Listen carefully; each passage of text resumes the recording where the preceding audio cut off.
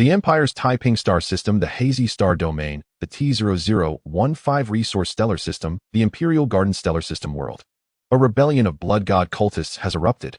The Empire's Taiping star system and the Hazy Star Domain defense fleet together with the Imperial Royal Army's Storm Group Army will march out to suppress the uprising.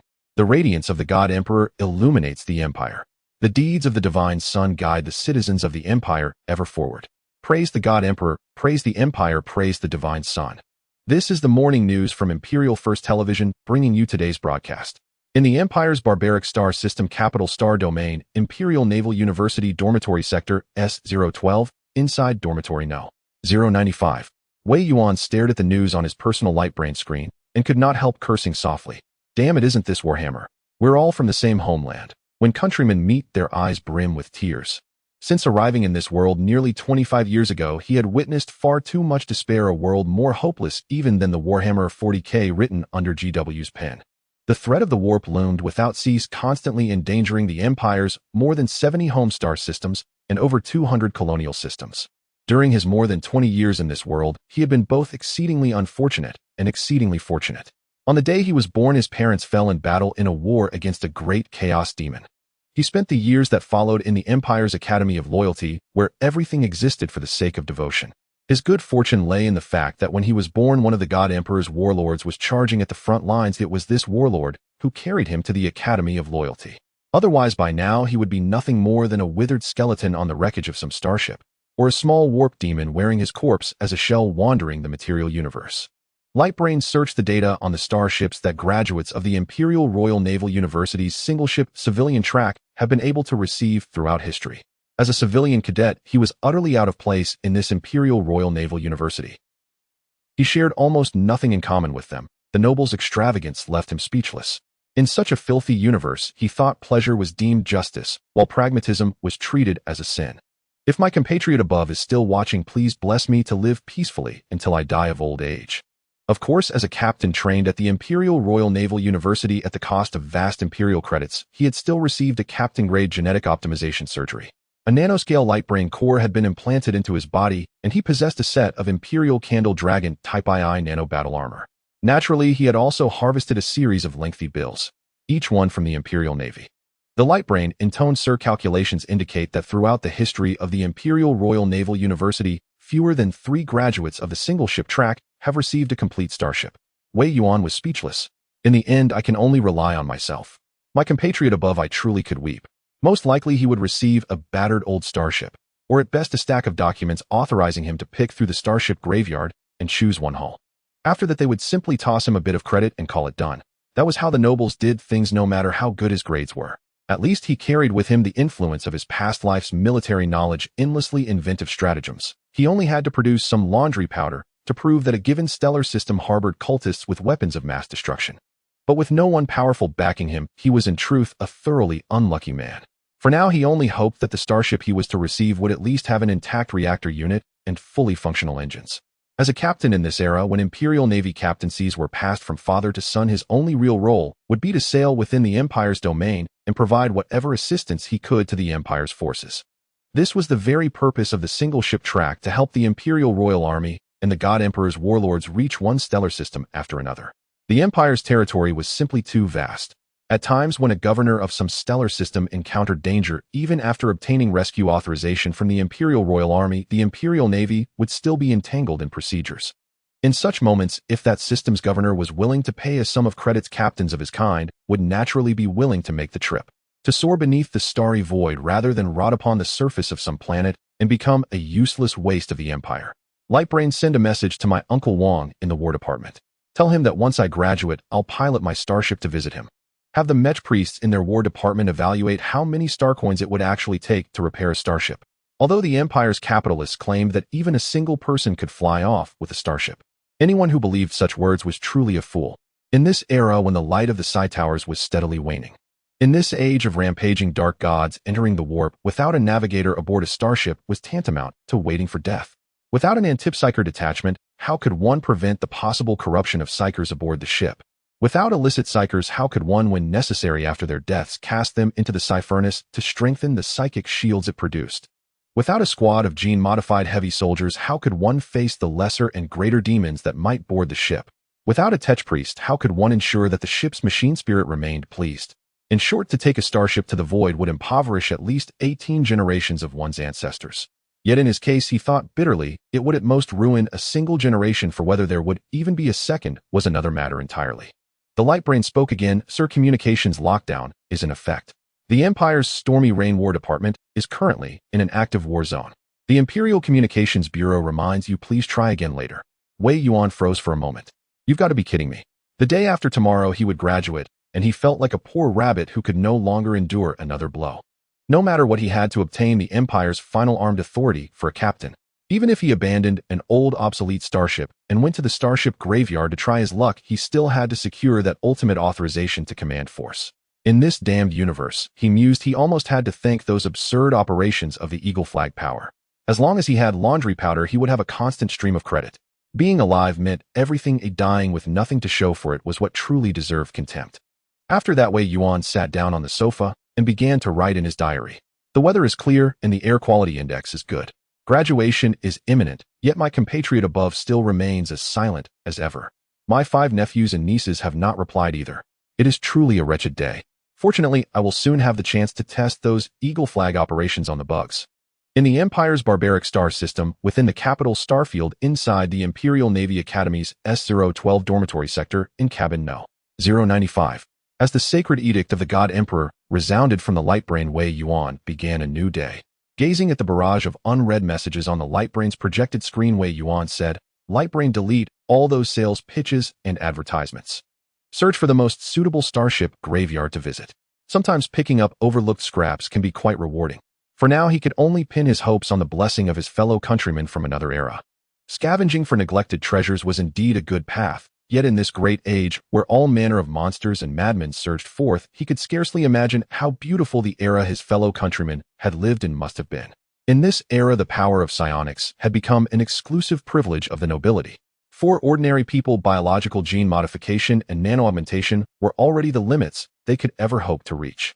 The Lightbrain said, "Sir, based on data retrieval and analysis, the abundant starship graveyard in the abundant starfield possesses a long and storied history. According to the records, it once served as a dumping ground for the wrecks of the Empire's Imperial Guard fleet starships. Records further indicate that the surface environment of the abundant starfield's starship graveyard is extremely hostile. It suffers from level 3 Imperial radiation contamination, with vast amounts of nuclear waste and radioactive materials piled there." Wei Yuan said, "Oh, I see. My Candle Dragon Type II nano-battle armor should just barely be able to withstand it.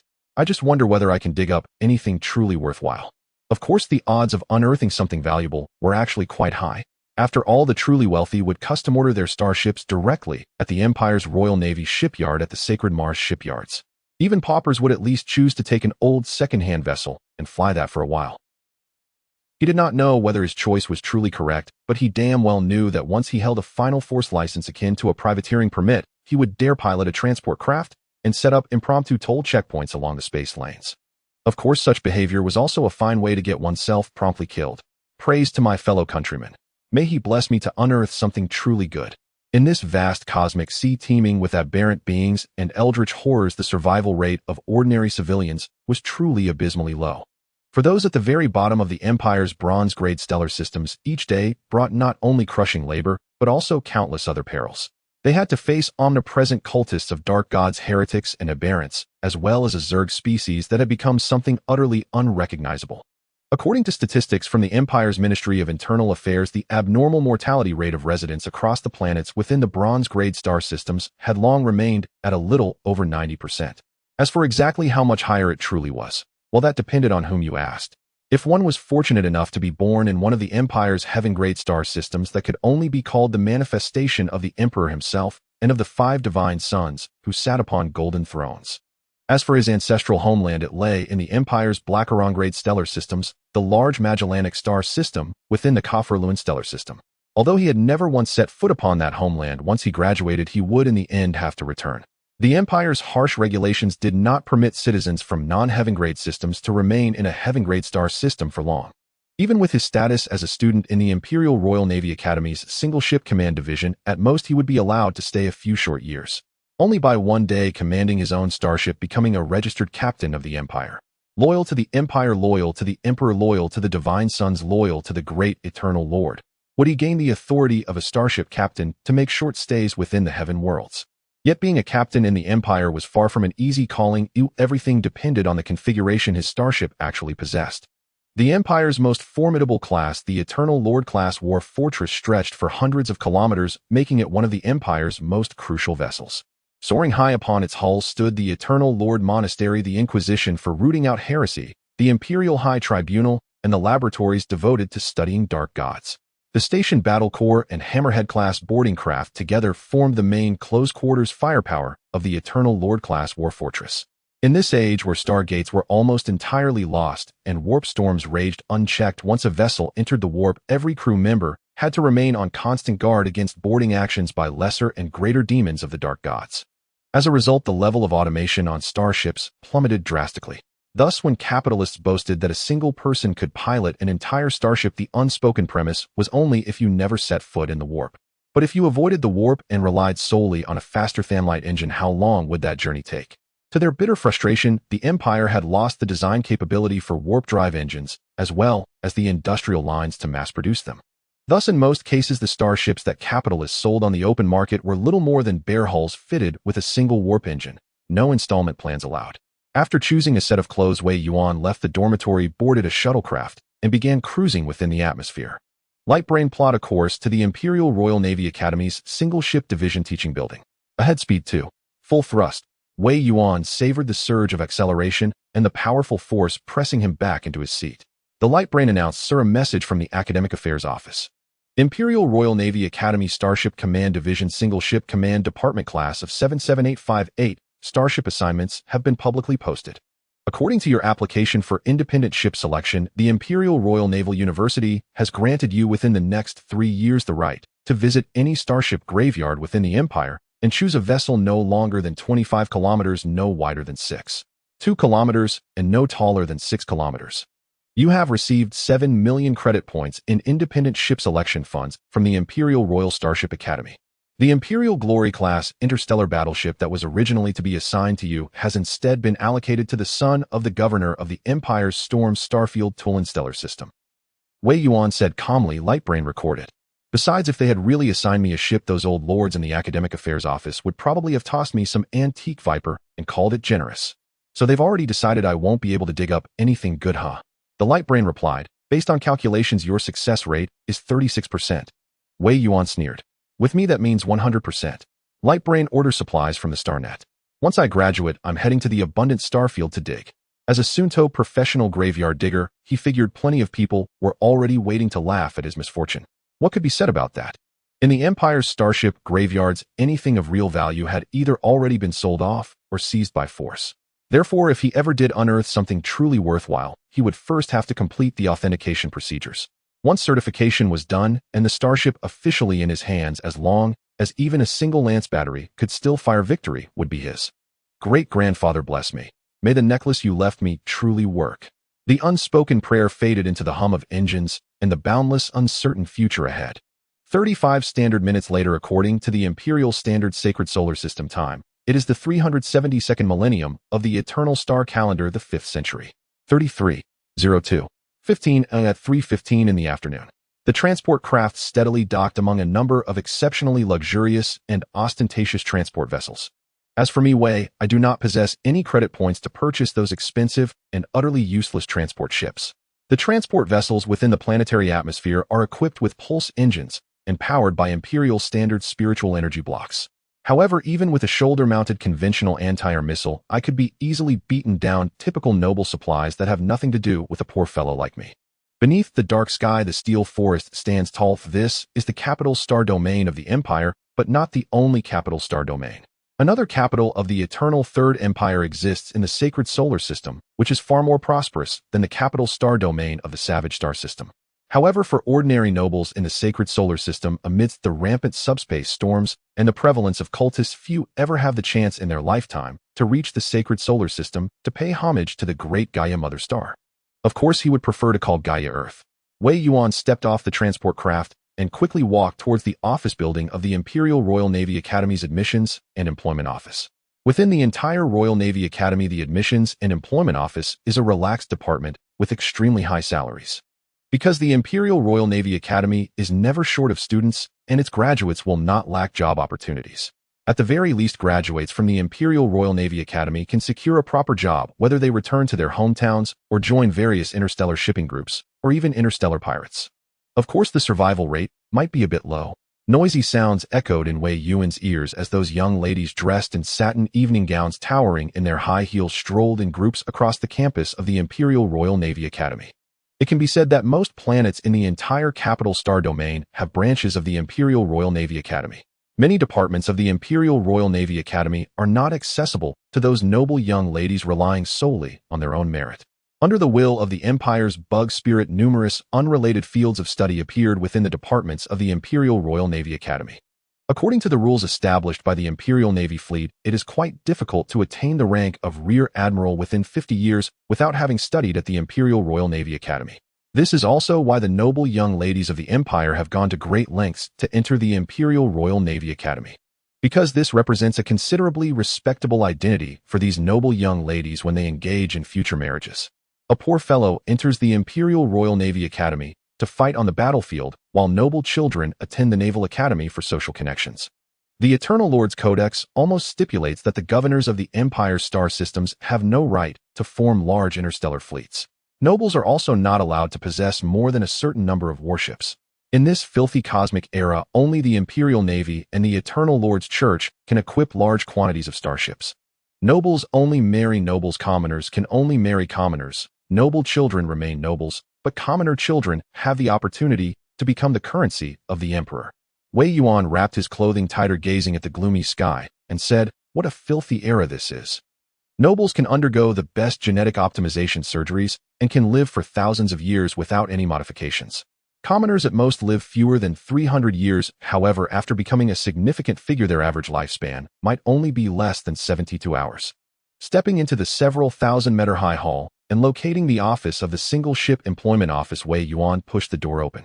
Upon receiving Wei Yuan's application in the office, the Single Ship Employment Office of the Imperial Royal Starship Academy had already contacted the regional bishop of the Eternal Lord's Church in the capital star domain of the Empire in the shortest time possible. Wei, please take a seat. After receiving your application, our employment office has arranged everything. Now you just need to sign the documents. The allocation of starships has already concluded. If you regret it now, there's still time. Ordinary nobles cannot obstruct the selection of a starship by a student from the Imperial Royal Navy Academy's Single Ship Department. Clearly, Wei Yuan had sold his starship selection rights for a good price. However, compared to a starship that has served for over 3,000 years, what does such a small amount of credit points mean? Wei Yuan calmly smiled and said, "Director Liu, I have made my choice seriously. I wish to go to the starship graveyard of Fertile Star for excavation. I hope the Academy can provide some support and temporarily prohibit scavengers from entering the Fertile Star starship graveyard. Excavating starships will definitely create quite a stir if attacked by those scavengers. It won't be too troublesome, just a bit disgusting." Director Liu and the technical priest of the National Church exchanged smiles and said, 3 standard hours ago, the Imperial Royal Starship Academy had already sent an application to the governor's office of the Fertile Star domain in the Empire. However, who knows what will happen in the vast sky and distant Emperor? It's advised to proceed with caution. The National Church priest said, "Wei, in order to express the support of the National Church for the Single Ship Department of the Imperial Royal Starship Academy, the Church will dispatch a technical priest to provide you with the necessary technical services and to carry out maintenance on the excavated starship." Wei Yuan was stunned. How could they send a church priest along? Just as he was puzzled, the National Church priest said, "This involves the Eternal Codex, as you Wei have chosen a path that no one has taken for tens of thousands of years. Everyone has secrets, but the Eternal Lord's Church has no secrets." The Church's decision to provide a technical priest to a student from the Single Ship Department who chose excavation was also to protect the starships left over from ancient times within the Empire. No one knows what lies beneath the starship graveyard, and the good things that Empire scavengers find can only be exchanged at the Imperial Starship Graveyard Administration. At that moment, a judge from the Imperial Tribunal walked in and said, "Old Liu, is this the Wei Yuan you mentioned? He doesn't look very bright. The path of excavation is not easy to traverse." Director Liu smiled slightly and said, Judge Klein, please mind your words. This mission to investigate the leaders of the heretical sects in the Fertile Star domain is sponsored by the Single Ship Admissions and Employment Office of the Imperial Royal Navy Academy, and one of your tasks is to safely escort this way along with the technical priest of the church to the Starship graveyard in the Fertile Star domain. Trust me, the combat ability of students from the Single Ship Department of the Imperial Royal Starship Academy will not be inferior to that of those judges. All right, Wei Yuan, you will need to sign the Imperial Safety Defense and Attack Captain's Decree issued by the Emperor. The 3 documents from the Imperial Tribunal, the Heretical Tribunal, and the National Church. And several documents from the Imperial Navy, the Imperial Army, and the Imperial General Command. After signing, you will leave school early for a journey that spans 3 million light years. Lastly, Wei, given your good relationship with the Imperial Storm Warfare Department, you have been granted the reserve rank of Major in the Imperial Army. If you have sufficient funds, you can form an army regiment for your own safety. Meanwhile, navigators from the Imperial Spiritual Energy University will arrive at your dormitory after sunset. In 7 days at the Savage Star System capital Star Domain 6 spaceport, the Holy Empire's transport starship, the Sacred Empire.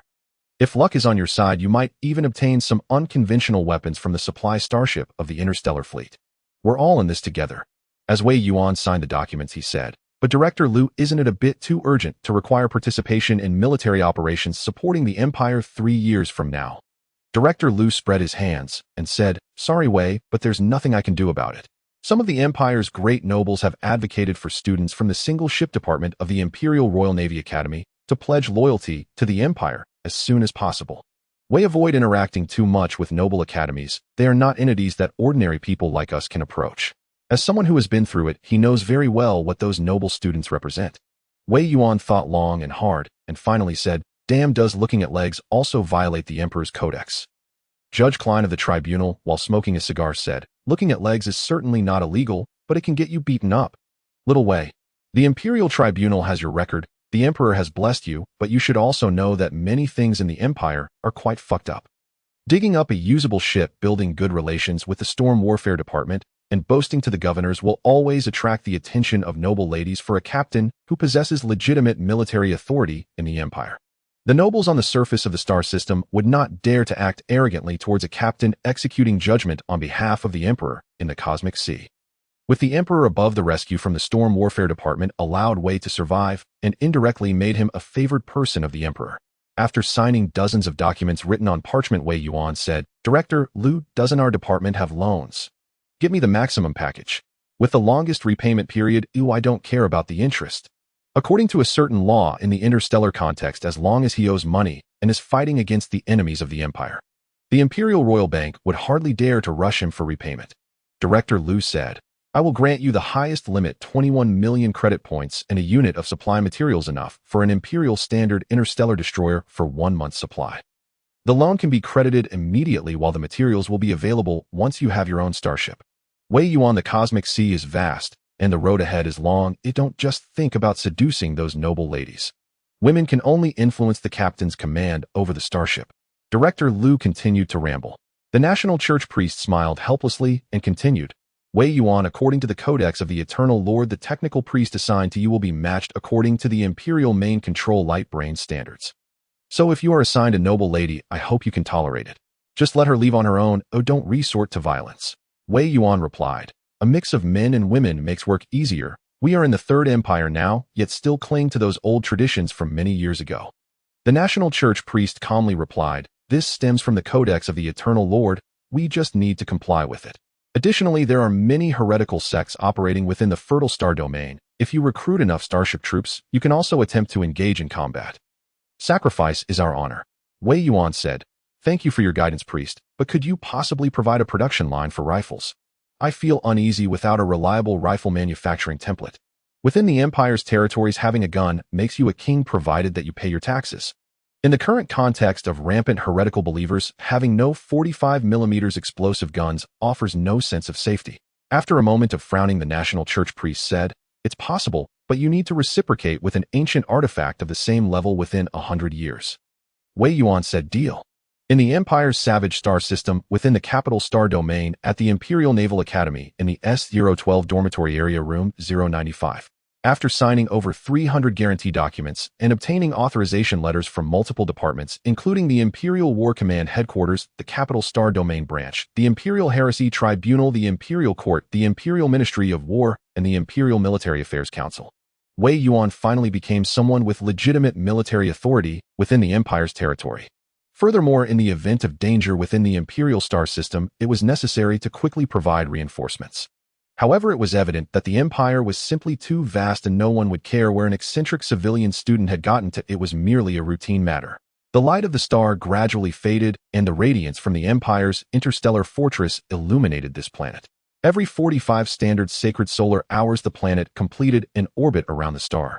As the last rays of the star's light were about to vanish, Wei Yuan finally returned to his dormitory ahead of schedule. The housekeeping robot quickly organized everything while Wei Yuan donned the uniform of a reserve major of the Imperial Royal Army. In this cosmic sea, without the Empire, any citizen of the Empire under the threat of the subspace evil gods had an average life expectancy of less than 20 years, if not shorter. For the Empire, the subspace evil gods included 1 blood god, 1 chaos emperor, 5 chaos monarchs, 14 chaos lords, 1 pleasure evil god, 1 god of deception, and 1 god of forging. However, for other civilizations and races among those evil gods, one must also add the Emperor of the Human Empire, along with the 5 divine heirs of the Emperor, as well as another title of the Emperor, the Eternal Lord. Beep beep. With a series of beeping sounds, a permission entry notification also popped up on the personal wrist-mounted holographic computer. Wei Yuan said, "Holographic computer, lower the phase turret. Activate combat suit leisure mode." Wei Yuan looked at the holographic projection screen, which displayed nothing but question marks, and couldn't help but complain, "Damn it, this group of old geezers in the Ministry of Internal Affairs, what's the difference from opening a blind box?" He had always disliked opening blind boxes. Opening one was frustrating, and continuously opening them was even more frustrating. "Great-grandfather, may you bless me, ooh, I hope the things you left behind are not flawed." This was the heirloom left to him by his great-grandfather. Fortunately, the Empire only investigated 3 generations.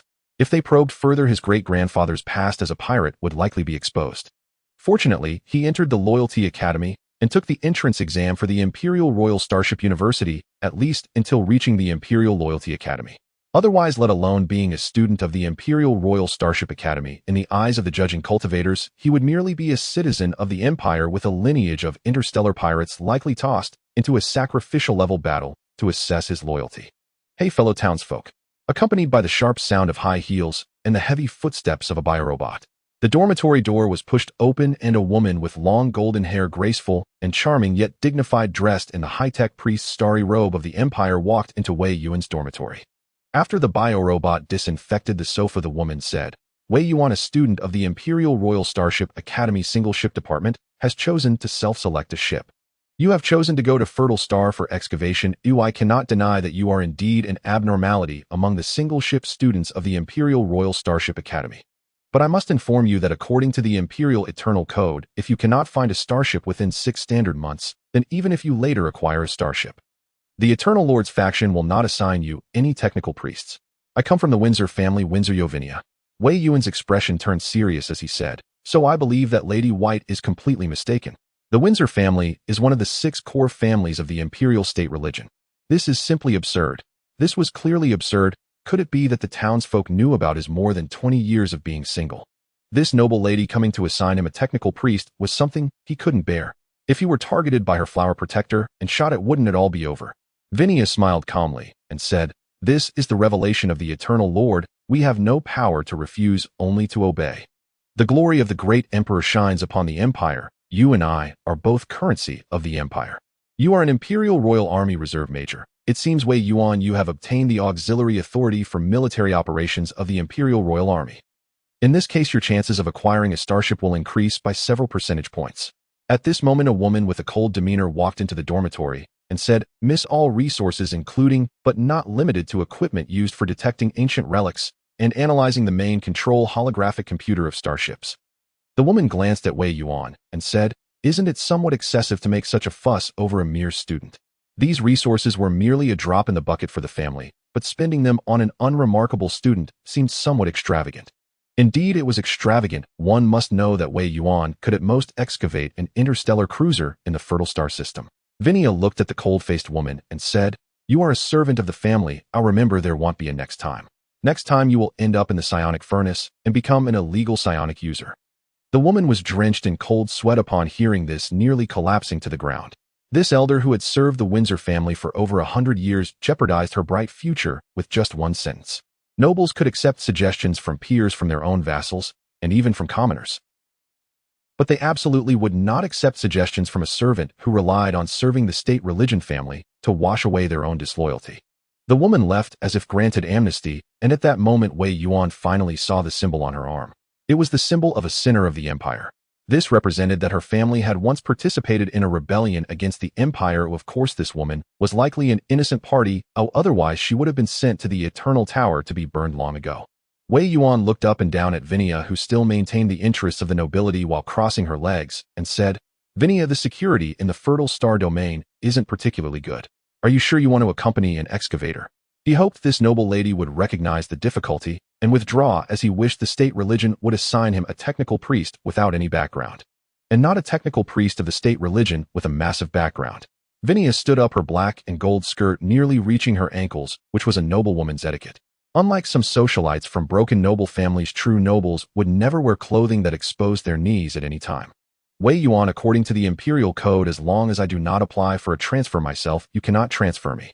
As for safety issues, if there are still problems under the protection of an entire battalion of the Imperial Royal Army, then it can only be said that the Fertile Star domain needs a state religion patrol to cleanse the heretics, which is our glory.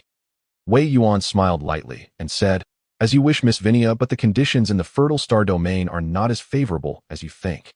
Vinia opened her eyes slightly and smiled calmly, saying, "So not only did I bring a guard team of 30 people, but I also brought a team of 50 chefs."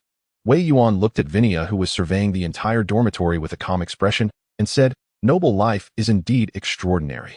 Vinia said, "You have only seen one side. True nobles often lead the charge. Only those fallen nobles will hesitate when facing the enemy. I must remind you, if you are afraid of battle, I will represent the Imperial State Religion Technical Priest Council to judge you. Religious trials often end in being burned at the stake. The state religion is not like those ancient religious sects. We advocate harmless handling. The pulse engine exhaust port at the rear of the warship is the most suitable execution platform." Wei Yuan held his forehead and said, "I'm going to sleep now. Oh, feel free. I'm tired. Oh, let it be destroyed." Fellow townsfolk meeting fellow townsfolk, tears in their eyes. Meanwhile, in the vacant lot next to Wei Yuan's dormitory, a small villa area had been delivered by the transport starship. Wei Yuan smiled helplessly, looking at Vinia downstairs, and couldn't help but chide, "You really are a local tyrant." At that moment, a familiar term flashed through Wei Yuan's mind: Wei Wu. Fellow townsfolk, bless me. I hope that Starship hasn't been dug up by someone else. According to the records within the heirloom, his great-grandfather had once excavated in the Fertile Star domain and supposedly encountered a massive starship, likely of battleship class. However, he was quite skeptical. After all, according to the records, his great-grandfather's most impressive starship was the Empire's interstellar destroyer. Nevertheless, ancient starships were always more powerful than newly constructed ones. Next, he still needed to recruit troops, and certainly the military expenses would be compensated monthly by the Ministry of Military Affairs. As a reserve major of the Imperial Royal Army, he commanded a starship battalion unit with a strength of 5,000. What black market thugs from the Empire would dare to oppose him? He represented the great eternal Lord, executing righteous judgment. Any act of aggression against him would be seen as a betrayal of the Empire. Only heretics would attack the Imperial Royal Army. In the Wild Star system, on the surface of the 7th conscription planet under the military department in the capital star region of the Empire. As an Imperial standard transport starship descended, Wei Yuan stepped off the vessel, his eyes scanning the endless expanse of sand. If it weren't for the large-scale gene optimization procedures he had undergone during his enrollment, he would seriously doubt his ability to endure 3 hours in such an environment. The conscription planet under the Empire's military department serves as a vast training ground for the Imperial Royal Army.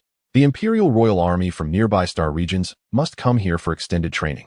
Of course, many veterans recalled from the front lines also undergo reorganization and rest here. In several dangerous subspace rifts of the Empire, dozens of brigades from the Imperial Royal Army are reported lost almost every day. Heavy tanks of the Imperial Emperor's Blade class roared past, accompanied by the thunderous sounds of large armored personnel carriers echoing for miles. The currency of the gods is undergoing training here, preparing to head to various battlefields. Perhaps a battle of apocalyptic scale would not see any significant change due to the annihilation of a single brigade of the Imperial Royal Army. Nevertheless, the Imperial Royal Army has done everything within their power. They may not match the strength of the power-armored Star Warriors, but it is precisely their unyielding spirit that upholds the vast domain of the Empire. Major, hello, I am your receptionist. An officer saluted, saying, Major, the military department of the Empire has reviewed all your information in the capital Star region. We happen to have a group of veterans who have just been recalled from the front lines and have completed their reorganization.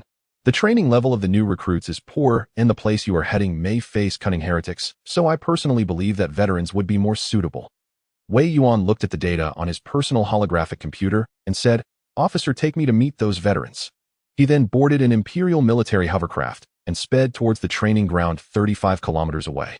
Although he knew that the heads of the military department were often unreliable, veterans were still better than new recruits. At least veterans would not be like the new recruits, a bunch of naive young men who only knew how to dedicate everything for the Emperor. In countless star systems of the Empire, joining the Imperial Royal Army signifies supreme glory, yet correspondingly one must serve for 75 years to retire. However, the average survival time of the Imperial Royal Army deployed to various battlefields is less than 15 hours. The specific average time requires detailed evaluation based on the battles that occur to arrive at a final result. Wei Yuan sat in the hovercraft and asked, Officer, can you tell me about the origins of this group of veterans? The officer replied, Sir, they are from the Eternal Blade, the 13th Guard Regiment. They originated from the Imperial Royal Army's 7th Group Army and were previously stationed in the Eternal Star system, which has now fallen. The 13th Regiment of the Everlasting suffered heavy losses. Without a doubt, for the military department, the question arises why the 13th Regiment of the Eternal Blade is still alive if the Eternal Blade star system has fallen. Within the ranks of the military department, the 13th Regiment of the Empire's Eternal Blade has become an indelible existence. This is due to the truly shocking process of its formation. He had reviewed the military department's documents, which stated that the 13th Regiment of the Empire's Eternal Blade, an Imperial Standard Heavy Army regiment, had participated in the Genesis War of the Eternal Star region. The 13th Regiment of the Eternal Blade, with its losses remaining below 50%, managed to drive an Imperial Emperor's Blade Heavy tank and eliminate over 50 subspace heretic Star Warriors. However, to the heads of the military department, the 13th Regiment of the Eternal Blade's survival in that battle was seen as disloyalty, as many regiments led by noble commanders had been annihilated. One could say that the survival of the 13th Regiment of the Eternal Blade from the 7th Group Army of the Imperial Royal Army is a blatant act of disloyalty. At that moment, Wei Yuan thought of the 13th Guard Regiment of the Conqueror from Warhammer 40k, and he saw similarities between the two regiments. Wei Yuan asked, Officer, what about their commander and chief of staff? The officer shrugged and said, Sir, their commander and chief of staff were killed in action, and the military department has provided them with no supplies. The Imperial Royal Army also refuses to allow the 13th Guard Regiment of the Eternal Blade to go into battle. For loyal soldiers, the best outcome is to follow a captain and embark on a journey across the cosmic sea. He came from a military family. His father was the training officer of this conscription training planet, and he naturally inherited this position. With the Emperor above, he once longed for the starry sky, but upon truly understanding the Imperial Navy, he no longer yearned for the stars, realizing that they were not as beautiful as he had imagined. 30 minutes later, with a sudden break from the officer, Wei Yuan saw the current 13th Regiment of the Eternal Blade. It could be said that they looked nothing like what an Imperial Royal Army regiment should resemble, even though they had just returned from the front lines less than 3 months ago. Oh dear heavens! I hope the 13th Regiment of the Eternal Blade can muster some strength. Captain of the 2nd Company of the 13th Regiment of the Eternal Blade, the legitimate psychic of the Empire, Lieutenant Lyles, hurriedly approached and asked, Lieutenant Star, is the military department's supply arriving? Where are we heading for battle, in which star system? The 13th Regiment of the Eternal Blade had a glorious history, but that glorious history was about to come to an end. Lieutenant Star opened his personal holographic computer and read the decree regarding the 13th Regiment of the Eternal Blade, stating that the 13th Regiment of the Eternal Blade performed valiantly in battle in the Eternal Star system, and due to heavy casualties has been appointed to the command of the Empire Starship by Major Wei Yuan of the Empire's Navy and Major of the Imperial Army. Lyles, congratulations to you all. You have exited the combat sequence, but the battles ahead may pose even more brutal challenges. Then Lieutenant Star saluted Wei Yuan, saying, Major, the transfer is complete. The designation of the 13th Regiment of the Eternal Blade is retained, but only military supplies at the battalion level. All supplies will be distributed in the form of Imperial credit points, allowing the 13th Regiment of the Eternal Blade to procure independently. Wei Yuan returned the salute and said, Officer, can they board the ship now? The transport starship heading to the Abundant Star region sets sail the day after tomorrow, and the 13th Regiment of the Eternal Blade will still require some arms. It was evident that the current 13th Regiment of the Eternal Blade seemed to be utterly disarmed, but fortunately the military equipment was relatively inexpensive. Due to the hundreds of documents, he had procurement authority for weapons, and as long as it wasn't excessive, they could purchase any equipment from the military department's supermarket. Oh dear heavens, what a disgraceful act. Lieutenant Starr nodded slightly and said, "You can contact the transport starship at any time to arrange transportation tasks for the 13th Regiment of the Eternal Blade." Then Lieutenant Starr, ignoring the furious gazes of the 13th Regiment of the Eternal Blade, rode off in his hovercraft from the base. Wei Yuan was also invited into the temporary command fortress, where nearly all of the command staff of the 13th Regiment of the Eternal Blade had gathered. Captain Wei Yuan of the 1st Company, Captain Lyles of the 2nd Company, Captain ID of the 3rd Company, Captain Maxon of the 4th Company, Captain Lauren of the 5th Company, Captain Kells of the 6th Company. This is the current state of the 13th Regiment of the Eternal Blade. Wei Yuan looked at these company commanders and said, "From now on you will follow me. As long as I have food to eat, you won't go hungry." We will set off 3 days later to the Starship Graveyard in the Abundant Star region. I will go there to dig, and the mission of the 13th Regiment of the Eternal Blade is to clear out the heretics for His Majesty the Emperor. In an instant, Lyles understood what their future commander intended to do. No one dared to openly attack the Imperial Royal Army, unless he was a heretic. Lyles said, "Commander, then we need to procure some civilian clothing." Wei Yuan glanced at the time and said, "Everyone, the transport starship has arrived. Oh, let's board. Relax, life aboard the starship will be much easier than on the ground." In the Wild Star system in the Capital Star region at the 6th Airport, a vast waiting room lies in anticipation. The Imperial Royal Army reserved the 13th Brigade of the Eternal Blade, consisting of 3,672 soldiers clad in the Empire's full set of Imperial Type 9 combat protective gear. The large waiting room is filled with noise intended to showcase the might of the Imperial Royal Army. More than 30 heavy Emperor's Blade tanks stand in a row, causing the Imperial citizens passing through the 6th Airport to roll their eyes multiple times. Over 100 large 9-headed bird troop transport vehicles are parked outside, along with more than 100 double-barreled 250mm light spear cannons, costing Wei Yuan nearly 4 million credit points. This was achieved through the military supply department's channels. Otherwise, those land-based light spear cannons, which were just produced and would soon be scrapped, would likely be remade and sold cheaply to the Imperial Naval Academy's ship command students. This is a contribution to the Divine Emperor. A temporary command center has been set up, and the waiting room has undergone a large-scale clearance. Under Wei Yuan's orders, this is to ensure the secrets of the Imperial Royal Army, but the question is, does the Imperial Royal Army really have any secrets? Inside the temporary command center, Wei Yuan remains unmoved by the curses coming from the airport's communication channel. The Imperial Royal Army is the currency of the Divine Emperor, and no one dares to question the actions of the Royal Army, unless you are a heretic. Wearing a gold-embroidered horse skirt on the lower half and the Empire's standard priest battle armor on the upper half, the formidable Vanilla enters the command center and sits down. Vanilla then addresses Wei Yuan, saying the 13th Brigade of the Eternal Blade is indeed not loyal enough according to the National Chich's files. However, the more than 3,600 veteran soldiers are sufficient to deal with the situation at the Bountiful Star region's Starship Graveyard. But could Wei Yuan explain what those 200 land-based light spear cannons are all about? Oh, Eternal Master above. Those 200 land-based light spear cannons, if placed in the Imperial Royal Army, would at least constitute a standard army division. Even a fully equipped 10th Strong Brigade wouldn't possess so much land-based light spear firepower, yet now the 13th Brigade of the Eternal Blade, with fewer than 4,000 personnel, is to be equipped with such a large number of cannons. Are they preparing for a war? Wei Yuan sips his coffee, savoring it while admiring Vanilla's beauty, and says, "Oh Vanilla, those land-based light spear cannons. They are for ensuring the safety of the Divine Emperor's currency. Only by staying alive can we better contribute to the Divine Emperor. Moreover, I do not believe that the management of the Starship Graveyard in the Bountiful Star region will fully drive away those scavengers." Wei Yuan places the Emperor's Type 3 automatic light spear pistol, symbolizing his identity, on the table, saying, "I trust this more. And the land-based light spear cannons have sufficient firepower. Their might is certainly considerable." In short, he suffers from a serious firepower shortage. If not for being short on funds, he would even directly purchase those small atmospheric attack aircraft. However, those things are too expensive, so he had no choice but to heed the suggestion of the 6th Squad Leader Kells and purchase all the territory-grade civilian drones produced by the Imperial Civilian Divine Emperor's Domain Group. Of course, he requested several extra rounds of ammunition for the 6-barreled automatic explosive guns gifted by the National Church. This is basic operation for a person from Earth. Surely no one is unaware of the benefits of civilian drones. Vania, resting her chin on her hands, is momentarily speechless. She has never seen someone so cautious. Although Wei Yuan currently does not possess his own starship, it is quite possible that he will never own one in this lifetime. However, as the legitimate daughter of the Windsor family and an Imperial noble, she must strictly prepare for Wei Yuan facilities capable of cracking the Empire's Starship-class battleship defenses as revealed by the insights granted by the Great Eternal Master. From the ancient era of the Empire, these artifacts can also be referred to as sacred objects. Vania asked, "So are you planning to clear out the starship graveyard?" The local tyrants might be quite disobedient, I should say exceedingly so.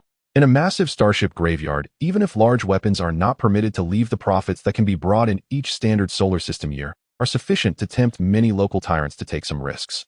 Exclusion would be a mild term. Upon hearing this, Wei Yuan looks at Vania's exquisite face and smiles, saying, "Vania, the local judiciary believes the testimony of an Imperial Army major and an Imperial Navy major. They would rather believe the words of the Imperial scum, the parasites of the Divine Emperor, since the bald eagle dares to use detergent to start a war. Then under the radiance of the Divine Emperor, why can't he identify those local tyrants as heretics? The merits of eradicating heretics render the benefits offered by those local tyrants trivial. There are always people willing to do the dirty work, but the credit for clearing heretics is not common. The Empire is never short of people." Vania's eyes light up as she says, "Then the matter is simple, but the situation at the Bountiful Star region's starship graveyard may not be very good. Most of the starships that can be excavated have already been taken. She has conducted countless simulations regarding the starship graveyard in the Bountiful Star region. The possibility of finding a usable starship in a short time is basically non-existent." Wei Yuan states, "But I believe that the glory of the Eternal Master will always shine upon me." Just as Wei Yuan is about to say something more, the noise reaches the command center. Wei Yuan dons his helmet, grabs the light spear pistol, and pulls back the bolt. The light spear pistol is loaded energy nearly 100%. Wei Yuan steps out of the temporary command center, glancing at the port management personnel, and fires several shots toward the high dome of the waiting room, which is over 100 meters tall. Under the intimidation of the light spear pistol, all arguments cease, and the roar of the Emperor's blade heavy tanks gradually starts. The 200mm caliber cannon barrels are almost poking right at the foreheads of the port management personnel. "Report to the brigade. The Airport Management Bureau intends to interfere with the activities of my 13th Brigade of the Eternal Blade in entertaining the citizens. Should we use lethal force?" Wei Yuan looks at the Imperial citizens lining up to get their meals and understands the situation. He addresses the port management personnel, saying, "Deputy Director Ma of the Management Bureau at the 6th Airport in the Imperial capital, right? This is a misunderstanding. I believe Deputy Director Ma wouldn't want the tanks to fire accidentally. Your previous actions have greatly displeased the machine spirit." Vania the priest, "The incident of the machine spirit's displeasure leading to an accidental discharge should be considered an accident, right?" Vania coldly replies, "Deputy Director Ma, the machine spirit's displeasure leading to a discharge is quite normal. If you die, I will write an investigation report, and Wei Yuan will issue a compensation." The individual who just argued fiercely for his little uncle's cafeteria at the 6th Airport is now terrified. At this moment, the soldiers of the 13th Brigade of the Eternal Blade have set their light spear guns to the injury setting. This is the lowest level of damage in light spear weaponry generally used to suppress during riots. The sound of the light spear guns loading fills the air as Wei Yuan raises his right hand. "Deputy Director Ma, you are obstructing the Imperial Royal Army's entertainment with the citizens." The machine spirit of the Emperor's blade is quite displeased. It needs to be appeased. The heavyweights of the Empire also need to be appeased. Deputy Director Ma is hating his little uncle at this moment. This group of gluttons can sell out dozens of thousands of meals within 2 days. Is it really necessary to go this far? Wei Yuan calls for Captain Maxim, saying, "Captain Maxim, as an outstanding student of the Imperial Royal Economic Academy, please calculate how many credit points are needed to appease the displeased machine spirit for this Deputy Director Ma. ID take your squad and move all the supplies from here as well as those so-called cafeteria security personnel. Notify the local judiciary practitioners to carry out a trial. Arbitrarily attacking the camp of the Divine Emperor's heavyweights requires more than just fines. In the Empire's regulations, no one dares to stand up and speak against him." Even though the Deputy Director of the Airport Management Bureau is quite furious, the Judiciary Department relies on convicting criminals to increase their performance. Moreover, those security personnel have committed one of the Empire's most serious crimes. Deputy Director Ma repeatedly smiles, saying, "You are right. You are absolutely right. Wei Yuan counters, it is not that I am right, but that I have followed the teachings given to me by the great Eternal Master. The soldiers of the 13th Brigade of the Eternal Blade erupt in cheers, and the eggs of those security personnel are even smashed by the good-natured soldiers of the 13th Brigade. Of course, the medical personnel of the airport refused to treat those heretics who attempted to attack the Imperial Royal Army's 13th Brigade of the Eternal Blade. Upon returning to the temporary command center, Vania says tomorrow morning at 9, we will board the ship on time. Traveling through the subspace route requires first proceeding with subspace navigation followed by 5-star gate jumps, and then a long journey of 3 months before we can reach the Bountiful Star region, and then take a transport ship at the starport to the Starship Graveyard stellar system. I hope your heavy excavation machinery is all ready. Wei Yuan looks at the dregs of his coffee, saying, of course, everything is ready. It's all stored in the Empire's standard space containers, the large excavation machines, sponsored by the Imperial Naval Academy and the Imperial National Church priests. Also, an additional 10,000 copies of the manual for the ground excavator tanks for subspace navigation have been prepared. The Emperor's holy word has been fully recorded in the radio. Subspace navigation is quite dangerous. Any slight misstep might lead to encountering some bizarre phenomena, or even the possibility of stumbling upon ancient large banquet sites. This is the temptation of the evil gods. Vania glances at the time on her holographic device and says we still need to prepare enough food. The ecological garden of the transport starship cannot sustain the food supply for all the passengers, so if the reserves are insufficient, the 13th Brigade of the Eternal Blade will have to rely on energy bars. The Imperial Navy Department kindly reminds you that energy bars should not be consumed continuously for more than a standard solar system week. Wei Yuan flips through some supplies, saying, don't worry, they are all veterans, they know how to survive during subspace navigation. But I'm quite curious, why do you bring so many maids along? Isn't this tempting him? Can a vigorous young officer really resist such temptation? The Divine Emperor above, may the villagers bless me. I do not wish to encounter lustful temptations after entering subspace navigation. Vania says the dignity of a noble is essential. Even if I must maintain the dignity of the Windsor family, I still need to keep up appearances alongside someone as impoverished as you. As night descends deeply, the soldiers of the 13th Brigade of the Eternal Blade, having completed all their supplies, hold a grand bonfire party in the square outside the airport. Beer, whiskey, vodka, and wine are in abundance. The upper management takes after the lower ranks. Under the antics of the 13th Brigade of the Eternal Blade, Deputy Director Moss Little Uncle has emptied his own pockets. This leads to several company commanders of the 13th Brigade of the Eternal Blade writing a letter of understanding. The visiting judiciary practitioners receive a handsome sum of credit points. Of course, Deputy Director Moss Little Uncle's cafeteria will still appear at the 6th airport afterward. This is the troublesome Empire, but there is nothing anyone can do. For the great brigade commander, for the great Vania, the technical priest. For a better life ahead, praise the Eternal Master, praise the Divine Emperor. All in all, on this eve before the journey, the 13th Brigade of the Eternal Blade revels. However, even so, vigilance is essential. The biological radar vehicles equipped with the latest sensors are still on patrol. A team of elite snipers is ready at high points, prepared to control 45mm caliber explosive guns for counterattacks. This is the currency of the Divine Emperor, the blade of the Eternal Master. The next morning at the capital of the Empire, Star Domain 6 spaceport, in the waiting room, the 13th Guard of the Eternal Blade had mobilized heavy equipment, exercising priority privileges, with only a few nobles daring to murmur complaints. The remaining individuals hardly dared to express any dissent. The Empire is a place that upholds the law, but for the ordinary citizens, while laws exist, the real issue lies not in the laws themselves, but in the interpretations thereof. Military actions, regardless of which star domain within the Empire, have priority privileges. This power is bestowed upon them by the Holy Emperor, the great and eternal ruler.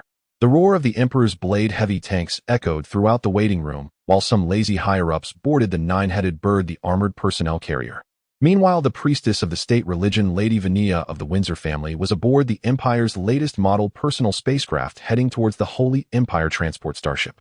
As for Wei Yuan, he was fully armed, riding in the 13th Guard's Eternal Blade aboard a Kionka-class command vehicle, heading towards the space elevator and the docking port. When you on hyperspace navigation, I believe you are all familiar with it by now. However, for safety, all ground light spear cannons must remain in combat readiness, with light spears charged and explosive rounds loaded. Prepare the particle oscillation blades, get ready for battle. His right eyelid began to twitch. According to the information released by the spaceport, the Holy Empire transport starship was to transport a large number of the Empire's royal army and plenty of valuable supplies to the front lines. As for how precious those supplies were, he did not know. However, there is an old saying, left eye twitches for fortune, right eye twitches for disaster. Good fortune does not come in pairs and misfortune does not come alone. This time it seemed like there would be a bit of trouble. Dressed in combat armor, Wei Yuan drew his light crossbow and gestured a few times saying, "Understood, Captain Brothers, make sure to seal off our deck layer completely." With the light spear cannons clearing the way, he truly did not believe anyone would dare to block their path. Meanwhile, the Imperial Royal Army boarding at the starport was clearly shocked by the situation before them.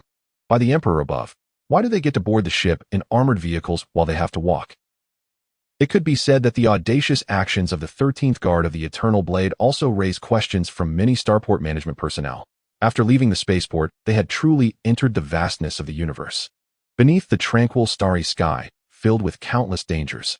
Each year, countless Imperial citizens are driven mad by hyperspace travel. The boarding of the 13th Guard of the Eternal Blade took over 3 hours as some veteran soldiers had loaded all the live meat from the 6th spaceport cafeteria onto the starship. Accompanied by the sounds of chickens, ducks, cows, and sheep, the 13th Guard of the Eternal Blade finally completed their boarding amidst the commotion. Perhaps due to future cooperation, Wei Yuan and the others were assigned to the 56th deck in the upper middle deck area, tightly next to the cafeteria with a civilian cabin beside it. However, in Wei Yuan's view, placing an Imperial Army unit next to the civilian cabin was to prevent any Imperial citizens infected by the evil gods of hyperspace from causing trouble, allowing the Imperial Army to conduct efficient cleanups. Wei Yuan looked at the 13th Guard of the Eternal Blade, who had set up their positions within half an hour and then lazily settled down, feeling helpless.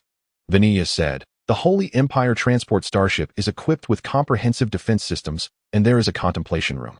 It has the Empire's Court of Judgment, where 5,000 illegal spiritual practitioners can be captured and used as firewood. I am quite curious why most officers stay on the upper decks, yet you choose to remain here."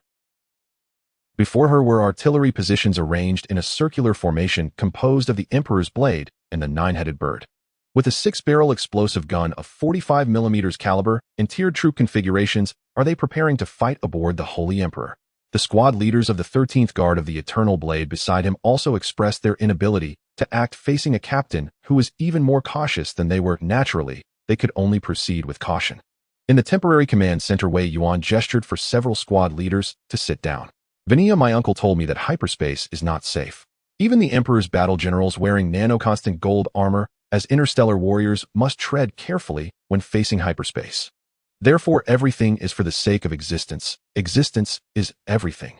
Accompanied by the voice of the Emperor's holy scriptures, it echoed throughout the entire deck, and the passengers in the adjacent civilian cabin wore expressions of dismay. Originally, hyperspace travel was quite unsafe, but now even the Emperor's holy scriptures have begun to sound. In the temporary command center, Vanilla sat in a military chair and said, "This is the information I have collected. According to the Windsor family's investigation in the rich star domain, there is a graveyard of starships in the rich 6 stars. 3 gangs are actively involved: the Black Snake Gang, the Grey Dog Gang, and the Bear Gang. These 3 gangs monopolize all small equipment sales in the graveyard, and the Empire's rich star domain military affairs department has expressed that we can handle it ourselves. The estimated number of members in these 3 gangs is around 300,000, with about 70,000 actively operating in the rich 6 stars. According to the Internal Ministry's inquiry documents, the rich 6 stars, as the Empire's starship graveyard, has not set up a planetary governor. The remaining Imperial Navy's starship graveyard management is almost entirely monopolized by the gangs. It can be said that the situation in the rich 6 stars is not good, if not for the Empire's brain, which can control everything, and the Imperial rich star domain's defense fleet constantly patrolling the rich 6 stars. Perhaps the large caliber ship cannons are also part of the gang's smuggling plans. Wei Yuan said, "Lyles, have you contacted the Client Judgment Monk? We need the assistance of the court's monks. If you have contacted them, let them come to our base." As a top student of the Empire's Royal Navy Academy, he disliked complicating simple matters and preferred to simplify complex issues. For example, ship cannon diplomacy. Although he currently has no ship, that does not mean he does not have ships. Lyles saluted and said, "Captain, the aide said that the Client Judgment Monk has gone to the Red Zone to watch the dancing performance." "Captain, I request to go to the Red Zone to bring back the Client Judgment Monk." "Me too," said Maxine. Wei Yuan looked at Vanilla, who was sitting opposite him, and said, "My plan is to approach this as an investigation of heresy. First, we will use drones loaded with incendiary devices to clear the suspicious areas. Any actions taken by the Empire's Hammer do not require explanations to the gangs. They are parasites of the Empire, and all their assets should be confiscated by the Emperor's Hammer and invested in the Empire's great cause. As a digger, his time was limited, he would soon be on the battlefield, so he did not plan to negotiate personnel rights with the gangs. It was sufficient to dispatch a drone to mark the rich 6 stars in the rich star domain with the symbol of the chaos 8-pointed star. Thus, this would be an operation to quell the cultist rebellion. Vanilla smiled, her silver high-heeled shoes swaying back and forth, while Wei Yuan's gaze was fixed intently on her. A commendable plan with sufficient firepower. However, what if, and I emphasize if, the gangs really summon a small demon from hyperspace? When the mark of the chaos 8-pointed star rises, where do we go from there? Wei Yuan stood up and said, "Therefore I have prepared superclass weapons and equipment, and Idel has already gone to exchange credits and local products for Imperial currency. We have ample supplies enough to wage a small war, and we do not need to eliminate everyone. If we manage to secure a starship, it can be anticipated that the status of the rich 6 stars will rise dramatically. At that point, we can also stay in the rich 6 stars and sell tickets." He did not come to the rich 6 stars to earn money from the poor. There are only a few coins with the poor. He brought troops, heavy artillery, and tanks, but not to be mere decoration. These killing machines must see blood to justify the credits he has spent. It can be said that Wei Yuan, who matched the 13th Guard of the Eternal Blade in every way, had now seemingly won the hearts of the Empire's 13th Guard. Vanilla said, "I am only responsible for the decryption work related to the starship, so matters of war should be decided by Captain Wei personally. Everyone, I have something to ask. Wei Yuan, you may leave for now." The squad leaders of the 13th Guard of the Eternal Blade also exited the temporary command center, but they hid outside to eavesdrop. Wei Yuan felt a chill as he noticed Vanilla staring at him intently. "Miss Vanilla, for a noble, staring at someone like this seems quite impolite." Vanilla replied, "Listen, Wei Yuan, to operate a starship, this small number of people is simply insufficient. Even if you have purchased over 500 biochemical robots and placed them in the incubation pods, 500 people are far from enough to unleash the full power of a starship.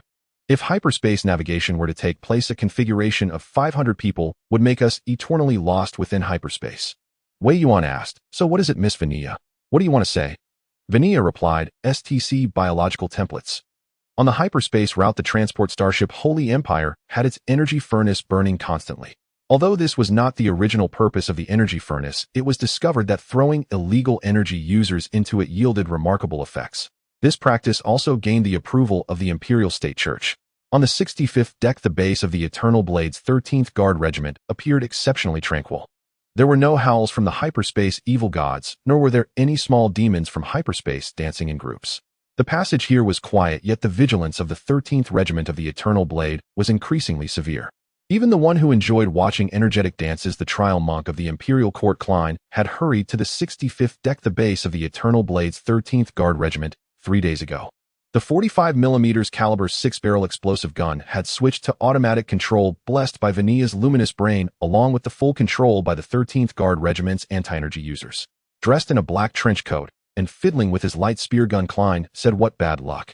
This time I've had a stroke of misfortune. There are signs of cultists on this starship. Some friends I met while watching energetic dances suddenly went missing after the performance. Even I was attacked, so Xiao Wei, we might be in trouble on this trip." This is how hyperspace travel goes, and no one knows what kind of trouble they will encounter. However, no matter what trouble arises, it cannot change the current situation. Wei Yuan looked at Klein and asked Trial Monk, "Klein, what does the captain say? Has the ship's security not moved yet?" A massive transport starship had its decks crisscrossing, and all the passageways added up to a length of over 500,000 kilometers. If it were a combat starship, unnecessary corridors would be greatly reduced, and there would also be auxiliary robots patrolling continuously. But this is a transport starship. Klein spread his hands and sighed. With such long corridors, even if the security personnel ran tirelessly, they couldn't search everything. Hiding on a transport starship is simply too easy.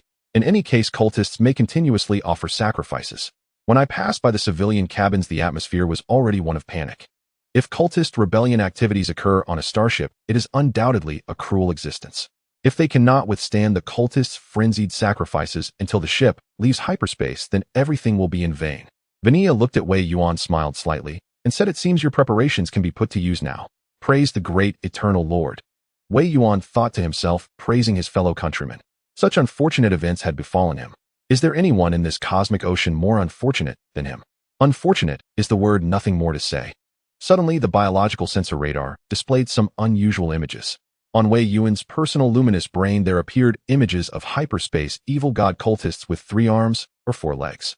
Idel watched the strange images and said, "Commander, we haven't really collided with them, have we?" Although the 13th Guard Regiment of the Eternal Blade had encountered many bizarre situations, encountering so-called cultists during hyperspace travel was indeed a bit too unfortunate. Wei Yuan looked at Idel and said informed the brothers to prepare for battle, start installing the energy blocks for the ground light spear cannons. The tanks should enter hot mode and be ready to crush them at any time. Wen Yuan arranged a team to protect Vania, the technical priest. As a non-combatant, she should not participate in combat until all combat personnel have been expended. As the future captain of the Empire, he did not yet need the technical priest to be on the front lines. Klein the trial monk looked at Vania with an enigmatic expression and said, "Aha. In the past I used to kill cultists alone, but now following the royal army those cultists are truly having a bad time." With the issuance of orders, the 13th Guard Regiment of the Eternal Blade quickly began to act, all heavy weapons having been prepared long in advance. Using all-energy weapons is crucial after all this is within a transport starship. Wei Yuan, wearing a cigar and a vintage steel helmet, sat on a makeshift stool listening to the continuous wails from the civilian cabins and said, "Everyone take your positions. Once the target appears, fire at will. This is not a rescue operation. This is an operation to eliminate cultists." To him, there were no hostages in the civilian cabins. He had no need to discern who was a cultist and who was not. He had no mood for that. He could not risk putting his troops in danger just to save those inside the civilian cabins. A battle in the transport starship would drive him mad. Accompanied by piercing wails, over 50 dual-barrel, 250mm light spear cannons under the command of Sergeant Idel were leveled. Leveling the light spear cannons was the greatest respect for those cultists, though the power was greatly reduced, as this was the Empire's transport starship. Fire. Along with the simultaneous firing of the light spears, tens of thousands of cultists vanished just like that. The cultists had gone to great lengths, sacrificing and spending credits to board. Yet in the close-range shooting of the light spears, they turned to ashes. This is art. Wei Yuan stood within the shield watching the cultists turn to dust and said, "Flame tanks disinfect the civilian cabins." In the face of the cultists' sacrifices, there would definitely be no survivors inside. Whether anyone survived was not important. The key was that he stated there were no survivors. The standard formation of the Imperial Royal Army advancing, but the advance of the 13th Guard Regiment of the Eternal Blade had a touch of Weiss' unique style. Under Wei Yuan's abundant firepower, the cultists suffered massive casualties. Meanwhile, the 13th Guard Regiment of the Eternal Blade had not lost a single soldier. At this moment, Wei Yuan also received a notification from the captain. "It seems this is a premeditated attack. Everyone fall back to the defensive line and stay alert. Prepare the landmines. I want to see which bastard they summoned." Even if they summoned a small demon, they wouldn't withstand the close-range firing of light spears. After all, the small demons of hyperspace are not evil gods. Quick, quick, quick. Deploy the mine-laying vehicle scatter mines. Adjust the detonation weight for interstellar soldier weight. Under the skillful operation of the 13th Guard Regiment of the Eternal Blade, at least 50,000 anti-infantry mines were thrown into several nearby cabins. On the hyperspace route, the Sacred Empire transport starship had entered a state of emergency at the moment the 13th Guard Regiment of the Eternal Blade engaged in battle with the cultists on the 65th deck. The Imperial warriors assigned to guard the starship belonging to the Phoenix Battle Division under the Empire's Navy were in a tightly organized tactical formation. They also began to sweep away those cultists who had gained the powers of the evil gods, revealing their true forms. Fire team, unleash the fire god spears. Brothers, load the explosive rounds. Mission objective, eliminate all cultists aboard the Sacred Empire transport starship. With several loud explosions, a cultist was directly hit by the rounds from a 45mm explosive gun. The terrifying power of the explosion obliterated that cultist along with several comrades nearby. Under the explosive rounds, all lives were equal. These explosive rounds, blessed by the Empire's Eternal Master Sex Technomancers, had remarkable lethality even against so-called minor and major demons in hyperspace. Captain sensors indicate intense firefights on the 65th deck. Cultists are gathering towards the 65th deck, with an estimated number reaching 30,000. Recon Officer Hu Lang was quite worried about whether the small 13th Guard Regiment of the Eternal Blade could truly withstand the cultists' charge in such a confined space. Moreover, this batch of cultists had even completed a minor ascension to demonhood. It was likely that dozens of minor demons from hyperspace would appear in existence that the remnants of the Empire's Royal Army could not contend with. That is their mission. Our task is to head to the engine room and protect the hyperspace engine. If the engine is damaged, we may never leave hyperspace again. Captain Cole sighed helplessly. The 15 interstellar warriors, aided by their light brains, made their way towards the engine room. The battle erupted in every corner of the Sacred Empire transport starship, But fortunately, a military civilian transport starship was present with a large number of Imperial Royal Army participating in quelling the rebellion. This was undoubtedly good news for the captain of the Sacred Empire transport starship. On the 65th deck of the Sacred Empire transport starship, the soldiers of the 13th Guard Regiment of the Eternal Blade gripped their light spears tightly within a defensive position built of high-strength alloys. The twin-barrel light spear artillery remained flat, and the 8-barrel 50mm anti-aircraft light spears were also laid flat. This was the greatest respect shown to those cultists, those chaotic scum, those bastards. As a series of explosions sounded, Wei Yuan, leisurely sipping black coffee, commanded, "When Yuan, Idel, open fire in all directions. Watch out for those minor demons from hyperspace. Release the drones. Let those little fellows with explosive rounds teach these bastards a lesson." War has always been multidimensional and complex, not simply relying on conjecture or military chess simulations. Military chess simulations cannot solve problems because without truly experiencing the battlefield, one cannot resolve the inherent issues. However, the 13th Guard Regiment of the Eternal Blade had no such issues. It was a regiment that had been through many years of battles. Vinia listened to the explosions echoing in her ears and said, "These cultists probably won't even get through the civilian cabin's lightning field before they die." However, this turmoil lasted a full 72 hours. If it were an ordinary merchant ship, it would have likely fallen by now. But the Sacred Empire is a military-civilian dual-use starship. In reality, this transport starship is the most cutting-edge vessel. The cutting-edge starship represents formidable defenses and advanced weapon systems. Even the Phoenix has dispatched interstellar warriors to garrison this starship, proving its importance. Wei Yuan set down his coffee cup and turned to look at the optical monitoring screen. The situation is quite favorable. Tens of thousands of landmines are enough to give these cultists a hard time. These cultists, though brave, unfortunately lack intelligence. Of course, if the cultists truly had intelligence, it would be him suffering instead. Vinia smiled knowingly and said, "If these cultists really had brains, they wouldn't dare to attack a starship with such complete defenses and armed with hundreds of thousands of Imperial Royal Army soldiers. Cultists are nothing but scum parasites of the Empire. The harshest punishments must be meted out to these bastards." As a technomancer of the state religion, she had grown accustomed to seeing cultists hanging on the pyre. From the moment those scum pledged allegiance to the evil gods of hyperspace, the brilliance of humanity extinguished within them. In its place was the foul stench from the evil gods.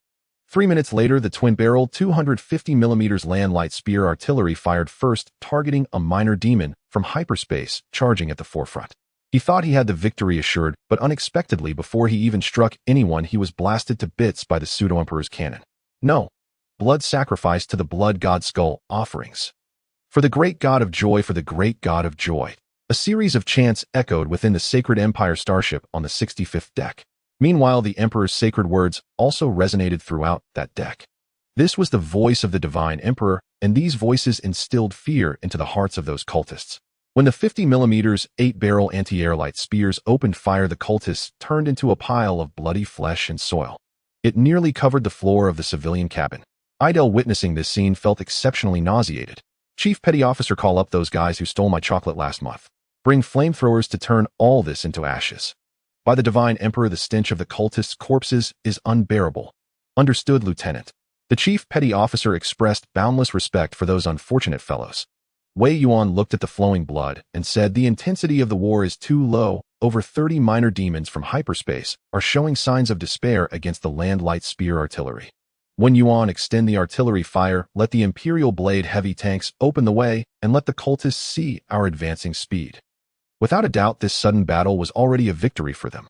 No matter who came, it couldn't change this outcome, and of course the consumption of light spear energy blocks was enormous. In war, what matters is the credit points. In the subspace route aboard the Sacred Empire transport starship within the 60th deck, the soldiers from the Empire's Eternal Blade 13th Guard Brigade annihilated the cultists' rudimentary defenses. The firepower from the dual-mounted land light spears directly obliterated the cultists who had sacrificed themselves to summon the great demon from the subspace. These cultists had never encountered anything like this, being immediately bombarded by 250mm caliber dual-mounted land light spears.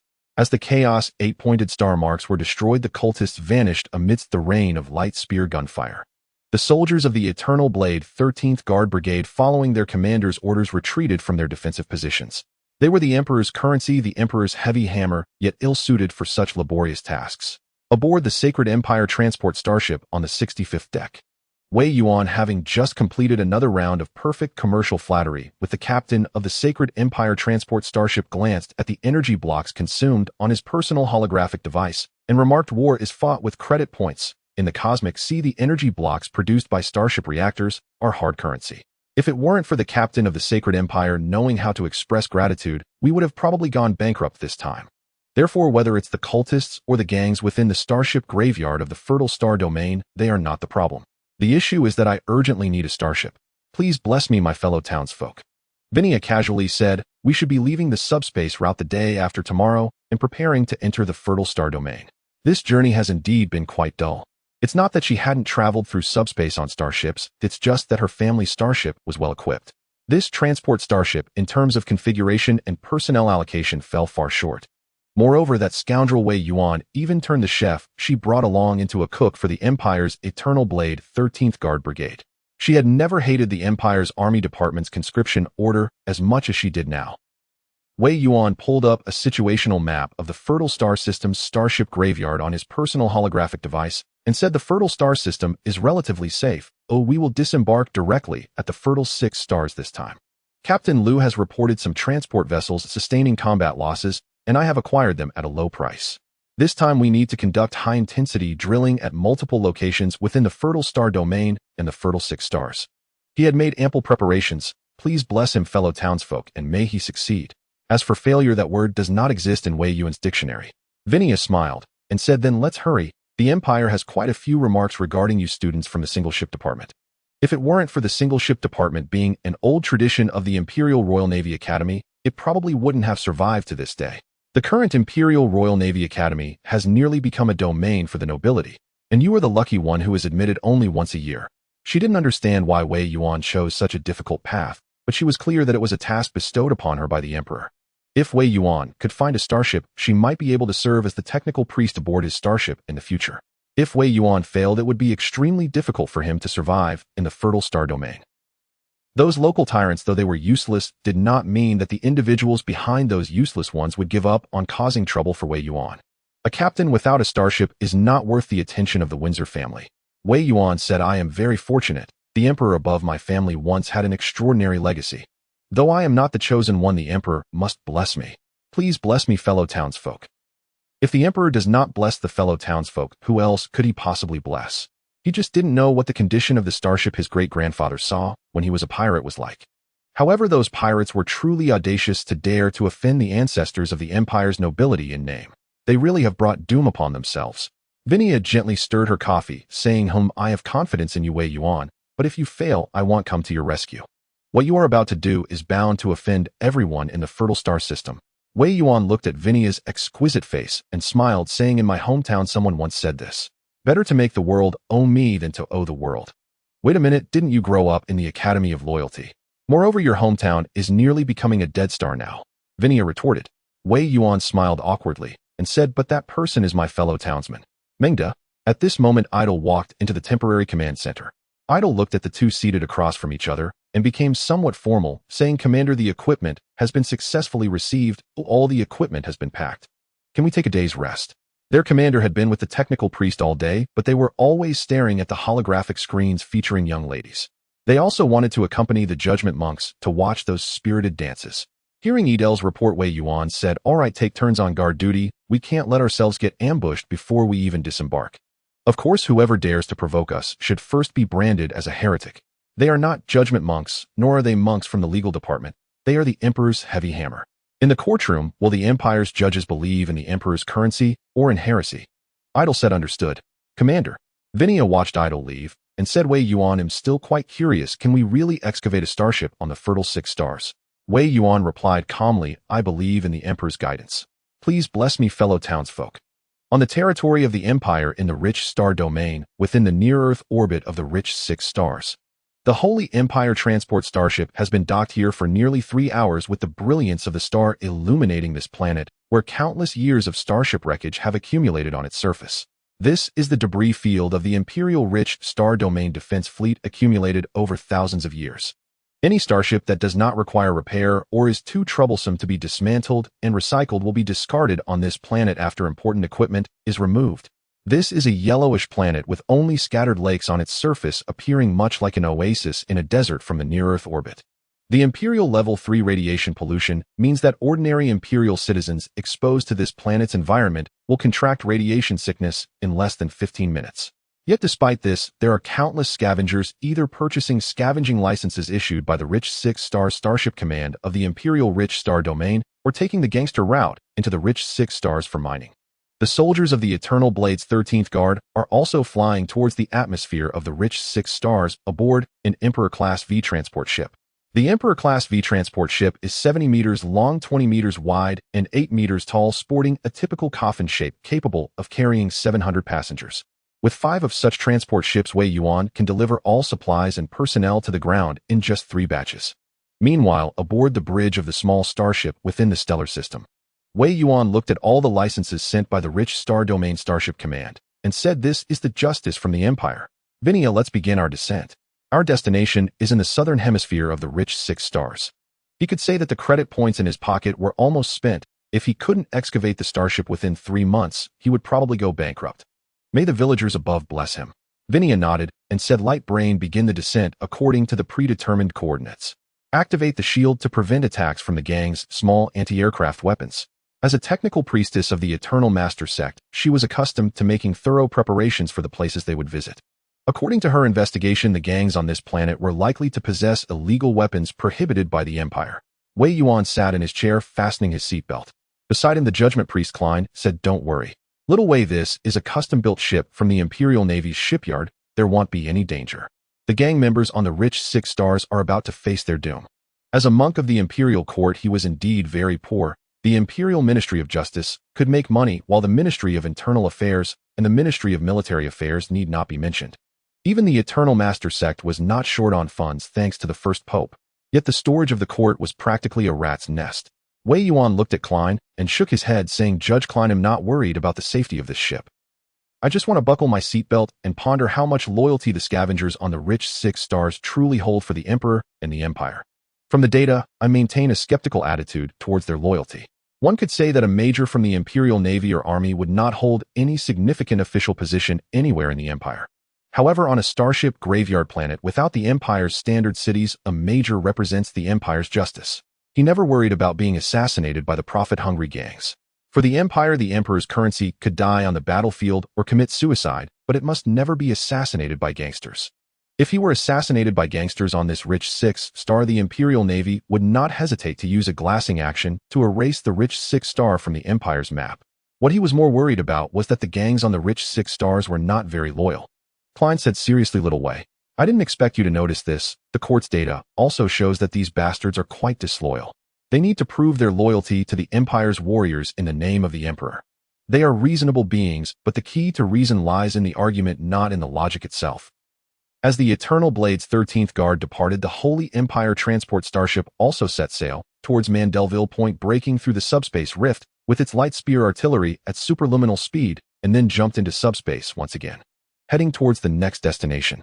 For the Eternal Blade's 13th Guard, this was a safe landing operation. In the wars they experienced, they had to face the artillery of chaotic cultists almost every time during landing operations. If one were to describe the situation on the Rich 6 stars in one sentence, it would be that the harbor here is eerily quiet. Soon 5 Emperor-class V landing craft smoothly landed on a hard rocky surface. The soldiers of the Eternal Blade's 13th Guard, fully equipped with protective gear, were also driving engineering tanks for high-intensity construction. Various sensing beacons were released from the belly of the domain-level civilian drones, and movements within a 30-kilometer radius appeared on the surveillance radar screen. The shield generator was installed, and 6-barreled 45mm explosive guns were positioned as planned. The land-light spear artillery raised its fire, announcing its arrival at the Rich 6 stars. With the shield established, the temporary base was also secured. A simple base appeared on the desolate Gobi in just 3 hours. The scorching light of the star radiated the distant Earth, and the air purification devices began to operate. Once the air quality reached excellent, the soldiers of the Eternal Blade's 13th Guard began to remove their gas masks. Idel looked at the busy engineering team and said, "Hurry up, the young lady and the commander are about to come down." Maxine, puffing on a cigar and holding a coffee, gazed at the towering wreckage of starships in the distance and said, "This place gives me an uneasy feeling about loyalty. There are gang members monitoring us. Idel lower the anti-aircraft guns and give those little bastards a 30-second volley of light spears. This is not normal. It seems they are bound to clash with the gangs on this rich 6-star. Isn't that just bullying the weak? Idel exclaimed, do those bastards think they're worth the light spears? Bring out those antiques, load them with live ammunition, and teach them a lesson. 15 205mm howitzers were pulled out under Idel's orders. Calibrate parameters, load shells. The fire control radar has locked onto the target. 1 base rapid fire. Pay attention to the artillery's extended fire. The rumbling sounds of artillery echoed across the desolate Gobi. Those gang members armed with light spears, upon hearing the rapid whistling, were lifted dozens of meters into the air before they could comprehend what was happening. Amidst the artillery fire, Wei Yuan and his party also arrived on the surface of the rich 6 stars. Wei Yuan, holding a telescope, watched the gang members fleeing in panic and commanded, capture a few alive. I want to see why these guys started following me as soon as I arrived on the rich 6 stars. Do they not care for their lives? After receiving the order, Maxine drove an Emperor's Blade-class heavy tank and charged out. The heavy tank from the Empire sped across the desert Gobi. The gang members' little motorcycles were clearly no match for the Empire's tanks. Under the barrage of 30mm light spear machine guns, these gang members obediently came to a stop. A soldier from the Eternal Blade's 13th Guard climbed out of the tank with a camera, along with Klein from the Imperial Court. Klein looked at the soldier with the camera and said, it's up to you now. Oh, turn it on at my signal. We need evidence. The soldier with the camera aimed at the gang members who were holding their heads with both hands. Klein took several blasphemous chaotic octagram decorations out of his backpack and gave those gang members' motorcycles a major overhaul. With Klein's signal, the camera began recording. Klein looked at the terrified gang members and said, in the name of the Emperor, I judge you for daring to ally with the chaotic evil god. Maxine, capture them. Then just wait for the others to arrive. Though a strong dragon cannot suppress a local snake, they are not strong dragons. They are the Emperor's currency. He was a monk of the Imperial Court, and since these gang members had allied with the chaotic evil god, all judgment and slaughter were in the name of the Emperor executing justice. The gang members were taken away, but they were given an opportunity to notify their boss. In the bounteous star system of the Empire on the southern hemisphere of the bounteous 6 stars, a small mining machine valued at 3 million credit points, sanctioned by the Imperial Industrial Department, commenced its operations following the prayers of the tech priestess Vania. Amidst the vast Gobi Desert, the rumbling sound of earth being excavated resounded incessantly. The engineering tanks continued their relentless digging, particularly in challenging areas and for initial expansion issues. After Idel proposed a rather disloyal and somewhat blasphemous method, a solution was reached. The Emperor's Type 5 transport ship hoisted a twin-mounted 250mm caliber light spear cannon, resolving the issue of expanding the tunnel. In just 3 short days, the excavated pits reached a depth of over 700 meters at 3 different locations.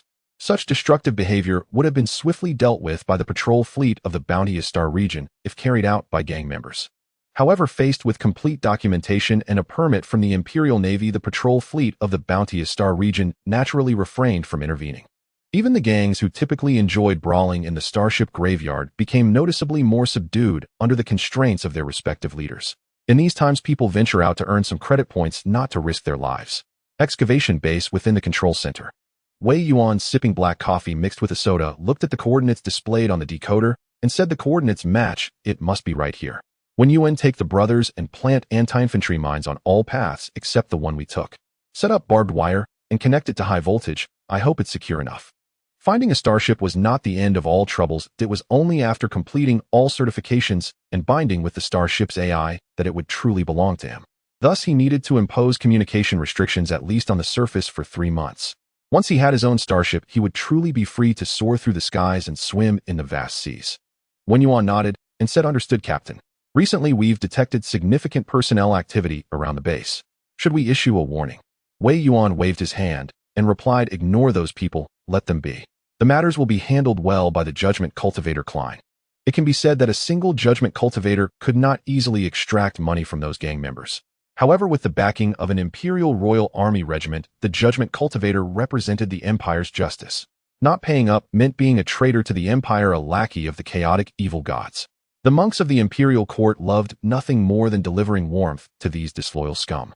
To be honest, how many of those gang members hanging around the Starship graveyard planet could be considered good people?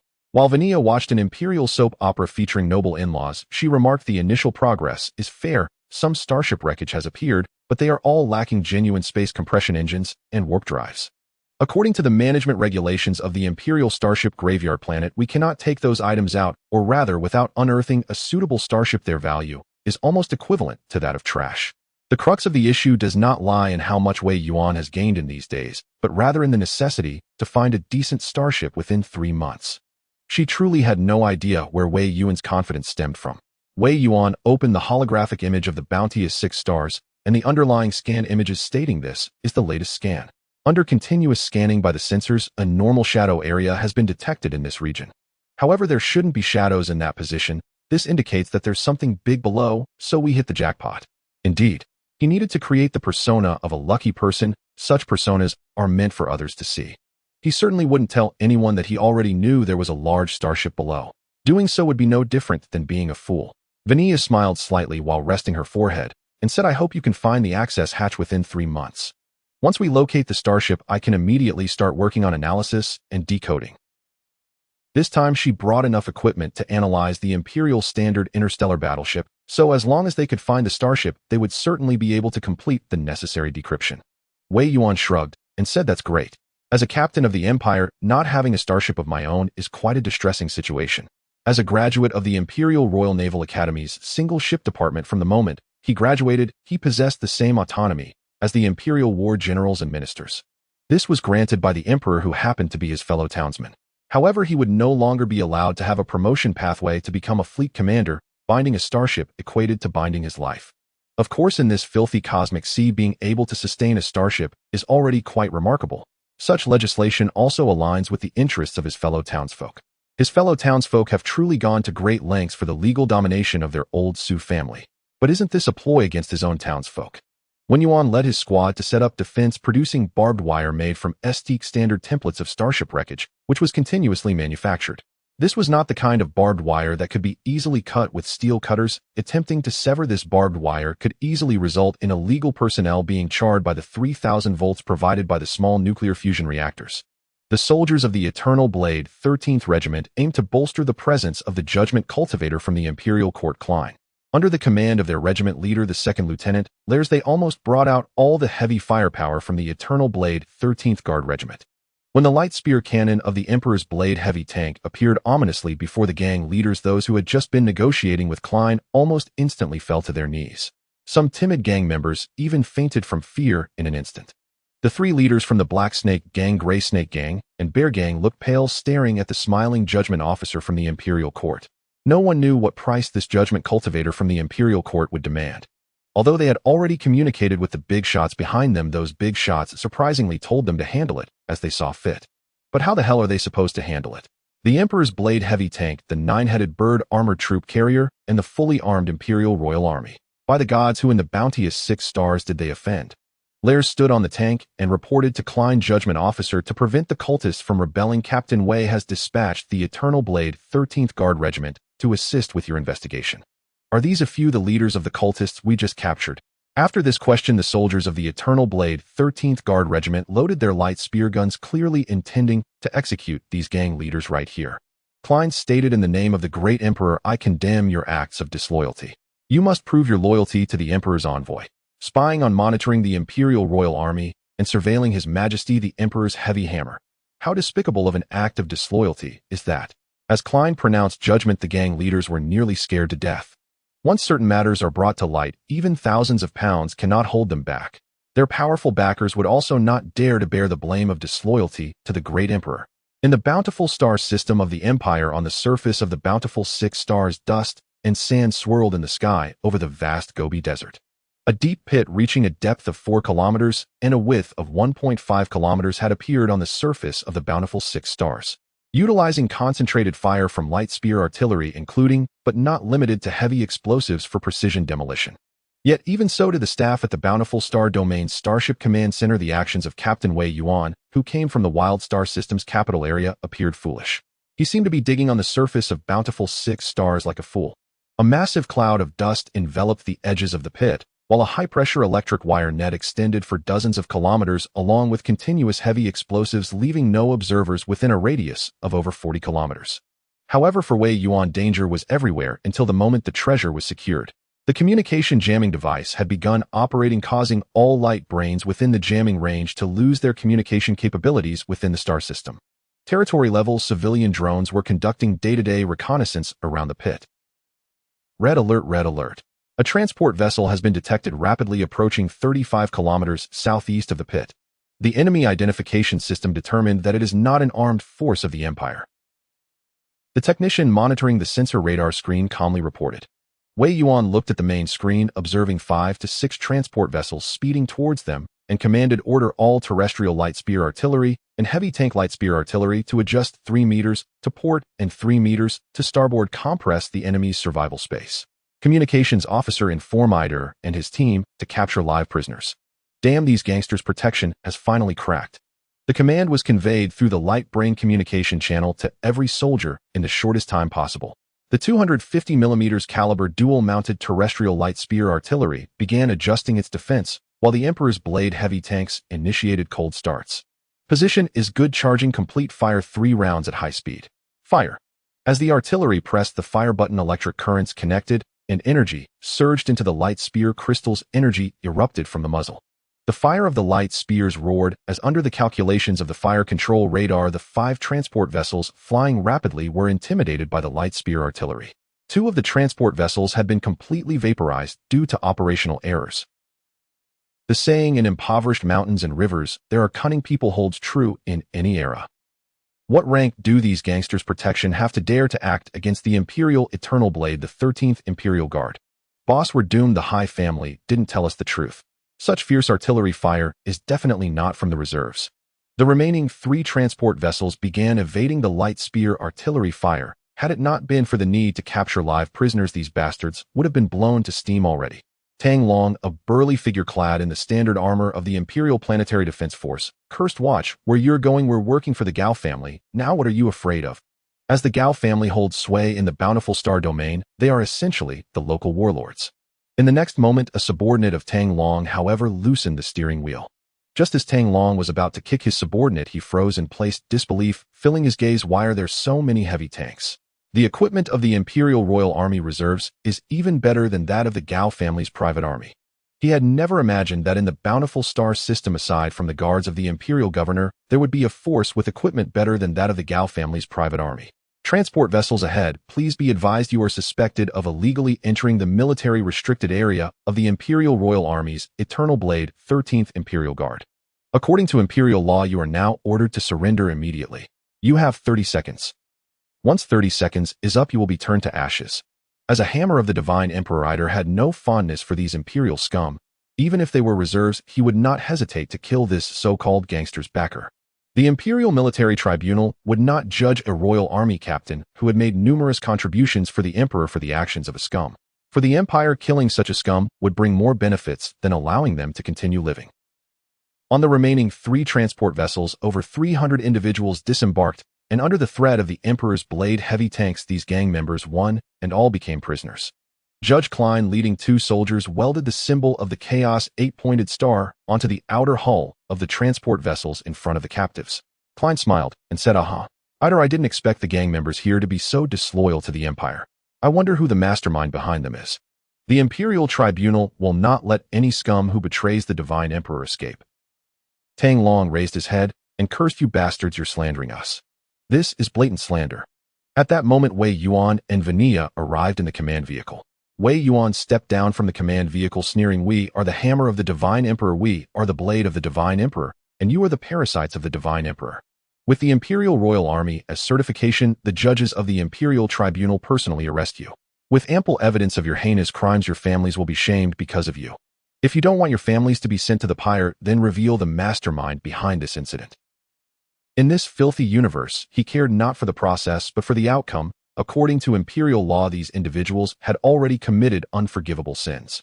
The Empire is a place that values law, but the soldiers of the Imperial Ministry of Justice do not heed the gangsters' arguments. Unless you are a pure-blooded Imperial citizen, anyone with ties to gangsters will become the annual performance metric for the Ministry of Justice soldiers. Tang Long's face was filled with rage. "You can't do this. You're slandering us. You can't just kill us like this. Even if we trespassed into a military restricted area, it doesn't warrant death.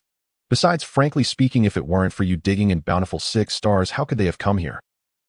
Vanilla said, how about we extract their frontal lobes, turn them into biorobots, and send them into the pit to scout? Wei Yuan smiled faintly, saying, Vanilla, that's a brilliant idea. As long as you reveal the mastermind, you will die painlessly, otherwise the Imperial Tribunal will make your lives worse than death. As a future captain of the Empire, he needed to be responsible for his crew. He did not need to take responsibility for the Empire's scum. In the prosperous star system of the Empire, on the 6 prosperous stars, the excavation by the 13th Guard of the Eternal Blade continues. To prevent prying eyes, the engineering teams of the Eternal Blade have even begun drilling operations at multiple locations. A multitude of data appeared within the holographic system of the command center of the Starship fleet in the prosperous star region. From the data, it seemed that the student from the Imperial Naval Academy hailing from the capital star region was likely a fool. If there were indeed something valuable beneath the 6 prosperous stars, would it ever be available to outsiders? There simply isn't enough for the locals. It can be said that even if something truly existed beneath the 6 prosperous stars, it would have already been revealed in countless previous surface exploration images.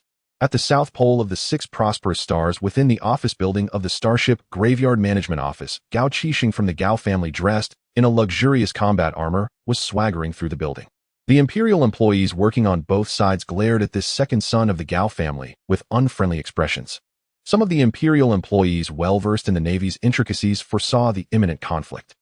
In the prosperous star system, perhaps only the Minister of Stellar Affairs and the Governor of the star system could overshadow the Gao family. However, for Major Wei, there were many people above him despite only holding the dual rank of Major in the Navy and Army. Yet in the eyes of the Imperial bureaucracy, regardless of how intense internal conflicts became, anyone daring to assassinate such a Major in the 6 prosperous stars would face dire consequences. Even the people behind the Gao family couldn't protect them. The Imperial employees found it hard to comprehend how those nouveau riches who flaunt their power within the star system could think to target a mid-level officer of the Empire. Moreover, he hailed from the single ship department of the Imperial Naval Academy, a cradle for naval leaders. Gao Qixing glared at Director Ma, who was sipping tea and humming a tune. After seeing the newcomer, Ma Ling blew on his cup of tea and said, Mr. Gao, the data you requested is military confidential. At least the command center of the Starship fleet in the prosperous star region has issued a cooperation order to us. Civilian data I could turn a blind eye to, but now this is military secret. This is a matter that could cost someone their head. As a powerful figure on the 6 prosperous stars, he had previously traveled from the prosperous star region to the Imperial Wilderness star system and the capital star region. Those Imperial citizens who had never left their own star region could never imagine the vastness and greatness of the Empire. Gao Qixing scolded, Old Ma, don't you dare show me disrespect. Have all those credit points gone to the dogs? Don't forget my elder brother's fiancée is the daughter of Minister Chun from the Ministry of Internal Affairs of the prosperous star region. Do you think you are worthy of standing here? Hurry up and bring the data. I still have to return to Tianshang Pavilion tonight to enjoy the nightlife. How could he be just a mere head of the Starship Graveyard Management Office? In the prosperous star system, who would dare to disrespect the Gao family? They are the very sky of the prosperous star system. Ma Ling calmly replied, Mr. Gao, your Gao family is indeed a powerful force in the prosperous star system, but your commercial fleet cannot be considered a major one in the Empire's prosperous star region. If it weren't for Minister Chin's connections, what qualifications would you have to stand here? I am a servant of the Divine Emperor, serving the Empire, not you. Guard, show him the door. He understood very well what it meant when a graduate from the single ship department of the Imperial Naval Academy, an Imperial technical priest, and a judge from the Imperial court gathered together. The prosperous star region was quite peaceful even amidst the calamities of the Empire. But that does not mean the prosperous star region is necessarily safe. By the Divine Emperor's grace, he saw the family crest of the Windsor family, one of the 5 great families of the Empire's eternal church. Without a doubt, in the face of the Windsor family, the so-called Ministry of Internal Affairs in the prosperous star region is nothing. A single word from the Windsor family could trigger a loyalty audit in the prosperous star region by the Empire's eternal church. Soon after, guards armed to the teeth gently escorted the second son of the powerful Gao family out. The powerful figures in the Empire's star systems, unless in special circumstances, could spend their entire lives navigating within their own star regions. The Empire's subspace engines, faster than light engines, and warp engines are absolutely contraband. Only those appointed by the Empire and the military nobles who have fought for the Empire for countless years safeguarding the subspace rifts can own a starship that can freely navigate any territory of the Empire. This is a dream for everyone. Yet for the citizens of the Empire, such dreams are merely unreachable fantasies. However, the powerful figures within the Empire's star systems seem to have never realized what the Empire's heavy hand truly signifies. The storm is great. The Gao family, which is becoming increasingly expensive, may really face complete annihilation by the Divine Emperor. The Gao family members are actually worshippers of the evil god, welding such blasphemous, chaotic, 8-pointed star symbols on the Empire's transport vessels. No one cared about the truth of the story, whether it was the Imperial court or the Eternal Church. Everyone needed a conclusion. Now this conclusion has arrived. Commander, the information has been shared with the 13th Guard of the Eternal Blade.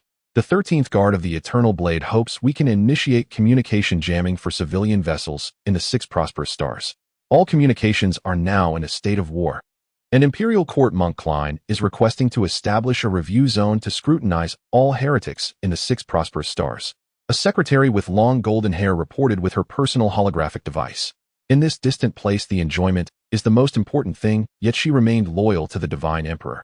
Ma Ling looked at the information on his personal holographic device and commanded, "Let's proceed," as they say. Additionally, informed the security personnel in the management office to activate the active defense shields of the office building and distribute energy spears to all Imperial employees. This may be their only chance to be evacuated from this unnoticed planet by the Divine Emperor. Suppressing the rebellion of chaotic cultists is a great honor. The secretary turned to leave, leaving Ma Ling with an enticing silhouette. However, at this moment Ma Ling felt an unusual headache. He knew there was nothing valuable on the 6 prosperous stars. Yet he still believed that certain prohibitions issued directly by the Emperor might have been predestined. The next day, the light from the stars shone upon the fertile land of the 6 abundant stars. The 13th Guardian Regiment of the Eternal Blade made ample preparations for the impending battle, with winding trenches surrounding the base and pits unfolding in sequence. Several intersecting defensive lines under the excavation of the Engineering Brigade have spread nearly 20 kilometers outward. The barrels of the 250mm caliber twin-mounted light spears pointed skyward, while the 50mm caliber octuple-mounted light anti-aircraft guns, which should have been used for air defense, were laid flat. The currency of the Divine Emperor was in full swing. The batch that was nearly procured came after Klein had used all his connections to persuade the Tarkov agricultural star system near the abundant star system. The resources and supplies were transported through small transport ships after a Stargate jump and several days of sublight crawling, arriving at the 6 abundant stars 2 weeks after Wei Yuan and his party reached there. This batch of supplies, procured before Wei Yuan had even left the Wild Star system, elevated the living standards of the 13th Guardian Regiment of the Eternal Blade by several levels. In the Imperial Abundant Star domain, within the Abundant Star system, on the 6 abundant stars above the planet that served as the graveyard for Imperial starships, the resounding march of the Imperial Royal Army played while Vania's pre-recorded Imperial holy words were disseminated through various loudspeakers. Inside the command center of the base, Wei Yuan gazed at the pit that reached a depth of 33,000 meters and said, "There is influence from a starship. We cannot yet determine its classification. However, there is no doubt that it is at least a standard Imperial cruiser, and from its preservation state it appears to be relatively intact. Nonetheless, we are still facing the threat from the Gao family of the Abundant Star system. Families like the Gao family are undoubtedly linked to the nearby interstellar pirates, so we need to prepare for a real war." He knew he was caught in a game of strategy, and the way to break the deadlock was simple. Complete all bindings of the starship, then activate the main cannon. A one shot from the light spear main cannon will take down those pirate ships. Then, accompanied by the Imperial Royal Army, the judgment cultivators from the Imperial Court, and the technical priests of the Eternal Lord sect, he would go to seek justice. Vania opened a projection screen and said the twin-mounted 205mm caliber ground light spear cannon has completed its connection with the light brain, and the fire control radar has been upgraded. Against small combat ships within the star system, it has the capability to inflict damage. If fortune favors us, it might even penetrate the enemy's ship structure. However, I am concerned about the reinforcements of the patrol fleet in the Abundant Star domain. Under the Empire's regulations, they will face the maximum possible obstacles conforming to Imperial procedures. The Gao family's Gao Qiqiang might hold a wedding with the eldest daughter of the Chun family from the Imperial Abundant Star domain, Shinshuya. However, the Chun family of the Abundant Star domain is merely a bureaucratic faction of the Ministry of Internal Affairs. You are under the jurisdiction of the Imperial Navy. The situation was not too bad, but neither was it particularly good. At least for now, they still held the initiative. At least the management of the starship graveyard at the 6 abundant stars chose to remain prudent. Thus, those interstellar pirates would encounter communication suppression upon entering the 6 abundant stars, unable to communicate effectively. Wei Yuan said solemnly, "Well, the situation is not great, but fortune favors the bold. For now, the starship lies quietly in the pit." Vania, how long will it take to crack the access permission to the chamber and replace the starship's main control light brain? He needed to know an accurate time frame to maintain clear control over the battle. As a captain, he was also well-versed in ground combat, especially in such security operations. It was nothing more than having bombers clear the way followed by heavy tanks, then the Royal Army launching a charge, and finally, using biological radar to disperse disinfectants. Vania frowned and said, "This is hard to say. If all goes well, it will take at least 3 days to access the interior of the starship. Replacing the main control light brain or rewriting the program will require a considerable amount of time. Direct authentication may only require a few hours, but I do not believe that the starship in the pit has not undergone over 3,000 inspections and 6,000 authentications on neural connections, spiritual energy fluctuations, voice patterns, irises, souls, and DNA double helix. There are as many as 3,000 inspections and over 6,000 authentications for this brand new starship. A starship deeply buried on a planet in the Empire's remote star system, perhaps never even appearing in the internal sequences of the Imperial Ministry of Internal Affairs. This was a waste of the Empire's military power." Wei Yuan nodded and said, "Then let's begin. I will ensure your safety along with your attendants, and cooks will accompany you down to prevent any potential dangers. After we repel the Gao family's private troops and those pirates, I will go down to carry out the binding authentication with the starship." Vania stood up, activated her battle armor, and said, "Wei Yuan, you must come back alive." Wei Yuan watched the group leave the temporary base and said, "Oh, may the villagers bless me." He had not experienced war, but the 13th Guardian Regiment of the Eternal Blade had gone through numerous battles. At noon, the sun was high in the sky. With the continuous explosions of fusion landmines, the battle suddenly commenced. Fire 1/5 of the firepower, while the remaining firepower remains concealed. Territory-class drones prepare to take off, establish a reconnaissance network, and call upon all military satellites of the 6 abundant stars. Imperial Navy Department. Imperial Navy Major Wei Yuan identifies as Representative DGWY0001 HJXY 777775. Take command of all ground combat armed forces on the 6 abundant stars. The friend or foe identification system must distinguish carefully. Enemy information has been uploaded to the Imperial command of the abundant star domain. The cultists have displayed the mark of the Chaos 8-pointed star. Prepare to record a video and upload it. The battle progressed in an orderly manner as Wei Yuan, sipping coffee and smoking a cigar, sat calmly in the command vehicle, listening to the sounds from the combat channel commanding defensive formation. Let the shields give the enemy a glimmer of hope, yet they cannot breach the level of our defenses. Time is everything, and everything is time. This was the power held by the local tyrants of the Empire, with tens of thousands of gangsters wielding makeshift weapons assaulting the 13th Guardian Regiment of the Eternal Blade's defenses. All military satellites of the 6 abundant stars, along with the territory-class drones, had formed a reconnaissance network that had nearly detected all of the enemy's attacking forces. On the far-end orbit of the 6 abundant stars, 3 ragged warships were slowly docking their fluttering skull flags, proving that this was a pirate fleet supported by the powerful figures of the abundant star system. Though called a fleet, in reality they were just armed merchant ships. If not for the resources of a starship graveyard, even the Gao family would struggle to acquire such warships and this kind of main cannon. The 1,250mm warship light spear main cannon seemed eager to fire. On the bridge of the pirate flagship, the Black Heart, a bearded pirate chief looked at the images detected on the light brain screen and cursed, "Isn't the Gao family setting us up? Normally we just collect some protection fees and injure a few merchant ships, which is already impressive. Attacking the Imperial Navy isn't that seeking death." Yet their families were in the hands of the Gao family. If they didn't act, their families would die first, and then they would perish at the hands of the patrol fleet of the Imperial abundant star domain. The Imperial judgment cultivators will not believe the words of a pirate. As a pirate chief, he had witnessed how the Imperial fleet could obliterate a planet. The dog-headed strategist Wu Gong frowned and said, "Boss, why don't we wait a bit? The sensors are detecting that the shields of the Imperial Royal Army are about to fail right. Perhaps those 3 gangs could break through." He didn't want to die, as a pirate, as long as there were no pollution incidents. Raiding merchant ships would not attract the Empire's attention. But slaughtering a unit of the Imperial Royal Army would mean seeking death. He couldn't fathom how the Gao family could think this way. Even the big shot from the Chun family that the Gao family was connected to might not be able to withstand this. Some things are destined to be beyond the capability of families within the star system. He had a deep understanding of this. Meanwhile, those operating the warships among the pirates began to pray, silently seeking the protection of the Divine Emperor. But clearly the Divine Emperor did not protect these pirates who intended to attack the Divine Emperor's currency.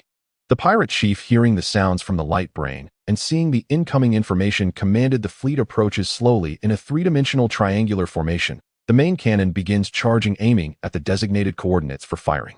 Brothers, for our families, we have no choice. Once this battle is over, we will flee. This abundant star domain is too dangerous. He had no intention of staying. Moreover, they must eliminate that unit of the Imperial Royal Army before the defenses of the 6 abundant stars come into effect.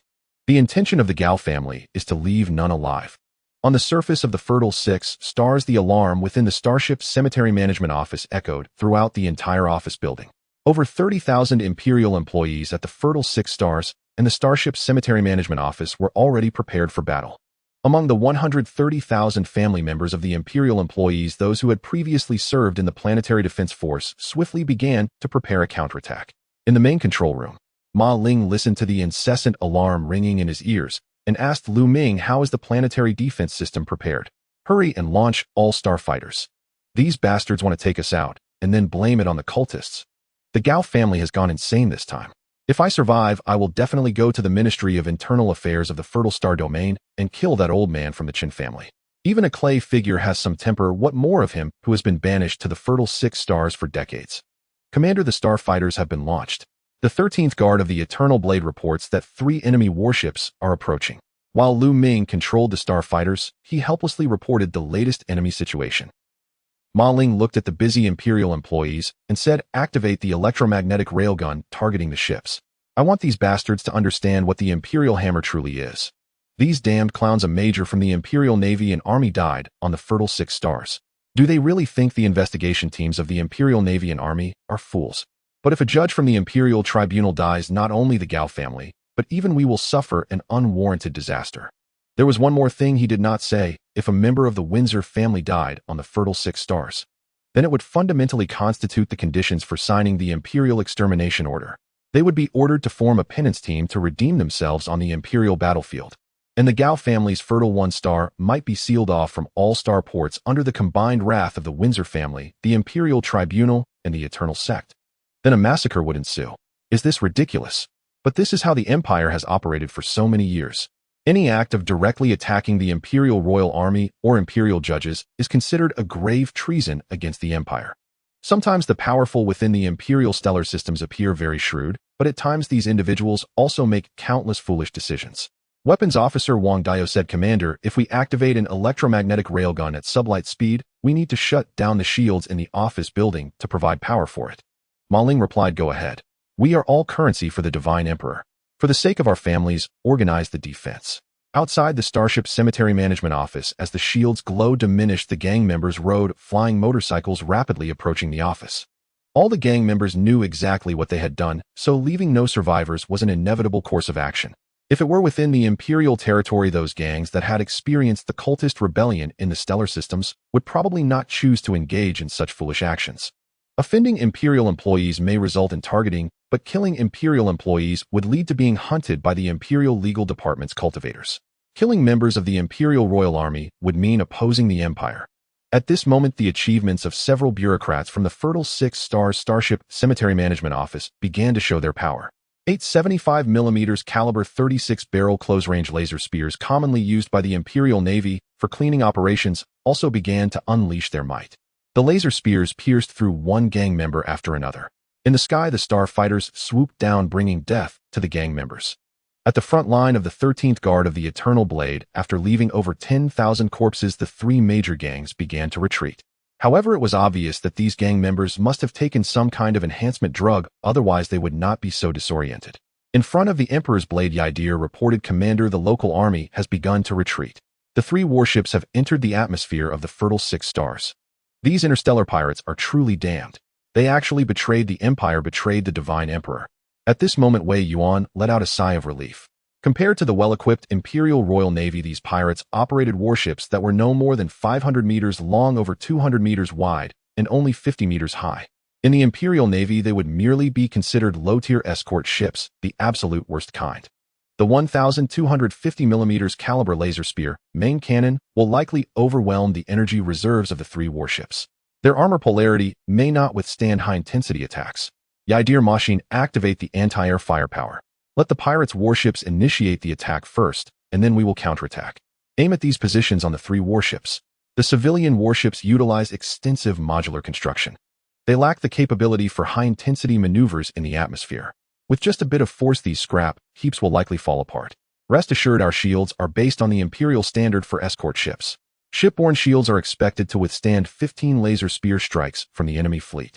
If he currently had an Imperial standard escort ship, then the pirates' 3 warships might not even be able to launch the first laser spear. Understood, Commander. Yaidir and Machine swiftly executed the order. More than 100 dual-barrel 250mm caliber land-based laser cannons entered the final charging phase. The battle was about to begin. Meanwhile, at the bottom of the pit at the entrance of a certain hatch of the starship, Vanilla was working diligently under the protection of the 13th Guard of the Eternal Blade. The large optical brain unit was operating frantically. The analysis device from the Imperial Eternal Sect capable of analyzing the standard Imperial interstellar battleship was nearly smoking.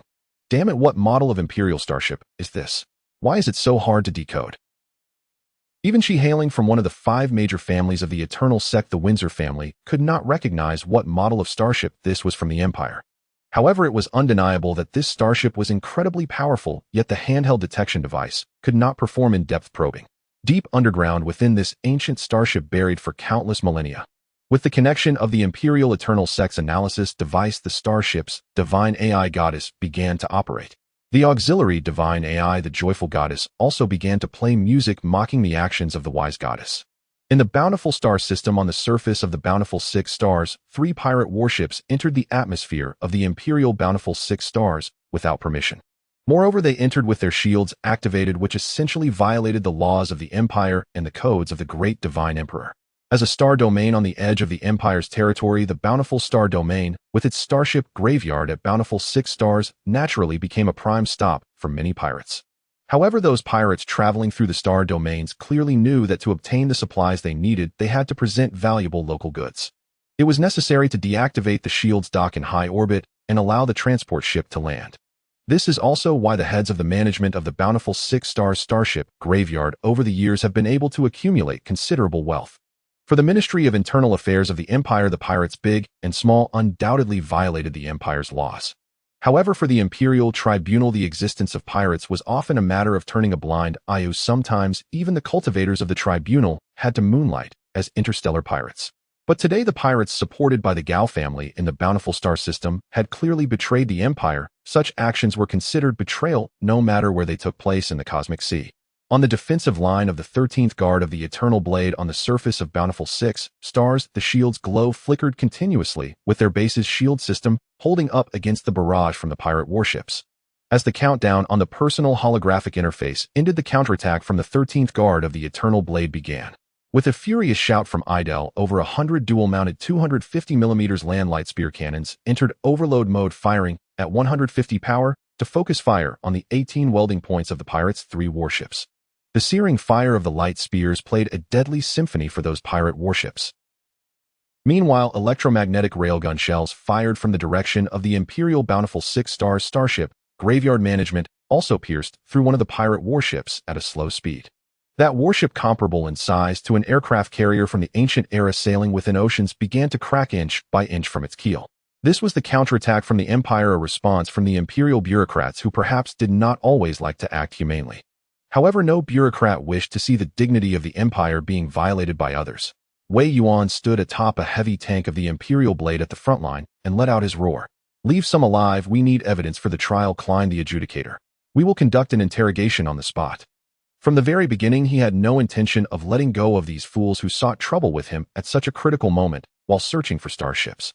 Deliberately attacking Imperial military facilities, recklessly assaulting the Imperial Royal Army, brazenly attacking the Imperial adjudicators, and maliciously assaulting the state religion's priests. What a grave sin.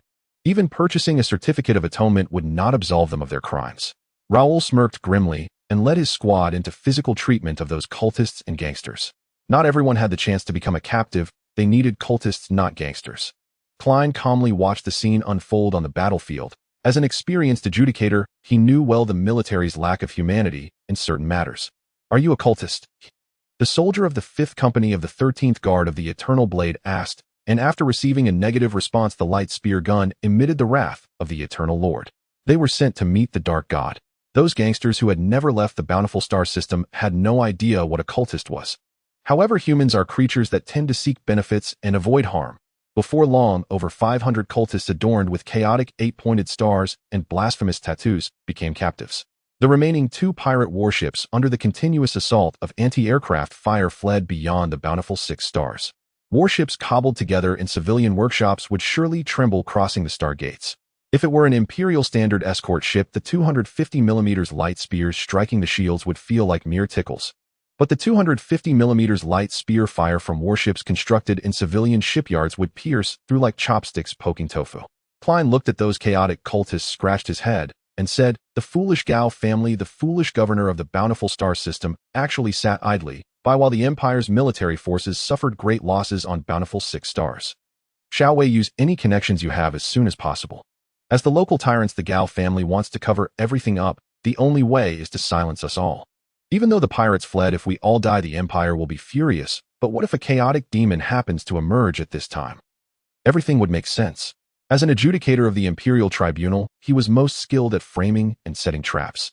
And the chaotic demon was the best way to cover up the truth, as long as that young lady from the Windsor family remained unscathed. Otherwise, according to the practices of the Imperial Eternal Lord sect, the redrobed Archbishop would not launch a loyalty investigation even if the Emperor turned a blind eye. Undoubtedly, a captain without their own starship, even if they signed the Imperial Eternal Charter, would face a joint investigation group's massacre at most. But the premise was that there was no so-called dark god interference. Otherwise all the blame would fall on some harmless dark gods. At least he had seen certain dark gods maintaining close contacts with some senior adjudicators in the tribunal based on old traditions. After finishing a bottle of soda, Wei Yuan said flatly, "Klein, I've contacted the Storm Battle Department, spending 500,000 credit points along with some promises to secure the assistance of a strike team of interstellar warriors. They are expected to arrive in half a month." He hoped it would be sufficient, so he spared no expense even if it cost a lot of credit points. At least when the Emperor's warriors and the Empire's interstellar soldiers arrived, even the governor of the bountiful star system would not dare to say much. After all, regarding the entire incident, it would only be seen as an oversight on the governor's part, and a mere exchange of benefits would suffice to extricate himself. He believed the governor of the bountiful star system was a wise man, including that Master Chen from the Ministry of Internal Affairs of the bountiful star system, who was also a clever person. Klein said, In that case, we can proceed with the military strategy. The rest is to maintain vigilance and decode the starship's entrance for binding. Of course, his protection was not without cost. He needed to obtain the help of a captain with autonomous navigation rights within the Empire's territory when necessary. The places where adjudicators roamed were generally very dangerous. A small misstep could lead one back to the embrace of the Divine Emperor. In the depths of the earth, the temperature began to rise, and a hot, humid breeze swept over the crowd. Within the expansive cavity that had already emerged, the large light brain system was operating continuously, ready to unveil the mysterious veil of this starship. Vania looked at the data that was continuously scrolling on the light brain projection screen and said, "Wei Yuan, I seriously suspect that you knew about this starship hiding beneath the rich 6 stars all along." In the temporary analysis room, where cold air was blowing, Vania voiced her doubts. Based on the current detection data, this is a massive starship approximately 19.6 kilometers long, 6.5 kilometers wide, and 5.4 kilometers high. According to construction standards, it is undoubtedly an Imperial interstellar battleship, but curiously, this starship does not conform to any class of starship in Imperial history. Moreover, based on the information currently at hand, this starship should be brand new. The soil covering it, a kilometer thick, is also of high quality, entirely beyond what the rich star region could possess. Currently, this soil has already been boxed up. Wei Yuan sat calmly in his chair, gazing at the alluring Vania, and said earnestly, "Vania, this is the revelation of the great Divine Emperor. Praise the Divine Emperor, praise the great Eternal Lord. However, Vania, I want to know how much longer until we can open the entrance hatch. Time is everything, and everything is time. As long as we enter this starship, I am confident I can achieve the binding of this vessel. When that moment arrives, it will be his time to soar high as a bird and dive deep as a fish." He understood that the reason he did not face the difficulties encountered by the noble offspring when applying for the Imperial navigation autonomy was not due to any fondness from the Imperial bureaucrats for him, a student from the Imperial Loyalty Academy. Rather, the bureaucrats simply did not believe he could possess a starship capable of navigating within the Imperial territory. Vania sighed, "It will be soon, just a few minutes. After you come down, the decryption speed has increased by 3 levels. Oh, perhaps this is luck." Wei Yuan replied, "Perhaps this is indeed luck. For a captain, sometimes luck is quite important." Just then, with a rumble, the cargo bay doors on the side of the starship opened. A total of 6 massive doors, each with a thickness of 1,500 millimeters, opened one after another with a distance of 10 meters between each door. Wei Yuan, a graduate of the Imperial Royal Navy Academy, approached the cargo bay doors and gazed at the complete six-channel system. At that moment, he finally understood what an ancient starship his great-grandfather had discovered. The design of this multi-channel system was typically used during the early establishment of the Empire. Even now, military starships only have 3 channels to save costs and expand the usable space of the vessel. In contrast, civilian starships produced by unscrupulous shipyards have entrusted all their defenses to shields. The soldiers of the 13th Guard of the Eternal Blade also brought in the large armored transport vehicle, the Nine-Headed Bird, revealing the vast hangar before Wei Yuan and his companions. The starship, which had been silent for who knows how many thousands of years, began to awaken as the cargo bay doors opened. The power system was the first to be restored, illuminating the entire hangar with internal lights. Vania also began to connect the light brain system to the starship's port to initiate the decryption. Meanwhile, Wei Yuan sat in his chair and said, "With the Divine Emperor's blessing, it seems we've struck gold this time. Isn't this even more powerful than the old Viper provided by the Royal Navy Academy? This is the capital for navigating the starry seas in the future." According to the restrictions of the Eternal Charter, he could fill all the hangars of his starship to the brim. At the same time, perhaps due to the favor of the Eternal Lord, the machine spirit of the decoder, brought by Vania, seemed to have received the blessing of the Eternal Lord. The layout of this starship was laid out before Wei Yuan and the others in its entirety. Vania pointed at the projection screen indicating the core chamber located beneath the bridge, saying, "That is the core chamber of this starship. Once the binding is completed there, this starship will belong to you. It is our honor to fight for the Divine Emperor alongside such a starship." She could say she made the right gamble. The revelation from the great Eternal Lord freed her from the treacheries of the Capital Star region. She was the most outstanding technical priest of the Eternal Lord's sect. Her future should lie among the stars and the sea, not in the savage star systems, sipping afternoon tea with those noble ladies and meeting family-arranged suitors. Wei Yuan felt the warmth brought by the blue necklace around his neck and said, "Then let us settle in and unveil the mysterious veil of this starship. By the way, Vania, does this starship's AI light brain system have any response?" Vania shook her head, saying, "The light brain AI system seems to be in a dormant state. Let's talk about it after the inheritance is completed. If not, we will have to rely on the onboard light brain system for simple navigation for the time being." It can be said that a massive starship without an AI control system would require at least tens of thousands of people to operate. For Wei Yuan, this was a disaster. Some Imperial fleets tasked with purging evil gods employed entirely manual control. Such starships maintained good subspace navigability. However, for an ordinary captain commanding tens of thousands of people was undoubtedly a calamity. Wei Yuan said nonchalantly, "It doesn't matter, we've come this far, and there's no way to retreat now." When Yuan set up the defensive positions and be ready to assist the brothers coming down from above. "Once we bind the starship, we will go settle the score with the Gao family." He preferred to take revenge in the shortest time possible. He didn't believe in the saying that a gentleman takes revenge 10 years later. He was no gentleman. He was the captain of the Empire, a sharp blade for the common folk.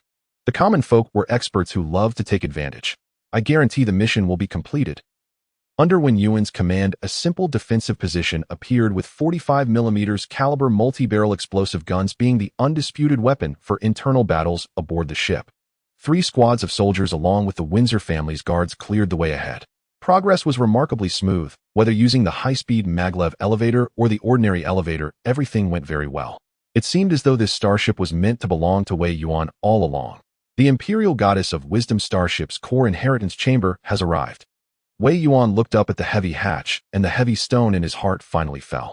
At that moment, the necklace around his neck suddenly transformed into points of light scattering towards the starship. The core master control spirit AI of the Goddess of Wisdom starship opened the door to the inheritance chamber. This was a promise from the Emperor. After accompanying a human captain through a lifetime, she would attain freedom. The holographic projection of the joyous goddess looked on with a cold smile as Wei Yuan entered the core inheritance chamber. On the bountiful surface of the 6 stars within the depths of the starship's pit, the lights in the core inheritance chamber were completely illuminated upon Wei Yuan's entrance. Inside the vast core inheritance chamber, various advanced instruments emitted a humming sound, and some labels on the equipment remained intact, making it hard to discern that this was an old relic. "Welcome aboard the Imperial Starship Wisdom Goddess. According to the Imperial Starship Constitution, you shall become the captain of the Wisdom Goddess Starship." A holographic 3-dimensional projection appeared in the inheritance chamber, depicting a stunning figure symbolizing the Goddess of Wisdom. For a moment, Wei Yuan felt somewhat dazed. Hadn't Vanilla said that the AI system of this starship was in hibernation? How could it suddenly reappear? As Wei Yuan drew blood, he asked, "My tech priest informed me that this starship is completely new with no matching objects found in the Imperial Starship Classification database." It could be said that aside from knowing this starship was indeed impressive, he was utterly ignorant about everything else regarding it.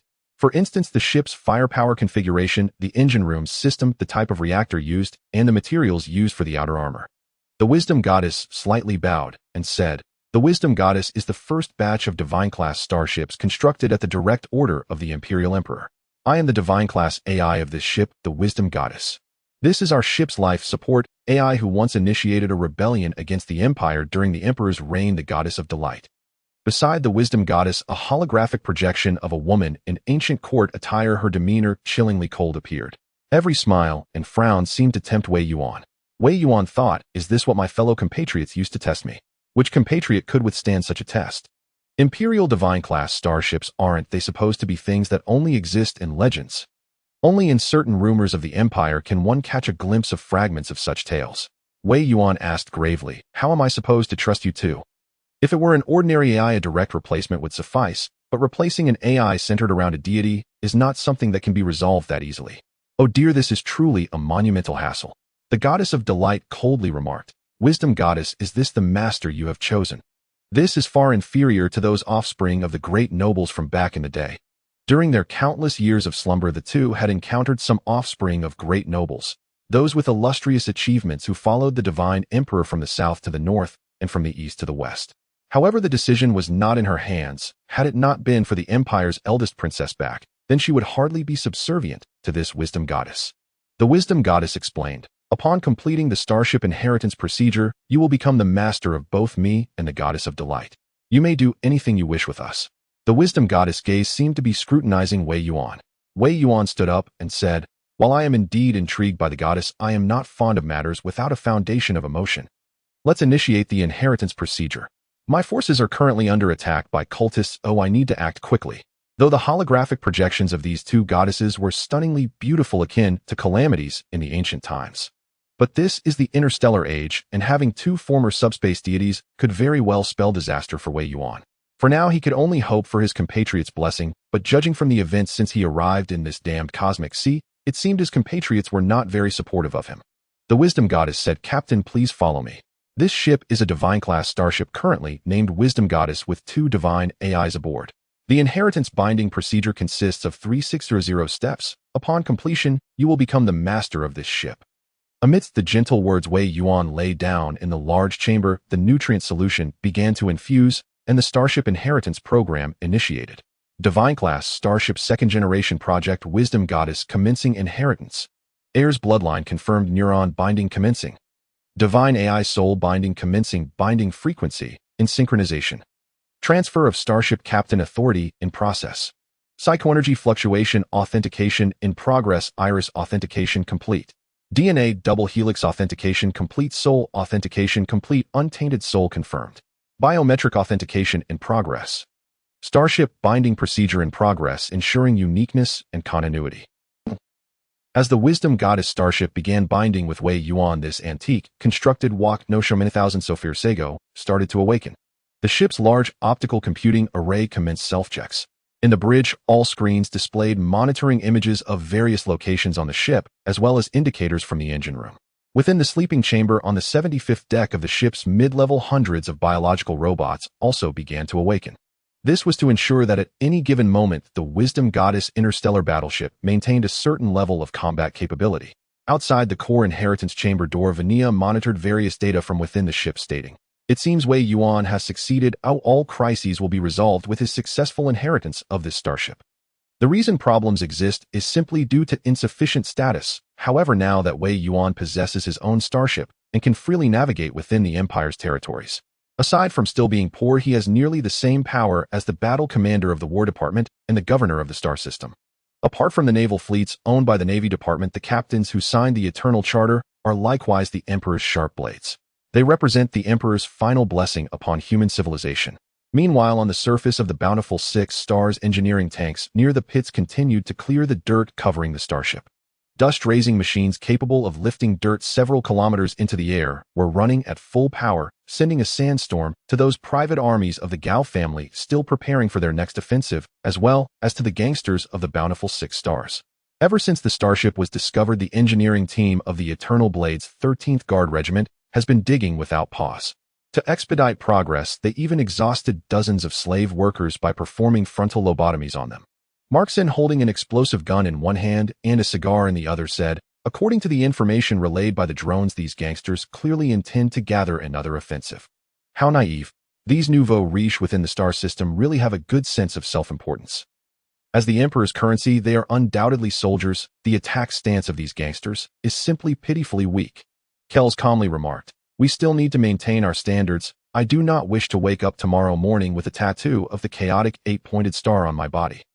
The Empire's nobles may not act like humans, but the Empire's warlords are even more disgusting than the Empire's nobles. In the world of nobility, what matters is reputation. While warlords do not need to leave their star system, how could they possibly care about reputation? In the prosperous star domain of the Empire within the Pearl star system lies the surface of Pearl 1 star.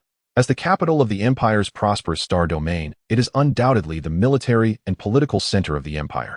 The Imperial Starship Command, the Ministry of Internal Affairs, the Ministry of Military Affairs, the Court of Judicature, and the Church of the Eternal Master all have branches on Pearl 1 star. According to the Empire's customary practices, the governor of the star domain resides in the capital star system. For the nobles on Pearl 1 star, their obligations are to pay the Empire's 11 taxes, suppress the cultist rebellion, provide sufficient manpower for the Imperial Royal Army, and supply the Imperial Royal Navy's starships as much as possible. These are their responsibilities, and in return the Empire rewards them even more. For the nobles of the Empire, enjoyment is an art and a way of life. For the nobles born with the title of planetary governor, how could they possibly learn to enjoy life when they could simply start from the bottom? That would be ridiculous. Their ancestors served the divine emperor and made their contributions, so they naturally deserve to enjoy life. What fascinates the nobles of the Empire's prosperous star domain the most is that the daughter of Minister Chun Xian from the Ministry of Internal Affairs is about to marry a local fisherman from the prosperous star system. Isn't the Gao family from the prosperous star system, who made their fortune from selling fish products, just a local fisherman? Without their own fleet or fixed trade routes, they can only profit from smuggling. It is unclear how they gained the favor of Minister Chun insisting on marrying his daughter to that fish vendor. Many people felt regret over this. Minister Chen's daughter Chen Shuya is one of the most beautiful women in the prosperous star domain. Moreover, her family background is excellent. If Minister Chun were to recruit a son-in-law, he could probably line up candidates from the surface of Pearl 1 star to its near-Earth orbit. To prepare for this wedding, the Gao family has made significant arrangements, not only providing a generous dowry, but also utilizing Minister Chen's connections to plan for the construction of a starship in the prosperous star domain. As the Minister of Internal Affairs for the Empire's prosperous star domain and a viscount, it is not unreasonable for his son-in-law to possess a starship capable of sailing in the prosperous star domain. For the future of her son-in-law, the Chen family even temporarily closed off interstellar communications on the 6 prosperous stars. On the surface of Pearl 1 star at the Imperial Hotel, preparations for the wedding are in full swing, with the head of the Gao family, Gao Qiqiang, personally directing the arrangements. As a local power in the prosperous star system, the Gao family far surpasses those nobles who only know how to enjoy life in many aspects.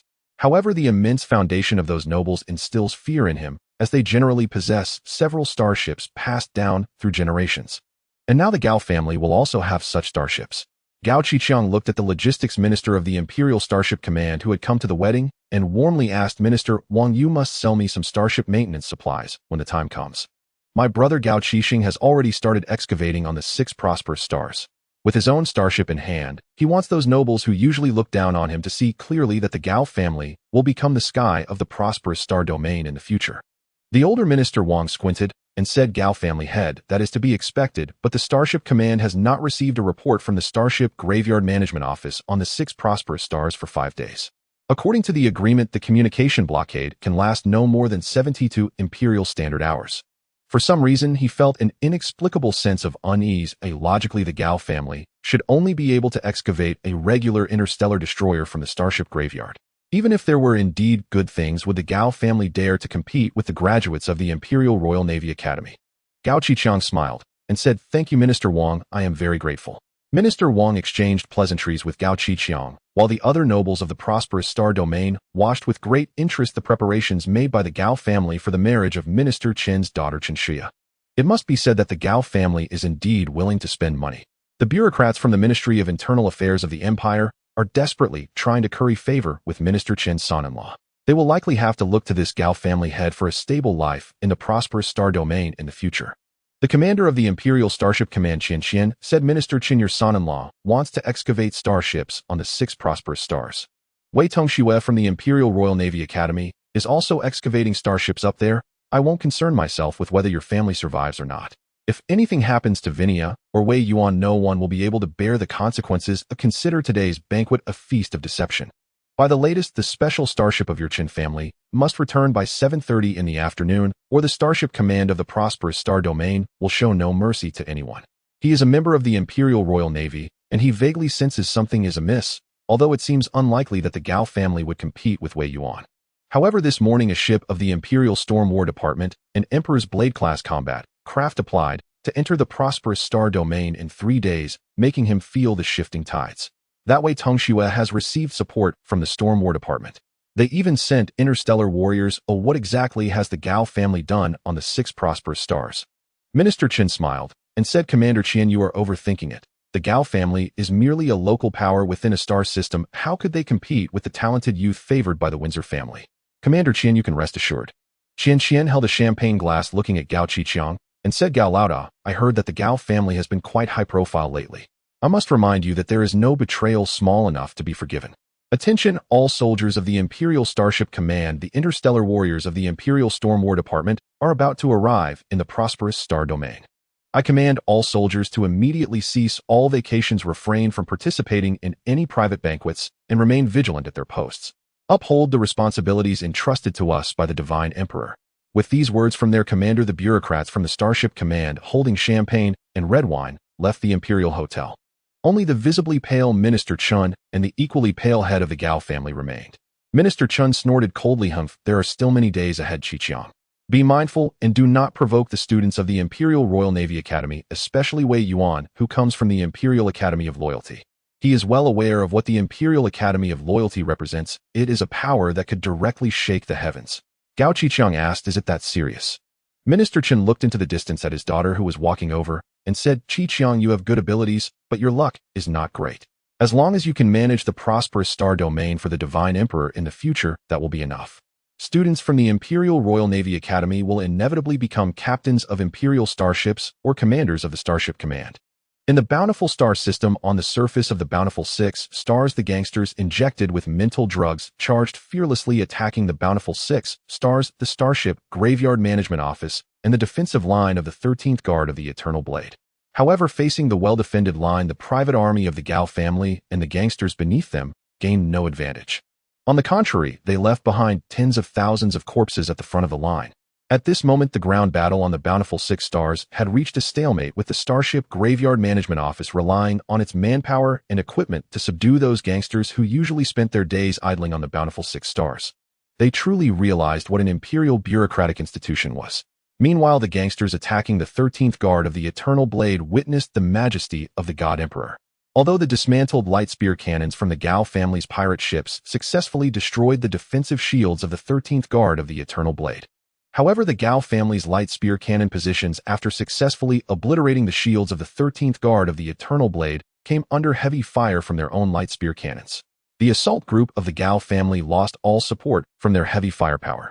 Gao Qixing looked grimly at the fragmented battle situation on the holographic screen, calling over a manager from the Gao family and saying, Manager Li, didn't you say you had some means to enhance our strength? I need to use it right now. If we can't take down the 13th Guard of the Eternal Blade, we're all finished. Thus, whether it means summoning demons or allying with evil gods, in the end, that ship must belong to the Gao family. This sky of the Bountiful Star system belongs to the Gao family, not to the planetary governor. Once his elder brother marries the daughter of old Chun, even in the Bountiful Star domain, the Gao family will be able to walk with pride. Manager Li smiled mysteriously, saying, President Gao, I will handle this right away. Within an hour, I will definitely seize the position of the false emperor's lackeys. Infuriated, Gao Qiqiang paid no attention to the blasphemous comments of the manager from the Shengxing group. For these scum of the Empire, they only cared about their interests and never paid heed to what constituted blasphemy. The altar that had long been set up was also put to use at this moment, as the gangsters became the sacrifices for Manager Li. Thousands of gangsters died on the altar, while Manager Li stood atop it devoutly kneeling. The power of the subspace surged continuously on the altar. The rift in the subspace was opening and the surrounding temporal and spatial environment began to shift as the roar of the evil god filled the area around the altar. Manager Li roared blood sacrifice to the blood god, offerings to the throne of skulls. When Manager Li shouted this, the blood god from the subspace paved the way for his ascension to demonhood. The coordinates of the Chaos 8-pointed star shone upon the blasphemous body of Manager Li, marking him as a servant of the great Chaos Demon. Perhaps the blood god sensed an old friend's presence, bestowing a bit more blessing. After completing his ascension, Manager Li charged towards the position of the 13th guard of the Eternal Blade with a roar. Gao Qixing, witnessing the unbelievable scene on the holographic display, could not afford to hesitate and directly commanded everyone follow old Li and crush those bastards who came to the bountiful star system to steal our food. The gangsters charged forward with loud cries, unaware of what the blasphemous Chaos 8-pointed star truly signified. As a former secret star domain of the Empire, everything in the bountiful star domain appeared exceptionally unique. In the years past, aside from a few major upheavals, they had hardly encountered any wars instigated by cultists. With the passage of time, the wars launched by those cultists had now become legends in the city. Optical surveillance has detected the great Chaos Demon. Initiate sacrificial war protocol. The Sergeant Major of the 5th Company anxiously reported, gazing at the Chaos Demon within the optical monitor. Klein, the adjudicator from the tribunal, drew his particle oscillation knife and commanded all firepower, full power interception, ensure the safety of the pit. We absolutely cannot allow the great Chaos Demon to breach our defenses. The transport craft is launching. According to the God Emperor's code, the bountiful 6 stars has entered a state of war. This is a sacrificial level war, and the appearance of the great Chaos Demon signifies the arrival of death. The Gao family is effectively sealing their own doom. The firepower of the ground light spears was continuously attacking the great Chaos Demon. Meanwhile, the minions of the great Chaos Demon also began their ascent to demonhood as the evil god roared.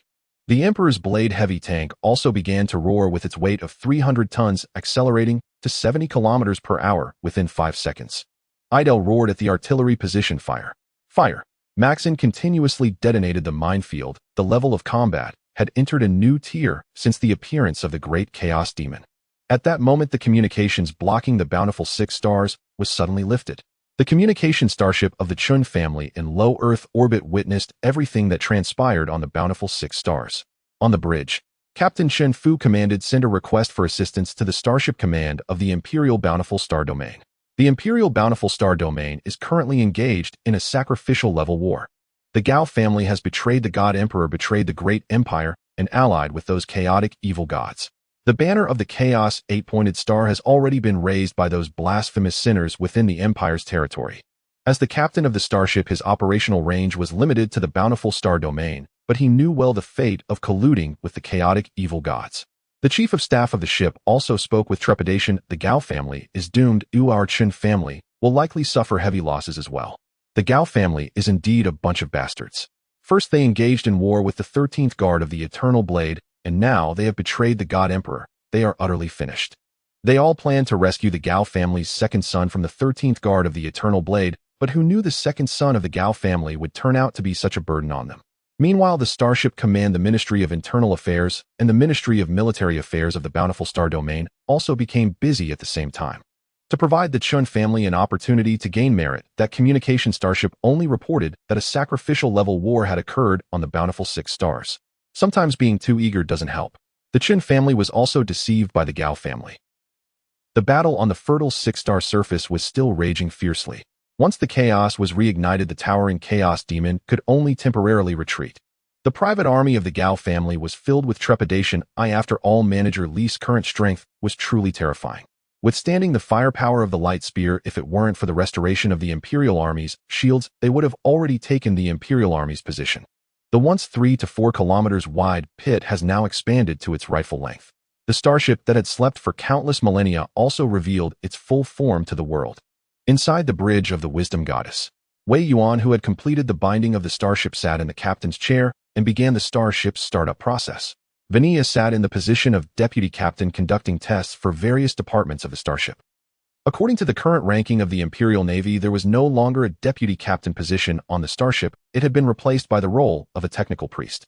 Vania looked at the main screen where the bioengineers were busy and said, "Captain, 5 antimatter reactors in the engine room, 7 heavy fusion reactors, 3 spiritual energy reactors, and 4 dark matter reactors. 2 superluminal engines, 4 warp cores, and 2 spiritual energy furnaces. 75 heavy lithium fusion reactors and 30 anti-gravity devices are functioning well. All have completed ignition." The Wisdom Goddess said, "Captain, all deck layers of the starship are functioning normally, and the patrol robots are on continuous patrol. Currently, there is only 6 antimatter and dark matter remaining that can be ignited." Wei Yuan took a deep breath while looking at the several thousand square meters bridge and calmly said, "Athena, once the 13th guard of the Eternal Blade withdraws, ignite the ship. The starship will set sail, welcoming the first battle of the Wisdom Goddess, as there is a chaos demon waiting for us outside. May the God Emperor bless us." He was very satisfied with this starship. Having such a vessel meant he had the luxurious capital akin to that of a noble. Thanks to the fellow villagers, they left behind a registration document akin to a sacred relic. Praise the villagers, for when villagers meet, there are no more tearful eyes. The 4 transport ships managed to transfer all the weapons and equipment onto the Wisdom Goddess in just 2 trips. For the soldiers of the 13th Guard of the Eternal Blade, this period felt like a dream. First, they were turned into reserves, then came to the fertile 6 star to dig soil, thinking they were going to have a good life, only to encounter the Chaos Demon. Then they boarded the starship and became the elite of the Imperial Army. Anti-gravity devices activated. Bottom pulse engines at 30% power, initiating preliminary hover. Detecting the presence of the Chaos Evil God's minions, should we activate close defense light, spear fire? Wei Yuan looked at the main screen displaying the Gao family's members mingling with the Chaos Demon and said, "No, activate the engines, we are heading to low Earth orbit. This is a serious cultist rebellion. A premeditated rebellion, we need to eradicate this uprising. The Empire will not spare any cultist. It is better to mistakenly kill 10,000 than to let one escape." With evidence, Wei feared no one. However, the energy reserves on the starship were a bit low and he needed to go to the anchor of the Starship Command in the Fertile Star region to refuel the antimatter. Although antimatter and dark matter can be collected in the cosmic sea, the speed is indeed rather slow. At the very least, his starship could not sustain such collection. The starship required energy reserves for dark matter and antimatter collection to be maintained at 7%. The Wisdom Goddess said, "Understood, Captain." Vania, on the other hand, was keenly observing the Joyful Goddess, a subordinate god of the former Eternal Lord sect. Of course, now she was the AI deity of the Wisdom Goddess starship, and she was quite impressed with Wei Yuan's luck. Casually digging soil only to unearth a divine-grade starship is indeed outrageous. The surface of the fertile 6 star suddenly shook violently as a starship majestic like a mountain slowly rose from the ground. The anti-gravity device provided an ascent speed that caused the gangsters to kneel in fear. Perhaps these gangsters did not know what the banner of the Chaos 8-pointed star truly represented, but for the Empire, the Chaos 8-pointed star symbolized desecration. Within the defensive line of the Starship Graveyard Management Office of the Fertile 6 Star, Ma Ling commanded everyone take the time to rest and prepare for the impending assault. The cultist rebellion is a sacrificial-level war, and the second son of the Gao family really knows how to play. From beginning to end, he had never regarded the Gao family seriously. Perhaps in the Fertile Star system, the Gao family was the local tyrant, but facing Wei, who had a starship, they were nothing. The Gao family was nothing. The Starship Command had already issued a notice that the interstellar warriors would be arriving at the Fertile 6 Star. When the Wisdom Goddess starship appeared in the low Earth orbit of the Fertile 6 Star, the communication starship of the Chen family was utterly dumbfounded. Compared to this starship that took off from the Fertile 6 Star, their special starship of the Chen family was just a complete little dinghy. On the main weapon deck of the Wisdom Goddess, the main light spear cannon that could appear at any time made the members of the Chen family feel disaster looming. For a captain with an interstellar battleship, no conspiracy could withstand the main cannon of the light spear. Meanwhile, at the outskirts of the Fertile Star system in the asteroid belt, an Imperial-class battle barge from the Storm War Department was also chugging along. This shabby battle barge was the best equipment of the 7th Company of the Storm War Department ever since the so-called War Department charter many millennia ago. Every Imperial War Department had its own tax revenue, but nobody in the 7th Company would manage the star systems allocated to them. Because the 7th Company had poured all its funds into the Imperial financial market, losing everything, the 7th Company of the Storm War Department had been living quite poorly for the last few centuries. They were even struggling to gather enough money to purchase nanogene liquids from the Imperial Academy of Sciences. Inside the bridge of the battle barge, the soldiers of the Interstellar Warrior Auxiliary Unit were piloting this old battle barge, and for 500,000 credit points this trip was worth it. However, the sudden appearance of a chaos demon was quite unexpected. Wang Sun looked at his brothers and said, "Brothers, we have work to do: suppress the cultist rebellion, slay the chaos demon, and eradicate the local tyrants colluding with the evil god. For the God Emperor, prepare for battle." In the prosperous star domain of the Empire within the prosperous star system in low Earth orbit, at the coordinates of Manderville, a rift in hyperspace opened, and the evil god roared as the patrol fleet of the Empire's prosperous star domain arrived. Leading with 3 Imperial-class interstellar cruisers and flanked by 6 Viper-class interstellar destroyers, the patrol fleet arrived on schedule in a diamond formation. The eternal banner of the Empire was held high, the Imperial Royal Navy, the Divine Emperor's blade, and the most precious currency of the Divine Emperor had arrived. Meanwhile, the battle transport ships of the Empire's Storm Battle Department's 7th Squadron also successfully reached the Lagrange point of the prosperous 6 stars. The brilliance of the Divine Emperor shone once again upon the prosperous 6 stars, and the electromagnetic railgun of the prosperous 6 stars ship Graveyard Management Office ceased energy supply. Reinforcements have arrived, shields are reactivated. In the prosperous 6 stars of the Empire, a sacrificial-level war against cultists was launched.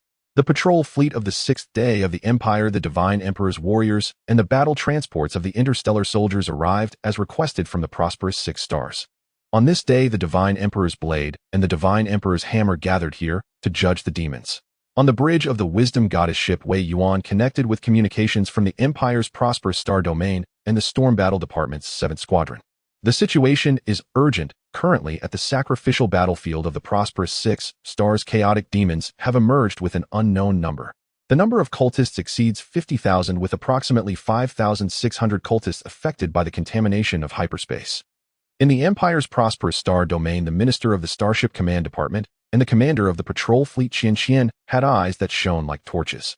Today he would lead the patrol fleet of the prosperous star domain to execute the Divine Emperor's judgment, to bring the most severe judgment upon the heretical demons. Qian said, "My prosperous star domain fleet is ready for battle. Please withdraw to a safe position behind your ship." The Imperial Royal Navy's prosperous star domain patrol fleet will take over the battlefield. Wang Sun also said the Empire's Storm Battle Department's 7th Squadron, 7th Platoon, and 7th Division will be deployed to eradicate the great demons. Requesting cooperation from the Eternal Blade's 13th Vanguard Regiment, requesting the Wisdom Goddess ship to provide reconnaissance. As Wang Sun, who once saved Wei Yuan on that battlefield, made this request, a bond was forged between Wei Yuan and the Storm Battle Department. Had it not been for Wei Yuan's choice to enter the Imperial Royal Navy Academy, he would have become a warrior of the Divine Emperor executing the Divine Emperor's judgment. Now Wei Yuan was much wealthier than their 7th Squadron. Such a large starship was something they didn't have. How many credit points would it take to make this colossal vessel operational? Wei Yuan saluted and said, "It is my honor. The Battlefield Intelligence Sharing Channel has been established. Communication code 0550311. The Wisdom Goddess ship also began to clear the flight path as the Empire's prosperous Star Domain Patrol fleet's Yinglong-class bombers began to launch. The Yinglong-class ground attack bomber, measuring 36 meters in length, 8 meters in width, and 5 meters in height, is the most practical type of bomber in the Imperial Royal Navy. It can carry 35 tons of ground-specific bombs, as well as various unconventional bombs capable of launching from outer space, powered by a pulse engine with a maximum speed of 56 Mach. On the Storm Battle Department's battle transport ships, the dedicated landing pods for interstellar soldiers fell toward the surface of the prosperous 6 stars like shooting stars. The prosperous 6 stars are part of the Empire's territory, the territory of the Divine Emperor, and the planetary defense system provided the greatest support to the patrol fleet of the prosperous star domain. The special starship of the Qin family was directly overseen by the fleet of the Empire's prosperous star domain. Regardless of its loyalty, this starship was currently not very loyal. On the Wisdom Goddess ship, 5 transport boats also carried the combat power of 3 battalions toward the surface of the prosperous 6 stars. Wei Yuan, along with Vania, boarded the luxurious starship and once again entered the surface of the prosperous 6 stars. The battle began. The Divine Emperor's warriors commenced the eradication of the cultists. The glow of the light swords shredded the bodies of the cultists. The assault line, formed by 15 interstellar soldiers, directly pierced through the lines of those cultists. Those gangsters knelt on the ground, intending to surrender to the interstellar soldiers they had never seen before, but the only thing that awaited these gangsters was the light spears from the Eternal Blade's 13th Vanguard Regiment. Since the moment the banner of the chaotic 8-pointed star was raised on the surface of the prosperous 6 stars, these gangsters were no longer the controlled populace wandering in the Empire's dark side. They had become accomplices of the cultists betraying the great divine Emperor and the Empire.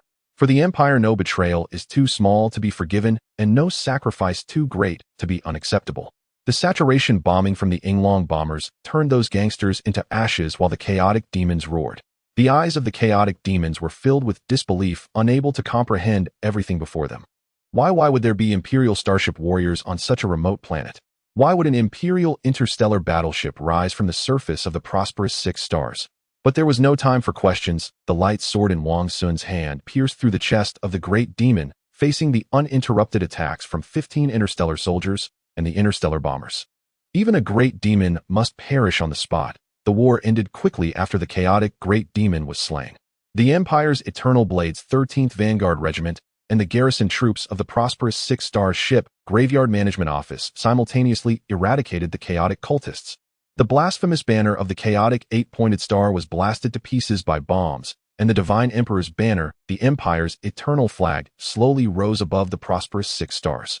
Accompanied by the renewed radiance of the stars, the Divine Emperor's warriors welcomed the conclusion of this sacrificial-level war. The engineering battalion of the Eternal Blade's 13th Vanguard Regiment conducted various demolitions at the Starship graveyard on the surface of the prosperous 6 stars. All the cult leaders were arrested, and these scoundrels would face judgment on the prosperous 6 stars. The moment a student from the Imperial Royal Starship Academy unearthed an interstellar battleship from the prosperous 6 stars, the prosperous star domain would welcome an opportunity. Just selling tickets would generate a fortune provided that Captain Wei could cooperate. The previously arrogant second son of the Gao family also encountered those he loathed the most at the temporary command center. Minister Qian of the Empire's prosperous star domain looked at the second son of the Gao family and said, "Mr. Gao, your family's matter has blown up, and even old Qin can't stop it. Betraying the Divine Emperor, betraying the Empire, colluding with the evil god of hyperspace. The prosperous star domain tribunal will be there tomorrow, and your elder brother will also come." Wei Yuan said, "Commander Qian, the crimes of the Gao family don't stop there. Intentional attacks on the Imperial Royal Navy and the Imperial Royal Army, what serious crimes these are. I believe the Judgment Magistrate Klein has already found evidence of the Gao family's involvement in the evil god's conspiracy. It is precisely because of Commander Qian's swift action that the prosperous star domain avoided a large-scale cultist war. Now that the battle was over, all that remained was to share the fruits of victory. How to make their achievements even greater was what they needed to do. In the Empire, one must strive to blend in with the light and dust. Within the prosperous star system of the Empire, amidst the many planets and space stations, the bureaucrats who had accepted money from the Gao family now felt as if they had fallen into an ice cellar. For the cultivators of the Empire's tribunal would not discuss any reasoning with them. Moreover, the evidence was irrefutable. Even Minister Chun of the Ministry of Internal Affairs within the Empire's prosperous star domain could find no faults. The governor of the prosperous star system of the Empire also ended his long sick leave in the shortest possible time and rushed back to his fief. He summoned the old ministers of the family and swiftly took over the bureaucratic institutions that had been corroded by the chaotic cultists, initiating the most severe cleansing. Even if a planetary governor was sidelined by the Gao family, he remained the planetary governor. Inside the fortress of the Empire's Ministry of Justice, the cultivators of the ministry were gearing up to arrest those merchants who had sided with the chaotic cultists. The Gao family, having exerted great effort to manage their clan for centuries, collapsed in a single day. The brilliance of the Divine Emperor once again illuminated the prosperous star system as the patrol fleet of the Empire swiftly mobilized to suppress the armed forces of the Gao family. The last 2 starships of the pirates were also directly sunk, with all the pirates perishing in the cosmic star sea. Minister of Military Affairs of the Empire Salai Kern also followed the fleet of the investigation team from the prosperous star domain to prosperous 6 stars. In the low Earth orbit of the prosperous star system, the most eye-catching sight was that massive interstellar battleship. No one expected that Wei Yuan had truly unearthed an interstellar battleship of the Empire from prosperous 6 stars. Moreover, it appeared to be of a considerable rank. It was just unfortunate that Captain Wei Yuan had already completed the binding of the starship. In the Empire, one must adhere to the Empire's rules, especially since he now had many merits. As long as it involved the Ministry of Internal Affairs of the Empire's prosperous star domain, numerous positions could be created. At that moment, as the transport craft carrying Minister Chan of Internal Affairs and his son-in-law and daughter landed, they were invited to the Empire's temporary court by the 13th Regiment of Eternal Blade. Minister Qian of the Empire's Starship Command in the Prosperous Star Domain and the Judgment Cultivator Klein from the Empire's Tribunal acted as temporary judges forming the Special Military Tribunal for the Sacrificial War of Prosperous 6 Stars. Wei Yuan, who had signed the Empire's Starship Charter, and the Technical Priest Vania also served as members of the jury. The interstellar warriors of the Storm Battle Department acted as the guards of the Special Military Tribunal. Under the protection of the Divine Emperor's war generals, the second son of the Gao family, who had suffered a punishment from the Empire's tribunal, knelt on the ground. Accompanying Minister Chun to the court, Gao Qiqiang glared angrily at those sitting on the judgment seat, questioning, "What crime has my second brother committed for you to seek vengeance like this?" He felt an exceptional anger. His second brother had always been kind-hearted. How could he have offended these people? Beside him, Chen Shuyuan, dressed in expensive leather with her alluring red high heels, caught the eye. Chen Shuyuan glanced at the nearly lifeless second son of the Gao family and said, "Commander Qian, the Empire is a place that values law. Setting up private courts violates the Imperial Code." With an expression full of menace, Chen Shuyuan looked angrily at Qian from the Starship Command of the Prosperous Star Domain. The conflict between the Ministry of Internal Affairs and the Starship Command had escalated to such a degree which was indeed excessive. Qian, sitting in the judge's seat, exchanged glances with Wei Yuan. Wei Yuan stood up and stated, "According to the Imperial Code, the Empire's Starship Charter, and the laws of the Empire, as the captain who signed the Empire's Starship Charter, I have the armed authority to quell rebellions for the Empire. This is not a matter of personal vendetta. All evidence indicates that the Gao family of the Prosperous Star System has already sided with the chaotic evil god." At the moment when Miss Chun was preparing for her wedding with the eldest son of the Gao family, the flag of the chaotic 8-pointed star was already fluttering above the planet of the Divine Emperor. What a desecration this is! What a heinous crime this is! Images appeared in the temporary court showing the flag of the chaotic 8-pointed star fluttering repeatedly. The close relationship between the second son of the Gao family and the chaotic great demon also directly confirmed that the Gao family had completely sided with the chaotic evil god. This was treachery. This was blasphemy.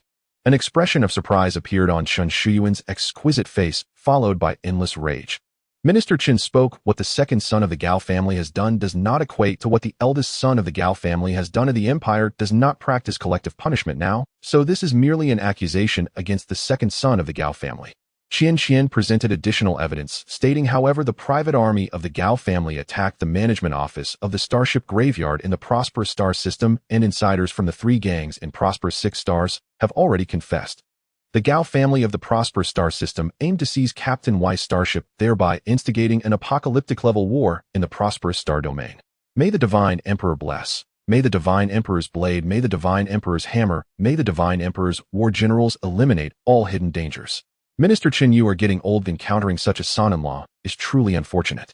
Klein stated, "Minister Chun, as a noble of the Empire and Minister of Internal Affairs of the Prosperous Star Domain, you should bear 30% of the responsibility for the sacrificial war against the cultists in the Prosperous Star System and Prosperous 6 Stars.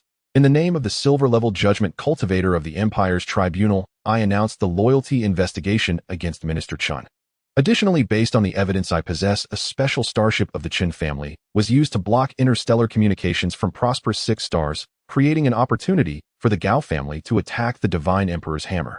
You need to provide an explanation. You must give an explanation to Captain Wei, who signed the Starship Charter and the Eternal Charter for the Imperial Royal Navy. He was appointed and assigned to serve as the judge on the interstellar battleship Wisdom Goddess. Those old officials sure knew how to create trouble for him. Was it not just to see Wei Yuan and have him expand the tribunal's performance? Gao Qiqiang said, "All of this is false. All of this is slander. You are seeking personal revenge." Qian directly struck the gavel, saying, "In the name of the Divine Emperor, I hereby sentence the members of the Gao family to death, to be executed immediately. All relatives of the Gao family and their private army must participate in the first atonement team of Prosperous 6 Stars and go to the front line of the Empire to wash away their sins." Klein stated, "Agreed." Wei Yuan looked at the elegant, innate widow Chen Shuyuan and calmly said, "Agreed." The brothers of the Gao family who were deemed the heads of the cult were executed by firing squad on Prosperous 6 Stars. The Gao family, due to their greed, led to the ruin of their clan. In the Empire, the most important thing is not to associate with heretical evils. And the Gao family's act of displaying the chaotic 8-pointed star flag on Prosperous 6 Stars was akin to giving the Empire a smack in the face. The 6 Prosperous Stars within the temporary court.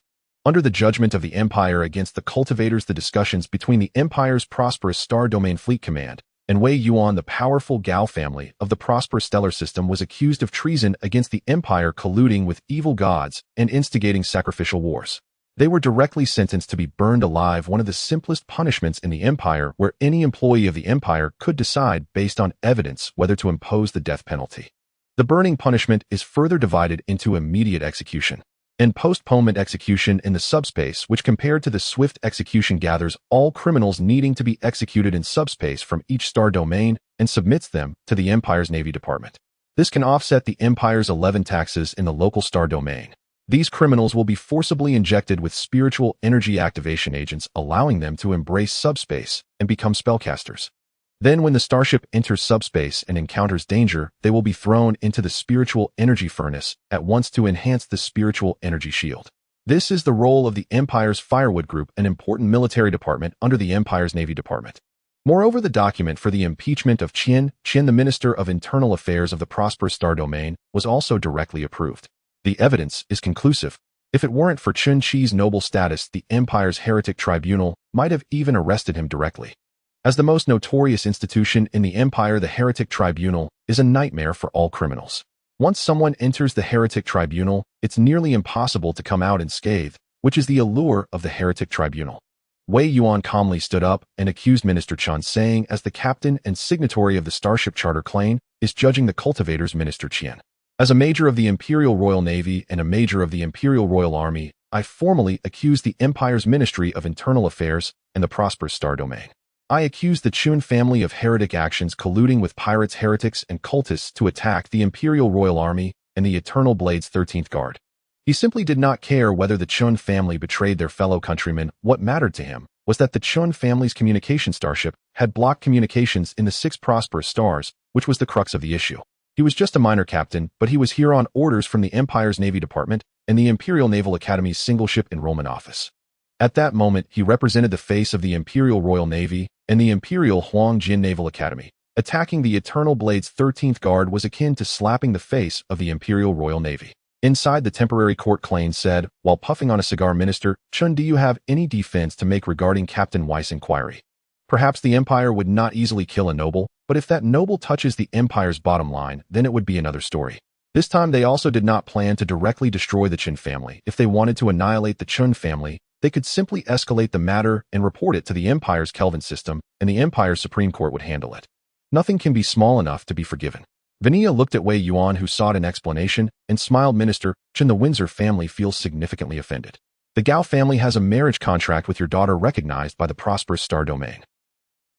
Although the Empire has abolished the law of collective punishment, the law does not include collusion with evil gods to instigate sacrificial wars. This matter can be either large or small. If it were escalated, the entire Chen family would have to visit the Empire's heretic tribunal. The atmosphere in the temporary court suddenly froze, and a hint of panic appeared on Chen Shuai's exquisite face. The nobles of the Empire also believe that if sacrificing 10 family members can save the family, then sacrificing 100 family members is a very worthwhile affair.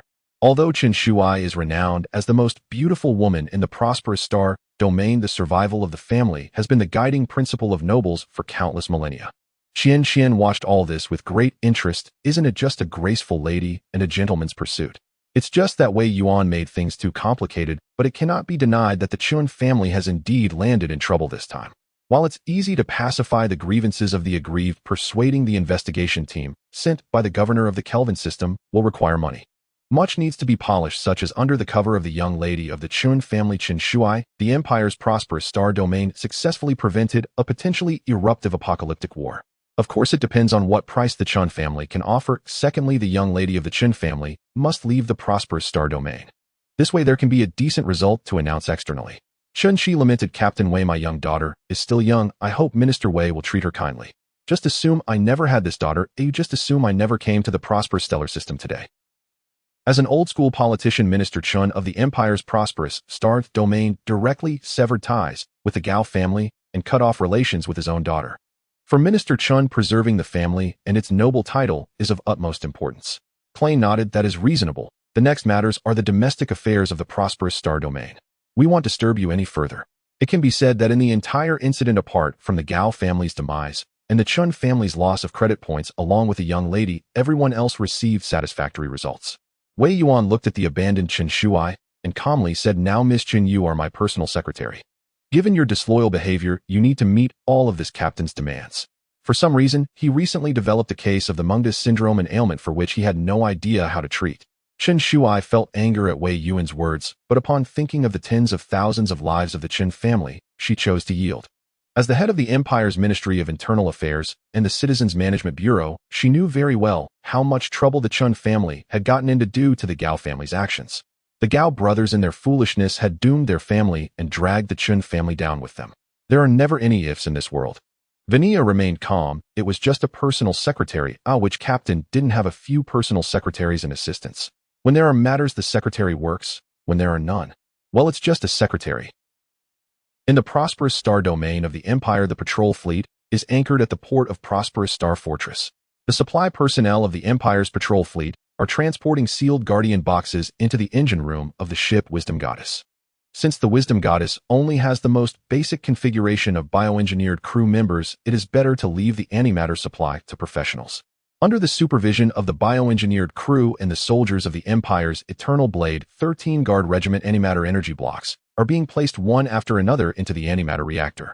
As the startup energy for maintaining the antimatter reactor, the amount of antimatter on the control computer in the engine room is steadily increasing.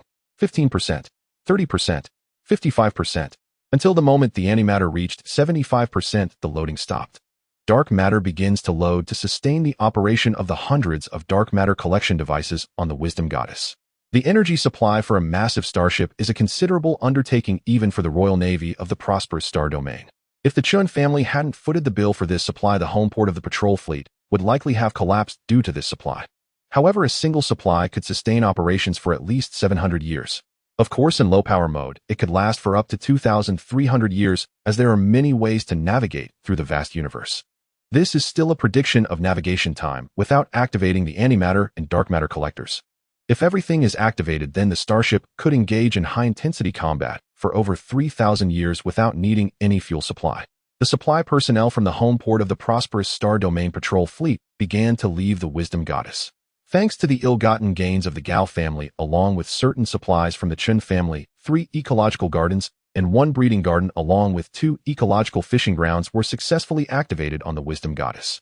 The spiritual energy furnace was also activated with the Emperor's statue standing solemnly in the contemplation chamber. The purchase of over 10,000 security robots nearly exhausted half of Wei Yuan's credit points. The Eternal Blade 13 Guard Regiment consists of surface combat personnel, and maintaining the starship is a fantasy for them. On the bridge of the Wisdom Goddess, Wei Yuan looked at the charming young lady from the Chun family, Chen Shuya, who had changed into an elegant garment from the ultra-ancient era. Chen Shuya's identity has also been recorded in the ship's charter. The captain's personal secretary of the Empire's Wisdom Goddess is such a simple identity that anyone can easily discern what it truly signifies. Wang Sun walked across the spacious bridge, unable to suppress a gasp. "Little Wei, the Empire's interstellar battleship, you've struck it rich. Even our 7th Company doesn't have such a powerful vessel. Honestly, our best starship in the 7th Company is just the Empire's Tiger and Leopard-class battlecruiser, followed by various combat barges and large starships designated for the Divine Emperor's warriors. Due to height restrictions, ordinary starships are not suitable for the Divine Emperor's warriors. However, this trip is truly valuable. To quell the wrath of the Storm War Department, the Chun family has already had 1 communications ship and 2 interstellar destroyers requisitioned by the Storm War Department. The Chun family, having made a mistake, cannot refuse the requisition by the Divine Emperor's warriors." Chun Xian took the coffee passed to him by Chen Shuya and smiled, saying, "Uncle Wang, this is the protection of the Divine Emperor. If it weren't for the Divine Emperor's protection, how could I have excavated this starship in the prosperous 6 stars? Asking is indeed the Divine Emperor's protection. As long as you establish a good persona, you can gain countless social favors in any star domain of the Empire. Many Imperial nobles would be happy to gift local specialties to a captain blessed by the Divine Emperor. Otherwise, how could the redemption vouchers from the Eternal Lord sect sell so fervently back then?" Wang Sun said, "I'm here to say goodbye to you. The war on the front lines has reached a stalemate. Recently, don't go to the Dawnstar domain. Your ship is quite good, but your crew is not fully equipped. They cannot adapt to a high-intensity war environment. After all, he is the one who rescued Wei Yuan from the battlefield. How could he allow Wei Yuan to crash into the Dawnstar domain? Transport more military supplies, transport more royal ground troops, and escort the Empire's transport fleet through the early newbie phase. that is the most crucial task. Wei Yuan nodded slightly and said, Uncle Wang, take care and contact me via hyperspace communication if there's anything. He is well aware of why his Uncle Wang is in such a hurry to leave. The Empire's Dawn Star domain is undergoing a prophylactic war. The expensive warriors from his hometown and countless large heads have been there enduring for nearly 30 years. After Wang Sun left, the wisdom goddess Athena also closed all external hatches, which is a necessary procedure when the starship is docked at the starport. This is also an experience that the Empire's Royal Navy has acquired at the cost of much bloodshed. Vinia looked at Qinshuya, who was dressed in ancient attire, and after adjusting the data on the main screen of the Wisdom Goddess Bridge, she said, Captain Wei, don't get too complacent over time. In 3 days, we will carry out a long-distance training exercise. The heavy photon torpedoes and heavy missiles used by the starship cannot be produced by the starship's production line. Therefore, we can only wait for the dismantling of the patrol fleet from the prosperous star domain tomorrow. Additionally, when the components arrive the day after tomorrow, the 3 military production lines can begin operations, but the technical personnel need to be allocated from the Empire's prosperous star domain prison. The technicians from the prison are indeed cheaper, but safety must be guaranteed. Vinia said, don't worry, the Empire's judicial department has long installed all control computers for them. With just a slight touch, their brain neurons will self-destruct. The Empire has long been engaged in this business without knowing how long. By the way, how much money do I have left in my account? I need to stock up on some raw alcohol and beverages. The reserves of daily necessities must be sufficient. I should stock up on several tens of thousands of tons of those canned goods from the Empire. Although the ecological gardens and breeding gardens have already opened, it will take some time to eat pure, natural, and pollution-free meat and vegetables. Vinia said, Little Wei, I need to remind you that your credit point account has long been empty. The small vault I'm currently using has already exceeded the budget by 363,000 credit points. It can be said that the resources spent on supplying a starship far exceed her budget, including patrol hovering robots and some essential tools. Moreover, obtaining a license for the Wisdom Goddess and registering the hull number incurs a significant expense. Wei Yuan scratched his head and said, Is it possible to excavate a starship but not be able to maintain it? Can I exercise the right to tax? Vinia stood up, walked over to Wei Yuan, pointed at his forehead, and said, By signing the ship's charter, you voluntarily become the captain responsible for maintaining the Empire's safety. In the prosperous star domain of the Empire, at the docking station of the prosperous star fort's interstellar port, the starship docking corridor was retracted. The starship Wisdom Goddess, amidst the envy of many Imperial employees at the Empire's prosperous star domain starship command, slowly sailed out of the starport. Due to the price of 300 Imperial thermal explosive bombs, the Wisdom Goddess accepted a task to escort a merchant convoy to the prosperous star domain concerning the distant Stargate. Of course, this is just the escort price. If combat is necessary, then the cost will be calculated by the minute. At the very least, the main family of the merchant convoy would not hesitate to spend credit points, as their own lives are far more important than mere credit. A hyperspace escort mission is quite simple, and the Wisdom Goddess has also acquired 300 Imperial thermal explosive bombs manufactured 300 years ago. These bombs are specifically designed to breach the armored structures of enemy starships and obliterate internal facilities. Of course, any weapon aimed at a planet's surface becomes a nightmare for the enemy. Inside the bridge of the Wisdom Goddess, under the decoration of Vinia, there stood a 6-meter-tall statue of a divine emperor prominently displayed. This statue was, of course, a gift from the Eternal Lord sect of the prosperous star domain. Wei Yuan currently had no star coins to indulge in such extravagant items. If not for the Imperial Army's timely deposits into his account for the supplies of the 13th Guard of the Eternal Blade, he would likely be living on borrowed money. At Wei Yuan's strong request, the captain's chair was replaced with a more luxurious one befitting such a magnificent divine-grade starship. For Wei Yuan, powerful firepower and armor protection were far less important than saving money. Merely avoiding the need to burn illegal spiritual energy could save a significant amount of credit points in a year. 3 hours after the Wisdom Goddess set sail, it caught up with the merchant convoy, and of course the main family of the convoy did not skimp, directly sending some local specialties to the Wisdom Goddess via a transport shuttle. Escorting the Empire's merchant convoy is the responsibility of the Imperial captain, but ensuring the life and death of the Imperial merchant convoy is another responsibility. The Imperial fleet will naturally do its utmost, but as for the captain of the starship charter, that requires additional payment. Wei Yuan sat in the captain's command position, resting his head on Qinshuya's delicate arm, and said, Sometimes having a starship that is too large can be a problem. My soldiers, without the help of patrol robots, can't even find the mess hall. It's simply ridiculous. If the Empire could allocate to me a brand new interstellar destroyer, how could I possibly be stuck with such a massive starship? Within the vast bridge, a cold snort was heard. Vania, resting her forehead, looked at Wei Yuan, who was slow to rise, and said, "My dear Captain, you truly excel at being a hands-off manager. Although the fleet's long-range weapons have been equipped, we still lack a significant number of bioengineered crew members. Even if we were to purchase military robots to operate the light spear artillery, we still have a gap of nearly 7,000 personnel, all of which costs credit points. Without military robots or bioengineered personnel for detailed operations, even the most powerful light brain cannot cope with a complex shooting environment. Sometimes the shooting of light spears really relies on luck. Luck determines everything." Wei Yuan said the gap is substantial, but one can't rush to eat hot tofu. Meals must be eaten one bite at a time. Our current task is to have the 13th Guard of the Eternal Blade quickly familiarize themselves with each deck and then complete their long-range training. We likely cannot escape the Genesis-class War of the Dawn star domain. In short, once one possesses certain powers, one must inevitably shoulder certain responsibilities or obligations. He owned the Wisdom Goddess starship, but that did not mean he could simply run away with it. Providing the necessary guarantees for the Empire's wars is a significant requirement for them to hold ownership of the starship. Vania asked with a puzzled expression the task from the Royal Naval Academy. Wei Yuan directly displayed the task on the main screen in the third new calendar of the Empire, the 372nd millennium, the 533. 0706. All graduates of the single-ship department of the Imperial Royal Naval Academy must arrive at the Empire's Kaikelvin system, the 6th interstellar port of the Kaikelvin star domain, by 372. 533. 0906 to execute transportation tasks. Clearly, we cannot refuse such an order. For a captain, transportation tasks will certainly involve ground combat tasks. A captain will not leave their starship, but every captain who has signed the starship charter is a seasoned expert in ground combat. The Empire does not support idle aristocrats. Even noble captains who have signed the starship charter will face severe consequences if they are branded as cowards, let alone a captain like him who graduated from the Empire's Loyal Academy. If he dares to show cowardice, the Empire's heretic tribunal would burn him as a fitting response to the heretics he has eliminated. While fiddling with the ship's detector, Vania calmly said, "Then we must apply for some tech priests over at the Kaikelvin star domain. However, I must say having tech priests aboard has its pros and cons. You must be prepared psychologically. Although the Empire's tech priests won't resort to violence over minor issues and academic exchange is still inevitable.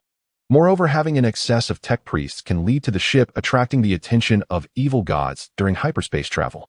Furthermore, most tech priests are very particular. Heretical behaviors will be scrutinized to an unimaginable extent.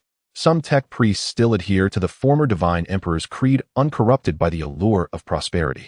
Wei Yuan shrugged and said, "As long as they can work, that's enough. Ooh, I don't have money to pay salaries." He wants to freeload. After all, he genuinely has no money to pay salaries since his fellow townsmen became wealthy through borrowing and built such a fortune. The major banks of the Empire and various departments have repeatedly emphasized the need for strict audits of loans to starship captains. When necessary, they may directly purchase supplies for resupply, but it is strictly prohibited to grant large loans to captains. One could say his fellow townsman has blocked all paths for the rest. Wei Yuan felt the smooth skin of Chen Shuyu and continued, "Unhurriedly, tech priests are easy to talk to, but I really can't get the accompanying warships for the starship. Your ship has been directly modified into a bomber, and the rest has temporarily installed seats. With a total of 16 hangars on both sides after deducting those cargo holds and combat-ready hangars, it can transport 300,000 passengers at once. A single interstellar ticket costs 150,000 credit points. The Empire's transportation department is indeed making money." Vania countered, "Unfortunately, without the operating license issued by the Empire's transportation department, the Empire does not allow captains who have signed the starship charter to waste time on such meaningless matters." In the bountiful star region of the Empire, the starship Wisdom Goddess maintained a distance of 7,000 kilometers from the merchant fleet, proceeding with synchronous navigation. This is a standard distance for accompanying navigation. Naturally, the Wisdom Goddess, which did not engage in any silent navigation, also used its elevated luminous lance turrets to inform certain interstellar pirates that they should assess their strength before attempting a robbery. To be frank, no channel in the Empire is truly safe, for one cannot guarantee that certain nobles who have purchased indulgences and think they have found psychological comfort won't disguise their starships after a new paint job. Quietly, they might cause trouble for those transport fleets along the routes and then demand tolls. This is a method by which the Empire's nobles unlawfully generate income, yet generally speaking, the frequency of such incidents is surprisingly high across the vast territories of the Empire. If every time the Imperial patrol fleet needed to escort, then even doubling the number of the Royal Navy would not suffice. Thus, a vast gray industry gradually emerged with no one daring to rob the Empire's military supply transport fleets. The civilian fleets, however, are like plump sheep. After robbing the civilian fleet and paying sufficient taxes, one might even earn the approval of the Empire's Ministry of Justice. But after robbing military supplies, one would only face the wrath of the Divine Emperor's luminous lances. The interstellar pirates are well aware of the stakes. In these times, making a living on the Empire's waterways relies heavily on interpersonal relationships. At times, the judges of the Empire, the Inquisitors, interstellar warriors, envoys of the Divine Emperor's sects of the Divine Emperor's subordinates, and various departments within the Empire all require the identity of interstellar pirates to conduct their activities. Otherwise, if even the chaotic evil gods could directly cast aside the Empire, how could mere interstellar pirates escape? When a bizarre and absurd phenomenon arises within the Empire, do not be surprised or taken aback, for such absurdities often conceal countless compromises behind them. Within the cosmic seas, wherever the Divine Emperor's light shines, there lies the Empire's domain. On the Wisdom Goddess, the soldiers of the Eternal Blade's 13th Guard, who are perpetually lost, are actively training on how not to get lost aboard the starship, how to locate their respective mess halls without using patrol robots. And they are beginning to adapt to the lightweight powered armor that the Royal Army of the Empire can wear, as skirmishes aboard starships often occur in unexpected circumstances. In the mess hall of the Wisdom Goddess, the squad leaders of the Eternal Blade's 13th Guard looked at the still incomplete number of personnel. They couldn't help but sigh, for the convoluted corridors aboard the starship are truly frustrating. The bioengineered personnel are equipped with onboard navigation light brains, but they do not dare to install such devices in their heads. Markson said the 4th Squad is missing with 75 personnel. The 1st Squad is missing with 46 personnel. The 2nd Squad is missing 56 personnel. The 3rd Squad is missing 100 personnel. The 5th Squad is missing 150 personnel. The 6th Squad has 313 personnel. Faced with the bragging of his colleagues, the 6th Squad leader Kells felt utterly embarrassed. They were the engineering squad of the Eternal Blade's 13th Guard, the best at engineering tasks. However, the environment aboard the starship is entirely different from that on the surface, and they have become the most difficult squad to adapt. Inquisitor Klein, while gnawing on a steak, said, "This is quite normal. This is an interstellar battleship. If it were an interstellar destroyer, you probably wouldn't get lost. Of course, our chances of survival in the cosmic seas are also quite high. Being stationed on an interstellar battleship is certainly better than being on an interstellar destroyer. Moreover, the interstellar battleship has its own ecological garden, ensuring a constant supply of harmless materials aboard. The Empire's interstellar destroyers and star-class frigates can only eat frozen goods." Idel looked up at the lights above and said helplessly, "But there are just too many corridors. Even routine patrols require traveling for 7 days and 7 nights using high-speed levitating elevators." According to some previous naval colleagues boasting they might still have to scrub the deck in the future. The Empire's starships can dock at planetary surface spaceports, which means that the naval tradition of scrubbing decks will likely remain unchanged. Markson said, "It's better than when I was in the Royal Army. At least the cooking standards here are quite good." Indeed, the culinary standards in the Wisdom Goddess mess hall surpass even those of the star-rated hotel chefs from his hometown. This brings to mind the chefs who followed Vanilla, who previously served her family. Now these chefs serve the Divine Emperor's necessary currency, offering their services to the Divine Emperor's blade. Moreover, there are no middlemen profiting from the difference. Oh, what loyalty this is! On the bridge of the Wisdom Goddess, Captain Wei Yuan sat in the captain's wisdom chair, continuously discerning the received information. Athena confirmed the distress signal from the distant stellar system in relation to the current position of the starship, analyzed the current status of the distant stargate, informed the merchant fleet of the situation, and ordered them to accelerate to our ship's 3rd battle speed. Unexpectedly, as Wei Yuan aimed to complete the long-distance training safely, he received a distress message. As a novice, he had confidence in the Wisdom Goddess in Vanilla and in his fellow countrymen. Vanilla also entered work mode, confirming the distress signal from the distant stellar system. A rebellion by heretics has occurred on the main planet of the distant stellar system. The local planetary defense forces are in a stalemate, and signs of chaotic minor demons are suspected. Communications are being disrupted by subspace interference. This is likely a distress signal from an hour ago. Wei Yuan calmly declared, "Red alert, raise the shields, all crew to battle stations.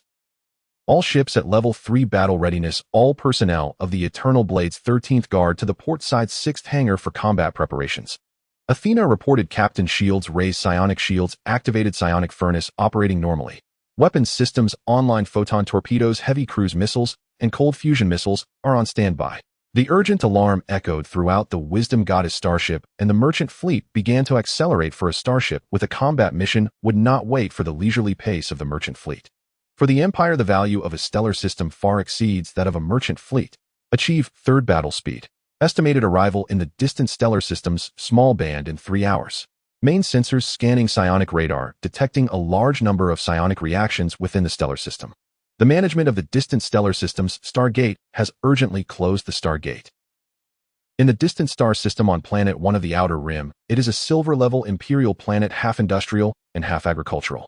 The pollution-free vegetables produced here are even sold to the neighboring star systems, but ordinary cattle and horses can only enjoy the protein starch blocks provided by the Imperial capitalists every day. To make it palatable, one must dilute that flavorless food, which is one of the daily meals of the ordinary Imperial citizens on this planet. It can be said that in order to make money, the local planetary governor is ruthlessly exploiting the Imperial citizens, which is why the Outer Rim star system has erupted into a cultist rebellion. However, in the eyes of the Imperial bureaucrats, this is nothing but outright betrayal, but it is clear that the rebellion on the main star of the Outer Rim star system, Planet 1, has already surpassed the limits that the local planetary defense forces can bear. Although 3 light hours away from Planet 1 is the Imperial Stargate. Here there are complete defense mechanisms and a small fleet, but they will not go to quell the rebellion because the value of the Stargate far exceeds that of Planet 1. In the eyes of the Starship Command of the Fertile Star System, if the Stargate encounters an invasion by cultists, then nearby star domains may also experience turmoil. On the surface of Planet 1 in the Outer Rim star system in the agricultural area, the thousands of kilometers of vegetable greenhouses have now become the materials for the cultist construction of altars. The heads of the planetary defense forces piled up into altars as the cult leader raised a weapon blessed by the blood god, shouting blood sacrifice to the blood god skulls for the throne. The power from the subspace has spread throughout Planet 1, yet the leader who initiated the rebellion looked on in disbelief as many cultists completed the ritual of ascension on Planet 1. In that moment, Lin Feng, who fancied himself as the leader of the righteous army, finally understood why the officers of the planetary defense forces maintained such fierce combat power even when faced with their encirclement. The chaotic gods blessed almost all the cult leaders on Planet 1. Perhaps it was because they sensed the arrival of old friends, or perhaps it was due to the meat grinder-like battlefield in the Kelvin star system in the Dawnstar domain. In a farm, Lin Feng watched the rotating images, speaking to his subordinates who had fought hard for days. "We have failed. These bastards deceived us. They are the followers of the chaotic gods. We brought death to Planet 1. We should have overthrown the tyranny of the planetary governor with them." The militia members, armed with light spears, silently gazed at their leader.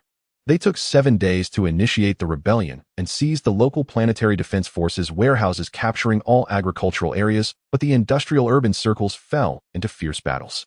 The planetary defense forces, which they believed should shatter upon contact, did not shy away from bullets, facing the onslaught of heavy explosive shells, contesting street by street with the militia.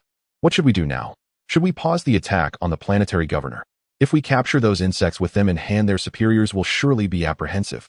We must intensify the offensive. The followers of the chaotic gods must also be dealt with, or we will have no soldiers left. Thanks to the teachings of the Eternal Lord sect, they understood what the faith of the chaotic gods entailed, but they did not know that the Empire had never compromised. No betrayal is too small to be forgiven, and no sacrifice can be too great to be unacceptable. As Lin Feng, who once studied at Pearl 1 Star, knew that above the planetary governor there were the star system governors and the star domain governors, it was said that they were ruled by the Empire.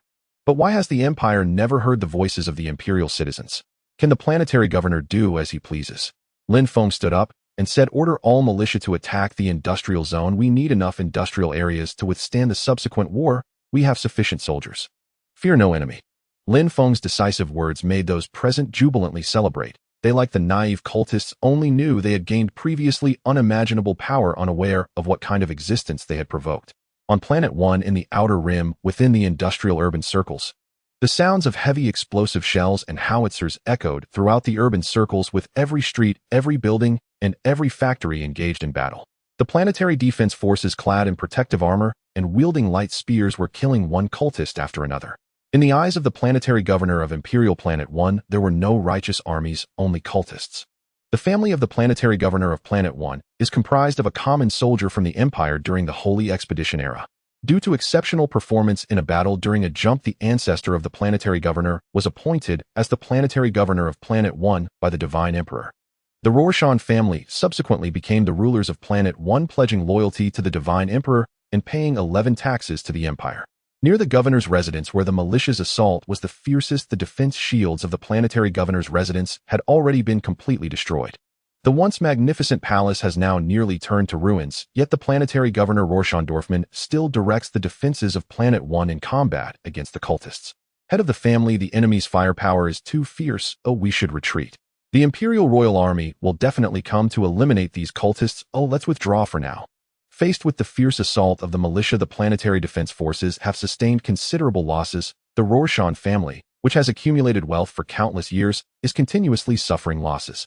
In full military attire, the stout Rorschach Dorfman raised his light spear and shot dead a retainer who wanted to retreat. We are the currency of the Divine Emperor. We fight for the Divine Emperor. Even if we die in battle, our souls will return to the eternal divine realm. I, Rorschach Rothman, under the order of the planetary governor and general of the planetary defense forces of Imperial Planet 1, issue the final combat orders. Even the first garrison of Planet 1, as the only military force of Planet 1, must fight to the last person and absolutely must not let the cultists cross our defense line. His ancestors possessed unparalleled glory, although they were referred to as insects, they did everything they could. Everything about the Rorschach family was not obtained out of thin air. Their hereditary succession document existed because during the turbulent years of the Empire, when the fertile star domain faced the invasion of cultists, his ancestors responded resolutely to the summons of the star domain governor, bringing all the young men of the Rorschach family to the meat grinder-like battlefield. The Divine Emperor will not forget every loyal person who fought for the Divine Emperor. Since they are unwilling to fight for the Divine Emperor, they should bear the 11 tax burdens of those loyal to the Divine Emperor. He didn't understand why the relatively stable agricultural areas were the first to rebel. The commanders of the first garrison of Planet 1 fell silent. As members of the Imperial Bureaucratic class, they knew their fate if they fled. They also knew that compared to the Stargate, Planet 1 was insignificant. For the Divine Emperor, for the Empire, we shall fight to the death. On the 8th day of the cultists' rampage on Planet 1, the more expensive currency of the Divine Emperor stepped onto the battlefield, charging at the cultists.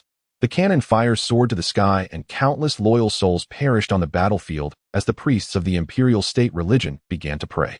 The Divine Emperor's words resonated through loudspeakers across the battlefield. The cultists appeared pale and twisted, transformed by the blessings of the chaotic gods. The cheap currency of the Divine Emperor continuously shed loyal blood. In the bountiful star domain of the Empire, near the distant star gate, numerous civilian starships of the Empire were stationed. After the final payment was completed, the fleet accompanying the Wisdom Goddess also joined the waiting process. The Stargate is a precious asset of the Empire, and its construction is quite challenging. Therefore, to safeguard the security of the Stargate, the few warships within the distant star system were waiting for the end of their journey. However, reinforcements arrived. When the silhouette of the Wisdom Goddess appeared on the main screen of the Stargate Management Office in the distant star system, the employees of the Divine Emperor saw the dawn of victory. The battle on distant planet number 1 continued, with the loyalists of the Empire shedding blood. Those who had originally vowed to overthrow the planetary governor had fallen into chaos, becoming servants of the chaotic demons. The chaotic cultists raised the banner of the chaotic 8-pointed star and launched repeated assaults against the defensive lines. The rout had begun, or rather it could not even be called a rout, for there were hardly any survivors left on the defensive line. The aura of chaos spread throughout the urban area, and numerous chaotic demons began slaughtering the citizens of the Empire. Profane symbols filled the streets. The planetary governor of distant planet number 1, Rorschach Rothmanel, did not hesitate to spend his wealth. He traded his wealth for the rescue of the charter captain of the Imperial starship, spending 3 billion credit points and a large amount of organic vegetables, along with 3 months' production from the missile factory in the industrial zone. It was an expensive price, but for the glory of his ancestors, he had no choice but to do so. At this moment, the Wisdom Goddess starship also arrived in the near-Earth orbit of distant planet number 1, where armed satellites continued patrolling after verifying the identity of the charter captain. This was the first line of defense of distant planet number 1, and also the last line of defense when the battle situation spiraled out of control. When the planetary governor requested a cleansing strike, the light spears of the armed satellites would pierce through every corner of the planetary surface, executing indiscriminate attacks. Inside the bridge, the bioengineered crew members were doing their utmost to support the Eternal Blade's 13th Guard. The Wisdom Goddess starship carried the Priest-class bomber equipped with heavy gear as it entered the atmosphere of distant planet number 1. Simultaneously, 3 companies of the Eternal Blade's 13th Guard entered, tasked with establishing the initial defensive positions. The Emperor's Blade heavy tanks began to airdrop from the rear of the bomber, with the first batch of 16 tanks entering the battlefield at the most dangerous locations. On this day, the Hammer of the Divine Emperor roared, supported by the 3 companies of soldiers in light power armor from the Eternal Blade's 13th Guard. The counterattack began. Domain Class Type 3 unmanned bombers perform saturation carpet bombing. Deploy ammo No. 3 to eliminate the optical reconnaissance of the cultists ahead. Staggered fire configuration transport vessels prepare to build temporary defensive shields. Heavy engineering vehicles are entering the area. Bomber lower altitude and approach light spear fire. Eternal Blade 13th Guard charge. The overwhelming barrage of light spears brought a deathly hymn to the chaotic cultists. On this day, at the moment the industrial zone of distant planet number 1 was about to fall, the Hammer of the Divine Emperor arrived as scheduled. Though the price was steep, the overwhelming barrage of light spears and the soldiers, all clad in power armor, allowed Rolshan Rothmanel to see the dawn of victory. Praise the Divine Emperor, praise the Eternal Lord. The Imperial Eternal Banner once again flew in the industrial zone of distant planet number 1, and the Planetary Defense Force of distant planet number 1 also joined the counterattack. The chaotic demons blessed by the Lord of Chaos could indeed withstand hundreds, but facing the bomber's 750mm caliber light spear cannons and numerous 1,350mm caliber explosive cannons, along with various other artillery, they were no match. The bomber unleashed its firepower. Although this bomber, modified from the most advanced civilian starship of the Empire, had a defensive shield and a relatively high level, its shield level had dropped several tiers to accommodate such firepower. If the cultists had some large caliber anti-aircraft firepower, it would pose a significant threat to the bombers. However, in low Earth orbit, the Wisdom Goddess provided effective anti-air protection for the bombers. One could say that the bombers were the gunboats of the interstellar era. In other words, they were using credit points to crush these cultists. For the Imperial bureaucrats, this was very unprofitable and did not conform to procedures. As for Wei Yuan, his starship had numerous reactors that could produce standard energy blocks, essentially achieving self-sufficiency. However, this was only for his own use. If he dared to sell externally, what awaited him would surely be the iron fist of the Empire. In the agricultural zone of distant planet number 15 transport ships carried 15 Emperor's Blade heavy tanks and 700 of the Divine Emperor's currency to the battlefield. Company Commander Wei Yuan sat inside the command vehicle watching the cultists appear on the screen and said, "Prepare the entire company for artillery coverage 3 rounds. Our mission is to strike directly at the center to kill the cultist leaders." Accompanied by a rumbling sound under the protection of domain class drones, the 13th Guard of the Eternal Blade, with intelligence support from the Wisdom Goddess above, successfully located the farm. It was Lin Feng's farm. The Emperor's Blade unleashed fire, causing the so-called rebel leaders to flee in all directions. It had been proven that a tough mouth could not withstand a weak knee. Even a tough mouth could not withstand the fire of light spears. Facing the Emperor's Blade, which weighed over 300 tons, those cultists' lightly armored tanks seized from the local planetary defense forces were nothing more than insignificant pests. Indeed, the Empire had many ambitious individuals, but those ambitious individuals also understood one thing: once everything was laid bare, there would be no room for maneuver. And now Lin Feng was facing these problems. Retreat. Emergency situation. We have discovered the Imperial forces in the bountiful star domain. We need to change course. Lin Feng knew they had failed, or it had only been 8 days since their grand operation to overthrow the planetary governor, and they had already failed. Under the summons of the cultists and the so-called rebels, the entire population of 30 billion in the agricultural zone of distant planet number 1 had dwindled to less than 15 billion.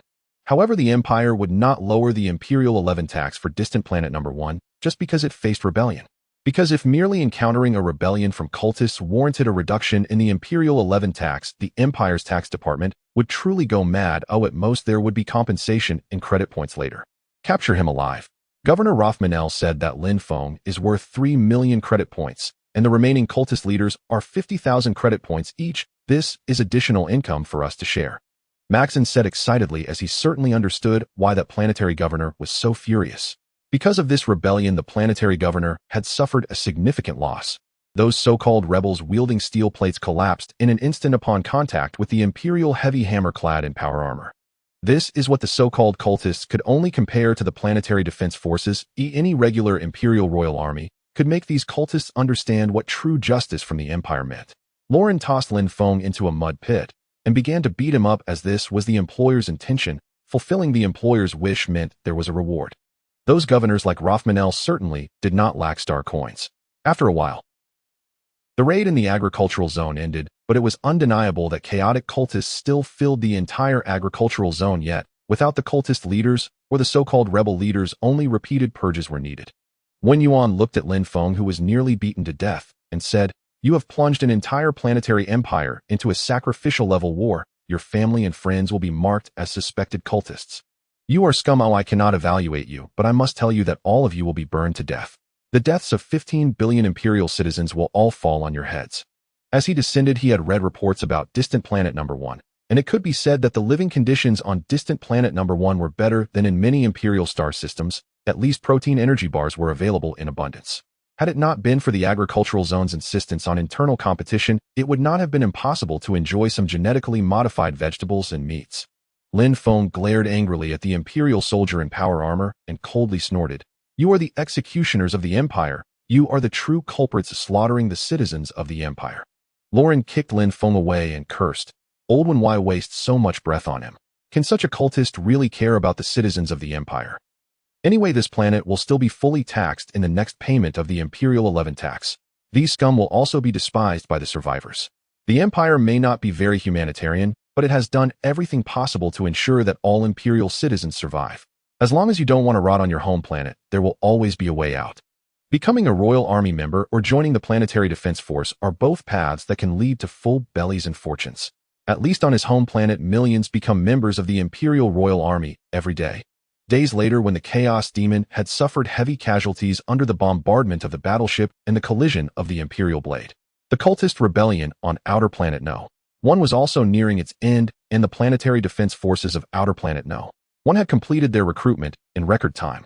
So many had died. Any Imperial citizen with a clean background and recommended by a planetary defense soldier could become a member of the Imperial Planetary Defense Forces. This could be considered the only piece of good news heard by the Imperial citizens of Outer Planet No. 1 since the cultist rebellion began. During this rebellion that swept across the agricultural and industrial zones of Outer Planet No. 1, many Imperial citizens had unknowingly become sacrifices to the blood god of the cultists. It was unclear how many Imperial citizens had encountered the siege tactics of the so-called righteous army. In any case, the Imperial citizens of Outer Planet No. 1 realized that to survive such a rebellion, joining the Planetary Defense Forces was the best option. At least in terms of casualty rates, the loss ratio of civilians on Outer Planet No. 1 had reached nearly 70%. Meanwhile, even at the most dangerous times, the losses of the Planetary Defense Forces did not exceed 40%. This was still due to the fact that the planetary governor had been engaged in street battles with the cultists in the industrial area for several days. The engineering department of Outer Planet No. 1 was swiftly clearing the ruins, while the planetary governor was left speechless at that moment. In the temporary governor's mansion, Rothman looked at his subordinates and asked, "Are you saying that the soldiers of the Eternal Blade's 13th Guard raided our supplies? Do you know what this means? That was the work of the cultists. If you don't want to be knocked on the door by the Inquisition tonight, that's the kind of thing the cultists do." As the planetary governor of Outer Planet No. 1, he needed to pay the Imperial 11 tax in full. It was their responsibility on Outer Planet No. 1, especially after suffering heavy losses in this battle. The cultists had destroyed numerous plantations, and many Imperial citizens had died, returning to the embrace of the Divine Emperor. Although he could understand the 13th Guard's eagerness to profit, he still felt speechless about it. Because in his polite inquiry, the officer of the 13th Guard told him that those supplies were their spoils of war. All procedures complied with Imperial law and the Divine Emperor's code. Faced with that colossal object in low Earth orbit, Outer Planet No. 1 with its small arms and legs truly could not withstand it. The Minister of Agriculture said, "But Governor, we are due to pay the Imperial 11 tax next year, and we still have quite a shortfall. Should we extend the working hours in the industrial area to increase production in the agricultural area? As long as the oil extraction methods are good, beans will continuously yield oil. Regardless of how those people are squeezed, he will still enjoy himself and hold banquets as usual." Rothman waved his hand to dismiss this pig-headed Minister of Agriculture. "Minister of Industry, you should know the current situation.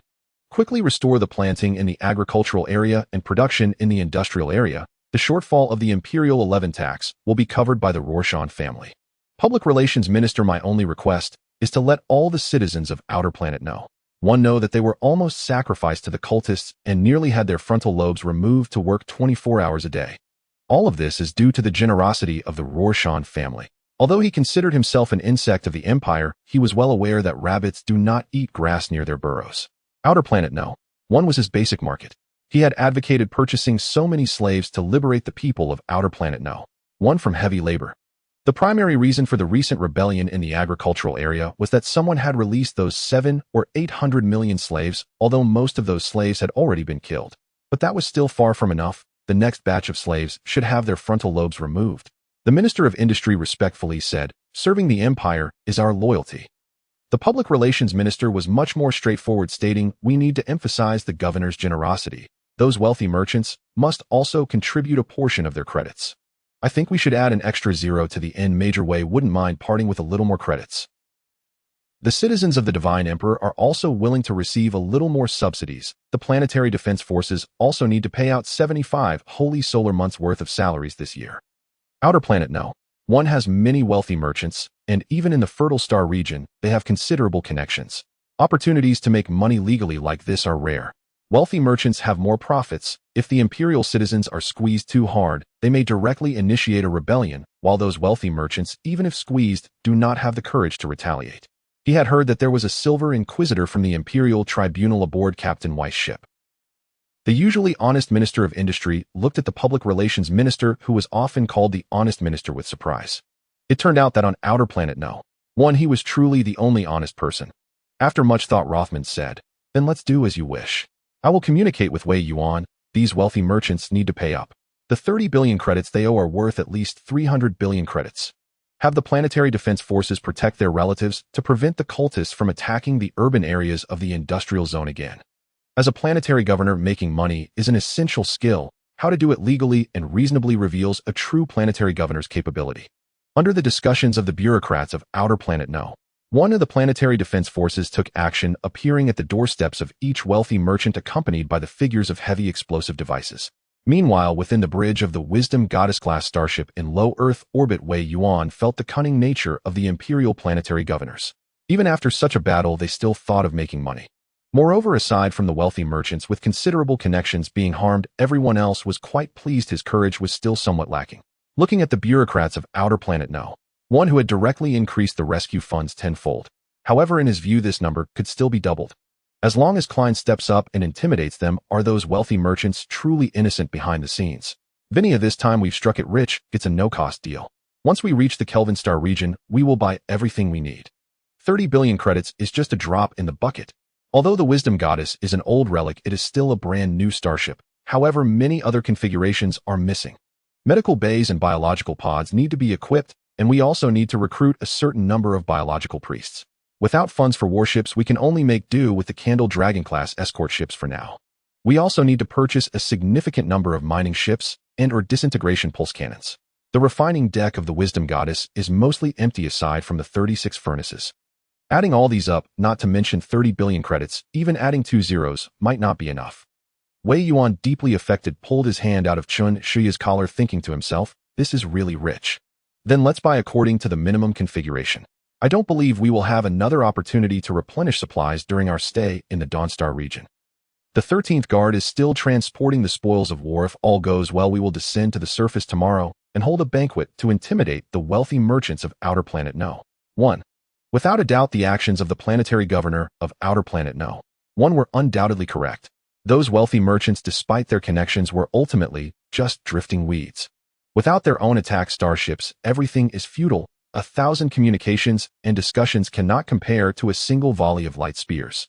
Vinia smiled lightly and said, "Bring your life confusions. At least you are the #1 beauty of the Fertile Star region, and your status is considered noble. If not for that rebellion, perhaps you would still be trying to flatter Miss Chin now." In the prosperous star domain of the Empire on the distant No. 1 star, the reconstruction of the governor's residence was completed in just 3 days. The chairpersons of several major conglomerates from No. 1 star looked anxiously at the young captain sitting next to the planetary governor, a man of extraordinary fortune. Although these chairpersons were not very detailed about Captain Weiss' matters, they were still quite clear about his rise to prominence. If it weren't for the starship excavated from the prosperous 6 stars, it would have taken a long time for Captain Wei to arrange a meeting with them. Unfortunately, in the vast cosmos, there is no if. Captain Wei is now a figure they need to look up to. Once the daughter of the Minister of Internal Affairs of the Empire's prosperous star domain stood behind Wei Yuan dressed in professional attire. This startled many people, for she was the daughter of the Minister of Internal Affairs, and the chairpersons were deeply contemplative regarding Vinia, who sat beside Wei Yuan. With the daughter of the Minister of Internal Affairs standing there, who could this seated technical pastor be? Rothman raised his glass and proclaimed, "Today, we gather at the governor's residence on No. 1 Star to toast our victorious achievements. For this war, the military expenditure reached 500 billion credit points. To provide emergency support, Captain Wei of the Imperial Starship Charter even activated the Starship's subspace navigation, consuming vast amounts of illegal spiritual energy. Thus, No. 1 Star was saved from peril." This was the result of his discussions with Wei Yuan. Since they were already going to offend these wealthy merchants, they might as well do it thoroughly and reap more credit points, especially since these merchants' backgrounds were already in jeopardy due to issues in the prosperous stellar system. The bureaucrats of the Empire might not offer timely assistance, but they would certainly strike at a drowning dog. This is a common human trait. Although the chairpersons knew their planetary governor was engaging in mutual flattery with Wei Yuan, they could not deny that they had already guessed the reason for this celebratory banquet. Wei Yuan raised his glass of fine red wine produced from No. 1 Star, which glowed under the lights. "Sacrifice is the foundation of our kind, and dedication is our glory. To save the planet of the Empire, even if we suffer great losses, it is worth it. The people of the Empire are the cornerstone of the Empire. We are all currency of the Divine Emperor." However, the accompanying judgment monk aboard the Wisdom Goddess Starship Mr. Klein of the Imperial Tribunal's Silver Judgment Order discovered some abnormalities. In the industrial zone, many individuals colluded with the so-called righteous army. At this moment, Klein, dressed in blood-stained powered armor, entered the banquet venue with a box and directly dumped the contents of the light brain onto the ground. Klein stated flatly, "We are the sword of the Divine Emperor, judging all evil and all heresy." These are the evidences from No. 1 Star proving that some individuals in the industrial zone conspired against the Empire. He was already quite supportive of Wei Yuan's ideas, but he never expected to actually find such evidence, although those industrial zone conglomerates did not ally with the chaos evil god. However, they did provide support in the form of weapons and funding to the so-called righteous army, which is to say the mob. This is blatant betrayal, and of course the issue has not yet come to light. Now it depends on how many credit points these so-called chairpersons can muster to buy their lives. The chairperson of the Mingguan group looked at the blood-stained light brains scattered on the ground, his back nearly soaked. Governor Captain Wei, the Mingguan group, is willing to donate 50 billion credit points to support the reconstruction of No. 1 Star. His heart bled, but knowing the situation of his own Mingguan group, he chose to use money to appease the situation. Otherwise, those two masters would not maintain their relationship with him. With Mingguan group leading the way, the remaining chairpersons also generously opened their wallets, as if they were all loyal subjects of the Empire. Or rather, those who could sit in the chairperson's position are not fools. If they chose to resist, it wouldn't be difficult for several chairpersons to die in the wake of the recently occurred cultist rebellion on No. 1 Star. Death might not be too bad, but they feared Rothman and Captain Wei might not be reasonable and directly label them as colluding with cultists. Once that label is affixed, there would be no possibility of removal. Shanghai Group is willing to donate 70 billion credit points to support the reconstruction of No. 1 Star. Fuguan Group is willing to donate 50 billion credit points to support the reconstruction of No. 1 Star. Luhai Group is willing to contribute 80 billion star coins. These normally arrogant chairpersons suffered immensely at the banquet prepared by Rothman and Wei Yuan. Today's meal is probably the most expensive they have ever had, but they cannot speak out. Everything is for their resource donations to support the reconstruction of No. 1 Star, and at this moment they once again recognize the limits of Imperial bureaucrats. Among these chairpersons, a few sighed in relief, although still burdened with thoughts, they put on a somewhat cheerful facade. After sharing a smile with Wei Yuan, Rothman clapped his hands, and one by one women in Qipao walked out from behind. They danced gracefully with fans in their hands, but the chairpersons present showed no interest at all. Rothman said, "Thank you for your generosity, esteemed chairpersons. The Empire will not forget you, and the Rolshan family will not forget you either." However, this statement sounded more like a stark threat to the chairpersons. The first part aligns with Imperial law and the code of the Divine Emperor. The second part indicates that the Rolshan family is a noble family of the Empire, holding a Viscount title unlike those ordinary governor families who have nothing but the title of governor. Wei Yuan looked at the beautiful dancers, familiar with this corner of the universe for nearly 26 years, and now he had even managed to acquire his own starship. No matter what, he should enjoy himself. After all, as a loyal subject of the Empire, he deserves to indulge. Let the music play, let the dance continue. Vania calmly watched the dancers and remarked, "Their dancing is quite good. They would make excellent maids." In the remote star domains of the Empire, cultivating a group of women to such a level is quite a talent. Of course, in the Windsor family, they would only be fit to be maids. Rothman looked at Wei Yuan and Vanilla as if he understood something and said this is the most famous dance troupe in the prosperous star domain, but unfortunately they encountered this cultist rebellion and are down to just 25 members. Since technical Pastor Vanilla is willing to take these individuals as maids, it is indeed the most appropriate thing to do. Suddenly Rothman's heart raced, for he spotted a badge. The badge of the eternal lord of the Empire, the Windsor family. What incredible luck! Vanilla smiled calmly and said, then I shall accept them on behalf of Major Wei. As a noble of the Empire, she naturally knew that the so-called dance troupe was merely a bargaining chip. Without this chip, future business dealings would be difficult. Moreover, if she did not take this bargaining chip, the dancers would not escape some fate. In the cosmos, weakness is original sin. Wei Yuan spoke up. How unfortunate. May these beautiful dancers emerge from this shadow. However, in the eyes of this dance troupe member, he only saw deep fear. Am I really that frightening? After several standard solar hours, the banquet concluded, and the chairpersons returned home under the escort of the Planetary Defense Forces. This banquet could be considered quite successful. Saying that both hosts and guests enjoyed themselves would not be an exaggeration. Back on the starship, Wei Yuan looked at the dance troupe members in their starship uniforms and said, young lady, I must admit your taste is indeed excellent, but they are all mere decorations. And so many decorations. When I disembark, I brought soldiers directly off the ship. What am I supposed to do with 25 decorations? Though he wanted to engage in deeper conversations with these young ladies, all the expenses incurred once they boarded his starship would fall on him. Wei Yuan. He still preferred to enjoy things for free. Vanilla kicked Wei Yuan and said, you Major Wei aren't losing out. After all, they were given for free. These are all bargaining chips. They represent the enduring friendship between you, Captain Wei, and the Rolshan family. For a starship charter captain, the most important thing is to have connections. In the prosperous star domain of the Empire in the distant stellar system high in orbit, the starship Wisdom Goddess was quietly docked there thanks to the cult rebellion on distant star 1. Wei Yuan could be considered to have gained a bit of wealth. Not only did he acquire the Wisdom Goddess dance troupe, but he also procured a batch of biotic robots for the God Emperor's currency, each capable of performing hundreds of poses.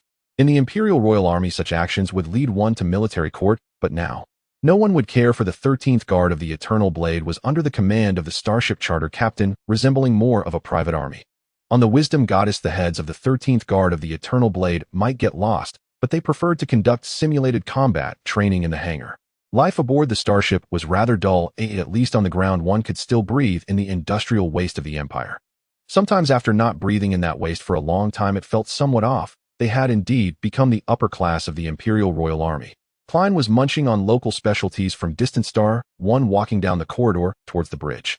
Even private starships have strict rules. If he weren't a judgment monk accompanying the ship, he probably wouldn't have been able to access various departments of the starship. When Yuan, we need to resolve the issue of getting lost quickly. We are about to head to the Kelvin star domain, and the Empire's bureaucrats have long ceased being human. They will definitely send us to the battlefield, and it will be an exceptionally cruel one. I know those bureaucrats of the Empire too well. They are nothing but a bunch of insects. To be fair, assigning an Imperial judgment monk to the starship charter captain is partly to ensure the captain's integrity and partly to assist in raising military funds. The Imperial judgment monk also has the power to reduce minor offenses. Wen Yuan, seemingly in a fit, looked at this judgment monk and said, Klein, do you know how big this starship is? Shut off the navigation AI and see if you can find the cafeteria's location first. He was fed up with people who stand and talk without feeling the pain. It was simply an insult to his intelligence. If his subordinates were as capable as the judgment monk, could his subordinates still be considered capable? Klein's face darkened. Without the navigation AI, he indeed would get lost, unable to distinguish east from west. Patrolling robots were almost constantly on patrol. It was due to their presence that getting lost on the starship was greatly reduced. Otherwise, if a head got lost within the corridors of the starship, it would be quite a search. Many of the passageway cabins still employed biotic crew members for patrolling, monitoring, and maintenance. On the battlefield, the heads of the 13th Guard of the Eternal Blade might be experts, but when it comes to maintaining the operation of a starship, Wei Yuan preferred those biotic crew members who emerged from the cultivation pods, had long lifespans, were expensive, and couldn't be purchased. As for whether the biotic crew members could develop self-awareness, that was simply a joke. They were products of the Empire's dark genetic engineering and were essentially no different from humans. They were merely stamped with loyalty to the Empire, loyalty to the captain, and loyalty to humanity. Inside the bridge, the members of the Wisdom Goddess dance troupe, dressed in flowing light silk, performed alluring dances. Wei Yuan sat in the captain's seat, enjoying a massage from Qin Shuya while watching the captivating dance of the troupe. To be fair, the joy of the starship charter captain of the Empire is something those shouting peasants in the stellar system could never imagine. On the bridge of the interstellar battleship, enjoying the massage from the most beautiful woman in the prosperous star domain, while watching such excellent performances, this is precisely why Wei Yuan aspired to become a captain. Because being a captain truly means being above the rest. Of course, becoming a God Emperor's warrior, an interstellar soldier of the Empire, would also grant such treatment, but becoming an interstellar soldier would mean losing much of the joy. Vinia sat in a chair, her exquisite face calm. Captain Wei, you really know how to enjoy life. You don't seem like a newly minted captain at all. If you hadn't said it, many people might think you've been sailing for over 100 years. In terms of enjoyment, Wei Yuan had already entered the aristocracy phase, at least on the bridge of the starship. Enjoying the dance is something ordinary people would not dare to do. One must know that there is still the holy image of the God Emperor within the bridge, on the starships of ordinary merchant fleets amidst the crowd. If even one person slips up, they would be met with the wolves of the Empire's bureaucrats. Which department of the Empire would not exploit a situation? That would be a great disservice to the power granted by the God Emperor. Wei Yuan clapped his hands, and the music and dance came to an abrupt halt. The members of the troupe with skin like mutton fat white jade moved aside. Wei Yuan waved his hand, pulled up a projection, and opened the latest battle report he received. Things are getting troublesome. The Genesis-class war in the Dawnstar domain is already very dangerous. The chaotic evil god has torn apart the real universe in the Dawn stellar system along with the layer of subspace.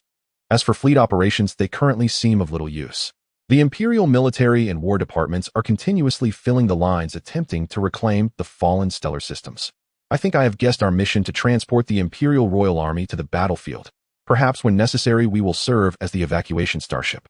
This is the shared battle report received by the starship charter captains, not the inflated reports from the Imperial military. To be fair, due to the possibility of the chaotic cultists being resurrected by the chaotic gods, the number of eradicated cultists often does not match up. Vinia said coldly, "The arm cannot twist the thigh, but what is meant to come will come. Even the insects of the Empire cannot just watch the subspace rift remain there. So even if they know it's a tactic of adding oil to the fire, the Empire still has to add. Many times tactics that seem utterly foolish have many considerations behind them." Wei Yuan downed half a bottle of the captain's chilled happy drink and said, "That's why we need to enjoy ourselves. Once we enter the combat zone, it will be too late to enjoy." In the Dawn Empire's Dawnstar region, the Dawnstar system is currently engulfed in the chaos of war, with malevolent forces patrolling the subspace. The subspace rift, extending 30,000 kilometers in length and 3,000 kilometers in width, continuously pollutes the Dawnstar system. Under the relentless pollution of subspace, the situation in the Dawnstar region has become increasingly precarious. Even though the Empire's interstellar warriors are maintaining the situation, who would have thought that even these warriors would fall ill when faced with the pollution known as the god of plague and disaster? The Empire's biological priests are tirelessly developing antidotes to save these precious resources of the Divine Emperor. Transport ships without escort from warships are plummeting rapidly towards Dawnstar 1. For the Empire, the Dawnstar region is an irreplaceable existence. If they abandon it, several star system colonies would face unimaginable riots. Thus, even if it means pouring the entirety of a star system into the effort, they must halt the decline of the Dawnstar system. In the Dawnstar region, Krita Star System, at the War Command Center, the governor of the Dawnstar region, Count William Dolan, a major general of the Empire, said, Advance. Deploy all transport ships to land on Dawnstar 1 and solidify our defenses. The Dawnstar system must not fall. Other battlefields in different star systems will be postponed for now. We must hold the stargates near the Dawn Star System, Krita Star System, Farmer 1 Star System, and Farmer 2 Star System. Losing the Stargate would be a betrayal of the Divine Emperor. As the governor of the Empire, he possesses supreme authority, yet his ancestors have created a significant problem for him. As a military noble, his family has guarded a narrow subspace rift for generations. However, this rift began to widen gradually 100 years ago, and due to certain reasons it was not properly handled. Thus now, as a Star Region governor, he finds himself commanding a ground-level Genesis battle. Count reinforcements are on the way, but the illness of the esteemed leaders of the Storm War Department requires additional time for treatment. The Royal Army of the nearby Star Regions is already on the transport ships. However, Count, the Imperial Naval Academy has turned the battlefield of the Dawnstar region into a testing ground for students. Should we inform them of the real situation in the Dawnstar region? The commander of the Dawnstar region's Starship Command, Sinning Dolan, said with a worried expression. Their battle reports have been diluted, otherwise the Empire would have mobilized a large army long ago. But as a military noble, if the Dolan family fails in battle, they risk falling into decline. While the Empire listens to the opinions of the nobles, they would never allow a family incapable of guarding a subspace rift to remain in the ranks of military nobility. For the noble council of the Empire, the sooner the Dolan family leaves, the more it aligns with the interests of the council. The advisors lowered their heads, allocating reinforcements and supplies. The chaotic sounds echoed in William Dolan's ears. The reports we submitted are genuine. Whether they survive depends on their own luck. By the way, we must ensure the safety of the heiress of the Shin family. Let young Dolan show some courtesy. If they can connect with the national teaching Shin family, perhaps the Holy Solar Legion will come to the Dawnstar region to assist the Dolan family in battle. For the nobles, everything is about profit. The countless years of accumulation of the Dolan family are now being consumed in this Genesis-level battle. Those powerful figures will not skimp on ammunition. Every day upon waking there are requests for supplies that feel like filling mountains and seas. How did his ancestors not realize the importance of selecting a good location for their fief? Sinning Dolan frowned. Count the heiress Shun Ing Luo of the Shun family seems unwilling to engage with young Dolan. I'm afraid it might backfire. His cousin is far too idealistic. What the nobles need is profit. Once this Genesis-level battle concludes, what will remain for the Dolan family? An empty warehouse, a devastated fief, and the numerous resources accumulated by the Dolan family over countless years are all being used to reinforce a line of defense that does not hold. In his view, it would be better to cut their losses, let the Empire intervene, and then exchange their fief for a stable life with the family's resources. William Dolan said, then let young Dolan find a solution. Otherwise there will be no young Dolan left in the Dolan family. As his son only, if young Dolan successfully captures the heiress Shin Ing Luo, can the Dolan family rise again. He does not desire a result where they abandon their military noble status and retreat in disgrace. In the Dawnstar system on Dawnstar 1, once filled with agricultural lands, it is now riddled with trenches. Dawnstar 1 has a population of 170 billion, but now it is filled with a massive number of chaotic cultists. The banner of the chaotic 8-pointed star is even planted atop the statue of the Divine Emperor. Soldiers of the Greening First Army hailing from the Empire's Macmillan Star system, the Peaceful Star region, and the Greening Star system huddle within the defenses waiting for the cultist charge. The miasma of plague fills the entire Dawnstar 1. As the governor of the Dawnstar region, he spent a great deal of money to secure this support. The Greening First Army has effectively restrained the onslaught from the cultists. Had it not been for the Greening First Army, the Royal Army of the Dawnstar region would have collapsed 3 months prior. Suddenly, the desecrated banner appeared before their eyes, the mark of the chaotic 8-pointed star radiating with the light of the evil god. The cultists' charge has begun, and the Empire's explosive artillery roared to life. 1 shot, 2 shots, 3 shots. Until the entire cannon barrel turned red, the laser streams from the light spears swept towards the chaotic cultists like a violent storm. Accompanied by the roar of the evil god, the chaotic demon arrived as expected, a sight that frequently occurs on Dawnstar 1. This is the wrath of the evil god, whose anger is directed at the feeble mortal army that dares to obstruct their path. The chaotic demon has appeared. The Empire's blades prepare to charge. Greening the 96th Infantry Regiment, ready your bayonets. With the sound of the Chief of Staff's whistle, the command was conveyed, and the light spears were equipped with particle vibration bayonets. This is the time for bloodshed, the fiercest battle on the battlefield, a melee. Eternal 3rd New Calendar 372. 5. 33. 08. 26. After completing multiple navigation tests amidst the gritted teeth, farewells of the merchants, Major of the Empire and Captain of the ship Wisdom Goddess conducted the final inspection of the remote first star. For a starship charter captain, exercising the powers granted by the Divine Emperor is in itself a duty of a starship charter. Within the vast and cumbersome empire, apart from blending harmoniously with the environment, there is also the need for efficient oil extraction technology, provided you are not the one being squeezed. Remote first star in low Earth orbit. The ship Wisdom Goddess slowly made its way towards the Mandelville point, its sublight pulse engine roaring with power, rapidly accelerating this colossal vessel to sublight speed within just 150 seconds. On board the starship, over 3,000 members of the Eternal Blade's 13th Guard remained quietly in their respective cabins, aimlessly waiting for the moment of entering subspace. This was not their first time entering subspace, but it was the first time for the starship beneath their feet to enter subspace. On the bridge, Wei Yuan meticulously checked the parameters. This was the maiden voyage of his ship, and any mistake would leave a stain on his life. Athena said, ship arrive at Mandelville point, switch to superluminal engine. With a buzzing sound, the superluminal engine of the Wisdom Goddess was activated, and the entire starship seemed to crash into subspace. Wei Yuan looked at the astonishing display on the main screen and said, Athena, how is the starship's condition? Although he understood the might of a divine-class starship from the data is ultimately just data. The threat from the subspace evil gods, however, lurked closely. A lone starship entering subspace could easily become lost and then be ambushed by the chaos demons.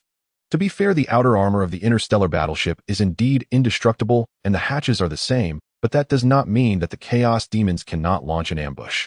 Athena said the psionic shield is activated and all decks of the starship are in good condition. The divine stance has been deployed, driving away the chaotic beings. Subspace radar is scanning, no abnormalities detected in the route. Initiating artifact fortress positioning. Captain, the course has been set and the ship is moving at high speed. It can be said that the main control light brain of a starship is the most crucial existence for that starship, and a divine-class starship is controlled by a divine being as its AI main control light brain. This means that the creations of the subspace evil gods do not dare to approach the wisdom goddess under the deterrent of the divine stance. If it were an ordinary starship, it would be nothing more than a snack for the chaotic creations. Wei Yuan nodded and said, Athena, enhanced detection of subspace. We have ample time to reach the Kelvin star system by the scheduled time, just need to arrive at the 6th starport of the Kelvin star domain. A massive projection of the navigation route unfolded before Wei Yuan, with thousands of artifact fortresses nailed into subspace, guiding the direction for the Empire starships. The Empire's artifact fortresses are like the eternal beacons from the age of great navigation in ancient times. The three-dimensional projection of the goddess of joy floated beside Wei Yuan, intensifying his frustration. If it weren't for the fact that they were currently navigating within subspace, he would definitely make this goddess of joy aware of who the true master of the wisdom goddess was. To be fair, when the goddess of joy is parasitic on Shinshuyu, it can unlock many different postures. Wei Yuan gestured for Athena to take the goddess of joy away first, and said, Vinia, do you have any synchronized battle reports from the Dawnstar domain? I just feel uneasy, although the governor of the Dawnstar domain cannot possibly endanger more than 100 noble offspring from the Empire's Royal Naval Academy's single ship department. But I still sense something is off. I can't contact my uncle. This means that the 7th Brigade of the Storm War Department has been cut off from communication with the Cosmic Star C within the Dawnstar domain. This is not a good sign. Typically, such tactics are only employed when the Imperial bureaucrats are trying to cover something up. But the Dawnstar domain has developed into a ground battle of Genesis level. This cover not only failed to conceal it, but has now caused a commotion. Vinia took a sip of coffee and set apart from the Royal Naval Academy, urging single-ship students to set off as soon as possible. The Wisdom Goddess has not received any synchronized battle reports from the Dawnstar domain. There is no news from the sect either. We can only take it one step at a time. Fortunately, we completed resupply in the Abundant Star domain. It is said that all strategic and civilian supplies over in the Kelvin Star domain have increased several times. In the Cosmic Star C, a starship running low on supplies would have its combat power significantly reduced. It can be said that all the starships below the Empire's interstellar battleships lack self-supply capabilities in the vast Star C. An Empire interstellar destroyer requires resupply every 300 years. This may seem like a long time. However, from the cosmic perspective, 300 years is exceedingly brief. A single turbulence in subspace or a roar from an evil god can leave them stranded in subspace for a millennium. Only interstellar battleships can be self-sufficient and continue on under strict regulations. Wei Yuan, seated at the captain's command position, said the scarcity of supplies indicates that the Imperial bureaucrats in the Kelvin Star domain have little confidence in that Genesis-level battle in the Dawnstar domain. Honestly, I feel the same way. Wei Yuan stood up and ordered Athena to close all data displays presenting the scenes of subspace on the bridge. On the several thousand square meters of the bridge, the splendid subspace radiated endless allure. The blasphemous subspace creatures raised the banner of the chaotic 8-pointed star, attempting to charge at the Wisdom Goddess. Yet the pressure from both the Wisdom Goddess and the Goddess of Joy instilled an overwhelming fear in those blasphemous creations. This is why divine-class battleships are so powerful and mysterious. The mystery lies not in the starship itself, but in the divine being who willingly dedicates themselves to the Divine Emperor. Of course, whether it is voluntary or not remains unknown. Within the magnificent subspace, the evil gods wailed incessantly, attempting to corrupt the subjects of the Empire. However, under the radiant illumination of the artifact fortress, such pollution was minimized as they approached the Kelvin Star domain. The starships within the subspace gradually increased in number, with even organized Imperial transport convoys navigating the void. Of course, the profane chaotic creations were also engaged in a revelry. But no one would stop, for without precise commands, each starship carried its own mission.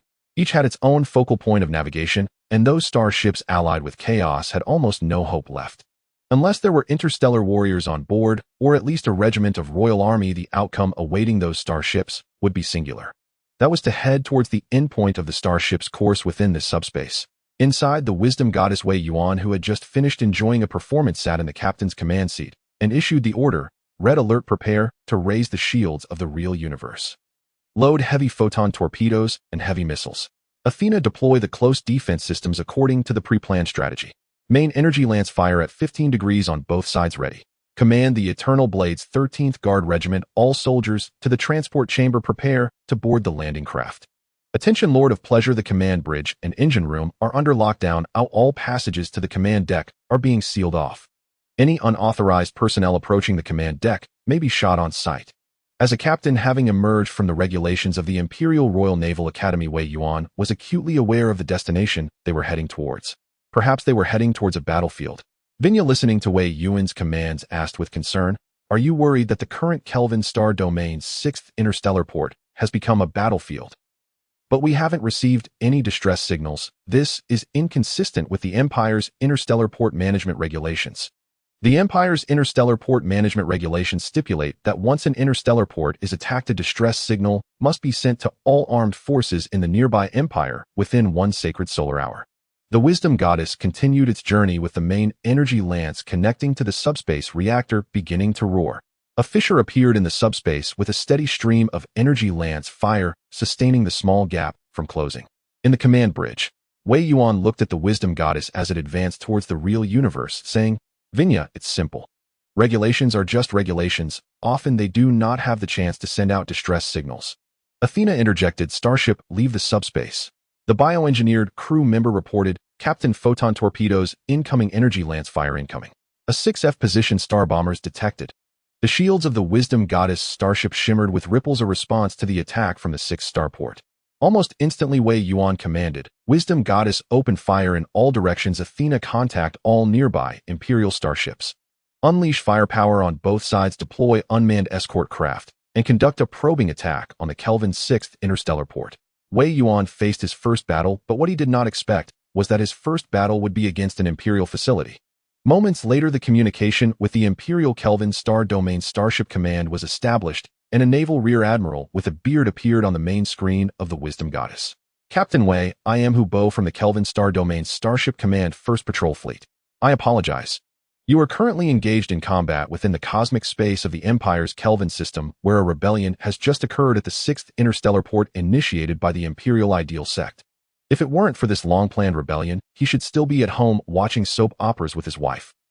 However, due to this rebellion, they had no choice but to urgently mobilize to quell it." Wei Yuan asked, "General, which deity does the Ideal Sect worship?" Hu Bo shook his head, saying, "Major, the Imperial Ideal Sect does not worship any evil gods. Perhaps they do not worship evil gods at all. They have seized control of the Kelvin 6 star port's central hub, and we cannot approach. There are substantial supplies there. In the short term, we cannot retake the 6th interstellar port.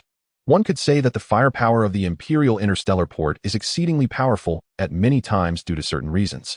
Imperial interstellar ports must face the threat of an entire chaotic fleet, so naturally the caliber of energy lances must be increased to adapt.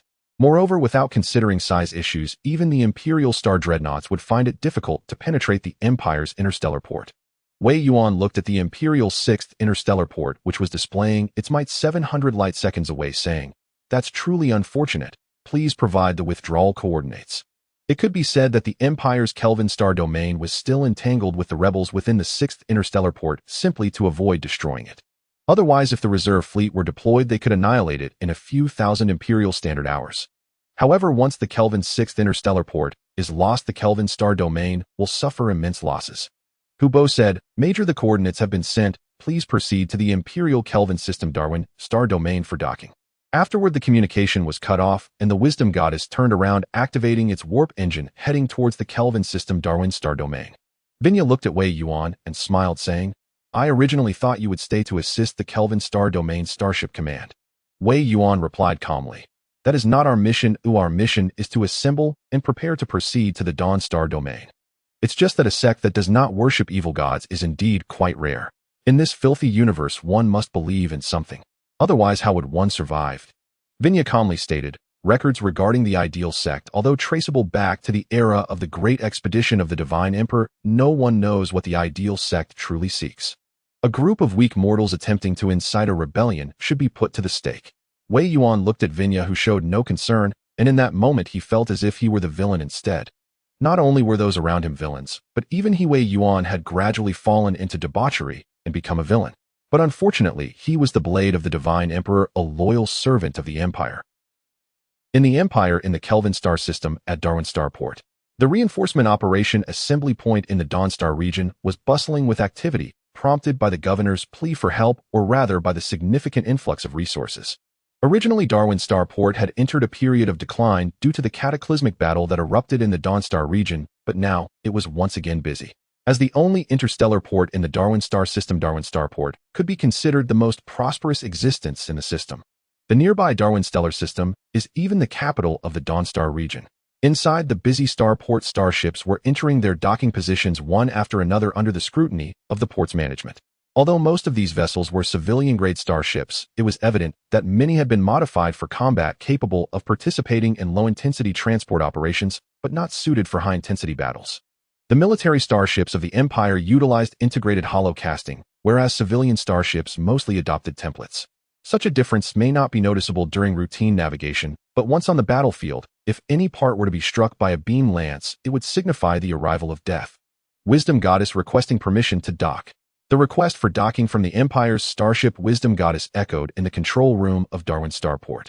The bureaucrats at the Darwin Starport management looked at the colossal vessel with a thoughtful expression. A reserve major from the Imperial Navy, a reserve major from the Imperial Army, and the captain of the Starship Charter. Oh, Eternal Lord! This is outrageous. The director of the Darwin Starport management, Wu Ming, displayed a look of astonishment. Although the Empire indeed had starship charters, it was still quite alarming for a newly graduated captain to bring a star battleship to his port. Director, should we allow the Wisdom Goddess to dock? Wu Ming, with a grave expression, commanded, open the docking positions for star battleships and let the Wisdom Goddess proceed to the designated docking area as per the port management's instructions. He sensed that something was amiss. Although there was a cataclysmic ground battle taking place in the Dawnstar region. However, that was the lowest intensity of cataclysmic battles, and the Dawnstar region had been fighting for over 50 years. Why then had so many interstellar cruisers, interstellar battleships, and interstellar destroyers come here recently? Moreover, most of them belonged to the Imperial Royal Navy Academy, and Captain Wei was no exception. Was the situation in the Dawnstar region truly that dire? But before long, the noise from the port management snapped Wu Ming back to reality. The Darwin Star region and the Dawnstar region were at least 8,000 light-years apart. Even if the Dawnstar region was in chaos, the war shouldn't reach this side. Preventing the rebellion of the Ideal Sect was an urgent matter. Under the guidance of Darwin Starport management, the Wisdom Goddess starship headed towards the docking position for interstellar battleships 300 kilometers away. That was the coveted docking position for civilian starships, offering comprehensive protection and an observation deck. It is well known that the Empire is quite ungracious in certain respects, especially for merchants piloting civilian starships. Being allowed to dock at the Empire's starport is already a great favor from the Emperor. Wanting a private docking position or a separate lounge was akin to dreaming. Everything was possible in dreams. When the Wisdom Goddess starship finally docked at the Darwin Starport's battleship position, the external docking device connected and the gangway extended, completing the docking with the Wisdom Goddess. Inside the bridge, Wei Yuan looked at the connected gangway and said, next we need to procure the supplies and equipment available in the only starport of Darwin in the Darwin Star region. However, I need to take troops down, or if we encounter the rebellion of the Ideal Sect again, it could ruin my mood. He couldn't understand why the Ideal Sect members were causing such trouble, considering even the so-called war god, who once dominated the subspace, had been chased and beaten by the Empire. A group of mortals doubted even by the chaos gods feasting on the Empire's protein blocks while plotting against it was indeed pure provocation. Vinya looked at Wei Yuan with surprise. No way. My captain, do you really think our luck is that bad? Just going to the lounge of the next starship would mean encountering the rebels of the Ideal Sect. She simply could not comprehend Wei Yuan's line of thought. The Ideal Sect rebellion at the 6th starport of the Kelvin Star region was merely an isolated incident. It held no reference value, as the Empire's interstellar ports were heavily guarded both internally and externally. Wei Yuan said, Athena, give order to Idol to take his squad and board the Emperor's blade. The rest who wish to disembark must apply, but must keep group activities and avoid acting alone. As a captain who had not yet fully enjoyed his position, he would never place his life's safety in the hands of his fellow townsfolk or the bugs of the Empire's starport management. Life is safest when it is held firmly in one's own hands. Vinia glanced at Qinshuya, who stood behind Wei Yuan holding a small bag and dressed in a sexy, alluring black silk dress, and said, "Captain Wei, are you aiming to put on some show-off game at Darwin Starport? As a blade of the Divine Emperor and the captain of the Empire's Starship Charter, I must admit you are a bit boring."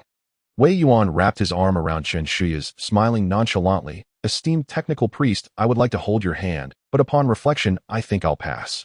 You are just too dangerous. A technical priestess and a daughter of the Windsor family, such a combination is undoubtedly noble even within the sacred solar system." Wei Yuan merely wanted to enjoy himself and had no intention of being restricted for the sake of one tree while abandoning the entire forest. The two exchanged light banter, while only Qinshuya felt extremely awkward, unsure of what to say. Soon after, the hatch connecting the Wisdom Goddess starship and the gangway opened. The currency of the Divine Emperor, the big shots of the Empire donned light power armor riding the Emperor's blade, escorting the captain, the technical priest, and the captain's lifestyle secretary heading straight for the lounge. In the Darwin Star domain of the Empire, at the only interstellar port of Darwin within the rest area of the Imperial interstellar battleship. The guards responsible for the safety of the rest area watched as the over 300 tons heavy Imperial blade heavy tank rolled by along with the hundreds of Imperial soldiers and instinctively made way. The governor receives only a meager salary each month, merely brandishing a gun for show. They are neither heretics nor evil beings, so why risk their lives? Moreover, those who can enter the rest area of the interstellar battleship are all esteemed individuals. Spanning hundreds of square kilometers and divided into dozens of levels, the rest area of the interstellar battleship primarily accommodates members of the Imperial military, various nobles of the Empire, and merchants holding official Imperial identities. Ordinary citizens of the Empire have no means to enter the Imperial interstellar battleship rest area, except by joining the Imperial Royal Navy. Wei Yuan and his group traveled within a command tank progressing through the rest area of the interstellar battleship. His target was not the direct sales stores of major corporations, but the supply store established by the Imperial Navy. It can be said that as long as you are a captain of a starship, you can find any goods you need in the supply store of the Navy, provided you have the money. After all, the Imperial Royal Navy does not allow for self-supply of daily provisions. Generally, those with self-supply needs are either the captains of the Imperial Starship Charter or the starships belonging to the War Department. Wei Yuan had no intention of adhering to any rules of movement, favoring a headstrong approach. Nobles who were shopping or resupplying could only mutter complaints at the reckless tank convoy. After all, not every noble possesses their own battle starship, and although the rules of the rest area of the interstellar battleship are well established, as retainers of nobles, they could still come into shop. Thus, some of the more impoverished nobles relied on providing their retainer status to merchants in order to live off scraps. Look, the Divine Emperor never neglects those nobles who contribute to the Empire. Even if they are incompetent, they can still rely on their noble status to continue living off the Empire. Damn bastards, can't you see? I will complain about your defense forces, you scoundrels. I will report you to your commander, you city trash.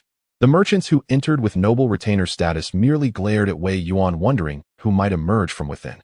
Though they were merchants and held a low status in the Empire in this era, wealth grants one the power to do as they please. They were eager to see who dared to act so arrogantly in the rest area of the interstellar battleship. At the entrance of the vast Imperial Navy supply store, a beautiful woman dressed in the Imperial Navy uniform could only be described as the perfect choice for a lover in the eyes of the Empire's merchants. However, no fool has ever dared to flirt with the employees of the Imperial Navy Department within the interstellar port. These employees of the Imperial Navy Department are of considerable importance to the Navy. Simply put, they are legally recognized psionics of the Empire, far beyond the reach of ordinary merchants and minor nobles. Once a wealthy merchant attempted to flirt with a woman in the Imperial Navy supply store and ended up having his entire family wiped out by the Imperial Navy Department. Of course, the official story was that they had encountered an attack by interstellar pirates, but what kind of pirate would dare to destroy an Imperial ship under the watchful eyes of the Imperial Navy fleet? Accompanied by a loud noise, the doors of the large armored personnel carrier, Nine-Headed Bird, opened, and the fully armed members of the 13th Guard of the Eternal Blade of the Empire stepped down. The lightweight power armor they wore made many merchants realize that the people inside were truly not to be trifled with. This was not the planetary defense forces coming to change shifts. This was clearly the Imperial Royal Army's planetary defense forces in the Darwin Star domain, who could not wear such high-end lightweight power armor. Having a standard protective armor is already a great favor from the governor. As all the heads from the 3rd Company of the 13th Guard of the Eternal Blade disembarked, Wei Yuan and his 2 companions also stepped out of the Imperial Blade command tank. Dressed in the attire of the Imperial sect of the Eternal Vanilla, instantly made those wealthy merchants retreat in fear. The technical priests of the Imperial Royal Army and the Imperial sect of the Eternal are not figures they can mess with. Wei Yuan glanced at the elegant chinchullas behind him, linking his arm with Vania's jade arm, and said, "It seems everyone is wise, not a single fool has jumped out. How can I possibly take advantage of this situation?" His intention was simple: to see if any fool would jump out so he would let Klein go to the homes of those nobles or merchants and collect a hefty sum for the glory of the Divine Emperor. However, he did not expect that these people would remain so composed. Vania said helplessly, "You brought so many soldiers, and even the Imperial blade has come. Even if there are thieves in their hearts, they lack the courage to act on it. Unless they have the guts of a bear and the courage of a leopard, no fool would dare to flirt with chinchullas." Moments later, the onlookers dispersed, and the manager of the Imperial Navy supply store personally welcomed Wei Yuan inside. 7 days prior, he had received the message about the procurement order transfer. He had to thank the lovely idealist cultists from the Kelvin star domain. If it were not for the rebellion of the idealist cultists at the Kelvin 6 star port, this procurement order would not have been transferred to them. "Captain Wei, Priest Vania, we have ample stock here. All the items on your procurement order are available, and of course, we also have some items that are not found elsewhere. Recently, we just received a batch of slaves from the Elven and Angel races." Manager Chen introduced their local specialties with great enthusiasm. They have a comprehensive cultivation channel to ensure that every Elven and Angel slave is carefully selected. Hearing this, Wei Yuan's eyes brightened as he inquired, "What are the specific details?" In the Empire's Darwin star domain, at the only starport of Darwin within the rest hall of the interstellar battleship, and inside the supply store of the Imperial Navy's logistics department. At the command of Manager Chun, the employees of the Imperial Navy brought out the samples of slaves. Within the restraining field, several slave samples with silver hair tips and golden hair with a pair of wings behind them were laid bare before Wei Yuan and his companions.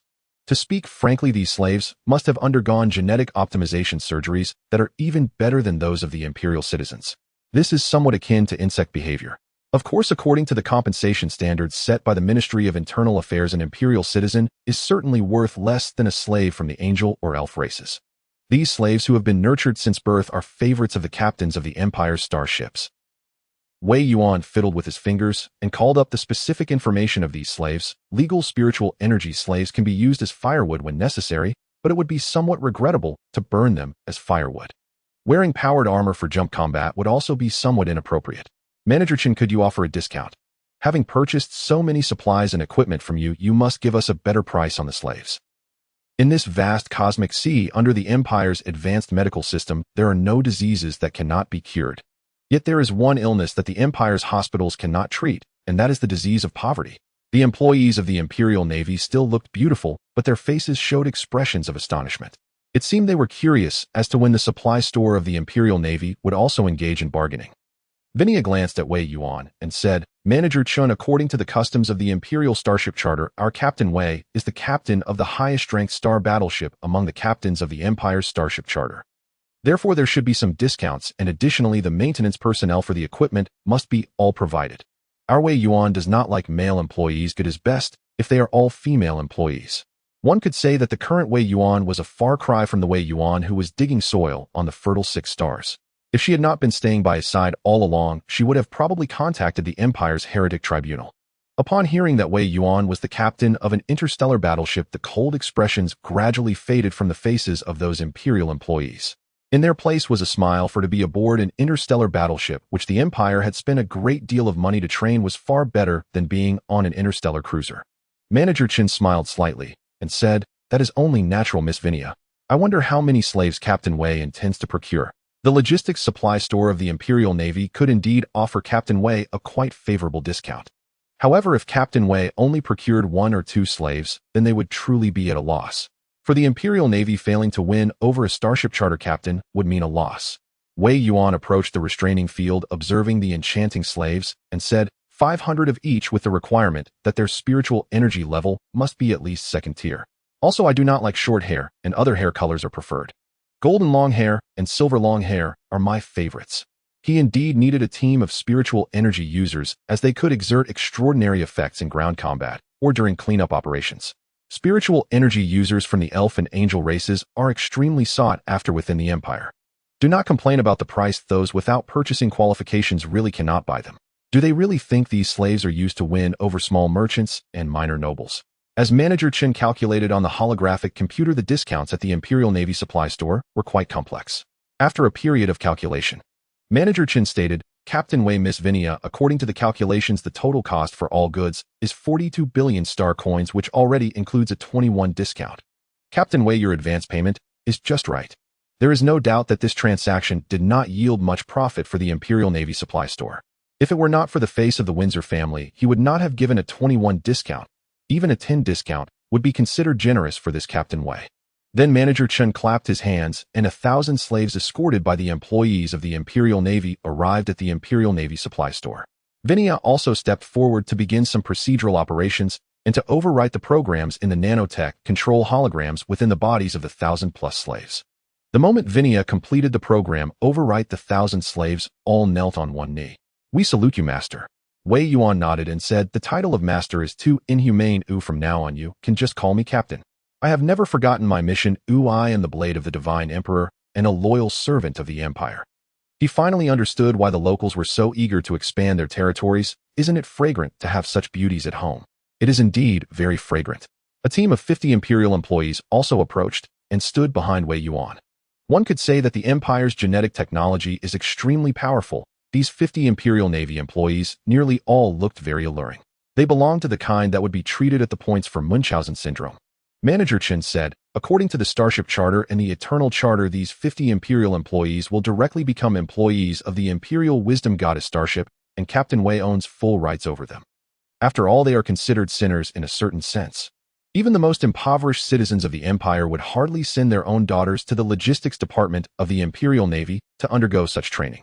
These employees used to win over the captains are generally noble ladies who have made mistakes, satisfying the vanity of the Empire's captains while also exploiting a bit of credit points. Wei Yuan said, Manager Chen, have your warehouse start delivering the goods. The Wisdom Goddess is already prepared to receive the goods. Additionally, Manager Chen, considering how smoothly this transaction has gone, I must remind you that my troops have discovered something rather unusual. By the way, does the rest hall of the interstellar battleship allow those who enter as servants of imperial nobles to carry explosive firearms? Fearing what one does not want to encounter, if it were not for the smoothness of this transaction, he probably would not have known anything. At that moment, Manager Chen's face suddenly fell, and he said, Captain Wei, is this true? At the only starport of Darwin within the supply store of the Imperial Navy Department, Manager Chen trembled as he took out the light brain and commanded, the storage area must be well guarded. No personnel are allowed to enter. All employees of the Imperial Navy Department, take up your light spear guns and prepare for defensive operations. He was well aware of what it meant for those merchants who entered relying on their status as servants of the Imperial nobility to bring explosive guns in. In the vast supply store of the Imperial Navy Department, thousands of employees began to don their protective armor. The light spear guns were loaded, yet the loading posture was somewhat inadequate and not very elegant. Wei Yuan remained remarkably composed. Such matters should not be spoken about directly, but rather should be left for others to plead for your cooperation. Did his soldiers not require credit points to move? Business is business, and rebellion is rebellion. Vinia crossed her arms and said, Captain, something seems off. We should return to the ship now. Although a rebellion could occur at Darwin's only starport, the probability had risen to over 70% after the 45mm explosive guns were discovered by the 13th Guard of the Eternal Blade. Wei Yuan commanded, Athena, bring out the Blade of the Empire. We need to ensure the safety of our cargo. Also prepare the entire ship for Level 2 combat readiness. All crew members to your battle stations. Monitor my area closely. Afterward, Wei Yuan led Vinia and the slaves back. At this moment, Manager Chen spoke up. Captain Wei, I believe your ship must still be lacking some engineering robots. In the name of the Imperial Navy Department, I will gift these engineering robots to the Wisdom Goddess. However, I also hope that the Wisdom Goddess will ensure the safety of the supply store of the Imperial Navy Department at Darwin's only starport. Compared to his own life, the more than 1,000 engineering robots were hardly worth mentioning. If a rebellion truly broke out at Darwin's only starport, their storage area would surely not survive. By that time, the losses would be unimaginable, and as the manager, he would probably no longer be able to continue his job. Wei Yuan smiled slightly and said, the chips are acceptable, but we still need to add 3,000 life-use robots. You must understand that the warriors of the Divine Emperor are quite fatigued from battle. Increasing combat effectiveness can be achieved not only by raising salaries, but also by alleviating fatigue. Even the Emperor would not let his soldiers starve. Manager Chen smiled and replied, certainly, that is certain. Giving away more than 1,000 engineering robots is not a loss, and 3,000 life-use robots are not too much. One engineering robot is worth about 50 life-use robots.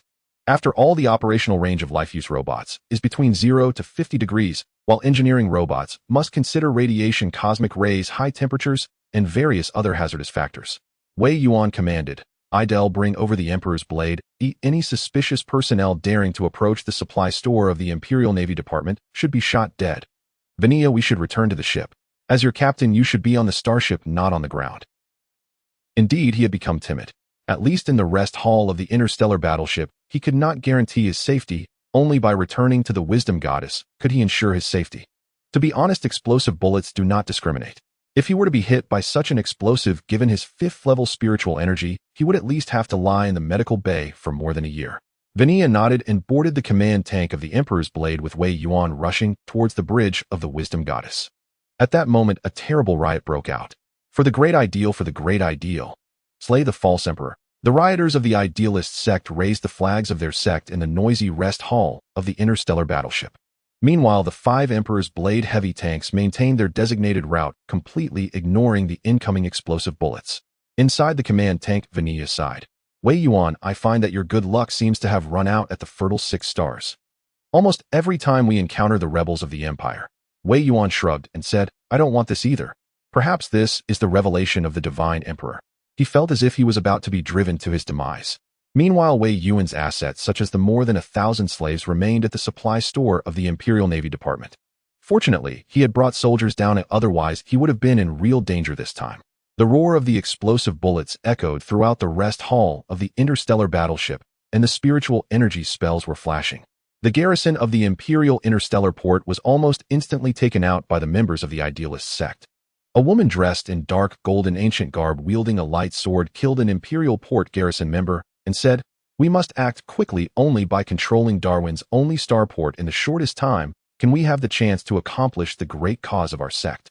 She was well aware of what the 5 Emperor's blades that had just passed meant.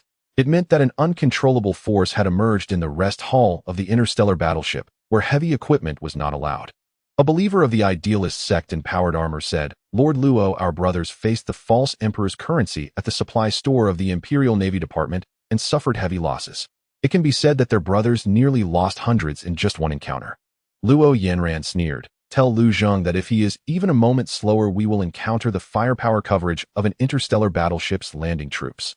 Although they had made ample preparations for this attempt to seize Darwin's only starport, facing the firepower coverage of an interstellar battleship's landing troops was still beyond their capabilities. At the entrance of the supply store of the Imperial Navy Department, several Emperor's blades unleashed their light spear artillery fire, with the heavy explosive munitions roaring every moment. It can be said that this was Idel's wealthiest battle. With the support of the supply warehouse of the Imperial Navy Department, his firepower nearly matched the firing rate of light spear guns. Idel excitedly said, "Brothers, let's take out these foolish things." Exactly, this bunch of bastards disturbed our holiday. They had originally arranged to go see an exciting dance with Klein tomorrow, but who could have thought that a rebellion would break out at Darwin's only starport? Manager Chen wielded a light spear gun, firing wildly and cursing, "Die, you bunch of bastards. Die, you bunch of cowardly sons of bitches." In a moment, the flames of war engulfed the entire Darwin Sol starport. As the only interstellar port in the Darwin star domain, it bore over 90% of the starship traffic. Additionally, the supply resources within the Darwin Sol starport far exceeded those of the 6 interstellar ports in the Kelvin star domain. Although the Darwin star domain was relatively barren, one must admit that the supplies from the Imperial Navy were nevertheless ample. Hurry, hurry, hurry, fire the heavy explosives. We absolutely cannot allow these traitors to step 1 foot into the supply area. At the Darwin Sol starport, the commander of the Darwin garrison's 1st Guard Regiment roared, wielding a light spear gun.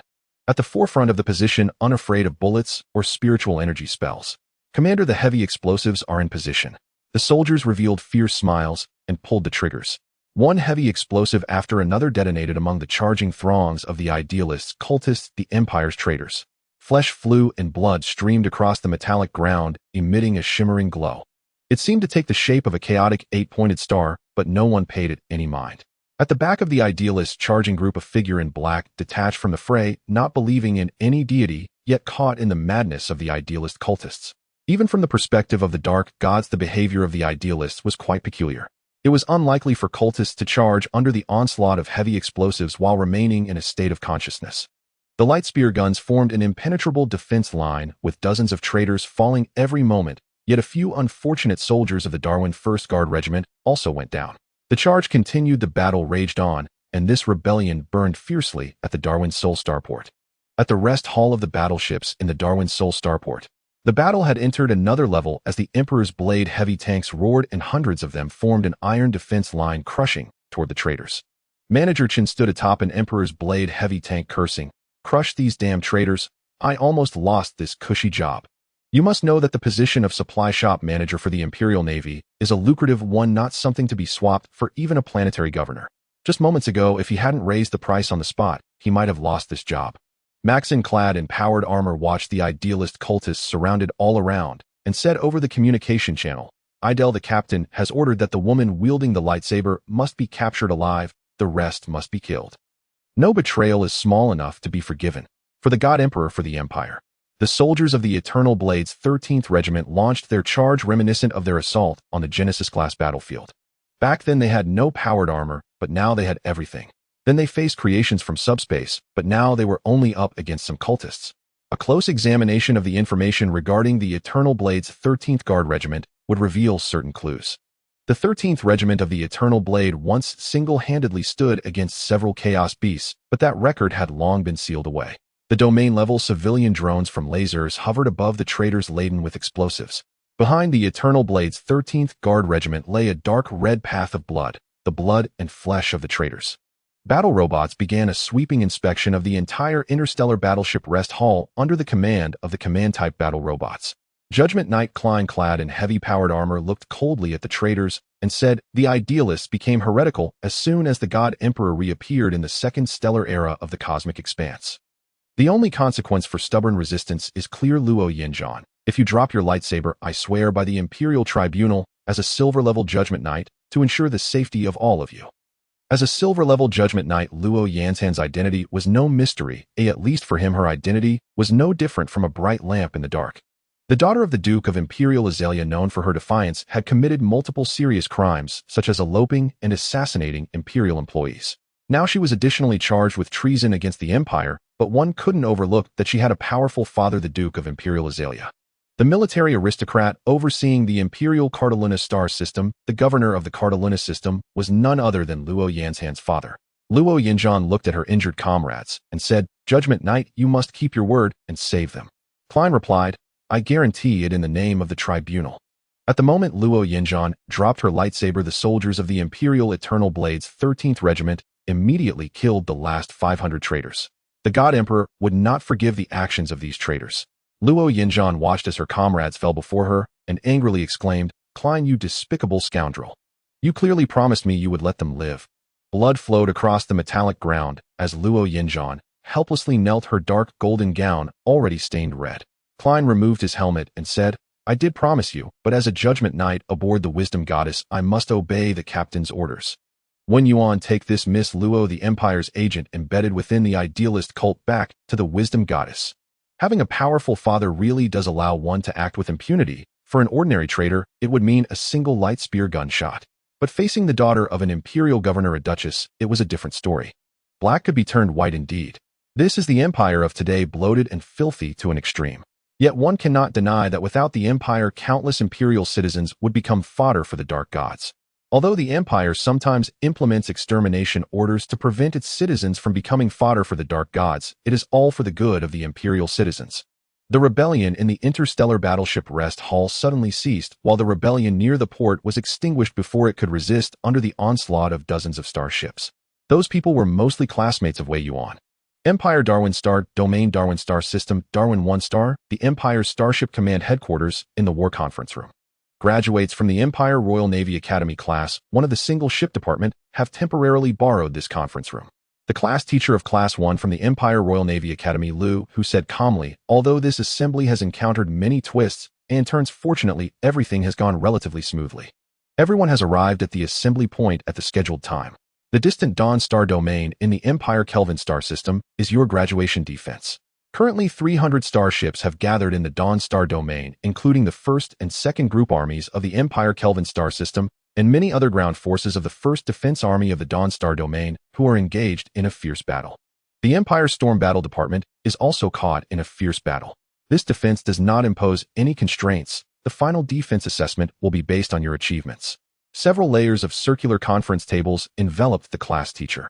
Closest to the class teacher were several graduates with interstellar battleships who were likely seated according to their father's noble rank during school. However, in the command flagship, they must be arranged according to the conventions of the Empire Royal Navy, with the captains of the interstellar battleships seated in the front row. Chu Fei said calmly, "Class teacher, the situation in the Dawnstar Domain does not seem very good. I have some inside information. In the Empire's Dawnstar Domain, a plague has erupted that even interstellar warriors cannot withstand. If we rashly enter, we will inevitably suffer many unnecessary losses." Upon hearing this, the graduates fell into deep thought. If even the interstellar warriors cannot endure the plague, only the Divine Emperor knows if they can withstand it. Wei Yuan appeared calm, eating snacks from the table and drinking the expensive organic mineral water from the Empire Royal Navy. He was indifferent to the war erupting in the Dawnstar Domain, believing that there would always be a way out when the carriage reached the mountain and the boat arrived at the bridge. Lu Hu said with a calm expression, "The Dawnstar Domain has not reported this kind of plague to the Empire's War Department. Let's consider that a plague has erupted in the Dawnstar Domain, but according to the Empire's Eternal Charter and the Divine Emperor's guidance towards the Royal Navy Academy, you must undertake this journey. You are all elites of the Empire. I do not wish to say much, just a few simple words." With 7 captains of interstellar battleships, 30 captains of interstellar battlecruisers, and 50 captains of interstellar cruisers, this number of starships is sufficient for you to deal with all dangers. The Empire does not support idlers except for classmate Wei Yuan, who obtained his starship through his own efforts. The starships of each of you, regardless of the reasons, are all allocated by the Empire Royal Navy Academy. Therefore, you need to defend. Classmate Wei Yuan has actually completed the defense, and this time it is merely a formality. It can be said that in his initial expectations, he never thought that this kid Wei Yuan could actually get a starship. Having signed the most stringent starship charter and having such luck is indeed the protection of the Divine Emperor. It is not an exaggeration to say he is a living saint. Chu Fei and the others looked at Wei Yuan with envy, but they did not dare to be jealous as they did not have such good luck. Wei Yuan, feeling the gazes of everyone, said, "This is all the protection of the Divine Emperor, but I will still participate in the necessary defense." Class teacher, what is the current state of the war in the Dawnstar Domain? Lu Hu said, "Then I invite the Empire's Eternal Dominion Church Cardinal of the Privy Council and the Empire's monarch Shen Yinglua to introduce it to everyone." Then a young woman dressed in the robes of a cardinal walked into the conference room from the main door. Her face was full of holiness. This was their first impression. Even though most of them were children of nobility, they had never seen such a young cardinal of the Privy Council. Among the 2 great Shen families of the Empire, the one that rushed to save the king could receive such an honor. Although everyone knew that this Cardinal Shen Yingluo's status was just a title, the things this title could do were truly numerous. Shen Yingluo looked at everyone in the conference room and directly activated the holographic display projecting images. As Chu Fei mentioned, the current situation in the Empire's Dawnstar Domain is very poor. Intelligence indicates that the rebellion in the Empire's Dawnstar Domain is instigated by the followers of the Plague and Calamity Evil God, as well as the followers of the Blood God. Interstellar warriors are currently in recovery, but the situation remains grim. Chaos demons, with the assistance of the evil god insect race biological mothership, are continuously attacking the Empire's starships. Subspace rifts are also constantly affecting communications in the Dawnstar Domain. I have come this time to bring in adequate support. Now the battle in the Dawnstar Domain has escalated to a high-level battle of the Empire's genesis. I hope everyone understands what this truly means. This means that there will be subspace demon armies, chaotic fleets, and chaotic insect tides appearing in the Dawnstar Domain. Lu Hu said, "In fact, it is not that serious. At least the Empire Royal Navy and the Empire Royal Army still occupy the advantage." The Cardinal of the Privy Council was not afraid of scaring these young men away. After all, most of them were nobles, and the only one who was not a noble, Wei Yuan, did not need to defend. In an instant, the sound of teeth chattering echoed in the conference room. As a joint meeting, the officials from the Empire Dawnstar Domain who were observing were also frightened. Doesn't this mean that the war may continue to spread within the Kelvin star system? Chu Fei said resolutely, "My ancestors once followed the Divine Emperor, establishing countless great achievements. Class teacher Cardinal Shen Yinglua, I volunteer to sign up for this defense."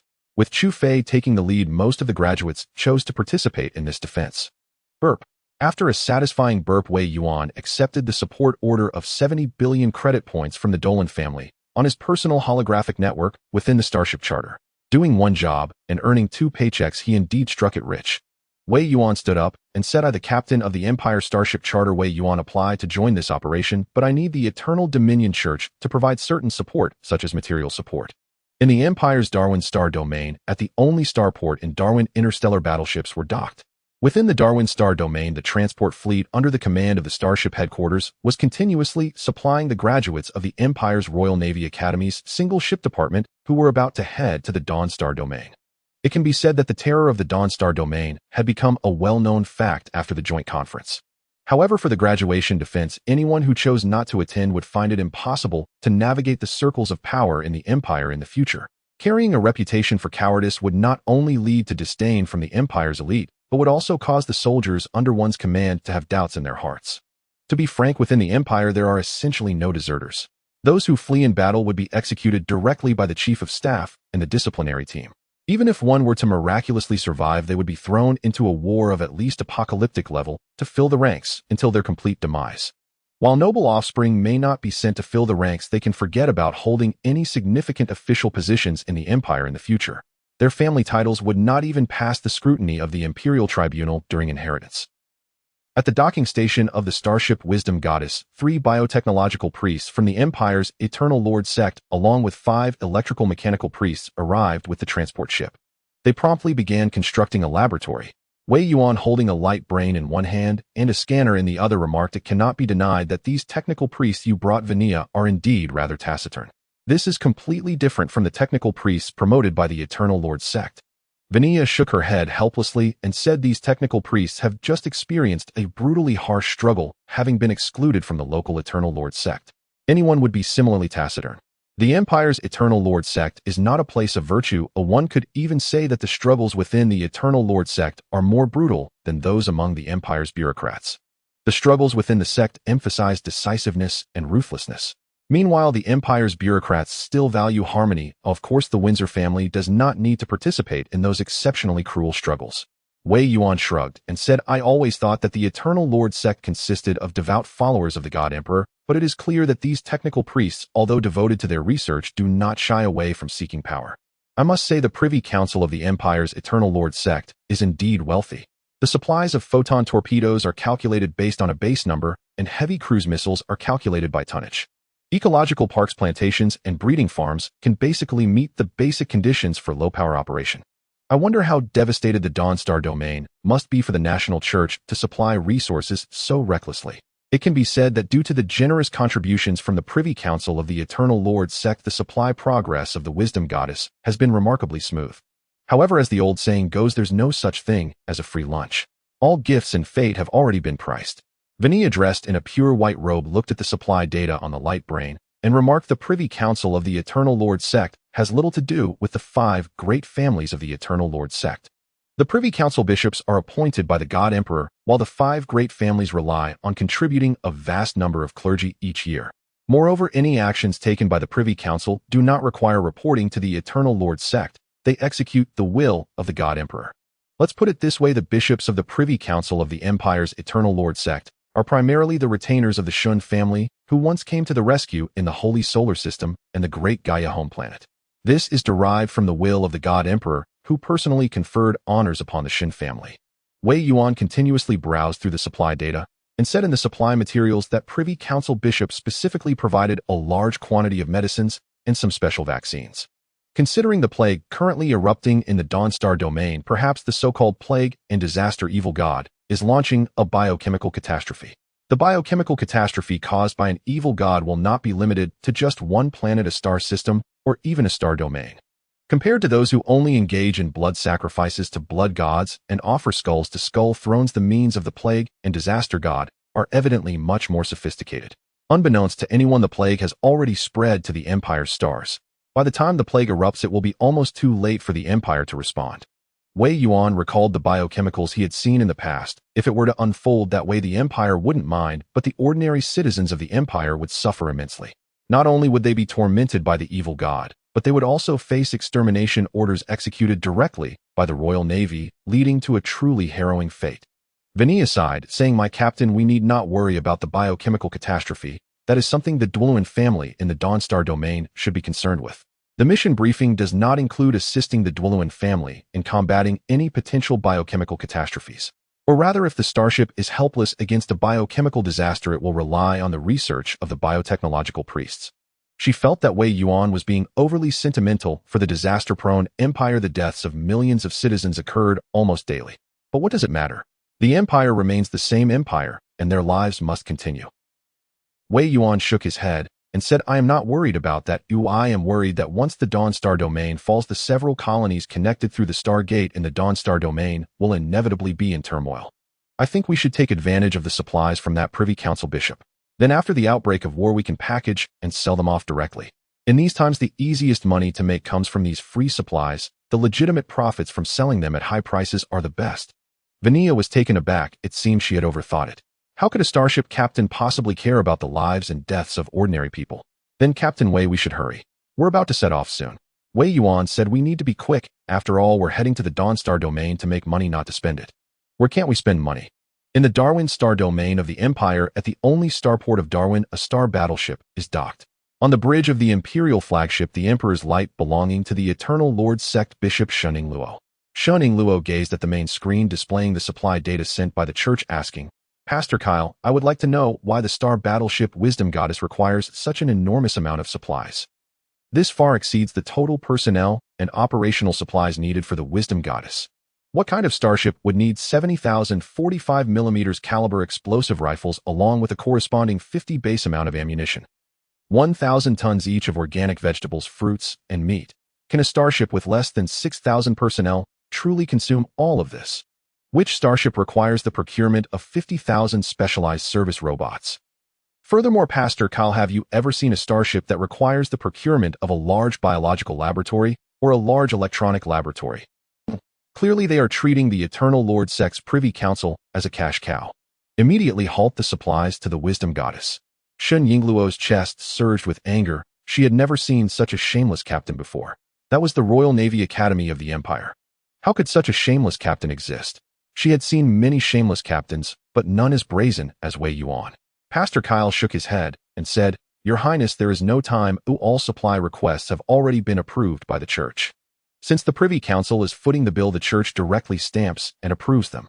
The technical pastor aboard the Wisdom Goddess is from the Windsor family, Windsor Yovinia. Under normal circumstances, the church would choose to halt supplies during abnormal requests due to their close relationship with the Privy Council. However, the Windsor family's legitimate daughter sent a supply request to the church, which naturally would not be refused, especially with the Privy Council covering the costs.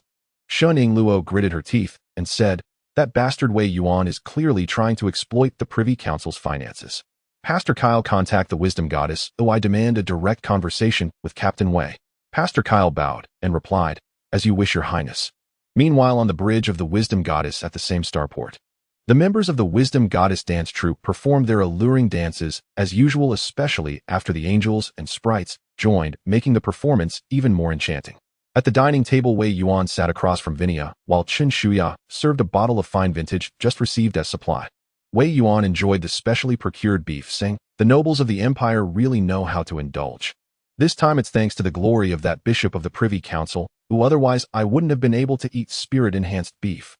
It can be said that the difficulty of channeling spiritual energy from a specially bred cow far exceeds that of using legal means to channel spiritual energy for the ordinary citizens of the empire. One of these cows can cost around 150,000 credit points, while the annual income of an ordinary worker in the empire is merely around 100,000 credit points. Vinia leisurely savored the red wine from the supplies, saying, That lady probably is about to go mad. While the church dares to sell indulgences, the sects under the Divine Emperor also dare to sell them, but the Privy Council cannot. To procure 500 of such cows at once would drive anyone crazy. Even nobles wouldn't dare to eat spirit-enhanced beef at every meal. One must admit that even from her perspective, this procurement by Wei Yuan was indeed excessive. Wei Yuan said nonchalantly, This is a deadly task. Just because those noble offspring cannot lower their dignity doesn't mean I cannot do the same.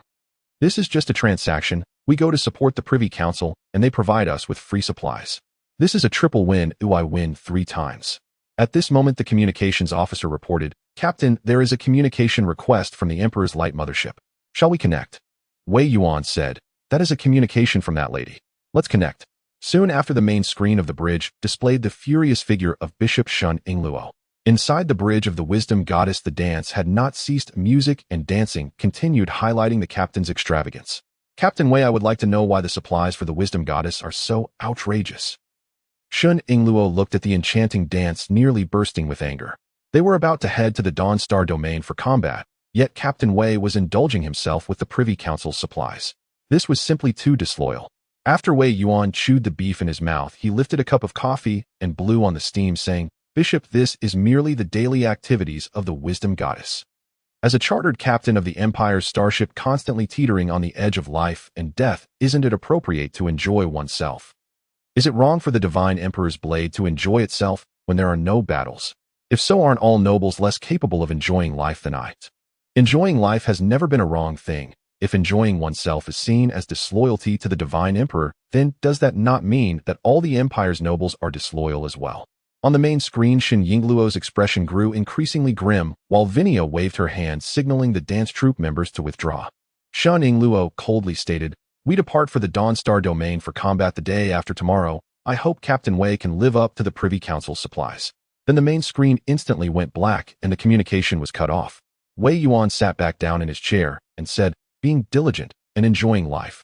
How can there be anything wrong with that? This bishop is just overly sensitive. Vinia said the Shin family, or rather the Privy Council, has protected this bishop quite well. The hereditary bishop of the Privy Council, but there are rumors that the next bishop might be the illegitimate son of Duke Shun inheriting it. After all, this lady is just a facade. The Shin family, which is thin on manpower, cannot withstand any significant storms. Wei Yuan said, Illegitimate son, now that's interesting, but do illegitimate children truly have inheritance rights in the Empire's noble circles? In the end, all of the Shun family's connections will benefit outsiders. I wonder who will be so lucky. In the Kelvin star system of the Empire within the Dawn Star region, a rift in subspace has grown to a size sufficient for the subspace demon army and the corrupted mechanical creations of the chaotic starships to emerge. In the Dawn Star region, most planets remain in a state of torment. This Genesis-level battle, ignited by the plague and the evil god of calamity, has inflicted losses on the Empire that far exceed those caused by the heretics who merely chant for blood sacrifices to the blood god. The plague spreads throughout the various star systems of the Dawn Star region, and even the cultists of the blood god are horrified to discover that they too have fallen victim to the plague. The disciples of the blood god performed sacrifices with the heads of the Imperial royal army and bureaucrats. However, this time the blood god did not respond to those devout followers. Those who survived the series of plagues blessed by the god of plague and calamity have officially ascended to become the plague envoys. The plague envoys have caused a massive non-combat casualty count on the battlefields of each star system in the Dawn Star region. Even the Imperial bioengineered soldiers suffered attacks from the plague, with casualties rising to over half within just one day. Despite the diligent efforts of the Empire's biological technology priests, their work has proven futile. The front lines of the joint operations in the Dawn Star system are in dire straits. The 45mm caliber multi-launch explosive gun suddenly emitted a series of clicks indicating that the ammunition chain was empty. The banner of the chaotic 8-pointed star flutters less than 700 meters away from the front line. The Chief of Staff of the 1st Division of the Royal Army in the Dawn Star region sounded the horn for attack. The deadly stream of the light spear gun fell like a rain curtain, purifying the sins of the heretics. With the God Emperor above, bless us as our souls return to the divine nation. The citizens of the Empire far away in the Paradise-level star systems could hardly imagine the brutality of this Genesis-level battle. The enemy is 500 meters away. Oh, I can already see the tide of the chaotic demon army. I order the artillery to load high explosive shells and fire 10 rapid shots towards the front line. Extend the fire of the light spears to obstruct the charge of the heretics. After issuing the orders, the Chief of Staff led his staff to kneel devoutly before the statue of the God Emperor, reciting the sacred words of the Emperor. The overwhelming artillery fire nearly lifted the entire front line, with the shadows of the heretics appearing high above. Facing the deadly anti-air fire, even the chaotic lesser demons fell to the ground under the onslaught. It can be said that the 1st Division of the Royal Army in the Dawn Star region of the Empire has barely held on until now, relying on their ample firepower. If they lose their ammunition supply, the 1st Division of the Royal Army in the Dawn Star region will likely retreat, only to be executed by the execution squad. In a nearby fortress, the remaining soldiers of the Storm Brigade's 7th Company anxiously gazed at the optical detection system's display, showing the emerging subspace rift. The acting commander of the Storm Brigade's 7th Company, Li Ji, said, Our current position is too forward. The surrounding friendly positions have been lost to a considerable extent. The 7th Company now has fewer than 200 men left, and we can still withstand 2 waves of the chaotic demon tide. Before Company Commander Wang died in battle, he entrusted us to rely on his nephew, who is the best choice for our 7th Company.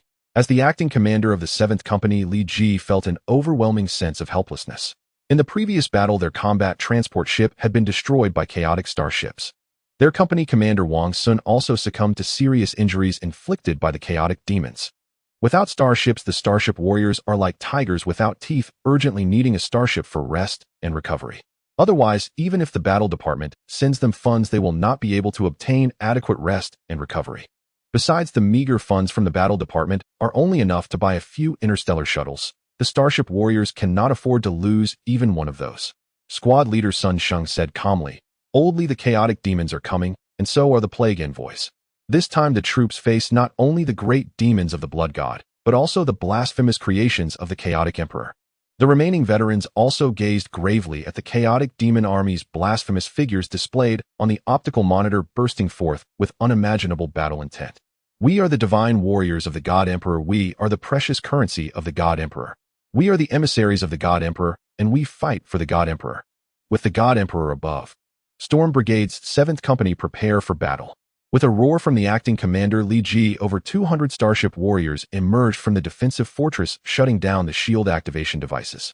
They activated their lightsabers, light spears, and light axes, while the 45mm explosive guns were loaded. The chaotic 8-pointed star flag fluttering in the wind quickly transformed into a rag full of holes. Indeed, it became a rag, and the little demon holding the blasphemous flag was struck by an explosive shell which, after the prayers of the technical priests, unleashed unimaginable power. For the God Emperor charge. For the plague for calamity charge. The black torrent crashed against the blue reef as the artillery fire from the Royal Army of the Empire began to pour forth without pause. However, at that moment, chaotic insectoids emerged, their biological shields holding firm as shells rained down upon them like raindrops. As one insectoid fell, another took its place, plunging the battle into its most brutal phase. Even Starship warriors faced with the overwhelming tide of chaotic demons sought to retreat, yet the Storm Brigade showed no signs of retreating. They lived their oath with their lives, honoring the vow they made when they became Starship warriors. The 200 Starship warriors of the Storm Brigade's 7th Company stood firm like rocks amidst the raging storm. In the rear defensive line, the soldiers of the 1st Division of the Royal Army in the Dawnstar region had equipped their particle shock bayonets. They patiently awaited the command to charge. The darkened sky was filled with smoke as viruses and plagues intertwined to create a song of death. No one could survive exiting the Dawnstar system, for the Imperial soldiers facing the subspace would inevitably face some physical mutations. Only those with rudimentary armor could not withstand the pollution from subspace. The Empire's song is the song of courage.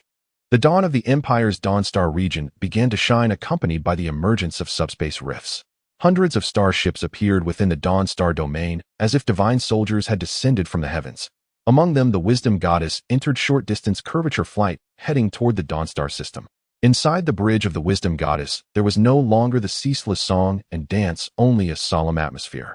Vania said, "Captain, we will arrive at the high orbit of the Dawnstar system in Area A9 in 6 standard minutes. Biological radar has detected large-scale mutations within the Dawnstar system. Subspace radar indicates the subspace rifts are continuing to expand. We are transporting 300,000 people into a battlefield that is certain death." Even coming from the Windsor family, she felt a deep sense of suffocation. At this moment, they were like the bureaucrats of the Empire, who could easily send hundreds of thousands to a certain death. Even though this cataclysmic battle taking place in the Dawnstar region ended with the Empire achieving final victory, the currency of these divine emperors would ultimately don unremovable battle armor.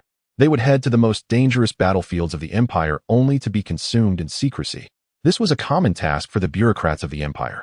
Wei Yuan calmly said, "Distribute the anti-subspace tablets we have stored to the divine emperors. We have an obligation to let them know what kind of battlefield they are about to enter. Deploy the bombers to bombard those chaotic demon armies from the skies. I want those chaotic demon armies to pay with blood for their debts." Athena fired a base number of heavy cruise missiles at the front of the subspace rift of Dawnstar, one a conventional ground bombardment type, to give the chaotic evil gods a little shock from our starships. Although he knew that the chances of an interstellar warrior dying on the brutal battlefield were high. But upon learning of Uncle Wang's death, Wei Yuan was still extremely angry. His pent-up rage needed an outlet. Only through slaughter could he vent the anger within his heart. Vania said little, merely executing the orders from Wei Yuan, the captain of the Wisdom Goddess. On a starship, there was only one leader, the captain of the starship. Over 300,000 reinforcements quickly boarded the landing craft gifted by the Imperial Eternal Archbishop. Each soldier received a bottle of 300 anti-subspace tablets before entering the landing craft.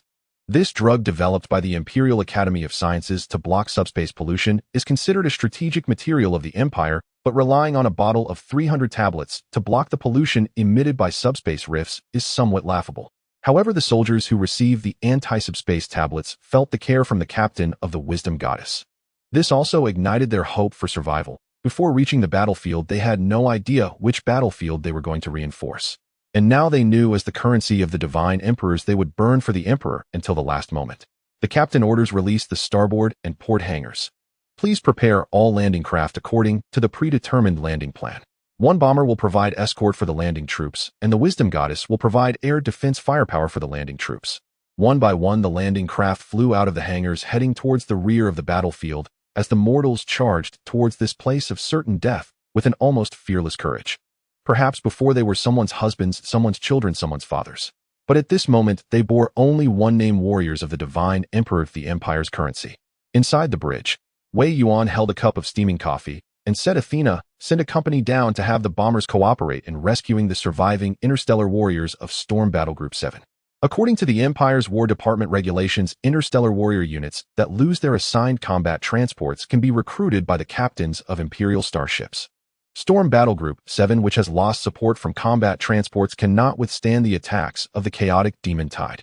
Uncle Wang had already perished. If he had not died, things would have been much simpler.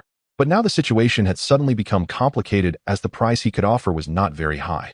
At least compared to the prices offered by those noble descendants whose ancestors fought alongside their hometowns, the price he could offer was indeed much lower. Athena said, "The 13th Guard of the Eternal Blade Company 1 is currently being deployed. The current level of chaotic pollution is 3, and all landing team members are wearing fully biological protective armor." Inside the large bridge, only the sounds of the busy bioengineer crew could be heard. Although these bioengineer crew members did not match human crew members in adaptability, they possessed qualities that human crew members might lack. Absolute loyalty. Vania said, "Wei Yuan, take care with the connection to Captain Wang. The hope of recruiting Storm Battle Group 7 is quite high. This battle is just beginning for us. The current situation in the Dawnstar region is quite dire. The rebellion of the cultists is not a major problem. The real major problem is the outbreak of biological viruses in various star systems within the Empire's Dawnstar region. Almost every day, billions of Imperial citizens suffer from plague contamination, becoming living dead. Cloning and expensive consciousness uploads are simply not affordable for ordinary Imperial citizens." Wei Yuan said, "Let the bioengineering priests get to work. At least they should research an inactivated vaccine. Otherwise, the decay of the Dawnstar region, coupled with the Dwelin family's inaction, will spread the war to other star regions. It is only a matter of time." On the surface of Dawnstar 1, the Storm Battle Group 7, which was on the verge of collapse, finally welcomed reinforcements. The bombers from the Wisdom Goddess starship, like a hedgehog bursting with light spears, constantly delivered small ship-level strikes to the chaotic demon tide. Plasma cannons flashed continuously, and the light spear fire blocked the attacks of the chaotic demon tide. The improved version of the shield blocked the chaotic demon's jump attacks. One has to say, what kind of foolish mind would make such a stupid decision to jump a gunboat bomber? The Empire's Wisdom Goddess starship is on a rescue mission by order. We hope that everything goes smoothly on the battlefield.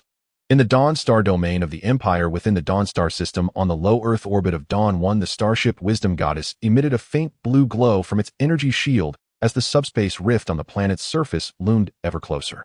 For ordinary starships, this was undoubtedly an extremely perilous zone, as a moment's carelessness could lead to the contamination of the starship by the chaotic evil deities lurking in subspace. Yet under the divine force field, the Wisdom Goddess maintained its position in orbit. Inside the bridge, the bioengineered crew coordinated the landing points of the reinforcements, utilizing the starship's 1,250mm caliber Closian laser spears to conduct as many orbital bombardments as possible on the surface of Dawn 1. Countless small dots appeared on the surface of Dawn 1. "Captain, the chaotic tide is still ongoing, and the number of subspace demons continues to rise. The defense line of the reinforcements is being established. We still need the Wisdom Goddess to maintain its current orbital altitude." It is expected that in 2 hours and 50 minutes the reinforcement troops will establish a stable defensive line. In this Genesis battle, which was nearing the brink of sweeping the entire Dawn Star domain, the 3 reinforcements on the surface of Dawn 1 were practically akin to a drop in the ocean. But for the sake of the God Emperor and the inch of territory of the Empire, the currencies of the God Emperor continued to flow in reinforcements. Wei Yuan looked at the busy Vanya and said, "Athena, prepare the entire ship for battle. Red alert, activate energy shields and deflection shields. Main gun team standby for alert." With Wei Yuan's command, a series of projection images appeared inside the bridge as this divine-class starship, which had slept for countless millennia, demonstrated its might to the cosmic sea. At this moment, Vanya said, "The bombardment vessel is in position and ready for withdrawal, the task of Storm Warfare Division 7. Shall we execute the withdrawal?" Wei Yuan returned to the captain's command seat and said, "Immediately commence retreat. Deploy 50% of the territorial drones to lay minefields at the landing points of the reinforcements. Open the left flank hangar. 3 biological technology priests, please bring detection equipment and stand by at the designated location. The 13th Guard of the Blade of Eternity, dispatch 3 platoons to Hangar 3. Hangar 3 on the left flank is preparing for closure." As a captain, he understood the power of subspace contamination. Even with full protection, the interstellar warriors must be prepared for the worst. Should any signs of corruption appear among the interstellar warriors, he would not hesitate to eliminate them. To be fair, 3 fully armed elite soldiers in light power armor combined with the automated defense weapons in Hangar 3 were sufficient to handle the fallen interstellar warriors. If he wished to continue playing music and dancing, he must be prepared in advance. On the surface of Dawn 1, the battle had already reached a fever pitch, as many of the God Emperor's currencies and the Empire's elites had not even had the chance to open their anti-evil potions before returning to the realm of the Eternal Lord. Blood was spilled upon this unfamiliar planet for these soldiers. Almost every standard minute, hundreds perished in the face of the surging chaotic demon army. The Empire's royal army with heavy land mechs was also engaged in combat. These land mechs, standing about 8 meters tall, were equipped with advanced defensive armor and shields. The power of the particle oscillation blades in their hands was sufficient to slice through the outer armor of civilian spacecraft. There is no doubt that such mechs were extremely expensive, rivaling the cost of training an interstellar warrior. However, the Empire's royal army still managed to scrape together a significant amount of credit points from their meager military budget every century to equip each elite army with hundreds of these heavy land mechs to combat the chaotic demons. Fire the 250 laser spears with increased power. The 1,500 mm heavy explosive shells must ensure a firing rate of 15 per standard minute, unleashing fury upon the chaotic tide. The God Emperor is watching over us. We are the currency of the Eternal Lord. In the temporary command center of the Imperial Kelvin Galaxy Army, the Royal Army of Kelvin 6th Defense Army, General Wang Wu stood behind the shield barrier, observing the battlefield engulfed in gunfire, and said to his chief of staff beside him, "I have never seen a captain willing to incur losses to support military actions for the Empire. Captain Wei is quite a good person. The troops must deploy in the shortest time possible. The shield barrier must be established, and the defense towers must be built as quickly as possible. Unfortunately, we are caught up in this Genesis battle. The Dorian family cannot afford to bleed this time without satisfying the investigation team. It can be said that the entire Kelvin galaxy has been duped by the Dorian family of the Dawnstar domain since the early stages of the war. When that so-called god of plague and disaster appeared, it was time to dominate the system's governor's office for a joint operation. Now that the lid has blown off, will the tax owed by the Dawnstar domain to the Empire still not be shared across the entire Kelvin galaxy?" Chief of Staff Chang Yu looked at the dismal battlefield displayed on the optical monitoring screen and said, 300,000 people still on Dawn 1 are merely for show. Of our existence is to present to the investigation team. The governor's office needs to inform the Imperial Council how much they have sacrificed for this Genesis-level battle. Otherwise, when the joint investigation teams from the Imperial Tribunal, the Inquisition, the Sect of the Eternal Lord, and the Imperial War Department arrive, who knows how many days the noble families will be brought down. As a seasoned veteran, he naturally knew that the harsh reality of the Dawnstar domain had been concealed all along. Yet he never expected the Dorian family to leave such a massive mess. Wang Wu, after consuming several anti-evil tablets, said, "We must thank Captain Wei, otherwise after this war we too would have been secretly consumed." Chief of Staff dispatched a labor battalion to collect the anti-evil tablets carried by the fallen soldiers. This is the most crucial strategic resource on this planet. Although they knew this was a battlefield where survival was nearly impossible, they still held onto the hope of living.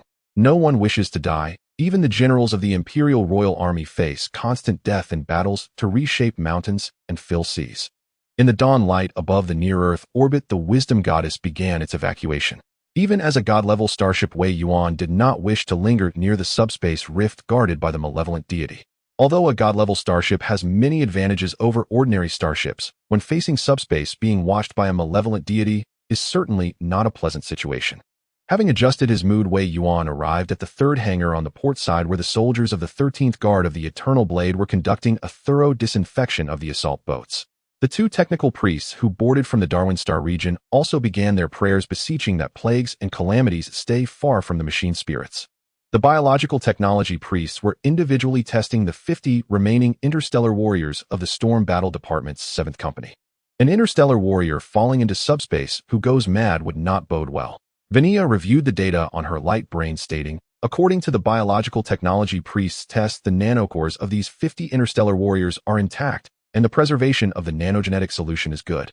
All their psionic organs are well preserved, and their extraordinary organs have not been contaminated. The nanocores extracted from the fallen interstellar warriors are also untainted and can be proliferated for cultivation. They can cultivate 100 standard interstellar warriors or breed 300 downgraded versions. It can be said that they have struck gold this time, otherwise any interstellar warrior unit that had its number revoked would demand an exorbitant price. This is because the various factions within the Empire's Eternal Lord sect have a considerable demand for interstellar warriors. As the Emperor's Messenger One cannot take matters into their own hands during academic exchanges, Wei Yuan said calmly, being a bit smaller is fine. Wearing the specially made heavy power armor, their combat power remains largely unchanged. We are a ship of the Starship Charter, not an Imperial Navy vessel, and thus do not need to engage in certain brutal battles. Our main task is to transport reinforcements as we are doing today, responsible for ground rescue and support. After all, the captain of a starship charter must bear their own profits and losses. Here he could not help but complain about his fellow townsmen, who after becoming emperor, blocked many avenues to wealth. Even the method of old Sue, which involved carrying funds discreetly, had been directly blocked by his fellow townsmen. They simply would not grant large credit points to the captain of the starship charter, thus fundamentally eliminating the possibility of someone following the old man's path. One must admit in these 9 years how exceptional you are. The biological technology priest Opal approached Wei Yuan and said, Captain, these warriors have not been contaminated. However, the plague of Dawnstar is indeed difficult to deal with. The viruses we extracted will die as soon as they leave their hosts. Captain, this is not merely a biological issue, it is a psionic one, with the viruses intertwined in their evolution. Facing the plague of the Lord of Plagues and Calamities, they are at a loss. If they could resolve the plague that has spread across the Dawnstar region, they would not have been sidelined in the sect, already possessing the power of academic exchange. Who would dare to defy them? They could engage in an academic exchange with anyone willing. Wei Yuan sighed, all right. Opal and the other technical priests, your upcoming task is to conduct transformation surgeries for the soldiers of the 13th Guard of the Eternal Blade, maintaining normal human proportions as much as possible. It can be said that becoming a standard version will forfeit much joy, but becoming a downgraded version of an interstellar warrior won't bring as much pain. The joys that should exist will not diminish. Of course, the prerequisite is that the other party must be able to endure fierce battles, hence the opportunity to win hearts arises. Captain Wei, we following the previous acting company commander's instructions apply to become the stationed interstellar warriors aboard the Wisdom Goddess based on the Empire's Starship Charter, Empire's Battle Charter, and the Empire's Eternal Lord Act. We will complete our unfinished missions aboard the Wisdom Goddess fighting for the Emperor. Implicitly indicating that their numbers had been revoked, their battle transport vessels were gone, and their supplies had been completely depleted. Now they needed the Wisdom Goddess to take them in, otherwise they would truly perish on Dawnstar. Wei Yuan naturally understood the implication behind these interstellar warriors' words and said, accepted. You will be incorporated into the 13th Guard of the Eternal Blade, tasked with safeguarding the Wisdom Goddess and fighting for the Emperor. I believe you all should take a good rest now. Athena arranged supplies for the interstellar warriors on the deck. Following that, Wei Yuan left the left side hangar number 3 with Vania. In the high-speed hovering elevator leading to the bridge, Wei Yuan said, the Dawnstar region is truly a disaster, and the Doran's family are all fools. Thankfully, I don't have to defend my thesis, otherwise I would have to accompany the Cardinal of the Privy Council to the Farmer 2-star system. Who knows what terrifying events I might encounter. Well, how should I put this? The graduation defense at the Imperial Royal Naval Academy always has a certain death quota. Coincidentally, some of his classmates piloted star cruisers into places they shouldn't have ventured, and then their entire starship was set ablaze by the chaotic fleet. Vanilla said, "The Farmer 2-star system of the Dawnstar region is not just an agricultural world. There is no reason it should attract the prying eyes of the cardinal of the Imperial State Church rushing over eagerly. One could say that the cardinal of the Empire's Eternal Lord sect symbolizes a part of the Empire's theocracy. Even the Windsor family must yield 3 points when facing the cardinal of the Imperial Privy Council, the Shin family. After all, they belong to the secular layer of the theocracy, while the cardinal Shin family has the qualification to hear the divine messages of the emperor." Wei Yuan sighed, "That Miss Shun is also a lunatic. Although interstellar motherships have excellent overall performance, who would pilot an interstellar mothership other than those who have been completely fooled? Piloting an interstellar destroyer at least offers speed and maneuverability. Interstellar motherships can be said to be the most unreliable type of starship in the Empire, even though they have existed for over 3,000 years. Unfortunately, there is no practical evidence showing that interstellar motherships can replace the Empire's interstellar battleships. Please, this is not a two-dimensional naval combat model of the ultra-ancient period. This is three-dimensional cosmic warfare. Either it can fight, or it can endure, or it can run. An interstellar mothership does not fit any of these criteria. The Dawn starfield of the Empire, the Farmer 2 stellar system. Inside the control center of the near-Earth orbital defense fortress, the governor of Farmer 2 looked grimly at the unfavorable battle situation displayed on the main screen, lamenting order all artillery positions to support the flagship of the Lord Bishop of the Privy Council. If the flagship of the Lord Bishop of the Privy Council sinks within the Farmer 2 stellar system, then we must prepare to relocate. One of the most untouchable existences in the Empire is the Lord Bishop of the Eternal Church's Privy Council. As a symbol of the Empire's theocracy, the flagship of Bishop Shining Luo is a presence that all fleets of the Empire must rescue. General, activate the main cannon of the light spear. Electromagnetic railgun, main cannon. All are in position and ready to fire. Governor Carteret of the Farmer 2 stellar system commanded in a roaring tone, "Fire all main cannons, and let the technical priests begin their prayers. Pray that the shells hit the enemy ships. Pray that the blade of the Divine Emperor will ultimately achieve victory in this war. Praise the Divine Emperor, praise the Empire, praise the great Eternal Lord." The order from the governor was transmitted to all artillery positions, and the warriors of the Divine Emperor pressed the fire buttons on their control panels. A deafening roar resonated within the turrets as the energy within the conduits reached an overloaded state. The thermal radiation value had risen to 75 degrees, an unbearable temperature for the gunners. But they were warriors of the Divine Emperor, the most trusted soldiers of the Divine Emperor. Each attack they executed represented the will of the Divine Emperor carried forth throughout the cosmic sea. To carry out the will of the Divine Emperor was their only faith. The prayers of the technical priests brought unimaginable luck to the shells and light spear attacks. The chaotic fleet which was within the attack range suffered a direct assault from the near-Earth orbital defense fortress of the Farmer 2 stellar system. The electromagnetic shells, coated with a layer of strong interaction force, pierced through the outer armor of the chaotic fleet. Then the brilliance of the light spears illuminated the starry sky. The flagship of the Lord Bishop of the Eternal Church was said to be equipped with multiple advanced technologies of the Empire, expected to become the starship that safeguards the Empire's territories. It was now undergoing the most brutal test since its maiden voyage. Bishop, the Chaos Demons have invaded multiple decks, including the 35th, 72nd, 63rd, and 55th. The Knights Templar are currently driving them back, but our ship's psychic furnace is overloaded. The contemplation chamber is unusable, the illegal psychics have burned out, and our allies have all perished. The engine room is on fire and the damage control is ineffective. The structural integrity of the ship is rapidly declining at a rate of 3% per minute. The technical priest helplessly reported to the Lord Bishop about the damage the flagship was enduring. If it weren't for the comprehensive protection of the bridge and the fact that the near-Earth orbital defense fortress of the Farmer 2 stellar system diverted some of the chaotic fleet's firepower, this starship beneath their feet would likely have been severely damaged. Shen Ingluo questioned, "Where are the reinforcements nearby? What about the graduates of the Imperial Royal Naval Academy? Why haven't they come to our rescue? Is this their loyalty to the Divine Emperor? Do they not understand what it means if the things within the Farmer 2 stellar system are released?" Amidst a violent tremor, Shen Ingluo nearly fell to the ground. Her retainer Xinzhong said the 7th team of the Knights Templar is protecting the bishop as she boards the escape shuttle. Technical priest, activate the captain's control system. I will assume command of this ship and engage the chaotic fleet in a final battle. All reasons for the sinking of the starship belong to me. Xinzhong looked meaningfully at Shen Ingluo and said, "Miss, you cannot blame others for this.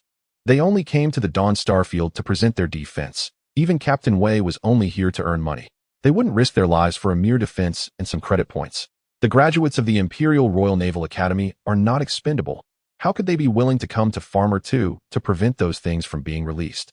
Shun Ingluo shot a cold glance at the two Knights Templar, holding her, saying, "Let me go, the battle is not over yet. I am the Lord Bishop of the Privy Council, I am the captain of this starship, and it should be I who sinks with the starship." However, the Knights Templar ignored Shin Yingluo's curses, for if the Lord Bishop of the Eternal Church were to die in the Dawn Starfield, it would be a heavy blow to the Empire. Shen Zhong stated, "Knights Templar, please proceed to the 6th cabin and board the escape shuttle for evacuation. Communications officer, contact the near-Earth orbital defense fortress of the Farmer 2 stellar system and request their assistance for the escape shuttle's departure from the battlefield. Technical priests, activate the full domain broadcast and send a distress signal to all starships of the Empire in the Dawn Starfield. Also mark the escape shuttle for protection, seal the starship, and close all channels and compartments. Prohibit all personnel movement. The reactor is operating at overload and the engine room is sealed. Enforce martial law on the command deck. Today is the end of our voyage." The piercing red alarm echoed through the bridge as the crew still fought to maintain the operation of the starship. However, under the joint assault of 15 chaotic starships, this biological mothership had become a fish in a barrel. The chaotic starships began to close in, and the utterly blasphemous chaotic 8-pointed star symbol appeared on the main screen of the bridge. Shen Zhong let out a roar fire. By time for the escape shuttle to flee. Silence enveloped the starry sea of the night. Perhaps the starry sea was inherently taciturn, but today the loyal servants of the Divine Emperor shed their blood here. The numerous artillery positions on the starship also began their final burst as the light spears brought a deathly hymn to the chaotic fleet. The electromagnetic railgun shells, blessed by the prayers of the technical priests, accurately struck the outer armor of the chaotic fleet. The power of the subspace evil god surged, blocking the shells from penetrating further. On the blasphemous chaotic fleet, biological tissues had begun to manifest a pollution brought about by the chaotic evil god's creation upon steel. The escape shuttle made its departure from the Farmer 2 stellar system in the shortest time possible. This superluminal starship had not been designed for a second acceleration since its construction. In the Empire's Dawn Star domain, within the outer asteroid belt of the Farmer 2 system, aboard the escape spaceship Sanctuary, Shin Ingluo looked at the accompanying technical priest and asked, "Shin Yuan, how far are we from the Empire's nearest starship? We must win this battle, otherwise when the creations on Farmer 2 are released by the evil gods, it will spell disaster for the entire Empire." From the Empire's scant records, she learned of the secrets hidden beneath Farmer 2 stars. Those creations were enough to plunge the Empire into a bitter war, and now those chaotic evil gods were actually planning to unleash them. Shen Yuan fixed her gaze on the holographic screen, her hands moving swiftly. "My lord, the closest starship to us is the Wisdom Goddess, which has just completed its reinforcement mission in the Dawnstar system. However, I have already contacted the Wisdom Goddess through the Empire's military communication channel. The communication indicates that the Wisdom Goddess has entered a silent state, and our ship cannot determine its exact position." The nearest starship to them had fallen silent, and on the Navy's internal network forum, Captain Wei seemed to have just finished speaking. "Isn't this tantamount to watching someone die without helping?" Shun Ingluo said with a dark expression. "What a great captain of the Empire's starship charter, Wei Yuan. When allies are in trouble, remain as steadfast as a mountain. Oh, when chaos strikes, shift like the wind." Shun Ingluo, who had been taught by priests since childhood, couldn't fathom how such a captain could have been admitted to the Empire's Royal Naval Academy. Shin Yuan asked, "My lord, we no longer have the fuel for another acceleration. Should we turn and seek other starships?" Shun Ingluo stood before the statue of the Divine Emperor praying. Shen Yuan sighed, unsure of what to say, while the remaining temple knights outside the bridge knelt devoutly on the ground. They began reciting the Emperor's holy words. At this moment, golden light shone brightly, blinding Shen Yuan. As the golden light dispersed, a three-metertal golden-armored divine being appeared within the sanctuary's bridge. The runes inscribed on its body proved to Shun Ingluo that this was a member of the Divine Emperor's royal guard from the land of his slumber. The old royal guard cast a satisfied glance at Shun Ingluo, then approached the control hologram of the sanctuary, entering a series of coordinates, saying, "These are the hidden coordinates of the Wisdom Goddess. It is an exceptionally powerful starship. Its stealth system is capable of confusing the majority of starship scans. By the will of the Divine Emperor, the privileged priest Shun Ingluo shall receive divine insight in times of confusion to save the Empire from disaster. May you live up to the glory of the creator of the Solar Legion. Praise the Divine Emperor." Then the golden-armored divine being vanished from the sanctuary, and Shun Ingluo rose from the statue, saying, Shen Yuan, let's proceed according to the coordinates given by the old royal guard. We will bring the teachings of the Divine Emperor's royal guard to the captain of the wisdom goddess Wei Yuan. We will initiate a review of our loyalty to Wei Yuan. The sanctuary accelerated to twice the speed of light, its engine tracing the only color in the nearby star sea. In the Empire's Dawn star system, within the outer small belt, the subspace pollution here had been reduced to a minimum, and the wisdom goddess had entered stealth mode with a distance of 189 light-years to Dawn Eye. This was sufficiently safe. Within the bridge of the wisdom goddess, the singing and dancing troupe began their daily performance. The bioengineered crew members meticulously observed the performance, seemingly curious. Wei Yuan held a cup of coffee, stroking Chun Shuya's delicate leg, saying, "Oh, how is Vanilla doing now? What is the situation on Dawn Eye? The Dolan family is quite generous. A large number of shells are being purchased from us. Those 3 technical priests are about to smoke from all the adjustments on the production line." The reason he was not trying to slip away was that the Dolan family had ordered a lot of land combat equipment. Even some of the equipment from the Eternal Blade's 13th Guard had been sold directly to the Dolan family. Making money. Without hesitation, who made the rule that the captain of a starship charter could operate at a loss? He is not a noble, and when he retires in the future without credits, how can he enjoy his retirement? He is not a bug of the Empire who can frantically rake in money. Vanilla sat in her seat watching the performances of the singing and dancing troupe, saying, "These slaves used for dancing are simply a waste. They are much more suited for ground combat. Wearing powered armor, they would make excellent soldiers. With some modifications, they would be perfect war machines. Dawn Eye is just the same shell supplies and bombardment ships." However, after the privileged priest of the council's escape ship left the Farmer 2 system entering a silent state, isn't that a bit excessive? Wei Yuan said calmly, "The position of the privileged priest of the Empire's council is too great. It's a huge trouble, to say the least. I don't want to be caught up in such trouble. What I fear most now is trouble. Besides, what wrong have we done? We simply did not see that privileged priest's escape ship. Maybe that privileged priest's escape ship has already crashed. It's not that he didn't want to save people. He was simply stretched too thin. The battle situation on Dawn Eye had reached a point where the support from the wisdom goddess was about to collapse. Moreover, he would not engage in a losing business." At that moment, the radar officer suddenly shouted, "Captain, we have a situation. 300 meters from the No. 5 hangar on the port side, a spaceship has ceased light speed. It just happened to complete a rendezvous with the bombardment ship, and the automatic defense weapons are already in place." Wei Yuan stood up from his chair, saying, "Damn, this time, young lady, the trouble is really big. I've hidden in the asteroid belt. How on earth did a broken escape ship manage to locate the wisdom goddess? Mobilize the troops, move out. We must not lose our momentum. Losing momentum means losing everything." Vanilla looked at Wei Yuan with a resentful expression, saying, "That was a privileged priest of the council, and your previous conduct of not moving when allies are in danger has probably made that privileged priest very angry." Wei Yuan ordered, "Stop all activities of the singing and dancing troupe. Enforce martial law on the command deck. I will not meet that privileged priest of the council. Young lady Vanilla, you will handle this reception entirely on your own. I am unwell. I have contracted lungworms. Doctor, get the stretcher ready." The doctor was seen carrying a stretcher, taking Wei Yuan away from the bridge. In the small asteroid belt of the Dawn Star system, the close-range defense weapons of the wisdom goddess have been readied at the port side hangar 5.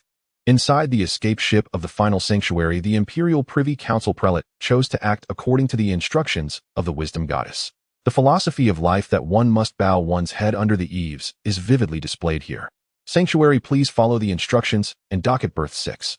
All crew members of the sanctuary, please stand outside the warning line. The biological priest of the wisdom goddess will perform disinfection on you." The voice of Athena echoed through the left port hangar, accompanying the entry of the sanctuary and the closing of the outer gate. The fully armed heads of the 13th Legion of the Eternal Blade, led by over 50 cans of space soldiers, appeared in the left port hangar.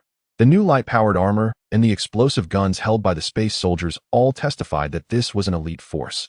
Yet such an elite force had been cooped up in the asteroid belt of the Dawnstar system for nearly half a month. Wearing a priest's robe, Vanilla looked anxiously at the open escape ship of the sanctuary. Their captain was clever, feigning illness to avoid responsibility, leaving her a technical priest to bear the burden. Idel looked at the Temple Knight descending the gangway and said, "Miss, we won't mess up this time, will we? I've heard that Temple Knights are utterly unreasonable." Vanilla sent a message to Wei Yuan using her personal light brain, saying, "That depends on whether we can intimidate this prelate of the Privy Council."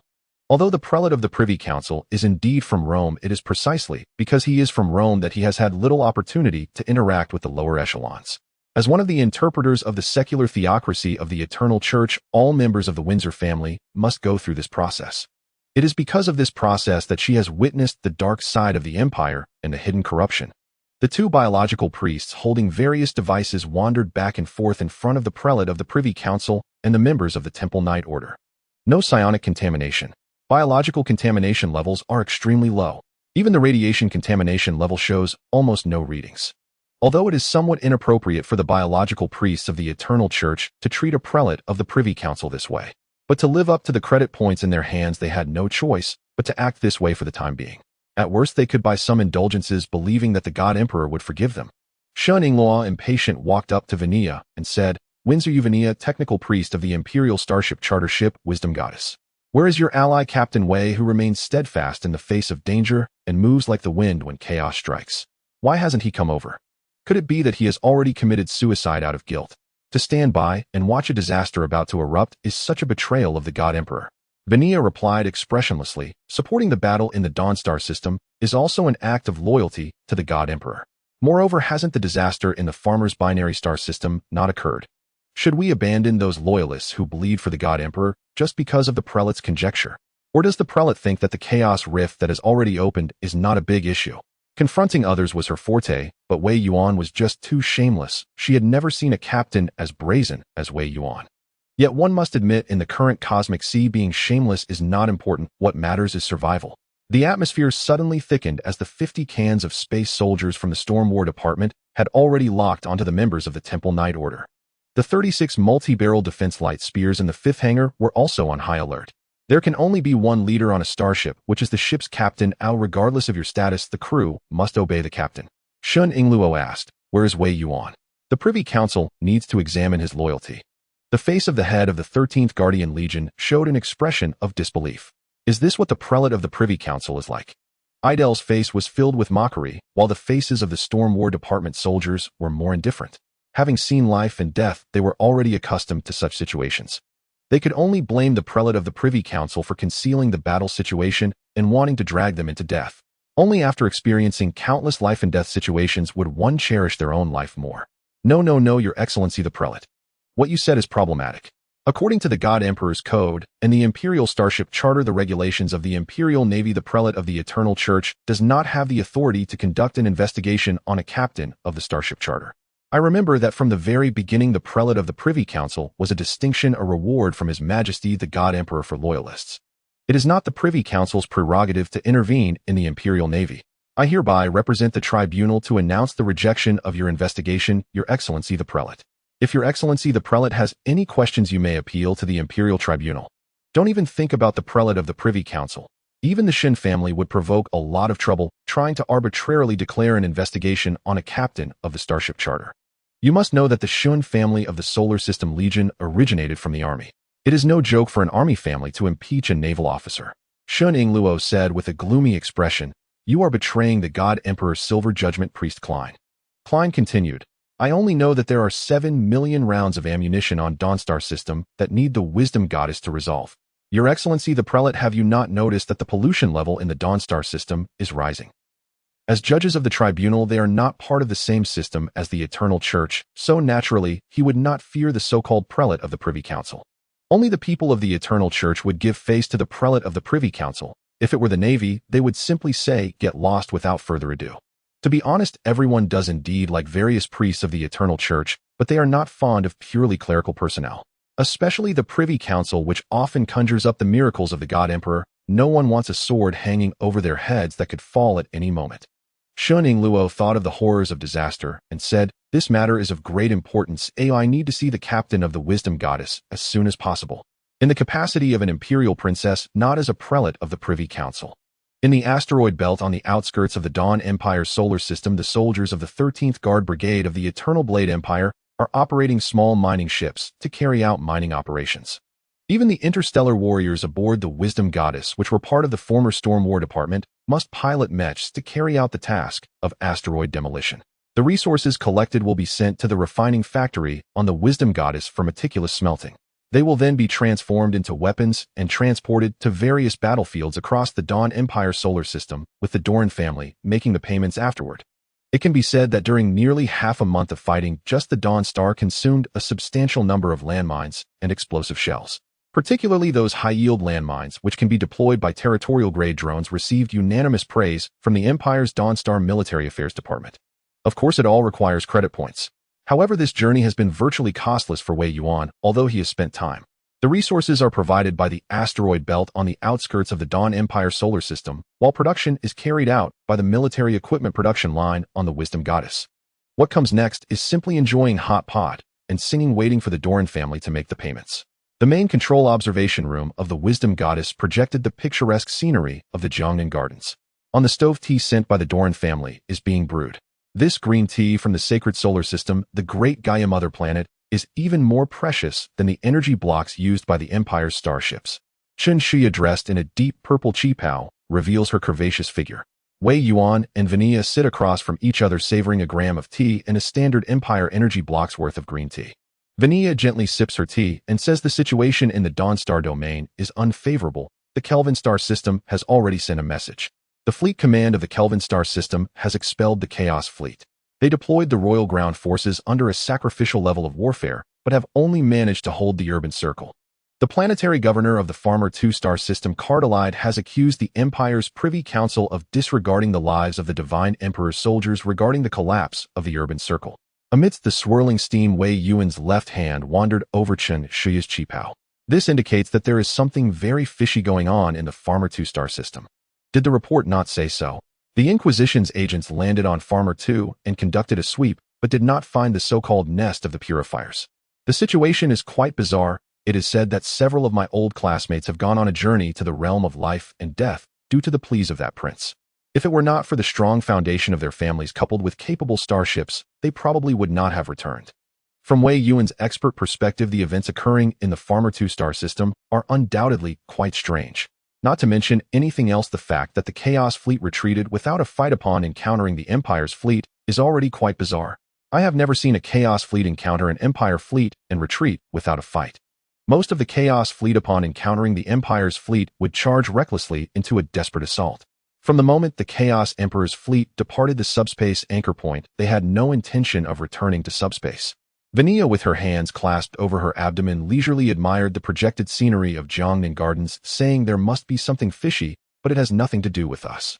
The Privy Council is very important to the Empire, yet at times can also be quite dangerous. His Majesty does not dare to trust the Privy Council too much. The people of the Privy Council are even more cunning than those belonging to the Divine Emperor. It should be noted that these priests of the Privy Council can indeed perform the Divine Emperor's miracles, while most miracles in the secular divine powers are mostly fabricated. Originally, before that general of the Solar Legion during the Second New Calendar era, everyone relied on creating personas and mutual flattery. However, who could have imagined that since the Privy Council was swiftly established under the Divine Emperor's call during the early period of the Empire's Third New Calendar, it has nearly monopolized the Divine Emperor's miracles. Moreover, the prominent families have no way to refute it, because the Divine Emperor truly can manifest miracles. Wei Yuan turned in his chair and said, "So you mean that you rely on boasting while others actually perform divine manifestations?" It's quite natural for His Majesty to feel apprehensive towards the Privy Council. Why did the brief era of the Empire's Second New Calendar come to pass? Even the Emperor of the Empire had to compromise when confronted with the miracles fabricated by the Privy Council. Vania nodded slightly, saying that is only natural. Just look at the titles of the Privy Council's bishops as Imperial Duchesses. It is not hard to see what the bishops mean to His Majesty. In simple terms, it means keeping to our own affairs. The Emperor grants the Privy Council's bishops a title, and they should not conjure up any miracles to take advantage of the Emperor. Suddenly, the projection screen in the main control observation room of the Wisdom Goddess went dark, and the scene of the cosmic sea filled the observation room. This is the result of the external sensors of the Wisdom Goddess detecting the cosmic sea. The captivating bishop of the Empire's Privy Council, Shen Ingluo, appeared before Wei Yuan dressed in a light purple evening gown. Even though Wei Yuan believes that this bishop of the Empire's Privy Council is an enormous trouble for his ship, he cannot deny that Bishop Shun exudes a quality of innate widowhood that surpasses Chen Shia. Wei Yuan sat up from his chair and said, "Does your highness have any business? It is currently a break time. Does the Privy Council not need a break? We must balance work and rest." Shun Ingluo looked at the chattering Wei Yuan and chuckled, "Would you like me to summon a dance troupe for Captain Wei to enjoy?" To be fair, although Captain Wei is sufficiently loyal, he is still far from the level of loyalty recognized by the Privy Council. In my capacity as an Imperial Duchess, I am issuing a request for assistance. The combat reinforcement task in the Dawn Empire solar system will be taken over by the Empire's Kelvin patrol fleet. Wei Yuan glanced at Vanilla approach Shunning Law, and with a somewhat silly and naive look in his eyes asked, "Your Highness, why must this antique ship beneath my feet undertake such a dangerous voyage?" Shunning Luo replied with a stern expression, "This is guided by the Divine Emperor. Captain Wei would not want to witness the Divine Emperor's miracles again, would he? Old antique. Hee. In the bridge of the Wisdom Goddess starship located on the outskirts of the Empire's Dawnstar system, after a period of calling, the Wisdom Goddess finally established communication with the Starship Command Center of the Kelvin Star system. The main screen of the bridge displayed the bustling scene of the communication center at the Starship Command of the Kelvin Star system. It was evident that the daily operations of the Kelvin Star system's Starship Command Center, which controlled nearly all naval vessels within the star system, were this busy. Only captains at the Starship charter level could use the superluminal communication equipment installed on the ship to conduct ultra-long-range calls. However, the Kelvin Star system was simply too vast. Without warp engines, subspace travel, and the remnants of star gates, it would be nearly impossible. Traveling from one end of the Kelvin Star system to the other using the ship's superluminal engine would take thousands of years. On the main screen of the bridge, a major from the Kelvin Star system's Starship Command Center appeared, quickly taking position. Upon hearing, it was the Empire's princess from the Eternal Lord sect. "Your Highness, I am Su E, the Logistics Minister of the Kelvin Star system's Starship Command Center. How may we serve you today?" As a major of the Empire, his demeanor seemed somewhat obsequious in the eyes of Wei Yuan and others. After all, a Privy Councillor and the Empire's princess was nothing more than someone who could simply cease to progress in the future. With a cold expression, Shunning Luo gave a disdainful snort at Wei Yuan, and then spoke. "The situation in the Dawnstar domain is somewhat out of control, although the reinforcements sent by the Empire have entered the battlefield. There have been reports of a suspected cleansing mother nest appearing in the Farmer 2 binary star system. The followers of the War Evil God are currently excavating the cleansing mother nest, while the Chaos Emperor's fleet has attacked my flagship. I have reason to believe that the cultists aim to corrupt the cleansing mother nest, and within the local star domain launch a unilateral challenge against the Empire's existing order. Major, we need reinforcements to resolve this major trouble." As a Privy Councillor of the Empire's Eternal Lord sect, she knew all too well what would happen if the cleansing mother nest were corrupted by the evil god. In the simplest terms, once the cleansing mother nest is tainted by the evil god, the Kelvin Star system could potentially fall into the hands of those chaotic evil deities. According to the records of the Privy Council, the cleansing mother nest had previously threatened the cosmic sea and the Empire's security. However, since the great Eternal Lord completely eradicated the so-called cleansing mother nest. In the Empire's past years, there had been almost no sightings of the cleansing mother nest, so she found this sudden appearance quite perplexing. On the main screen of the bridge, the major from the Logistics Coordination Center of the Kelvin Star System Starship Command displayed a look of confusion. "Your Highness, what is a cleansing mother nest?" "I have reviewed the records of the Kelvin Star system for the past 3,000 years and found no evidence of such a presence." Shunning Luo sighed, smiling helplessly. "Just report this information to the Minister of the Kelvin Star System Starship Command Center. I believe General Lu will handle this matter appropriately." She had not expected that with the passage of distant years, the Empire's Naval Department had actually forgotten about the cleansing mother nest that once posed a threat to the Empire. Su E respectfully said, "As you command, Your Highness." After the superluminal communication was terminated, Vanilla maintained her composure and said, "Once the cleansing mother nest appears, a large number of starships are required for encirclement operations. How did Your Highness confirm its appearance in the Farmer 2 binary star system? Is it really the rumored cleansing mother nest? One must know that a cleansing mother nest is not something that can be dealt with by a mere interstellar mothership." She still found it hard to believe that a cleansing mother nest existed in the Farmer 2 binary star system. She had seen those outdated materials before. Every encounter with a cleansing mother nest required hundreds of starships, otherwise who would dare to fire? Yet this Privy Councillor, the Empire's princess, had recklessly charged in. This was quite unreasonable from any perspective. Shunning Luo looked at Vanilla and said flatly, "This is a Privy Council secret, and it's better for the priest family not to know." Curiosity killed the cat. Wei Yuan chuckled as he watched Shunning Luo leave the bridge, saying, "That statement from Princess Vanilla is indeed quite true." Curiosity killed the cat. When the Starship Command Center's vessel arrives, just let this princess roll away. The situation in the Farmer 2 binary star system is not that simple. I do not believe that a cleansing mother nest would appear in the Farmer 2 binary star system. Wei Yuan directly projected all the data onto the main screen, which contained Wisdom Goddess previous records regarding the Cleansing Mother Nest.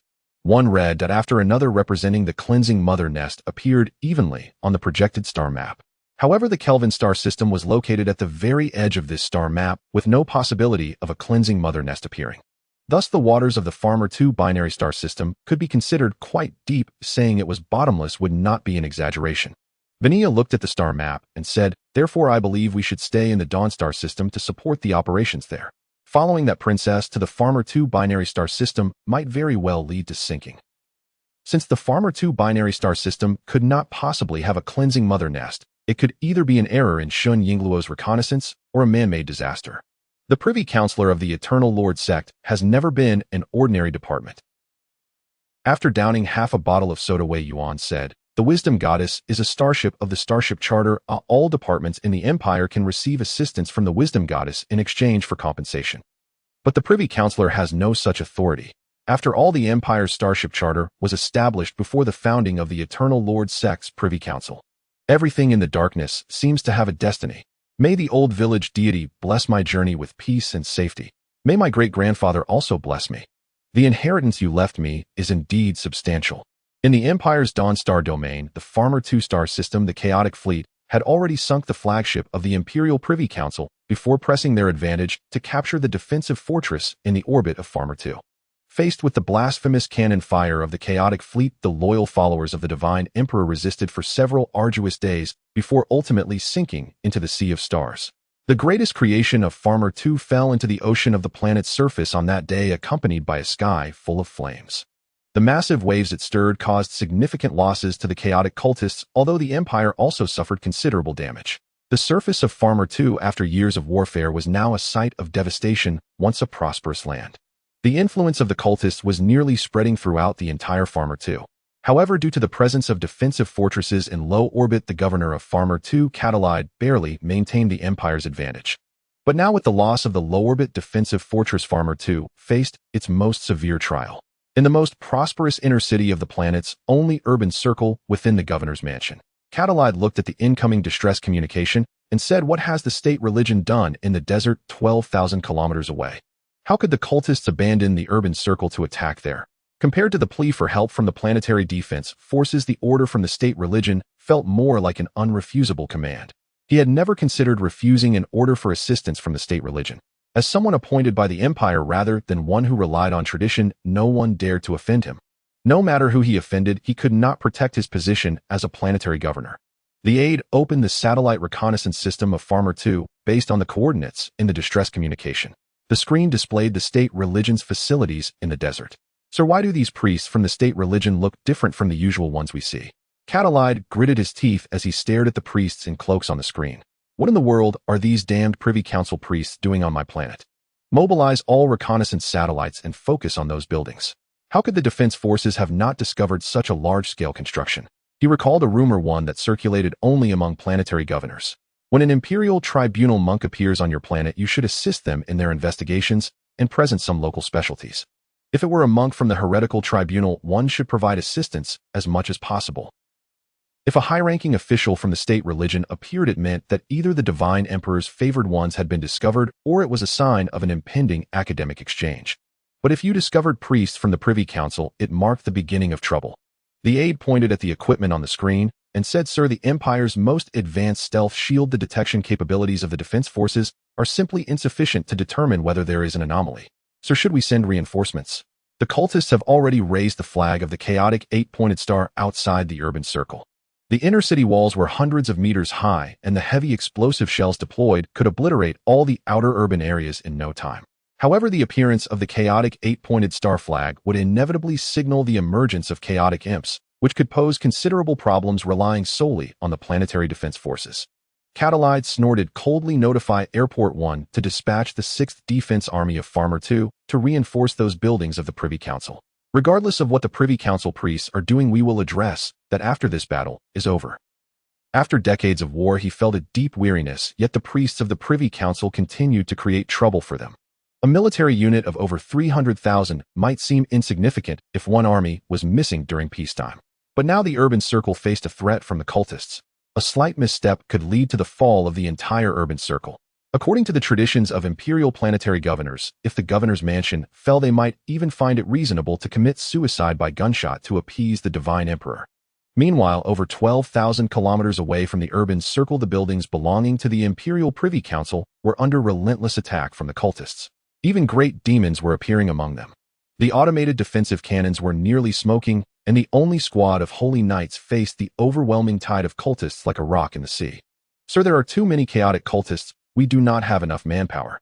According to the predictions from the Light Brain, if we do not receive reinforcements, we will fall within 3 hours. As a retired colonel of the Royal Army, Siggy had experienced countless brutally fierce wars. Yet no matter how one looked at it, the cultists were still human. Even when misled after suffering heavy casualties, they would temporarily retreat. They would engage in sacrifices to summon imps or great demons. However, he had not seen many cultists attacking like waves. Light spears, explosive shells, and landmines unleashed all their power at that moment as everyone exerted their utmost to block the attacks from the cultists. Even the priests of the Privy Council donned combat armor, wielding particle vibration blades, charging to the front lines. But the number of chaotic cultists was truly overwhelming to the extent that their defenses were about to collapse. On the rooftop of the building, the chief priest of the Privy Council, who had undergone extensive mechanical enhancements, looked at the overwhelming tide of chaotic demons and said, requesting reinforcements again, the contents within the base must not leak. Once leaked, we will face a joint investigation team from the council. His Highness has already sought assistance. The chaotic fleet isn't foolish. They won't choose to destroy Farmer 2 at this time. Now it comes down to ground combat. If we hold the base, we hold everything. If the base falls, then launch the divine punishment and send this planet to the heavens. I believe the Lord of Eternity will forgive our self-will. The priests beside him were greatly frightened, but sir, we do not have the authority to issue an extermination order for a planet. The chief priest coldly replied, it is the chaotic cultists who will destroy this planet, not us. We are all loyal servants of the divine emperor. In the asteroid belt on the outskirts of the Dawn Empire solar system, the soldiers of the 13th Guard Brigade of the Eternal Blade Empire are operating small mining ships to carry out mining operations. Even the interstellar warriors aboard the Wisdom Goddess, which were part of the former Storm War Department, must pilot mechs to carry out the task of asteroid demolition. The resources collected will be sent to the refining factory on the Wisdom Goddess for meticulous smelting. They will then be transformed into weapons and transported to various battlefields across the Dawn Empire solar system, with the Doran family making the payments afterward. It can be said that during nearly half a month of fighting, just the Dawn Star consumed a substantial number of landmines and explosive shells. Particularly those high-yield landmines, which can be deployed by territorial-grade drones, received unanimous praise from the Empire's Dawn Star Military Affairs Department. Of course, it all requires credit points. However, this journey has been virtually costless for Wei Yuan, although he has spent time. The resources are provided by the asteroid belt on the outskirts of the Dawn Empire solar system, while production is carried out by the military equipment production line on the Wisdom Goddess. What comes next is simply enjoying hot pot and singing, waiting for the Doran family to make the payments. The main control observation room of the Wisdom Goddess projected the picturesque scenery of the Jiangnan Gardens. On the stove, tea sent by the Doran family is being brewed. This green tea from the sacred solar system, the great Gaia Mother planet, is even more precious than the energy blocks used by the Empire's starships. Chen Xia, dressed in a deep purple qipao, reveals her curvaceous figure. Wei Yuan and Vanilla sit across from each other, savoring a gram of tea and a standard Empire energy block's worth of green tea. Vanilla gently sips her tea and says the situation in the Dawn Star domain is unfavorable. The Kelvin Star system has already sent a message. The fleet command of the Kelvin Star system has expelled the Chaos Fleet. They deployed the Royal Ground Forces under a sacrificial level of warfare, but have only managed to hold the urban circle. The planetary governor of the Farmer 2 star system, Cardalide, has accused the Empire's Privy Council of disregarding the lives of the Divine Emperor's soldiers regarding the collapse of the urban circle. Amidst the swirling steam, Wei Yuan's left hand wandered over Chen Xia's qipao. This indicates that there is something very fishy going on in the Farmer 2 star system. Did the report not say so? The Inquisition's agents landed on Farmer 2 and conducted a sweep, but did not find the so-called nest of the purifiers. The situation is quite bizarre. It is said that several of my old classmates have gone on a journey to the realm of life and death due to the pleas of that prince. If it were not for the strong foundation of their families coupled with capable starships, they probably would not have returned. From Wei Yuan's expert perspective, the events occurring in the Farmer 2 star system are undoubtedly quite strange. Not to mention anything else, the fact that the Chaos Fleet retreated without a fight upon encountering the Empire's fleet is already quite bizarre. I have never seen a Chaos fleet encounter an Empire fleet and retreat without a fight. Most of the Chaos fleet upon encountering the Empire's fleet would charge recklessly into a desperate assault. From the moment the Chaos Emperor's fleet departed the subspace anchor point, they had no intention of returning to subspace. Vanilla, with her hands clasped over her abdomen, leisurely admired the projected scenery of Jiangnan Gardens, saying there must be something fishy, but it has nothing to do with us. The Privy Council is very important to the Empire, yet at times can also be quite dangerous. His Majesty does not dare to trust the Privy Council too much. The people of the Privy Council are even more cunning than those belonging to the Divine Emperor. It should be noted that these priests of the Privy Council can indeed perform the Divine Emperor's miracles, while most miracles in the secular divine powers are mostly fabricated. Originally, before that general of the Solar Legion during the Second New Calendar era, everyone relied on creating personas and mutual flattery. However, who could have imagined that since the Privy Council was swiftly established under the Divine Emperor's call during the early period of the Empire's Third New Calendar, it has nearly monopolized the Divine Emperor's miracles. Moreover, the prominent families have no way to refute it, because the Divine Emperor truly can manifest miracles. Wei Yuan turned in his chair and said, "So you mean that you rely on boasting while others actually perform divine manifestations?" It's quite natural for His Majesty to feel apprehensive towards the Privy Council. Why did the brief era of the Empire's Second New Calendar come to pass? Even the Emperor of the Empire had to compromise when confronted with the miracles fabricated by the Privy Council. Vanilla nodded slightly, saying that is only natural. Just look at the titles of the Privy Council's bishops as Imperial duchesses. It is not hard to see what the bishops mean to His Majesty. In simple terms, it means keeping to our own affairs. The Emperor grants the Privy Council's bishops a title, and they should not conjure up any miracles to take advantage of the Emperor. Suddenly, the projection screen in the main control observation room of the Wisdom Goddess went dark, and the scene of the cosmic sea filled the observation room. This is the result of the external sensors of the Wisdom Goddess detecting the cosmic sea. The captivating bishop of the Empire's Privy Council, Shen Yingluo, appeared before Wei Yuan dressed in a light purple evening gown. Even though Wei Yuan believes that this bishop of the Empire's Privy Council is an enormous trouble for his ship, he cannot deny that Bishop Shun exudes a quality of innate widowhood that surpasses Qin Shiya. Wei Yuan sat up from his chair and said, "Does your highness have any business? It is currently a break time. Does the Privy Council not need a break? We must balance work and rest." Shen Yingluo looked at the chattering Wei Yuan and chuckled, "Would you like me to summon a dance troupe for Captain Wei to enjoy?" To be fair, although Captain Wei is sufficiently loyal, he is still far from the level of loyalty recognized by the Privy Council.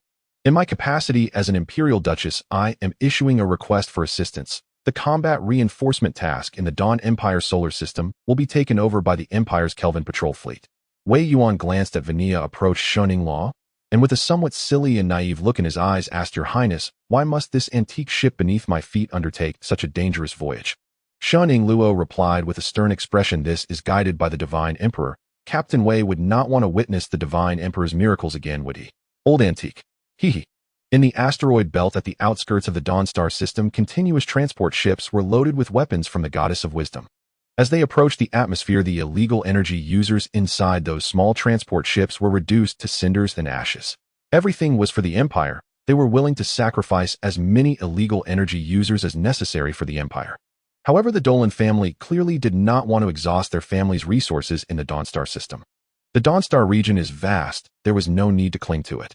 They should have reported the current situation of the Dawnstar system to the Empire much earlier. Had the Empire taken over the Dawnstar system earlier, they might not have to face such an awkward situation now. Inside the palace of the Dolan family's temporary residence in the Tali Star system, the head of the Dolan family, Count William Dolan, was angrily staring at a series of bills. Bastard, simply a bastard. How could they be so shameless? This price is just too high. In less than 2 months, the Dolan family has already spent nearly 5 billion credit points in the Dawnstar system, along with a large amount of gold. Seeming we need to come up with a way to have the Empire accept the battlefield of the Dawnstar region. If this continues, the Dolan family may not even be able to maintain the appearance of a noble in the future. A noble of the Empire must present a corresponding appearance, otherwise the noble circle will naturally close off from that noble. Others will take the opportunity to jump out and add to their troubles. The appearance of nobility is meant to maintain connections, not merely to save face. Ordinary citizens of the Empire can understand this, so how could cunning nobles not? The palace was silent, with the Dolan family's retainers sighing as if mourning the dead. This battle had lasted nearly 70 years. It initially began as a small rebellion on Dawn 1, but had ultimately developed into a rebellion that was about to engulf the entire Dawnstar region. They were now powerless against the current situation. Or rather, the Kelvin star system could no longer cover this up, yet their head decided to lift the lid himself. Seeing Dolan calmly said, "My lord, the only thing we can do now is to report this Genesis-level battle in the star region to the Holy Solar System and the Great Gaia Mother Star as soon as possible. Then the Empire's Ministry of War, Ministry of Internal Affairs, and Ministry of Military Affairs will implement emergency procedures to mobilize reinforcements to the Dawnstar region. However, along with the reinforcements, there will also be the Empire's adjudicators coming from the Holy Solar System and the Great Gaia Mother Star. Even a moment's thought makes it clear that the Genesis-level battle in the Dawnstar region is fraught with complications. It is evident that when the adjudicators arrive, it will depend on how many local specialties the Count can produce to silence them. Within the cosmic star sea, no citizen of the Empire does not love the local specialties from various parts of the Empire. And credit points are the top local specialty of the Empire, highly praised and widely recognized. Of course, mining rights on planets and a large number of illegal energy users are also indispensable. But no matter what, the Dolan family has finally extricated themselves from the quagmire of war in the Dawnstar region. William Dolan, while puffing on a cigar, said, "Good seaning, go ahead and do it. This battle has been supported by the Dolan family for nearly 70 years. We must let the Empire see our sacrifices." Finance Minister informed Captain Wei that the battle in the Dawnstar region will be taken over by the Empire. Finally, let Captain Wei make a profit and decide the time for withdrawal himself. I believe Captain Wei also does not wish to provide local specialties to the adjudicators. He knew the nature of the Empire's adjudication court all too well. One could say that the adjudicators were the worst of the worst. It seems that the Empire's adjudication court was personally established by the Great Eternal Lord. There are many influential figures in the Empire involved in this ancient and mysterious department, yet anyone who has dealt with the Empire's adjudication court knows very well. In the lengthy regulations of the Empire's adjudication court, it essentially states only 2 words to demand money. The finance minister asked, "My lord, how much is appropriate for the equipment fee this time?" "We signed a contract with Wei Yuan that still has a year until expiration, and I'm afraid Captain Wei will hold on to it tightly. It is said that there is a silver-level adjudicator aboard the Goddess of Wisdom. One need not fear that the adjudicator demands money. The adjudicator is not solely for the purpose of demanding money. If this contract is added to the mix, the adjudicator might become quite wealthy in our Dawnstar region. But such sudden wealth for them would be a long-term torment. After this battle, combined with the local specialties from the aftermath, there will be almost nothing left to exploit in the entire Dawnstar region." William Dolan said, "Finance Minister, everything must be done according to the Empire's laws, and outside of the Empire's laws, transfer 2 months' equipment fees to Wei Yuan. I hope that Captain Wei can be sensible. The longer a starship stays in the Dawnstar region, the greater the danger to the Dolan family's achievements. Sometimes, as long as the local specialties are sufficient, bad things can be turned into good things, but if the specialties are insufficient, then this time he might even face demotion from the Noble Council of the Empire.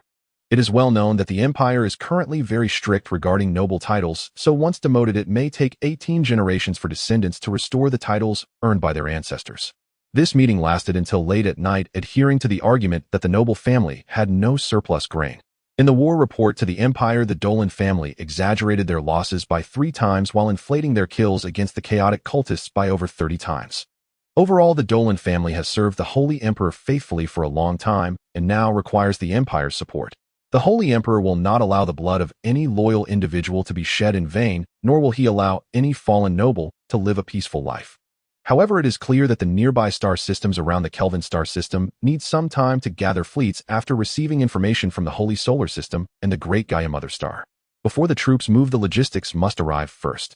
The war in the Dawnstar region has reached another turning point. Days later, after receiving the last payment for equipment from the Dolan family of the Dawnstar region along with a dissolution fee, on board the Wisdom Goddess starship, the equipment production line, which had been busy for a long time, gradually entered a low-speed production mode with technical specifications proposed by Wei Yuan himself. The Flying Blade-class drones designed by Athena and produced by the technical priests continued to be manufactured in an endless stream. For the vast and cumbersome Empire, war was almost the main theme that ran through this ancient empire. Only war could ensure the long-lasting continuation of the Empire. For the Empire, the number of its citizens was always astronomical. After all, legal citizens of the Empire did not need, in summary, to accept gifts is to be indebted. Coupled with the divine emperor's grandeur, the Empire was continuously baptized. The colossal empire needed to constantly wage wars, either colonizing other star systems or engaging in internal strife. No one wished for internal strife, neither the citizens of the Empire nor its insects wanted it. Inside the bridge of the wisdom goddess, Wei Yuan gazed at the ongoing artillery fire in the Dawnstar system, sitting in the captain's chair with his legs crossed, swirling a glass of red wine, while enjoying the performances of the song and dance troupe. Athena, close all external hatches and prepare all personnel for departure. Helmsman, set a course for the only starport in Darwin. Let us take action. To be honest, he truly did not want to leave the Dawnstar region. Here he earned a considerable amount of star coins and also acquired numerous resources, with the war reserves of the wisdom goddess increasing from 16% to 70%. Saying something not quite loyal, he was genuinely grateful to that so-called god of plague and calamity. However, he was part of the Starship Charter and had never been one of the Imperial power institutions. Now that the Dolan family was on the verge of making big money, it was naturally impossible for them to take him along. If it weren't for the fact that he had commanded a star battleship, and they feared he might spill secrets, they probably wouldn't even pay him a hush fee. Why is Captain Wei heading to the only starport in Darwin instead of going to the farmer's binary star system? I need an explanation. The Privy Council needs an explanation. Shen Yingluo's face was filled with anger, her fingers showing a faint bluish hue. Wei Yuan waved his hand to pause the performance. Your Highness, I am a Starship Charter captain, and I can also be considered a soldier. I need to be accountable to the Imperial Navy. The battlefield in the Dawnstar region has already been taken over by the Empire. This is a direct document from the Governor's office of the Dawnstar region. I need to turn away rather than continue to stubbornly linger in the Dawnstar region and be subjected to petty grievances. As a captain, it is crucial to have self-awareness. Since no more credit points can be earned here, why not seek another place to make money? Making money. It's not hard. It's not hard at all. With a smile, Vina looked thoughtfully at the Bishop of the Eternal Church's Privy Council and said, I'm sorry, Your Highness, we are powerless in this matter. Although the battle on the farmer's binary star is still ongoing, no one can determine whether those entities you mentioned, Your Highness, are real or not. The wisdom goddess, while obliged to assist the Eternal Church, seems to be independent of the Church despite being subordinate to the state religion. This directly clarifies everything from both a moral and legal standpoint. This Privy Council bishop cannot summon a Starship Charter captain to a battlefield already taken over by the Empire. Shen Yingluo stared at the leisurely Wei Yuan and said, Captain Wei, provide an account. I employ the wisdom goddess in my capacity as a princess of the Empire to assist the Privy Council employees in the farmer's binary star system with evacuation operations. The matters on the farmer's binary star must not be leaked. Some things everyone is doing behind the scenes, but they simply cannot be brought to light. Some things, when not exposed, are just light remarks. But once they are brought to light, it is as if the sky has truly been pierced. Wei Yuan stood up and walked in front of Shen Yingluo, scrutinizing her for a long time, and said, Your Highness, this is a star battleship. We usually charge by the hour. For one standard solar hour of the Empire, the fee is 1.5 billion credit points. How do you feel about that? The distance from the Dawnstar system to the farmer's binary star system is 75 light years. If we take the subspace route, we can arrive in just a few hours. If we go at warp speed, it depends on the warp factor. If fast, it could just be a few hours, and if slow, it could take a day or two. Shen Yingluo snorted coldly. Captain Wei, deal. I will pay for 72 hours in advance. However, as the employer, I need the wisdom goddess to impose a complete blockade on the farmer's binary star system. Both near-Earth orbit and the surface, as well as communications, need to be blocked. Hiding the news on the farmer's binary star is her best strategy. Now, as long as the information is blocked, the subsequent matters will depend on the Privy Council's negotiations with various Imperial factions. Wei Yuan accepted the cigar handed to him by Chen Xia, took a puff, and meticulously calculated using an ancient abacus. Your Highness, that would be a different price. The rescue operation of the Wisdom Goddess is divided into several levels. If the 13th Guard of the Eternal Blade is to be deployed, additional fees for Army ground operations will be required. Of course, we have 50 standard tanks and 300 downgraded tanks of Star Warriors. If Star Warriors enter the scene, the fees will need to be increased. In short, as long as Your Highness credit points are sufficient and do not violate the Divine Emperor's code, everything is negotiable. Making money. Not to be cold. As a starship captain, one cannot always be flying. The Empire has regulations stating that Starship Charter captains must possess a star system as a docking anchor to apply for retirement. Moreover, retirement locations are generally within the Empire's colonies, essentially treating Starship Charter captains as military households.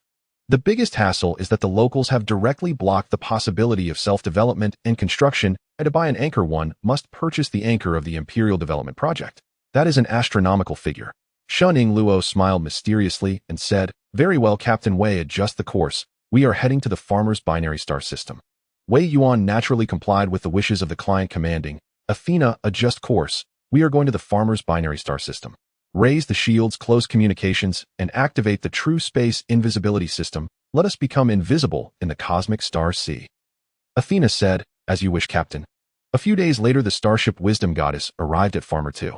In the past, the orbital defense fortress over Farmer 2 had essentially lost its intended function, and after a joint assessment by the technical priests, only a small portion of the armor plates was dismantled to build tanks.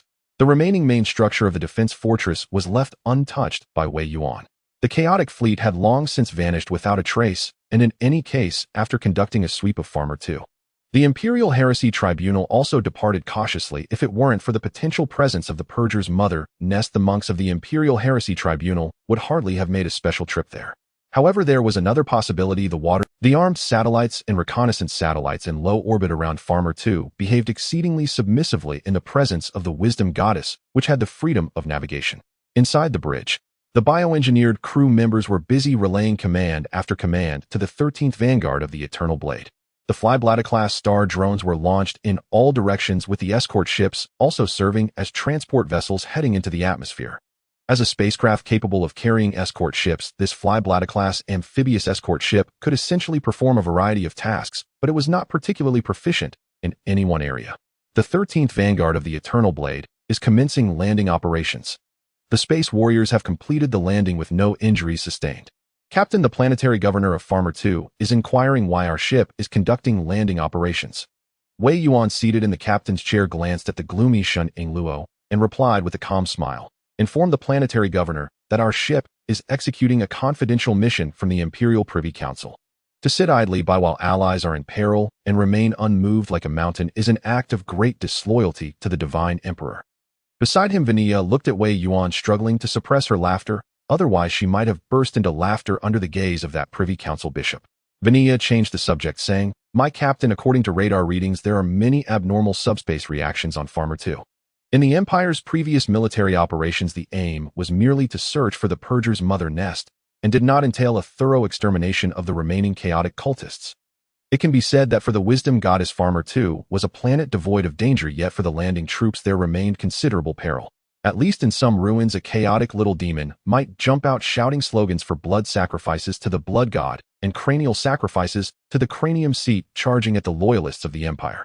This was entirely normal. There was also the possibility of encountering suicidal attacks from chaotic cultists. Wei Yuan looked at the main screen, which was nearing the escort ship hidden in the desert base, and said, Athena, take control of all escort ships, maintain the current altitude, and provide fire support for the landing troops. A silent base is hardly safe.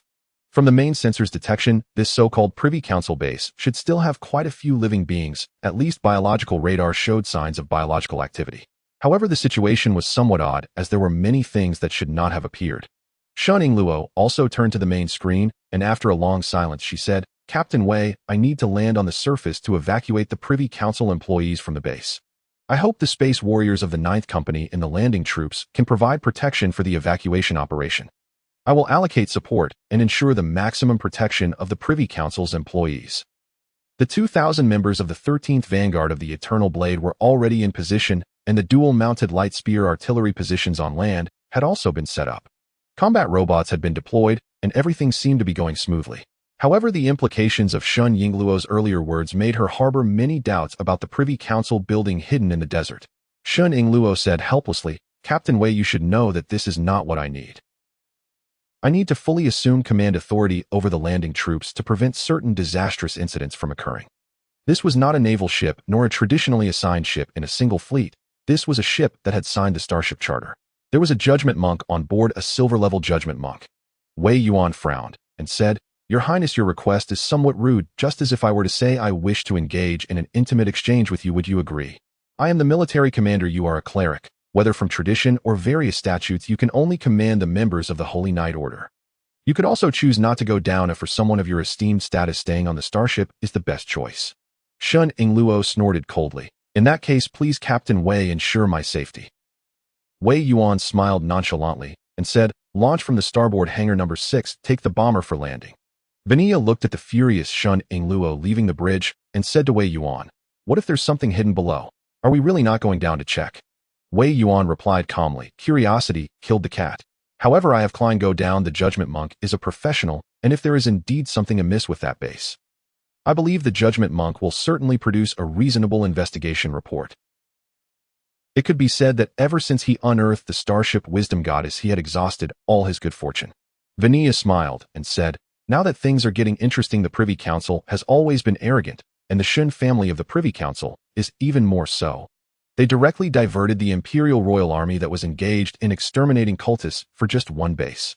It's best to live stream the entire process to the entire Starship Charter intranet, otherwise things could get troublesome. After all, they are divine beings, how could they be so incompetent? The frantic sprint of the 9 squads from the 13th Imperial Guard of the Eternal Blade on Farmer 2 caught the attention of the Planetary Defense Forces under the jurisdiction of the Planetary Governor. However, when they saw the interstellar soldiers clad in heavy power armor, all standing at nearly 3 meters tall, the officers and soldiers of the Planetary Defense Forces could only do one thing. That was to nod, bow, and salute, just like they had done earlier to those heavy tanks of the Imperial Blade.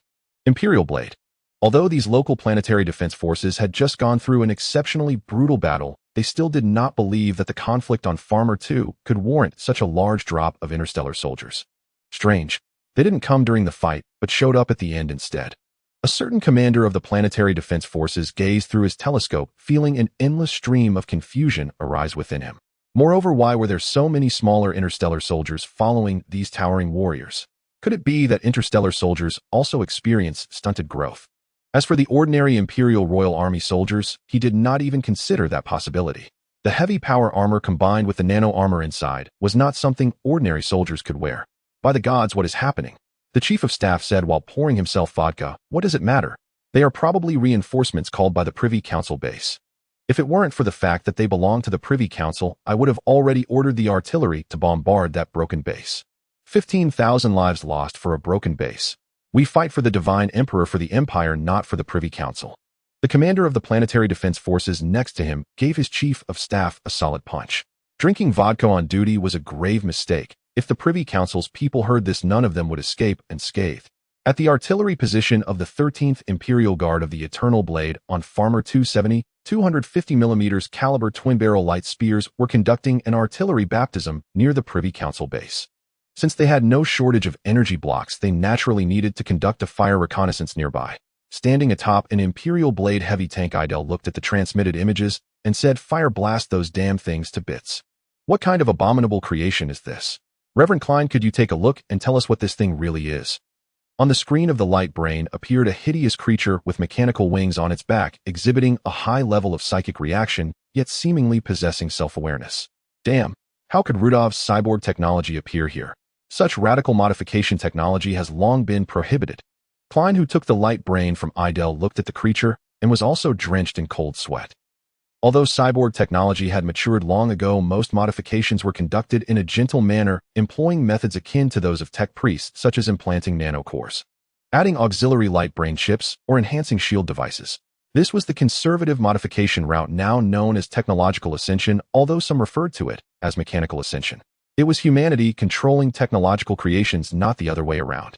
In most cases, only those whose lifespans were nearing their end among the imperial middle class would choose to undergo modifications. However, the average lifespan of Imperial citizens within the various stellar systems of the Empire had always been a rather mystical issue. For instance, in the Sacred Solar System, the average lifespan of its citizens was around 600 years. On the colonies, reaching 200 years was considered a blessing, but in most cases the lifespan of ordinary Imperial citizens fluctuated around 350 years.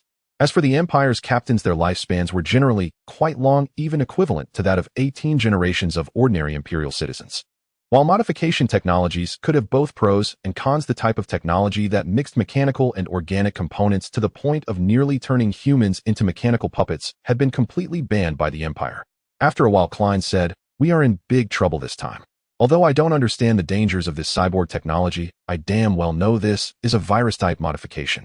Ordinary Imperial citizens simply cannot withstand such modifications, while those within the sect undergo transformations blessed by the deities. Then they are reinforced in the subspace before being modified, ensuring the integrity of the human soul. This one is clearly a virus mutation type and might even be contagious. Idel, initiate level 1 biohazard precautions." Klein spat out the cigar in his mouth, grabbed a blast pistol, and boarded the 9-headed bird troop transport, which had been modified into his personal vault. Idel directly ordered on the combat channel, "This is Idel. The situation has changed. All personnel prepare for level 1 biohazard precautions. 9 squad pay attention, do not push too far ahead. Firepower clusters bombard the combat robots and collect samples up close." No matter what that creation was, they had to destroy it. Their mission had shifted from evacuation to reconnaissance. As a squad leader of the Royal Army, he could analyze the meaning behind Klein's succinct words.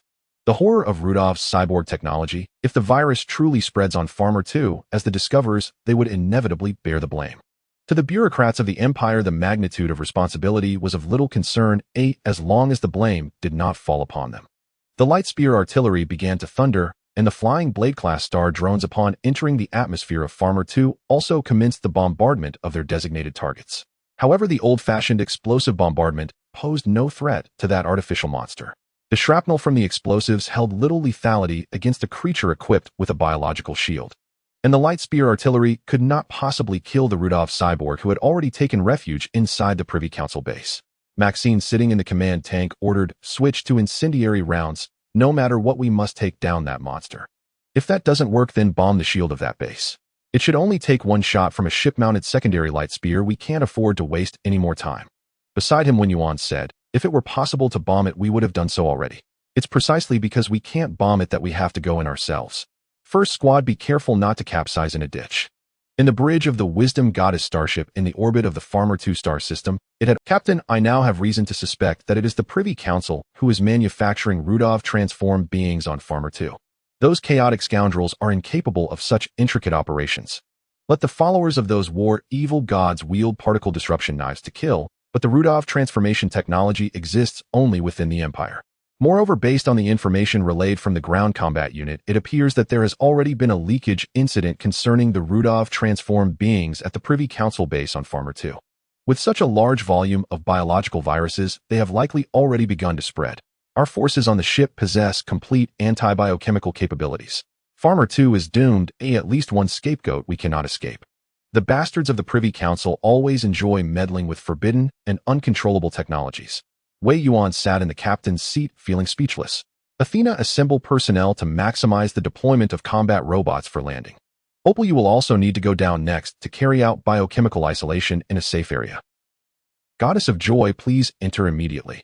Prepare the bombing ship's operating brain and keep a close watch on the so-called Privy Council bishop. Red alert, biochemical leakage disaster report to the Imperial Royal Navy Academy and notify the Starship Charter's internal network. Farmer 2 will implement isolation measures. Entry is permitted, but exit is not. To minimize the biochemical disaster, controlling it within Farmer 2 is the best approach." He still had some principles. If it were the bureaucratic pests of the Empire, once the biochemical disaster on Farmer 2 approached an uncontrollable state, the bureaucrats would unhesitatingly issue a decree. For the planetary extermination of Farmer 2, all life on Farmer 2 would be annihilated in the onslaught of light spear artillery. No sacrifice would be too great to bear. If there was just find someone to take the fall. At this moment, Wei Yuan felt as if he saw a scapegoat coming to smash into him. Vinia said with a serious expression, "We absolutely cannot let this Privy Council bishop off lightly for the trouble he has caused us. If we truly take the fall for the Privy Council, it will be extremely difficult to turn things around in the future. We cannot blame anyone for this. The Privy Council's blame is vast and profound, and it is the kind of blame that is bottomless. Once you take it on, you can never shake it off. In the eyes of many Imperial citizens, the Privy Council is the true messenger of the Divine Emperor." Wei Yuan toyed with Chun Shiyan's fragrant hair and said fiercely, "Then let's make a big deal out of this. After all, we've already offended those old bastards of the Privy Council, so let's offend them thoroughly. After it's all done, we will directly go to the anchor point of the Imperial Starship Charter headquarters waiting in the Peace Star system. Let's see how that old bastard can deal with us." As a captain of a Starship Charter, he might fear the teachers of the Imperial Royal Navy Academy, the cultivators of the Imperial Tribunal, and even the inquisitors of the Heresy Tribunal. In short, there are many entities that can instill fear in a captain of a Starship Charter. However, among all these, the representatives of the Imperial Eternal Church Privy Council are certainly not included. Vinia rested her chin on her hand and said, "This is indeed a good plan, and my father has already begun his investigation. The most loyal messenger of the Divine Emperor is conducting terrifying biochemical experiments within the Empire's territory. Even the Divine Emperor cannot save the main responsible party. The Rudolph transformation technology banned thousands of years ago has now reappeared within the Empire's borders. At least a few hundred Privy Council priests must die for this matter to be resolved. Perhaps the Privy Council bishop will have to abdicate and seek the Divine Emperor's forgiveness. The two Shin families in the Empire cannot be written with the same character. One has military power while the other has divine power. Neither the Imperial Parliament nor His Majesty the Emperor will look favorably upon the Shin family. If it weren't for the Privy Council being able to produce genuine miracles of the Divine Emperor, the Shin family would have long been submerged in the historical currents of the Empire due to past events. On the surface of Farmer 2, the outer perimeter of the Privy Council base in the desert is already surrounded by the canned troops of the 13th Imperial Eternal Blade Guard. Lili brandished a particle disruption knife, leading several cans in a tactical assault against the Rudov transformed beings. When dealing with these heretics, there is naturally no need to abide by any rules. Bring as many people as possible and attack all at once. The combat methods of the interstellar warriors are also highly refined. Under the assault of Li and others, the so-called Rudov transformed beings barely held on for less than 7 minutes before Li decapitated one. This resulted in a complete physical annihilation. Li said Klein the combat strength of the Rudov transformed beings surpasses that of a single interstellar warrior, and there is no need to invest many credit points. It is evident that the Empire's military equipment is also present on the transformed beings, so we must be cautious moving forward. We need to prevent being silenced. The Privy Council is not composed of good people. Klein looked toward the nearby base, which still had its shields up, and said the captain's orders have come down. Our retreat to a safe distance and await the arrival of the Privy Council bishop. Our current actions are being live-streamed on the Starship Charter's internal network, so we need to let the Imperial citizens see the truth of certain matters. For the tribunal, Imperial citizens often do not require the truth. The truth is undeniably an expensive existence for the Imperial citizens. Most of the time, the truth regarding certain events will only be buried in mountains of paperwork. Formulaic truths can be found on every website of the Empire. But the real truth is generally buried, yet at times when matters cannot be resolved with 16 pieces, the 17th piece must be brought into play. At this moment, the truth is the 17th piece. Lili said the Privy Council always engages in nefarious acts. This time, these bastards have thoroughly fallen. In the Dawnstar region of the Empire, in the Farmer 2 star system, Farmer 2 star was plunged into chaos upon receiving the warning of an impending biochemical disaster. It was a chaos more intense than facing the chaotic cultist attacks. From the moment the warning from the Wisdom Goddess arrived, the entire Farmer 2 star descended into disorder. Even the planetary governor Caradod could not prevent the chaos in the outer rings of the urban area despite mobilizing a large number of planetary defense forces. Everywhere was filled with killing and looting. It would seem that in the final moments for Farmer 2 star, the lower-class populace of the Empire began to revel. This was a revelry that continued until the gaze of the Blood God once again fell upon Farmer 2 star. The rebellion of the chaotic cultists had once again begun. Whether this rebellion was a natural disaster or man-made calamity was destined to be lost in the battles of blood and fire.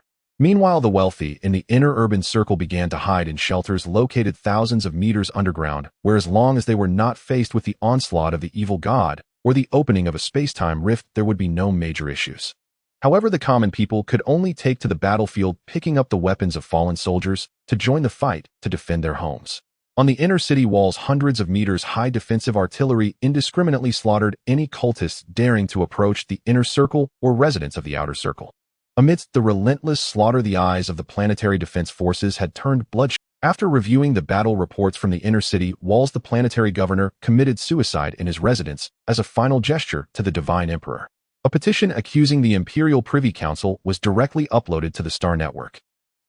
This was a planetary governor using his life to issue an accusation. No one knew what kind of storm such an accusation from a planetary governor would stir within the Empire. In the desolate gobi of Farmer 2 star outside the Privy Council base, under the escort of 6 temple knights, the Imperial Privy Priest Shin Yinglu used her authority to shut down the base's shields. A series of howls emanated from within the base. Upon hearing them, Shin Yingluo's expression changed drastically. Shin Yuan, something is off. The Privy Council's elder council deceived the Shin family. Biochemical experiments were conducted here by the Privy Council. In Shin Yingluo's hand, a detection device worth as much as an interstellar destroyer displayed alarming red indicators. The Temple Knights drew their particle disruption blades, guarding Shin Yingluo's side as piercing screams filled the air and explosive projectiles with long trails descended into the base. 3 kilometers away at the artillery position of the 13th Vanguard of the Eternal Blade, Idel observed the returning footage and commanded, "Load explosive projectile number 7, target 3 kilometers, fire." Explosive projectiles fell into the base at lightning speed. The sound of explosions echoed across the desolate Gobi. There were no more rescue operations, only extermination upon extermination. More than 70 Emperor's Blade heavy tanks had completed their cold start, their menacing barrels aimed at that base of the Privy Council. The energy spear artillery also began to roar, with no one caring whether there were any survivors left in the base. It was no longer needed. As per the Divine Emperor's code, this evidence was sufficient to form a reliable chain of evidence. If any survivors were indeed rescued, the situation would likely give rise to many complications. Any survivor would have a voice, and as long as they could speak, they could argue. But when it came to the dead, it would be much easier. Whatever they said would be the truth. Idel downed half a bottle of chilled soda, cursing. The captain commanded that we don't return until the energy blocks are finished. Well, leave only when we're done. The soldiers operating the artillery were cheerfully continuing to press the fire buttons, while those handling the heavy explosive artillery wore expressions of utter despair. A single heavy explosive round weighed over 200 kilograms. Even with auxiliary armor, it was exhausting as hell. Klein was constantly editing information and relaying it through the Wisdom Goddess. He needed to report the events happening in Farmer 2-Star directly to the headquarters of the Imperial Tribunal. The Privy Council was not a good entity, nor were the Empire's bugs. A planetary governor appointed by the Council had committed suicide. Regardless of whether it was truly suicide or not, the official response from the Empire would inevitably label it as such. The Privy Council is surely going to bleed heavily this time. Caradot is quite a man. He knows that only by doing this can those scoundrels of the Privy Council pay the price they deserve.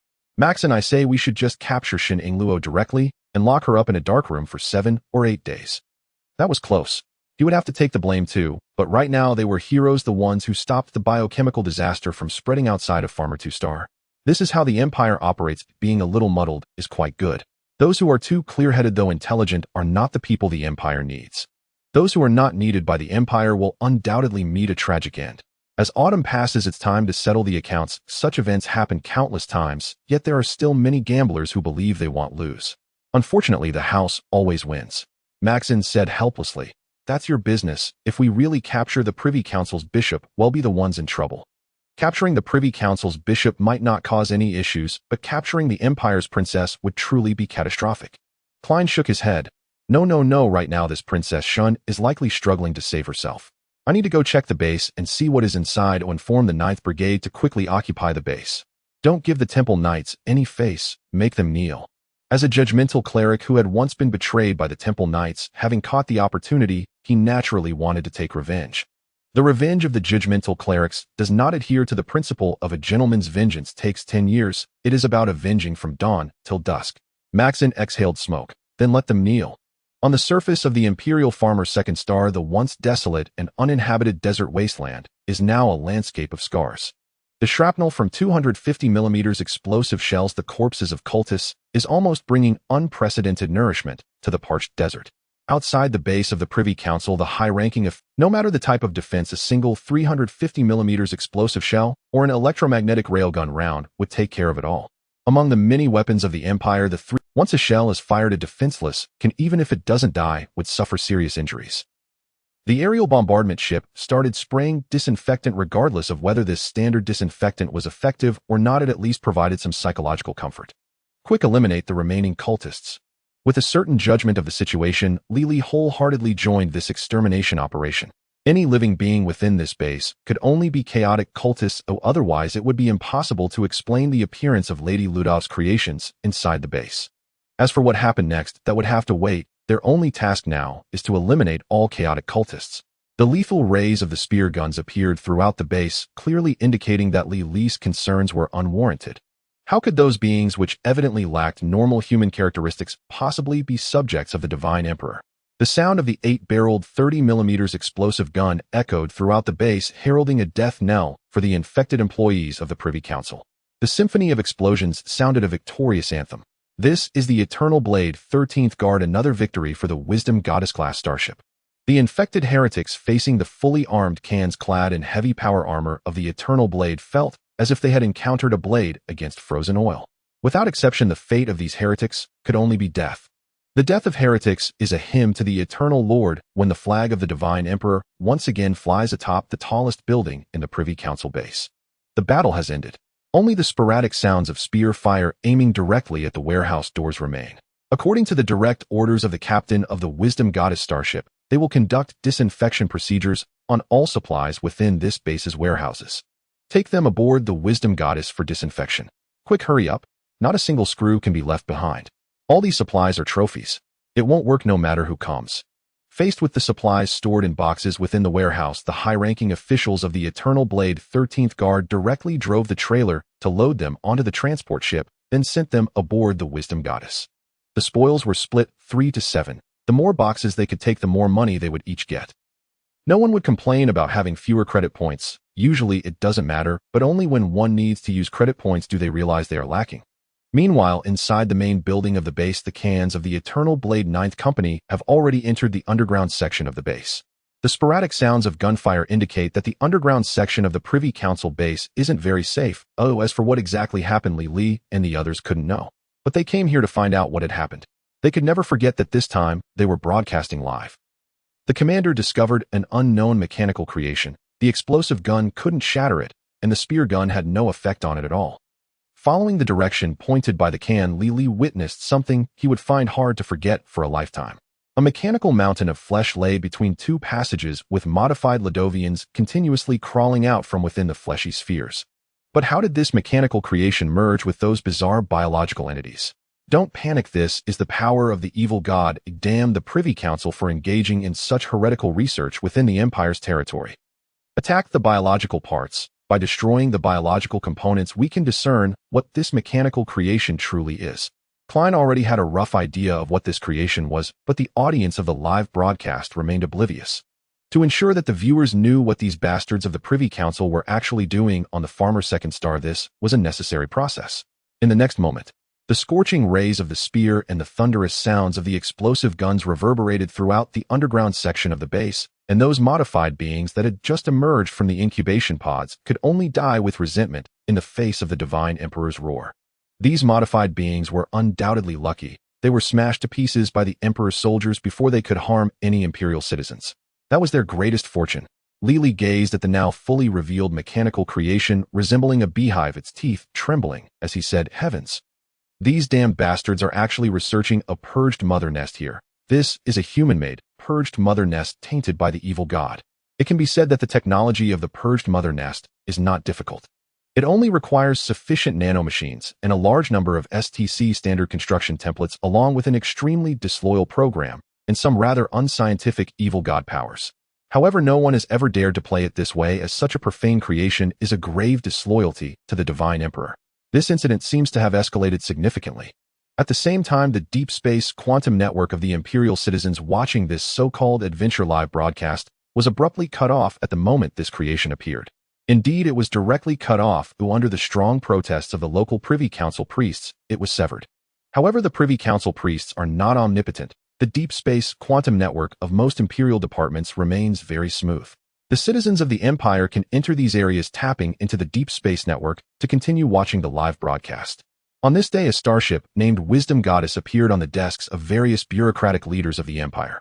A star-class battleship actually stirred up the stagnant waters of the Empire.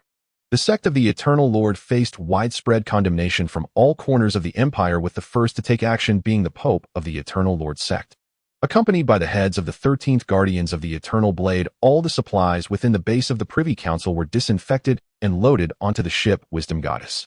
The transport vessels also began to retreat in an orderly manner, and by the end of this trip, Wei Yuan not only did not suffer a loss, but actually made a small profit. The once powerful Privy Council Bishop Shining is now detained due to dereliction of duty. The detention order came from the Pope of the Eternal Church, who is the eldest princess of the previous Emperor of the Empire.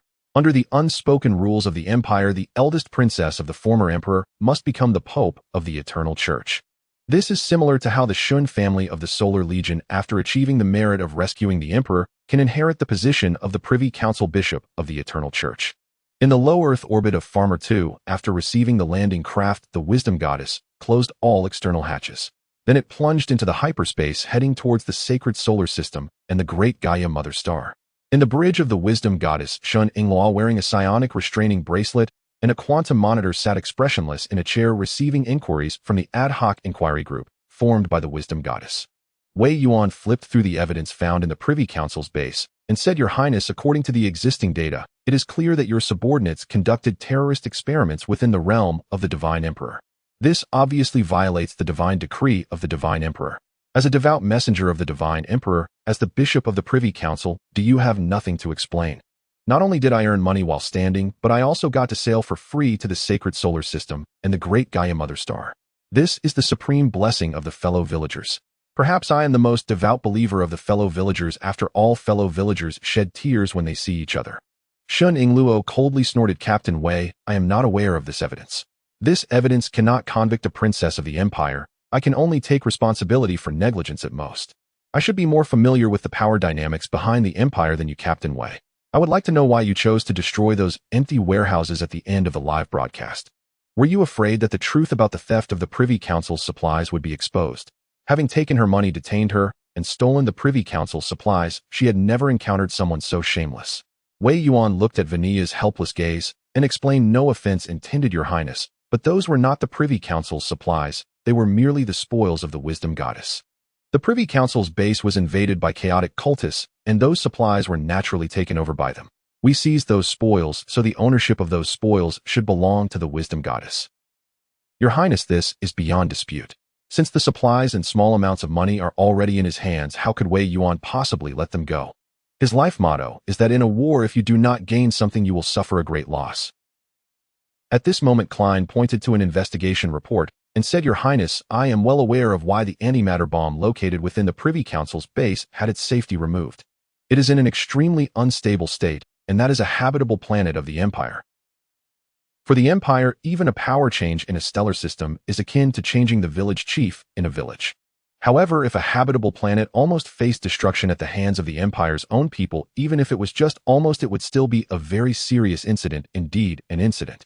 Shun Ingluo looked at those investigation reports filled with hatred for the Privy Council's Elder Council. Since they had decided to destroy Farmer 2, why waste time? She spent a significant number of credits hiring Wei Yuan to come to Farmer 2 to clear the Privy Council's suspicion. Now there is a huge black pot firmly placed on the Privy Council and her head, and facing the current situation, she cannot explain it at all. As for the relevant inquiries, she cannot explain them clearly. Brother Klein, Captain Wei has said that the Privy Council's base on Farmer 2 has already been attacked by chaotic cultists.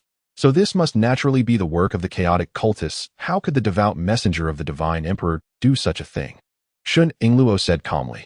Wei Yuan stood up and turned off the main screen sleep mode, addressing the Imperial Joint Investigation Team that appeared on the main screen. Gentlemen, I believe you all heard that Privy Council Bishop Shun Ingluo does not acknowledge those matters. The most crucial evidence has been uploaded to the Empire's main control quantum brain. Wei Yuan turned his head and said, Bishop Shin, next time when you tell your priests from the Privy Council to do such things, remember to delete the surveillance, otherwise it will leak. As a group of priests among priests, the Privy Council's priests, apart from blustering, are no match for the regular technical priests of the Eternal Church. Your Highness, the Joint Investigation Team requires you to arrive at the Sacred Solar System and the Great Gaia Mother Star in 3 months for further inquiries. Your negligence has disappointed the Divine Emperor. The peonies on the Great Gaia Mother Star have bloomed again. You should really go see them while you have time, as they will soon wither. After the communication was cut off, Wei Yuan, looking puzzled, turned to Vania. He truly did not understand the remark about the peonies. These bureaucrats love to engage in such convoluted matters. Vania looked at the confused Wei Yuan and said, the peonies on the Great Gaia Mother Star have bloomed again, which means that the Privy Council Bishop of the Empire is about to return to the Great Gaia Mother Star. And the latter part indicates that there will be a transition in the position of the Privy Council Bishop. Your Highness, it seems that your family has elected another bishop for the Privy Council. This is how the great nobles of the Empire act. When faced with matters that may threaten their family's legacy, they always move with incredible speed. Just as they finished the inquiries here, they had already prepared for everything over there. Shun Ingluo glared at Wei Yuan and rushed forward in anger. Although her psionic abilities were suppressed as a 6th-level psionic practitioner, her physical prowess still surpassed that of Wei Yuan. Caught off guard, Wei Yuan fell onto the cold metal floor, and Shun Ingluo also landed on top of him. So soft and smooth. Wei Yuan said inexplicably. In the outer region of the Empire's holy solar system at the Mandelville Point 4, 2 light-years beyond the Oort cloud, a radiant glow began to shine. A magnificent interstellar battleship sailed from the hyperspace towards the real universe. The defense mechanisms of the 3-star surrounding system were instantly triggered, confirming that this was indeed a vessel of the Empire Starship Charter. The command center of the three-star surrounding system did not dare to let its guard down, as too many bloody lessons proved that even the slightest negligence might invite a sudden attack from above. No one wished for a sudden, uncompromising inspection. Control channel. Vessel ID XEZH77, Wisdom Goddess, please reconfirm your intention to proceed to the Holy Solar System, the Great Gaia home planet. This is the command channel of the three-star surrounding system, Level 1 communication channel. Moments later, the voice of Athena, the main control AI of the Wisdom Goddess, echoed in the channel. Our ship is under the order of the Empire's Council, the 96th Detention Order, transporting high-ranking VIPs to the Empire's Council for questioning. Estimated time of arrival at the Holy Solar System, the Great Gaia home planet, is 3 days. Requesting entry into the Empire's Holy Solar System, Great Gaia home planet number 3 Level 2 channel. Inside the three-star surrounding command center, the Channel Management Department swiftly arranged all necessary matters upon receiving the request from the Wisdom Goddess. After all, the captains of starships heading to the Holy Solar System, the Great Gaia home planet, were not beings they could easily provoke. Wisdom Goddess Vessel ID XEZH77, please act according to instructions. Enter Area A9, proceed into Level 2 Channel number 3, and queue for passage. In the Holy Solar System, speed limit within the Oort cloud is 1.5 light-years per hour. As we approach the Great Gaia home planet, all superluminal engines must be shut down, switching to pulse engines entering port at a speed of 8,000 kilometers per hour. On the bridge of the Wisdom Goddess, Athena stated, Wisdom Goddess, proceed according to instructions at Level 2 Channel number 3 at 1.49 times the speed of light. With Athena's precise operations, the Wisdom Goddess began queuing in the Level 2 channel. As the direct jurisdiction of the Empire's Holy Solar System, the Great Gaia home planet, countless starships enter daily. Queuing was an inevitable option, only no starship could bypass the queue in the three-star surrounding system and proceed directly without consequences. For that would mean being obliterated by the heavy light spears of the artifact fortress. With a 125 light spear, it was akin to using a large water pipe. However, compared to the heavy light spears from the artifact fortress, which had diameters of several dozen kilometers, the light spears on starships were merely small pipes within small pipes. Wei Yuan sat in the captain's seat, beginning to fill out a series of procedures for entering the Empire's Holy Solar System, the Great Gaia home planet. As the captain of a starship charter, if not for that so-called Privy Council bishop, he might never have had the opportunity to see the sacred solar system, the Great Gaia home planet, in his lifetime. This is the Empire. This is the vast and cumbersome Empire. Even as an employee of the Empire, one cannot traverse all its star systems in a lifetime of warp travel. The Empire's territory is structured such that directly governed star systems encompass colonies, making it difficult for even the Navy Department to accurately assess the scale of the Empire's territory in real time. For the Empire's starships, discovering an unclaimed star system and planting the Empire's eternal flag signifies that this star system belongs to the Great God Emperor. Whoever dares to occupy it is showing disrespect to the God Emperor. Vinia held a glass of iced coffee while organizing the inquiry report of the Privy Council bishop, saying, "My captain, you have completely offended that princess this time. We should have taken the blame, or moved a bit faster or a bit slower.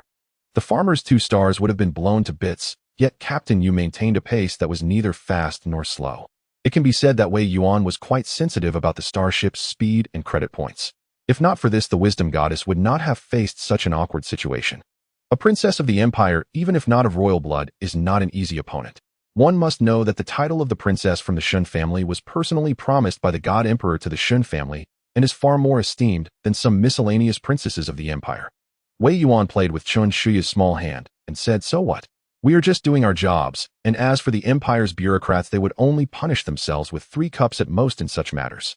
Once the storm blows over, won't Shining Luo still be the Privy Council bishop? Under the watchful eye of the Great God Emperor, there is nothing new. Moreover, the Shun family of the Privy Council is not just some random people. I am just a small captain, or if they came to me for trouble, I'd simply turn around and seek refuge with His Holiness the Pope." It can be said that the Empire's bureaucrats, when faced with certain issues, indeed would self-punish with 3 cups.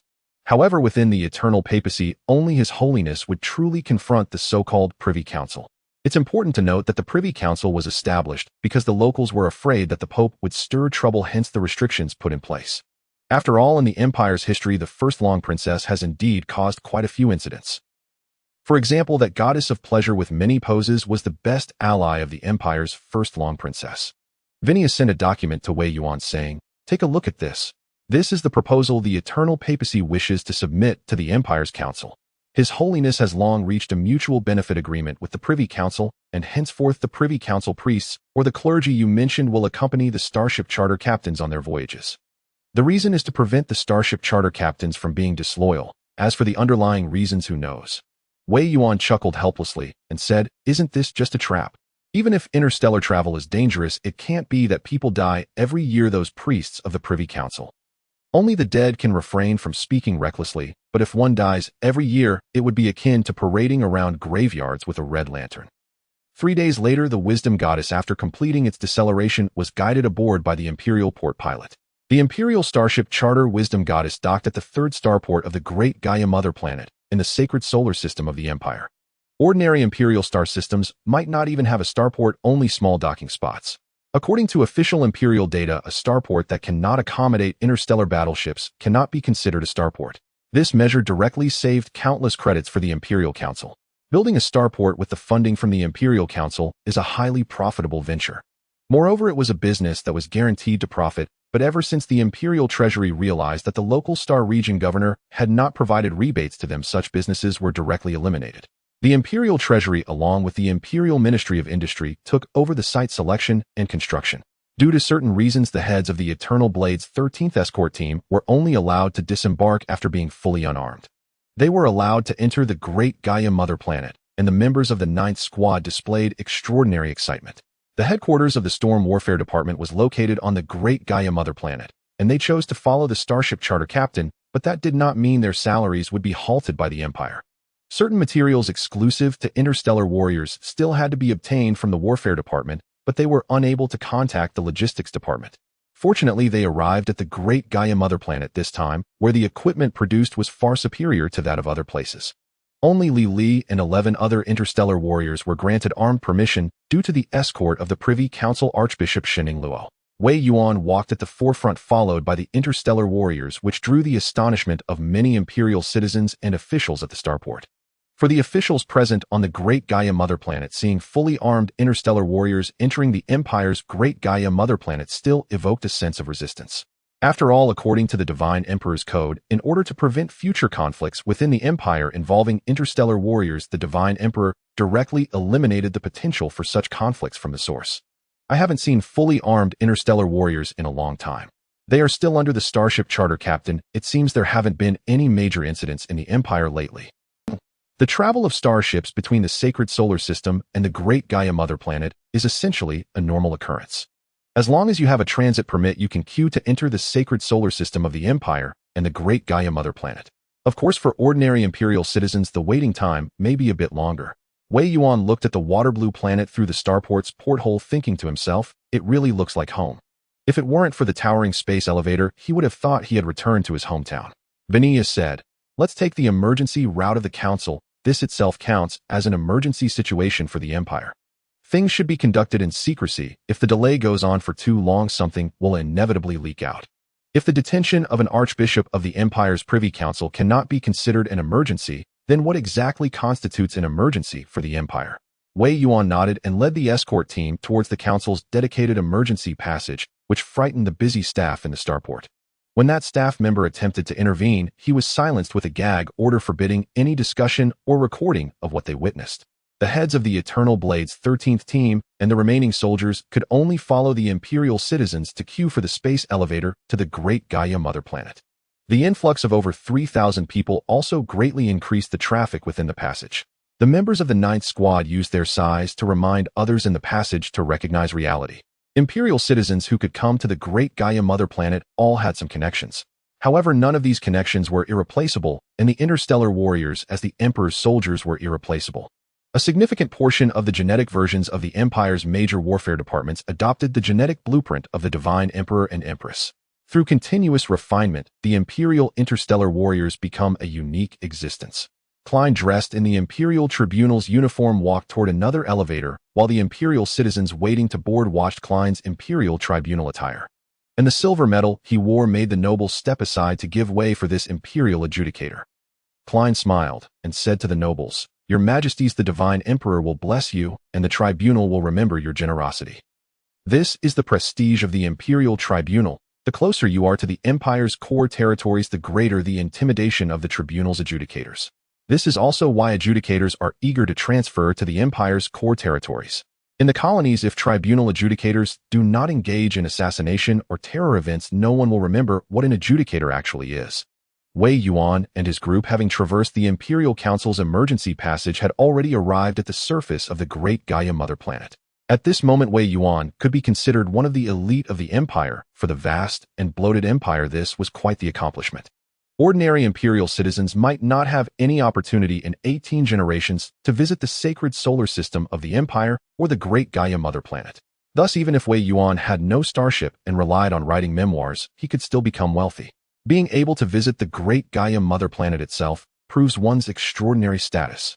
And obtaining residency status on the great Gaia mother planet of the Empire is a supreme honor.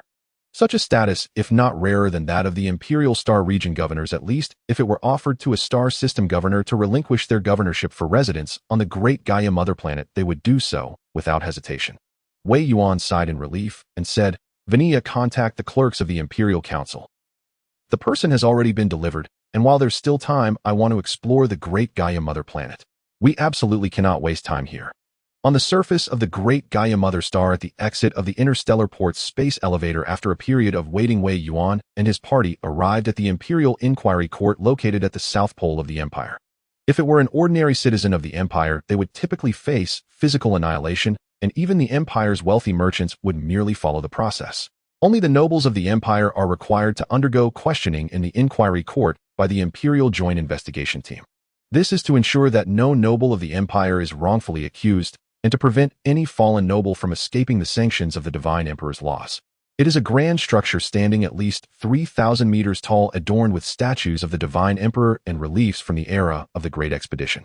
These are the magnificent achievements established by the original nobles of the Empire who followed the Divine Emperor. When Wei Yuan and his party arrived at Inquiry Hall No.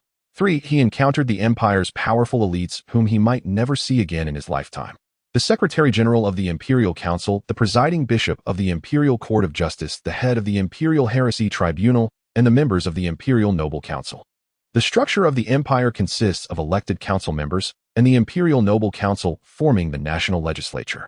However, in most cases, the Imperial Noble Council has the final say, and the council operates under a hereditary system reflecting the Divine Emperor's praise for the meritorious. It is also crucial for the continuation of the vast empire, as harming the empire's interests equates to harming the nobles' interests. The clerks of the Inquiry Court took charge of the Imperial Eternal Bishop faction, bringing Bishop Shun Ingluo to the questioning seat. Wei Yuan and his party were arranged to sit in the last row to observe, not only because of Vania's identity, but also due to Li Li, the Divine Emperor's war general.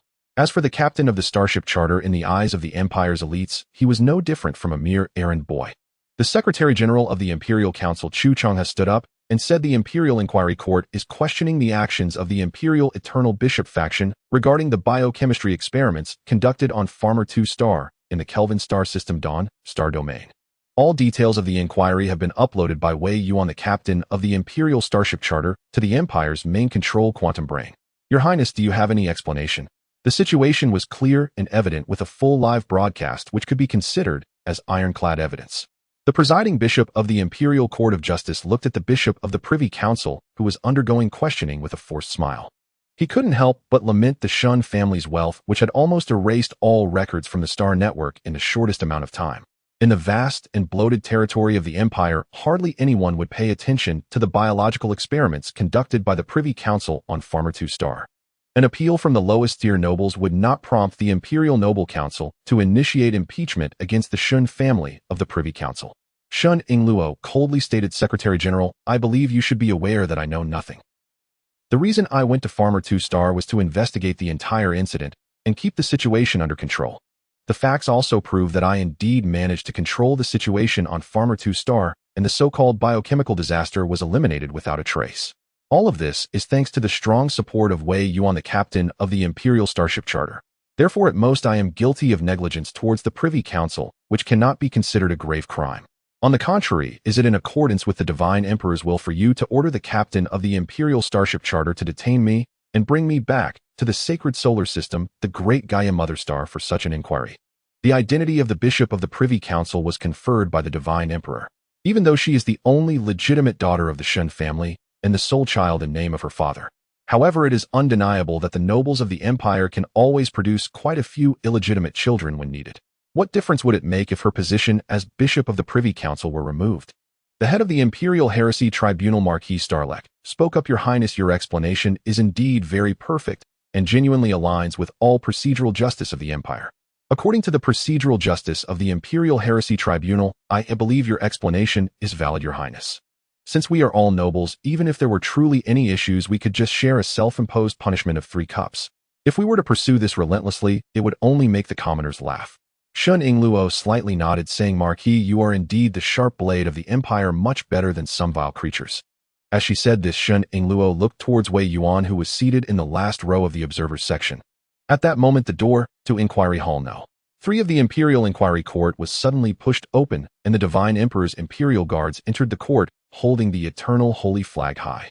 The Imperial Guards, the emissaries after the Divine Emperor's slumber, and the former Imperial Guards with supreme divine authority, the Imperial Viscount Karl Dorfman stated, in accordance with the Divine Emperor's divine decree, any accusations against Bishop Shun Ingluo of the Privy Council are deemed invalid.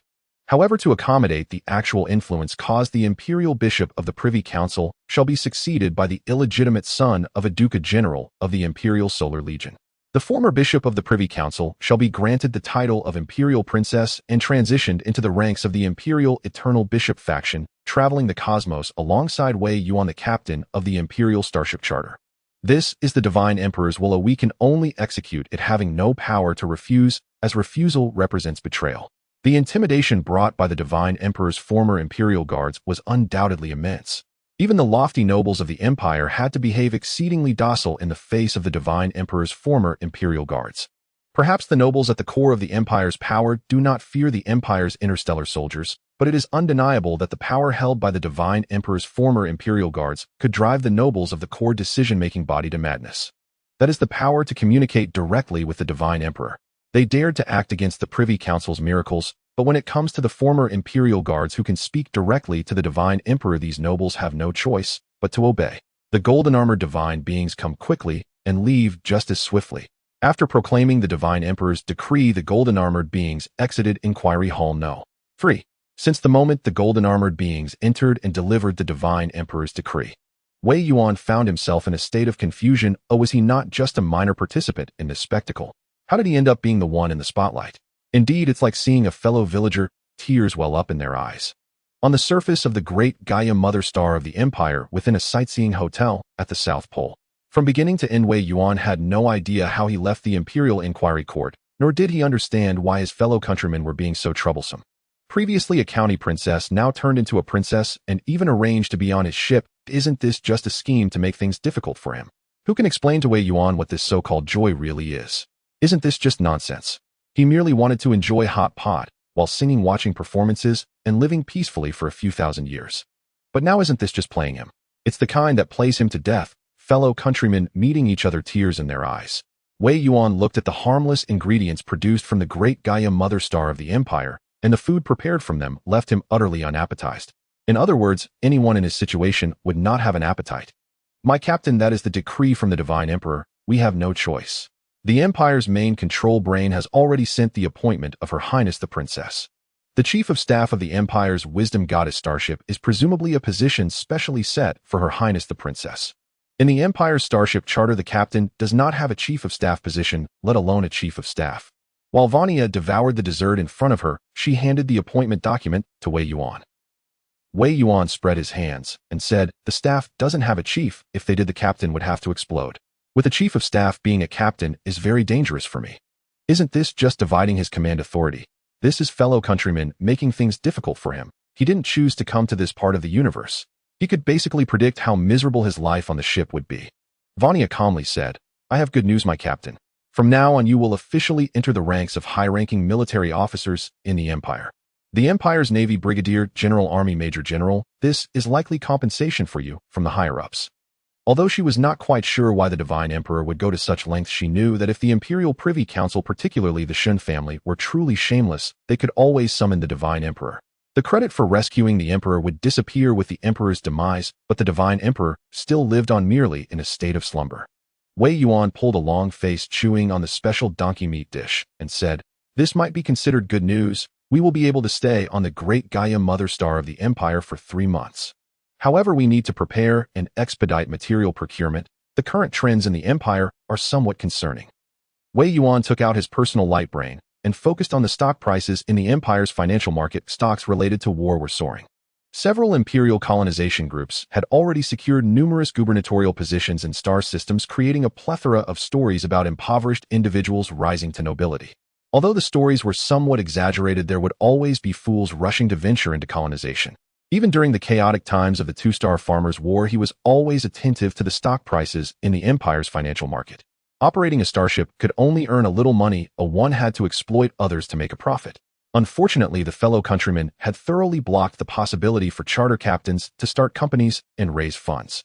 After reviewing a large number of provisions, he only registered a military contracting company, which is to say a private military force. Being a starship charter captain and engaging in private military contracting should be quite fitting. Vanya looked around and said, "How many years have the leaks been harvested? Yet there are still people jumping in right.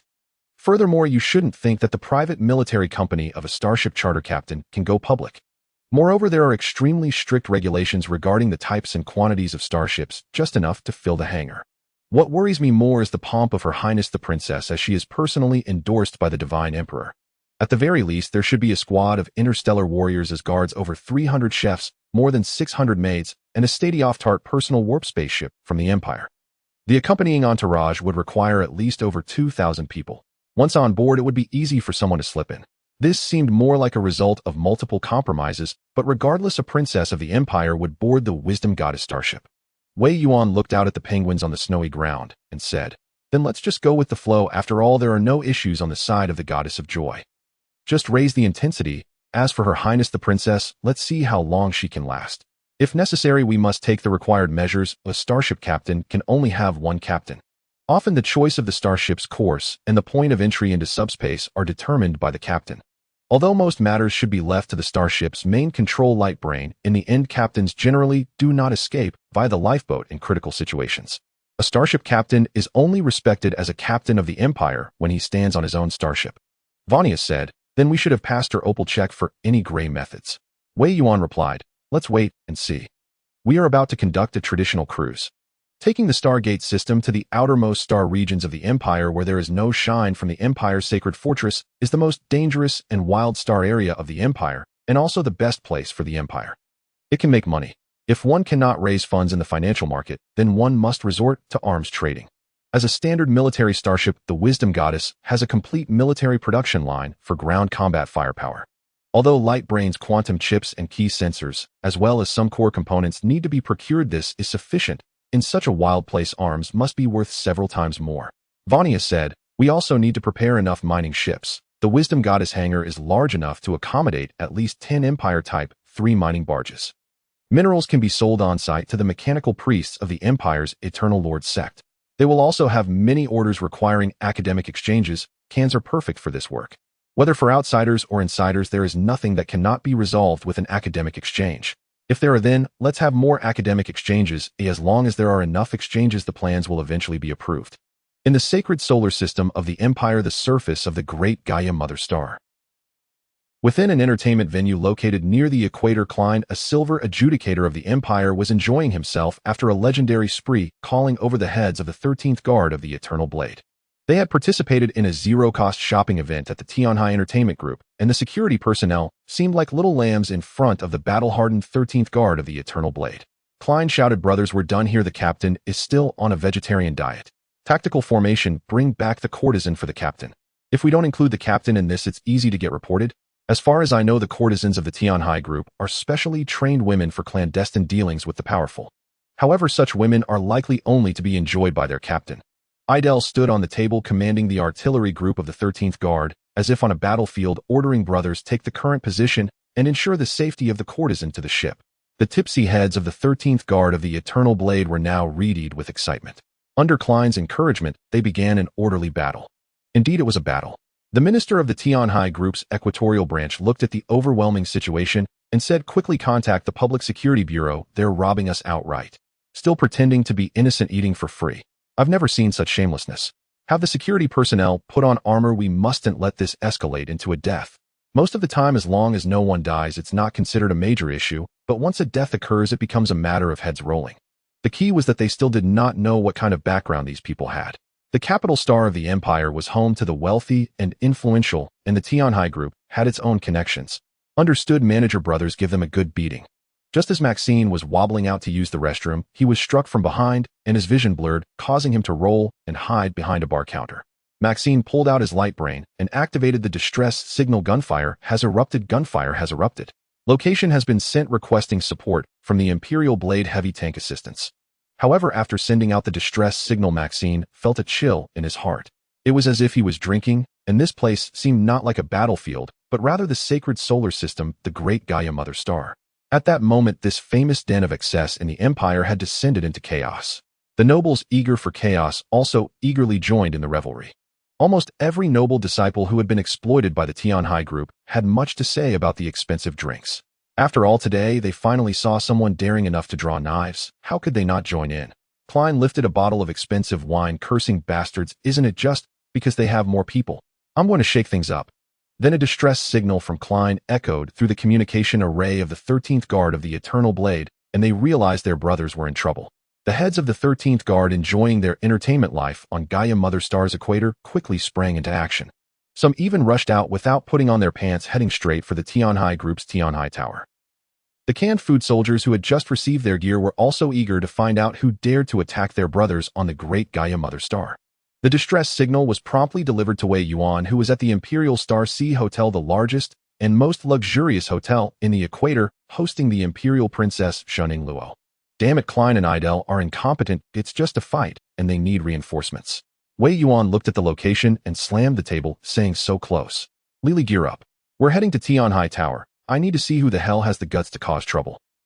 He was very displeased and extremely angry. He needed an outlet. Since he encountered this situation, he decided to fight. After all, it was just a brothel. What difference would it make if he fought? As someone under the attention of the Divine Emperor, he was now entitled to a bit of recklessness. 12 fully armed soldiers surrounded Wei Yuan as they boarded the transportation craft of the Imperial Princess, flying towards Tianhai Tower. Meanwhile, employees and officials from the Public Security Bureau were also rushing towards Tianhai Tower in their transport crafts. Inside Tianhai Tower, the canned soldiers of the 13th Guard of the Eternal Blade had already reached the manager. Maxine kicked the manager in the groin, saying, you bastards, are you tired of living? I have served the Divine Emperor and shed blood for him, you damn insects. The noble youths of the Empire showed signs of despair when facing the ruthless security personnel. But with the help of the heads of the 13th Guard, even though the security personnel had numerical superiority, they could only barely hold back the surging crowd. The security personnel needed to wait for the arrival of the Public Security Bureau. If it weren't for the large amount of alcohol consumed by the heads of the 13th Guard, the fragile defense formed by the security would have long since vanished. You dare to hit me? I'm a Viscount of the Empire. Has Tianhai Tower gone mad? Just hit anyone. A Viscount of the Empire, just waking up, was instantly caught in the fray. The situation was clearly about to spiral out of control. At that moment, employees of the Public Security Bureau armed with riot shields rushed into Tianhai Tower, attempting to stop the chaos. However, the director of the Public Security Bureau clearly underestimated the scale of this chaos. Klein directly smashed the bottle of wine he held onto the head of the bureau director. At that moment, both the security of the Tianhai group and the Empire's nobility were left dumbfounded. Who the hell are these guys? The bureau director Shin Tsung yelled, arrest all of them, these damn bastards. It hurts like hell. Despite the Public Security Bureau's personnel, the morale of the 13th Guard of the Eternal Blade remained high. Idel, still standing on the table, shouted for the Divine Emperor for the Empire charge. The heads of the 13th Guard felt as if they had returned to a battlefield filled with smoke. After all, they were the currency of the Divine Emperor. They were the Empire's most elite armed force, facing mostly those who were mere monsters and ghosts. The battle had long since become muscle memory. Meanwhile, the security personnel were so frightened that they didn't dare to move. In the sacred solar system, on the surface of the great Gaia mother planet, the events unfolding within the Imperial brothel in the equatorial region have attracted widespread attention from the Empire's reporters. Before long, reporters from major television stations within the Empire had set up their equipment in the safety zone outside the Tianhai Tower. They sought to interview witnesses of the Tianhai Tower incident, as such violent events had not occurred in the peaceful capital star of the Empire for a long time. However, apart from a continuous influx of people into the Tianhai Tower, no one was seen coming out. It's been nearly half an hour, and the Security Bureau has not made an appearance. Could it be a cult uprising? A reporter speculated. Until a transport ship landed fully armed, Wei Yuan waved his hand and said, "Lily, restore order, have our people line up, and get back on the ship immediately. I don't want to go in there and grovel for people." As long as they ran fast, Wei would not go in to fish anyone out. If they had the ability, they could go to his ship to take someone. Lily smiled, helplessly beckoning the soldiers, and rushed into the Tiana Tower. Meanwhile, the Imperial reporters armed with particle disruption knives had their eyes fixed on Wei Yuan. The uniform, symbolizing a senior officer of the Empire, caused the reporters to engage their imaginations. "Excuse me, sir, what exactly has happened inside the Tiana Tower that requires the intervention of the Divine Emperor's battle general?" Wei Yuan adjusted his clothing and replied, "Firstly, my dear reporter, I do not know what has happened inside.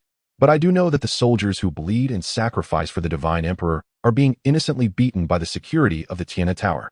These pests, relying on their numbers, have conspired to create this chaos. The judgment cultivators are already investigating. We only provided support upon receiving a distress signal from the judgment cultivators, so, dear reporters, we need to wait." Undeniably, Klein could indeed cause trouble.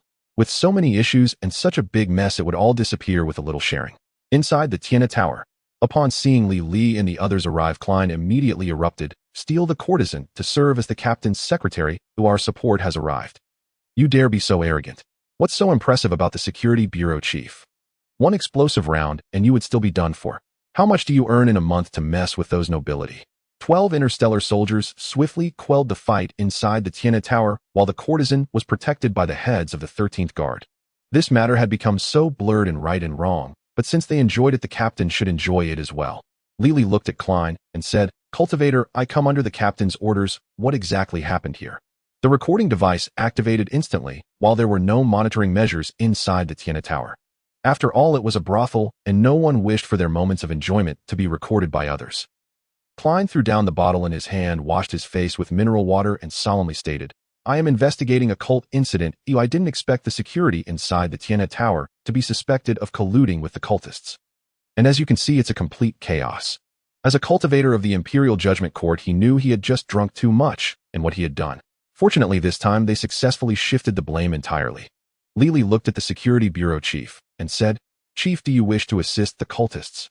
The repeated questioning rendered the chief of the Equatorial Security Bureau of Gaia greatly enraged. Chun Tsung's sporting panda eyes roared angrily, "You bastards! I'm going to the Ministry of Military Affairs to accuse you as warriors of the Divine Emperor. You do not fight on the battlefield. Instead, you indulge in free meals at the Tiana Tower." He was nearly about to explode with anger. These people were simply reversing black and white, but this matter was difficult to handle. With so many noble heirs involved in the brawl, it was unclear how many were already bruised and battered. The only solution was to arrest them all first. "Bring these people in, I want to interrogate them one by one." Shun Tsung roared angrily from his chair. Lily directly fired an explosive round at the ceiling of the Tiana Tower, debris falling like snow inside. According to the Imperial Starship Charter, the Equatorial Security Bureau has no authority to deal with the Imperial Royal Army, the Eternal 13th Guard. Moreover, it seems you lack the authority to interrogate an Imperial Judgment Cultivator. Chief, I must remind you to think carefully about how to resolve this. All soldiers of the Eternal Blade 13th Regiment line up and return to the starship to await combat orders. This is the only command from the captain. The heads of the 13th Guard lined up in 4 rows, escorting the courtesan out of the Tiana Tower. Inside the Tiana Tower, the flashing lights were nearly blinding for the heads, but fortunately the transport ship had already positioned itself nearby. Due to the presence of the princess, they had obtained direct permission to enter outer space from the surface, only needing to pay attention to the navigation issues.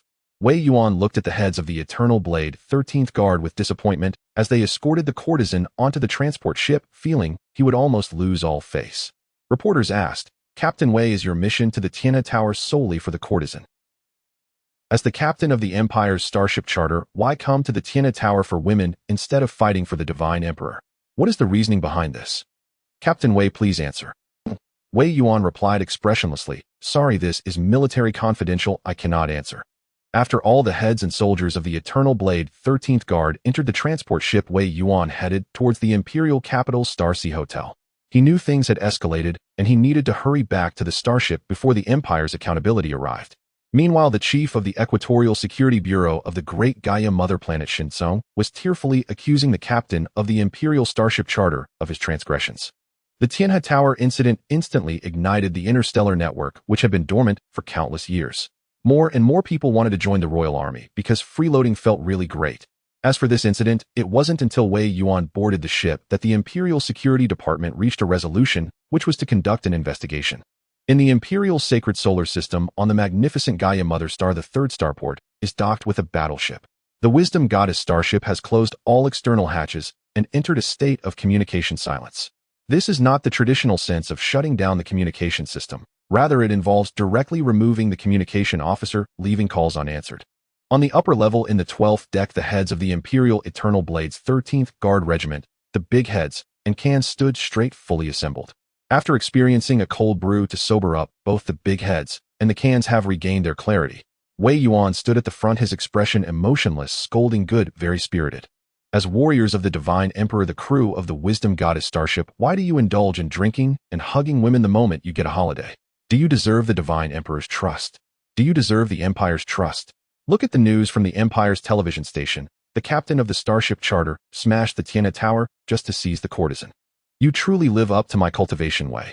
He should consider the current location. This is the stronghold of the locals, and Wei has already been targeted. Now, having caused such a commotion, the locals will surely keep a close eye on him. Vania, standing aside, began to play the white-faced role, saying, "This time you have stirred up quite a trouble. An investigative team will come aboard the Wisdom Goddess to conduct inquiries. As warriors of the Divine Emperor, you did not engage in any vandalism. You merely cooperated with the Judgment Court's cultivators to perform rescue missions." This incident began with the request for assistance from the Empire's Judgment Court and the silver-level Judgment Cultivator Klein aboard the Wisdom Goddess Starship. This is a fact. It was precisely because of the distress signal received that you acted, and Klein was indeed struck first. This is an undeniable fact. Anyone who comes aboard the Wisdom Goddess Starship can only arrive at one conclusion. Wei Yuan said coldly, "All personnel to the portside 5th hangar. The joint investigative team is waiting for you there. Remember to be fully armed. Let the security department see the bravery of the Divine Emperor's warriors. He is the charter captain of the Empire's Starship. He may fear the Ministry of Internal Affairs or the Imperial Council or many other Imperial departments. But he has never feared the so-called Security Department, which is just a dull blade of the Divine Emperor. This department is specifically designed to deal with the lower-class citizens of the Empire. It only requires following procedures." The big heads and cans of the 13th Guard Regiment began to march. Since they were to be fully armed, they wanted the Security Department to see that they were not to be trifled with. Vania watched the 13th Regiment run off and said, "This incident is neither too big nor too small. In any case, the Security Department has no authority to speak, which is what will allow this matter to be resolved perfectly." Those who participated in the Tianhe Tower incident were not only from the 13th Guard Regiment, but also included nobles of various ranks. The exorbitant prices were also the main cause of this incident. The value of that courtesan is at least equivalent to a standard Viper Class 16 interstellar destroyer. "My captain, should we return the courtesan?" Wei Yuan replied sternly, "Vania, as the Divine Emperor's blade has never let go of spoils of war. Bring paper documents. Today a few people might need to die to settle this matter." Wei is not afraid of trouble. After all, on this ship, there is a bona fide Imperial princess who is also the chief of staff of the Wisdom Goddess. With such a powerful shield, wouldn't it be foolish not to use it? Vania nodded. "I understand you want to play that kind of law enforcement fishing tactic. It's quite unprincipled, but I like it." The two of them, amidst their playful bickering, walked towards the left port's 5th hangar, accompanied by Wei Yuan's personal secretary. As a captain's personal secretary, wherever the captain goes, the secretary must follow, ready to solve any problems for the captain at any time. Inside the left port side 5th hangar of the Wisdom Goddess, the big heads and cans of the Imperial Eternal Blades 13th Guard Regiment stood fully armed, forming a solemn and respectful formation. The Empire's Silver Judgment Cultivator Klein was also toying with the explosive gun in his hand. After all, today was their own territory. Members of the joint investigative team looked at the neatly arranged Eternal Blades 13th Guard Regiment and thought to themselves, how could the Divine Emperor's currency engage in such despicable acts? Of course, those investigators with such thoughts mostly hailed from the military, being retired personnel from the Royal Navy or Royal Army. Meanwhile, Wu Tianhe, the executive director of Tianhe Tower, looked at the fully armed big heads and cans and was furious. This is clearly an attempt to intimidate them. If things go poorly today, they would all have to leave from here lying down. Shun Tsung, the leader of the joint investigative team, naturally spoke up. "Klein, under the orders of the Security Department, has come to investigate the Tianhe Tower incident. As a party involved, Klein, you need to avoid this matter. After all, the outbreak of the Tianhe Tower incident started with you." He knew this investigation would be challenging, but the heads of the security department had placed too much pressure on him. One word from above, and he had to run until his legs broke. Klein glanced over at the Eternal Blade's 13th Guard Regiment, not far away, and clapped his hands. A heavy Imperial Blade tank rolled out.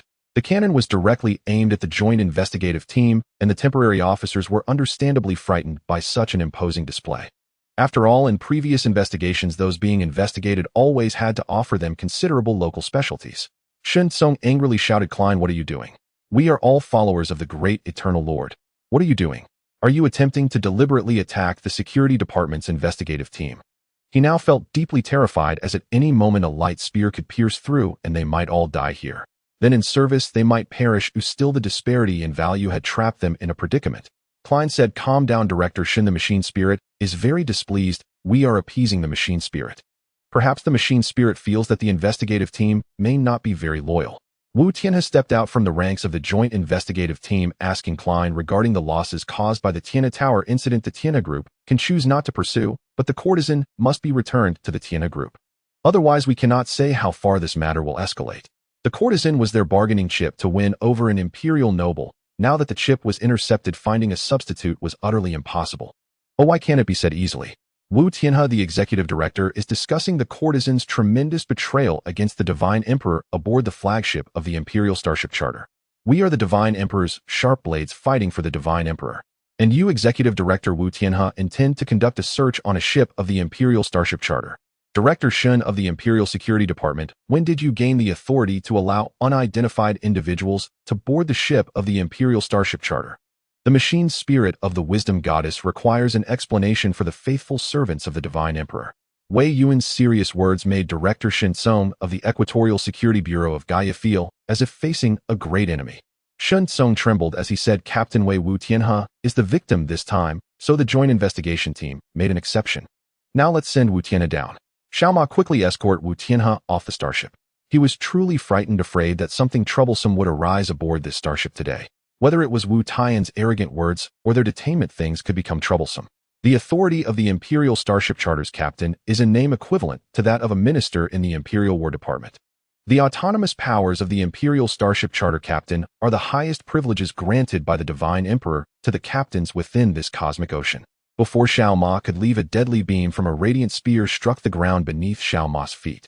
Wei Yuan casually held the spear in hand and said, "Director Shun, it's not that I don't give you face, can't you see?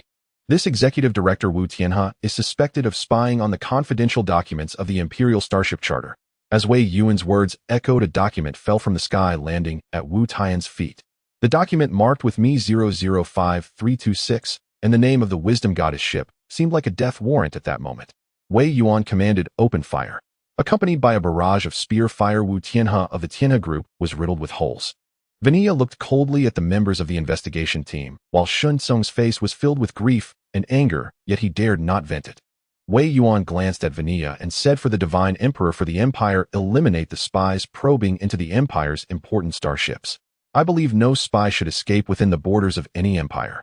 Director Shin, you file the report, and I will approve it. Everyone's psychological compensation will be handled by the Wisdom Goddess. If anyone has anything else to investigate, please speak up."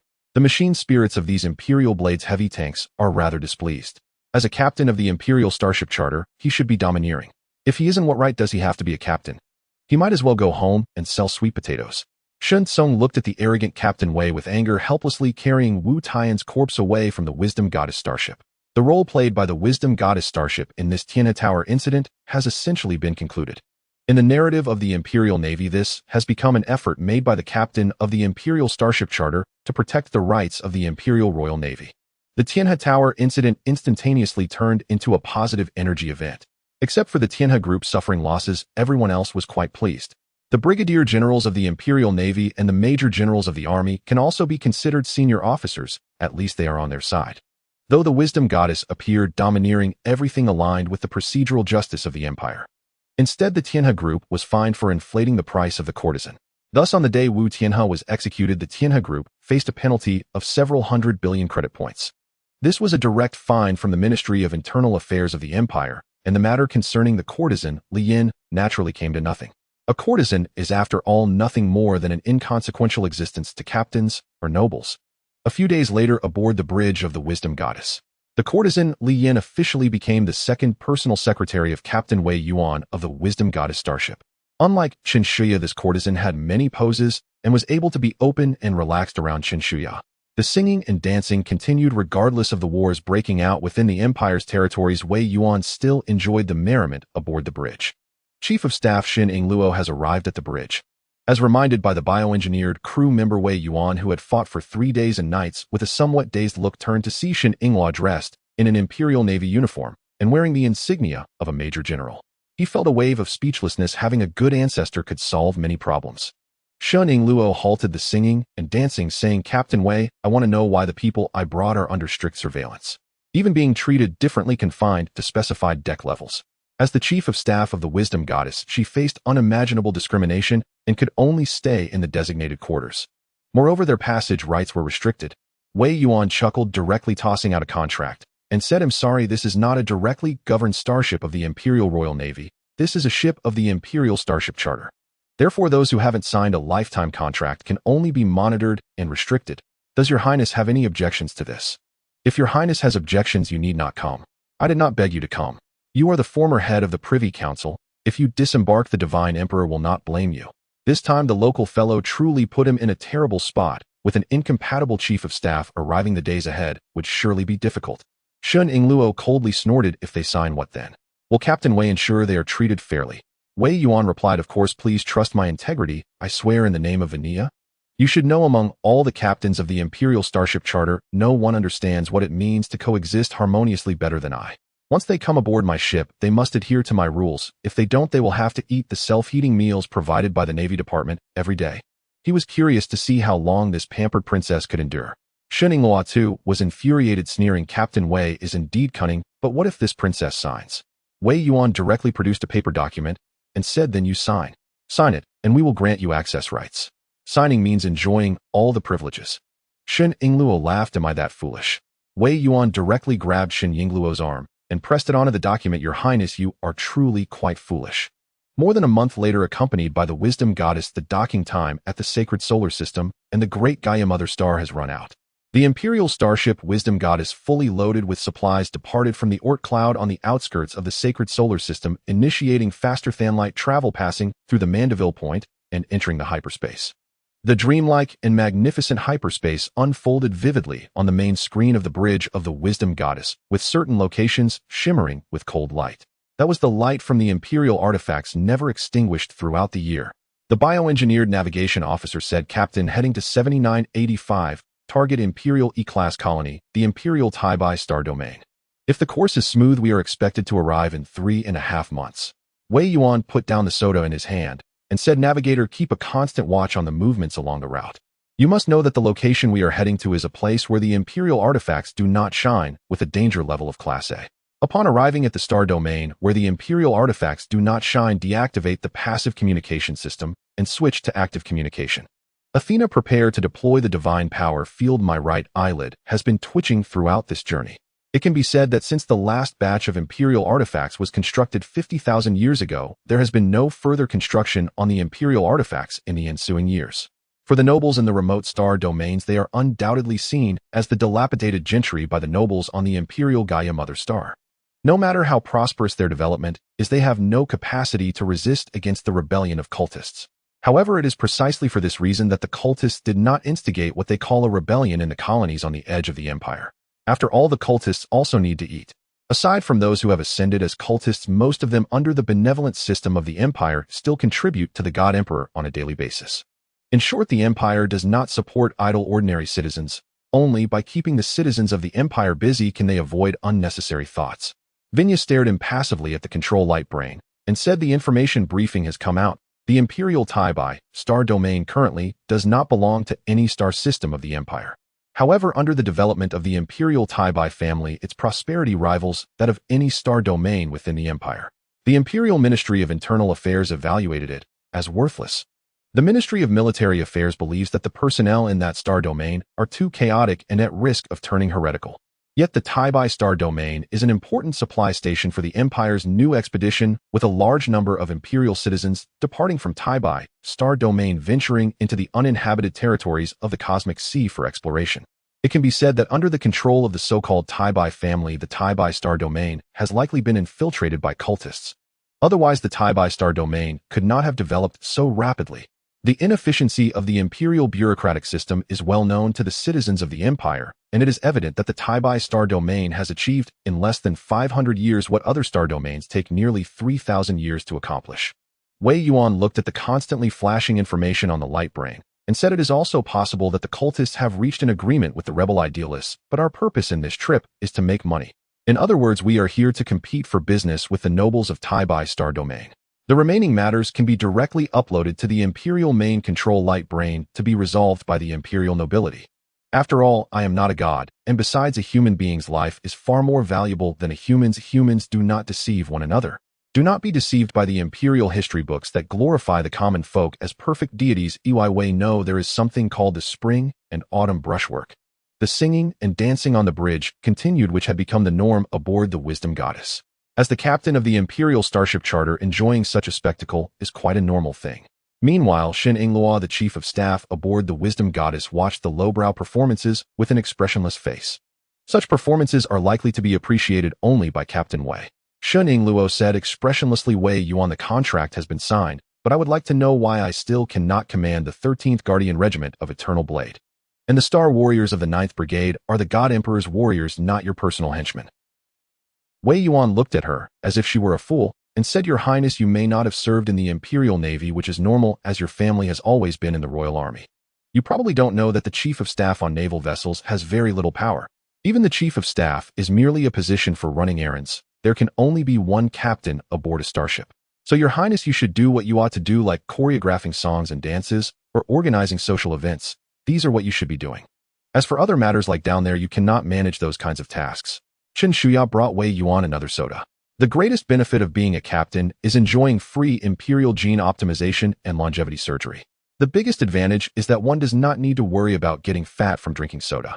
Shen Yinglua instantly understood the meaning behind Wei Yuan's words and directly smashed the thermos cup in her hand at him. Wei Yuan, who had turned around to dodge Shen Yingluo's thermos cup, said, Shen Yinglua, that cup cannot be thrown at someone, or it can cause injuries. I, as the captain of the Wisdom Goddess, command you to sit down immediately. Women, huh?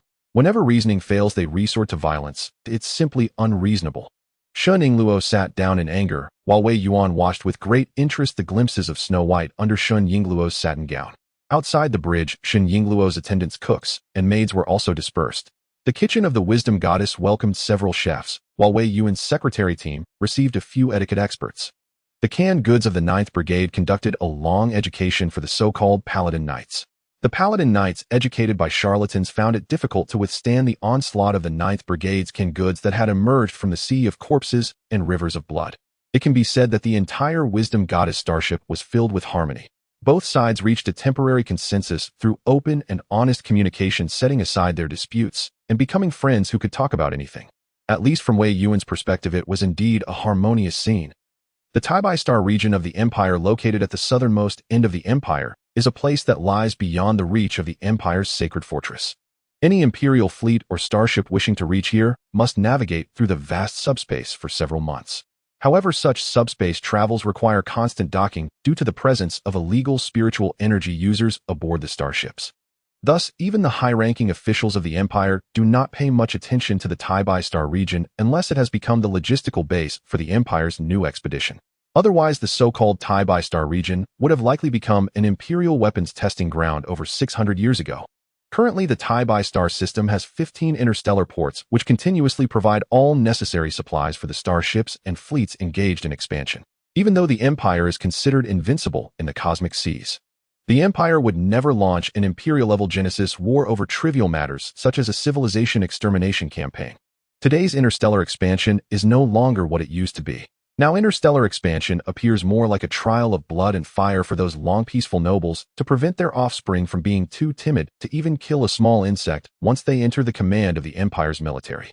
Tai-Bai Star region, Tai-Bai Star system, Tai-Bai Star. As a typical unsupported star region, although Tai-Bai Star is still in its prime, it has only one planet orbiting around it. On Tai-Bai Star, the vast interstellar port is continuously processing large quantities of war supplies. For the Imperial citizens within the Tai-Bai Star region, the orders of the Tai-Bai family sometimes hold more weight than the laws of the Empire. With the Emperor far removed, it proves who is the true leader within the Tai-Bi-Star region. Such a situation is not due to the overwhelming strength of the Tai-Bi-Star region, but rather because it is seen as an unsupported star region by the lords of the Empire. The cost of a single starship for those lords in the Empire is comparable to the entire cost of the Tai-Bi-Star system. The aristocrats of the Empire never concern themselves with the insubordination of hereditary officials akin to mayors, as they regard it with indifference. With just an edict from the Imperial Council, the divine servants of the Emperor can send all bureaucrats of the Tai-Bi-Star region to meet the Emperor himself within a day. The surface of Tai-Bi-Star resembles a steel jungle where the urban circles of the Empire's distant colonies are no longer applicable. Instead, there are various smaller cities, and in the coastal city No.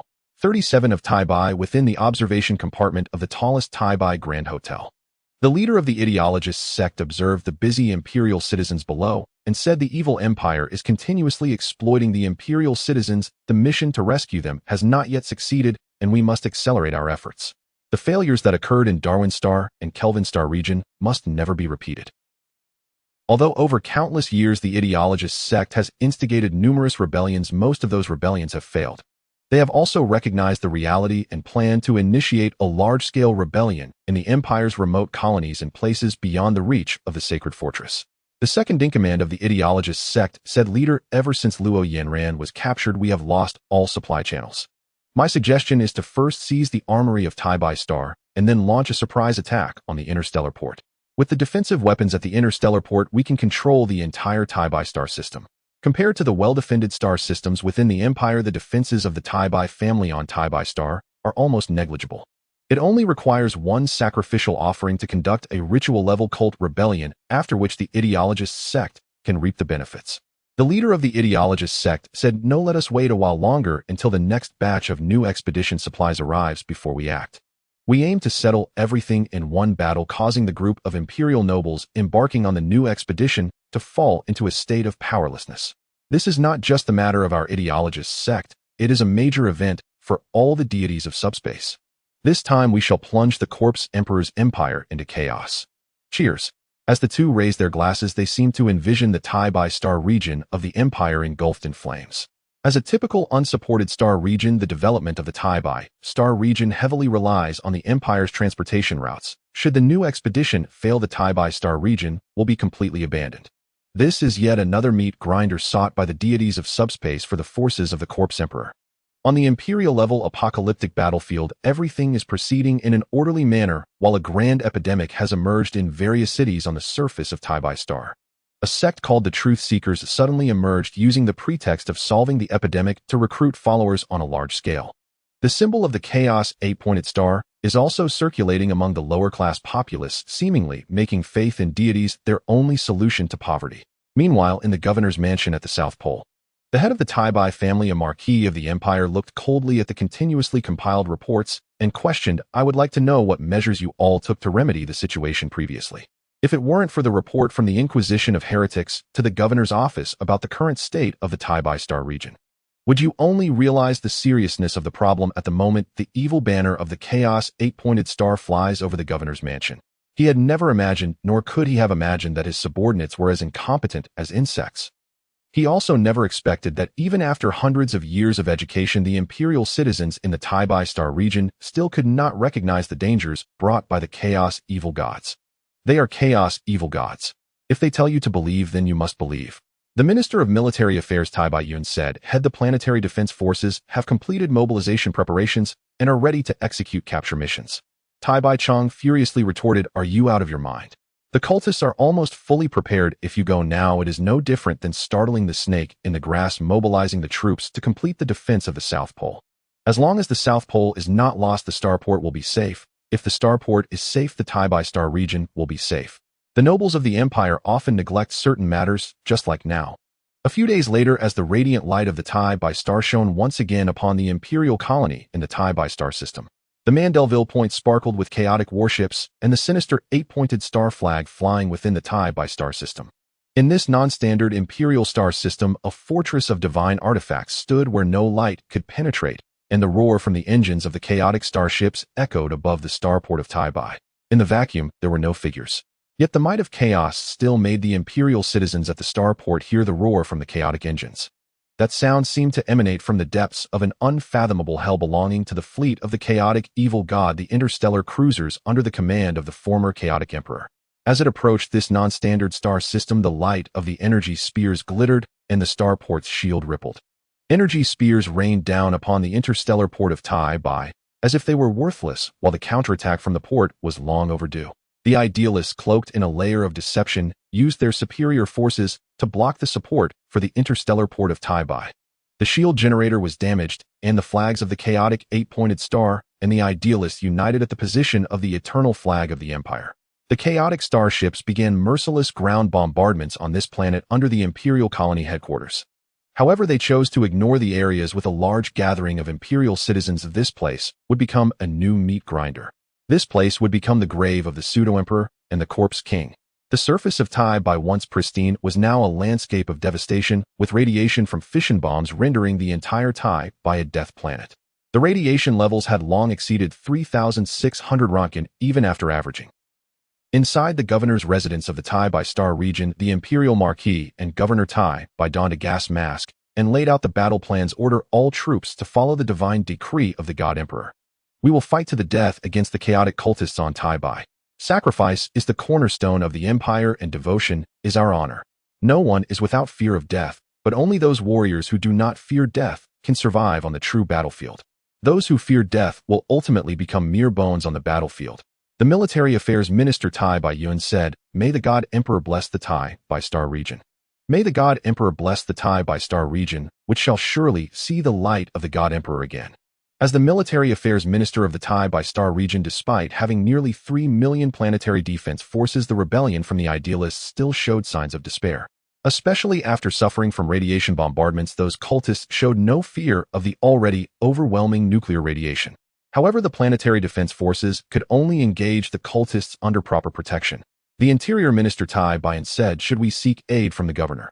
After all, we are here as a logistics hub for the new expedition. If the Imperial Royal Army could come to our aid, then all issues would be easily resolved." The chaotic fleet lingered in orbit, and only the intervention of the Imperial armed forces could resolve the problems they currently faced.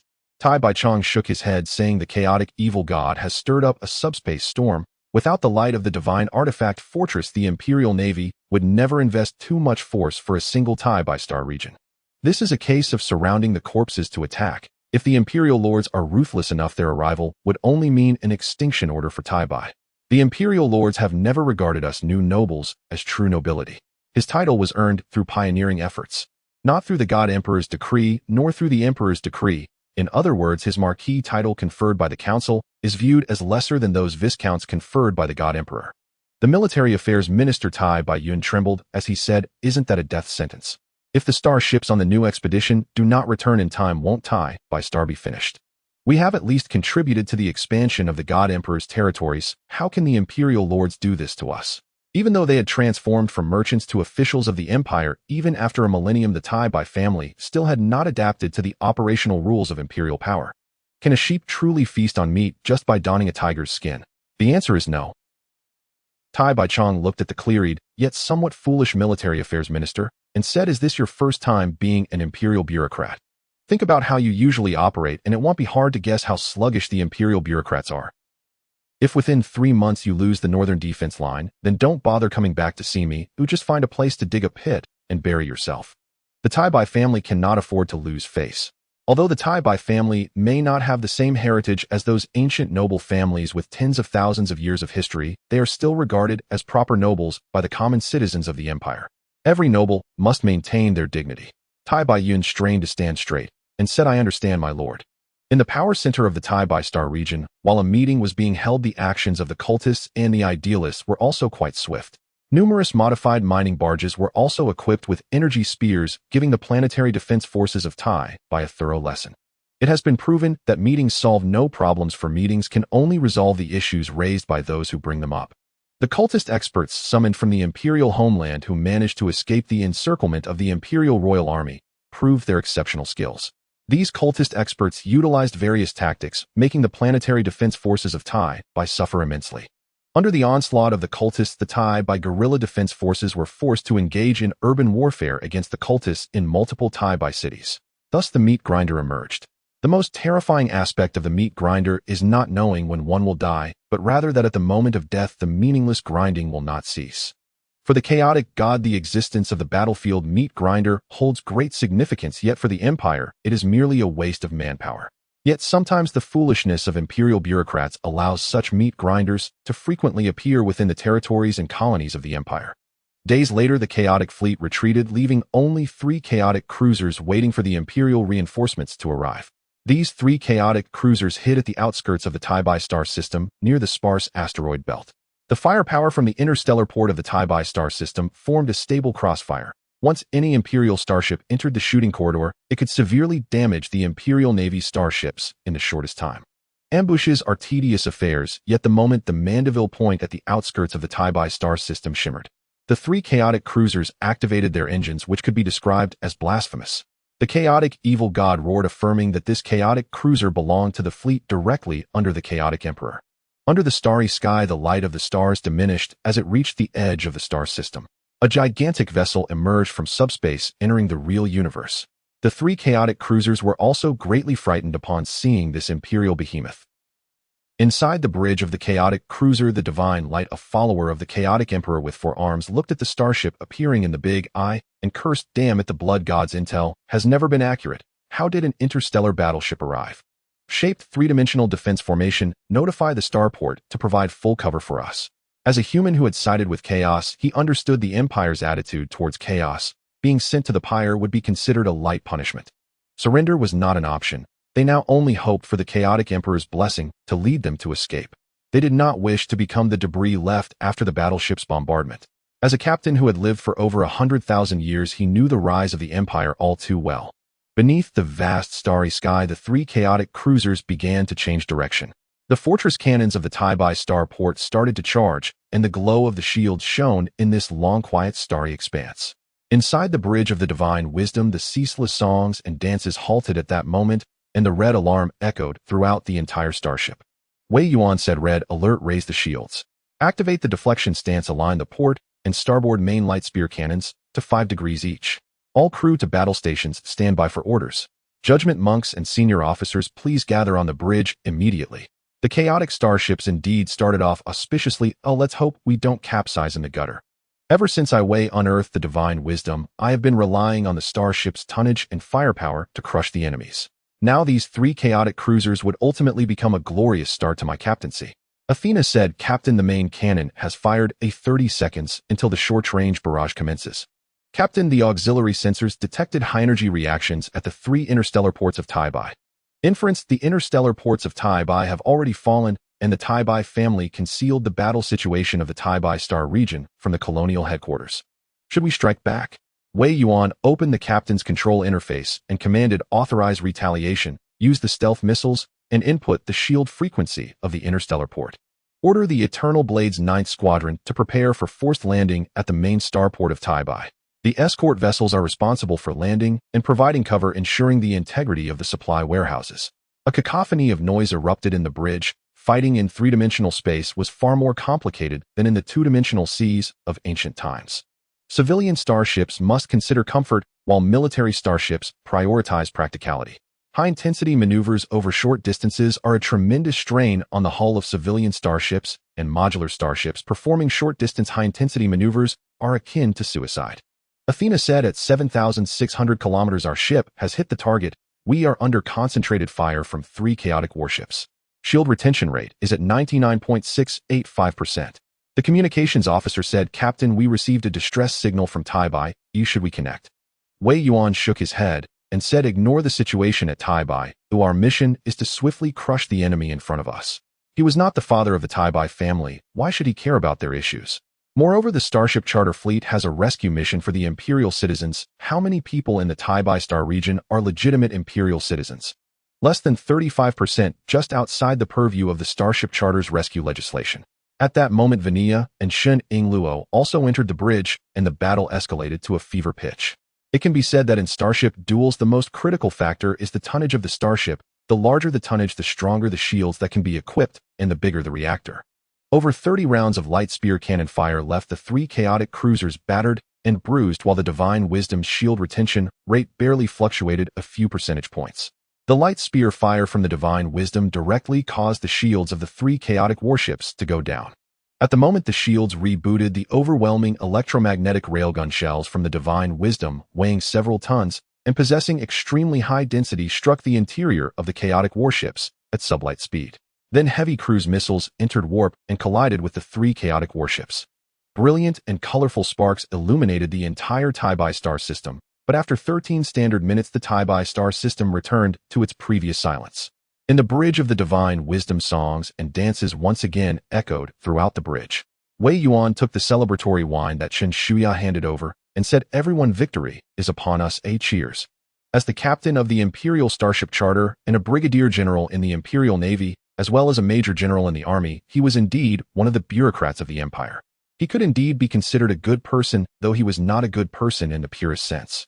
Purely good people could hardly survive within the empire's borders. Shen Yingluo was quite dissatisfied with this mid-battle champagne celebration, saying, "Captain Wei, the battle at the starport is still ongoing. Is it appropriate for us to do this? Moreover, the battle in the Sci-Fi system is nearing a fever pitch." Wei Yuan held down Shen Yingluo's fragrant shoulder and said, "Your Highness, you must understand that destroying 3 chaotic warships is an incredibly glorious achievement. Furthermore, the interstellar warriors will deal with the cultists, all the cultists. The loyal servants of the divine emperor will not surrender.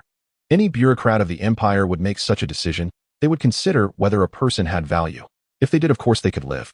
In the cosmic star, see, only those of value can continue to live after surrendering to the cultists. The rest have the pyre as their only choice." In the Imperial colony within the interstellar port of Sci-Fi No. 1 in the Sci-Fi system, the canned troops of the 9th Company of the Eternal Blade's 13th Regiment were conducting a righteous purge against the cultists and followers of the idealism sect occupying the starport. The flames of explosions echoed incessantly throughout this interstellar port on Sci-Fi. However, due to the raging subspace storms, without the illumination of the artifact fortress, the ground forces on Sci-Fi were doomed to remain ignorant of the events unfolding at the starport. As time passed, the remaining personnel of the Eternal Blade's 13th Regiment began to land at the interstellar port of Sci-Fi No. 1. With the landing of the transport ships, heavy Imperial Blade tanks continued to roll out. In the warehouse area of this interstellar port, built at great expense by the Sci-Fi family, high-intensity transport operations were underway. Unmanned engineering mechs stood ready, each marked with your cargo boxes, and after loading was completed, they boarded the transport ships to return to the Wisdom Goddess. One could say this was a business without investment. If one were to truly thank the pollution caused by the evil god, it might be regrettable for the employees of the Sci-Fi family. However, it was undeniable that without the power of the evil god polluting the unsuspecting starport, they wouldn't have been able to slaughter so indiscriminately. To be fair, the loyal servants of the divine emperor were not the ruthless executioners. Within the bridge of the Wisdom Goddess, under Wei Yuan's command, the starship began executing the forced docking procedures. With so many supplies and spoils of war, if they solely relied on the fully loaded transport ships, how long would it take to complete the transportation?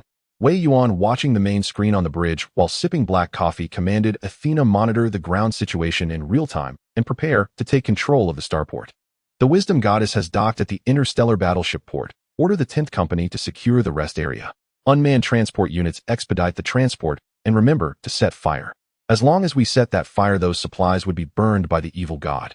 Regardless of whether this reason was flimsy, it no longer mattered. What had always mattered was not the flimsy nature of the reason, but rather that Wei himself needed such a reason. Simply put, the Empire's procedures required such a reason. Whether it was flimsy or not had nothing to do with him. Those were the good deeds of the chaotic evil god. Although the trick of the fire dragon burning the warehouse was rather cliched, in any era such tricks served as tools for reasoning. Reasoning has never been about examining the truth of the reasoning itself. The emphasis lies on the act of reasoning. Wei was the one who reclaimed the Sci-Fi system's first-class port, thus the reasoning he spoke was the true imperial reasoning, while the reasoning of others was heretical. As for how to identify such heresies, that would naturally be resolved by the Imperial Tribunal, with the silver-level adjudicator Klein addressing these issues. Shen Yingluo stared in astonishment at Wei Yuan, who had issued a series of combat orders in a short time. At this moment, she finally understood why the Divine Emperor had sent her to this Wisdom Goddess interstellar battleship. There was no doubt that Captain Wei often displayed a lack of loyalty. Loyalty should be the foremost quality possessed by Imperial captains, yet Wei Yuan seemed to have fallen headfirst into the world of riches. Aside from credits, it was supplies. Apart from that, it was the enjoyment of those uncultured performances. In short, Wei Yuan's loyalty was not absolute, merely relatively loyal. Vinia said, Captain, we have secured management rights over Star now. 1. But there are still large numbers of cultists remaining on the surface. To put it bluntly, the response from the Star region's governor's office is simply absurd. I have never seen a regional governor respond so slowly. Except for the polar region of Star, nearly all significant cities on Star have fallen. Executing a ground assault is already meaningless. Even the most bureaucratic officials in the Empire, upon discovering the invasion of cultists, would fight to the last. Compared to dying in battle and returning to the eternal divine kingdom, the methods of the Imperial Tribunal and the heretical courts were far too inhumane. In most cases, the planetary governors, star system governors, and regional governors of the Empire did not require oversight from the Empire.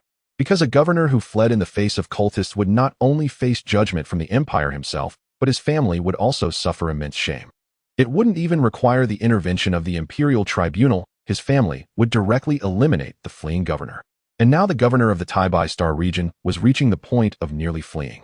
Wei Yuan stroked his chin and said, this is a big business. Although the Star region is a bit poor, it is still a star region. It governs hundreds of star systems. Although this is a colony, it is still a colony not illuminated by the artifact fortress. But only at this moment is it the time to make big profits.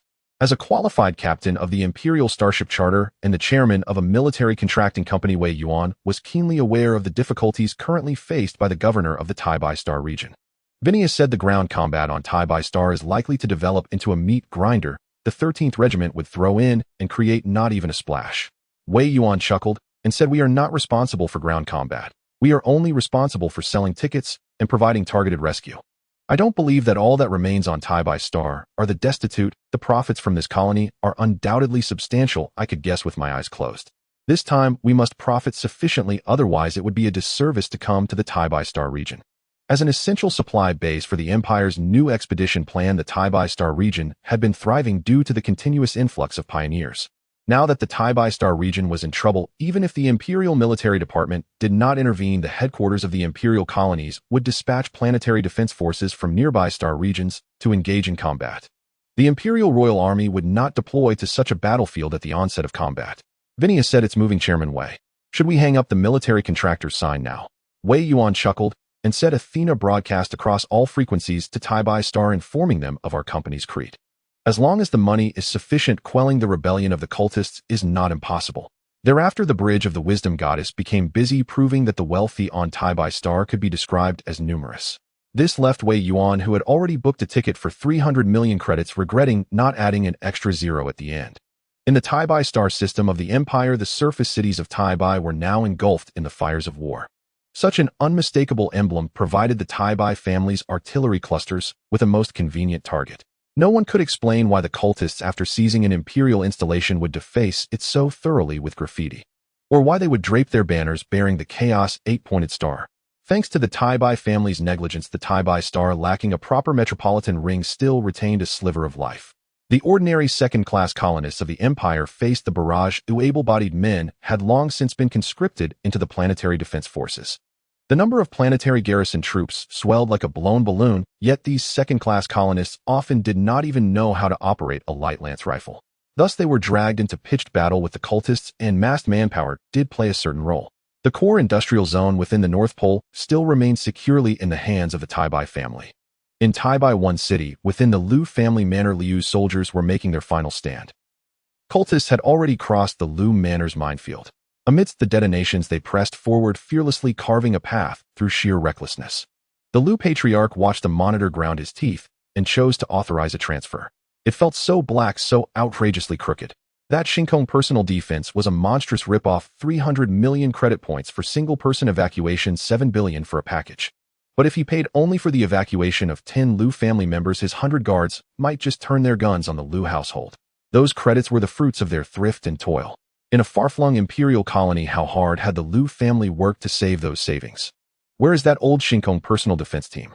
We cannot hold much longer. Liu Yuan most feared that Shinkong would play the same blackmail game on them. Pay first, rescue later. If the cultists outside were not fighting as if they had no regard for life, how could the Liu family be reduced to such humiliating supplication? Liu Fong watched the light nanocomputer flash and said, Big Brother, Shinkong Defense says their team will arrive in a minute. But optical scans show no troop activity nearby. Doom settled in, they had been duped. That pessimism spread through the Liu household until a series of thunderous roars shattered the air. Hope flared anew among the Liu kin. Outside the manor, Imperial warriors of the Eternal Blade, 13th Regiment 9th Company, cut through the cultists as if slicing melon flesh. A cultist who had been moments away from completing a sacrificial rite and ascending into demonic power was blasted by Li with an explosive, his skull crushed into his chest, torn open from below. Empire Shinkong personal defense present to execute evacuation operations. We hope everything proceeds smoothly. The moment the armored troopers appeared, Liu's guards fell to their knees in reverence. What fortune allowed them to be evacuated by interstellar warriors? Liu Yuan, overjoyed, sprinted outside. Sergeant Li, you have arrived. You cannot imagine. Those cultists seem like a plague. No matter how we cut them down, they keep coming. Sergeant Li is here. The great magistrate of Sci-Fi has come. Liu the patriarch babbled on as if words alone could disperse the fear that gripped his heart. As the 9th Company's troopers opened sustained fire, even the most reckless cultists felt dread stir within them. They feared those in heavy-powered armor, who stood roughly 3 meters tall. Only when starfighter strafing runs swept low did their thoughts return to the present. Li pointed to the landing craft and ordered discard all weapons and board the craft. Ship Zhihui Nushin will assist your evacuation. Any violation of starship regulations will be punished. He paid no heed to the Liu entourage, whose larger clients still awaited their rescue.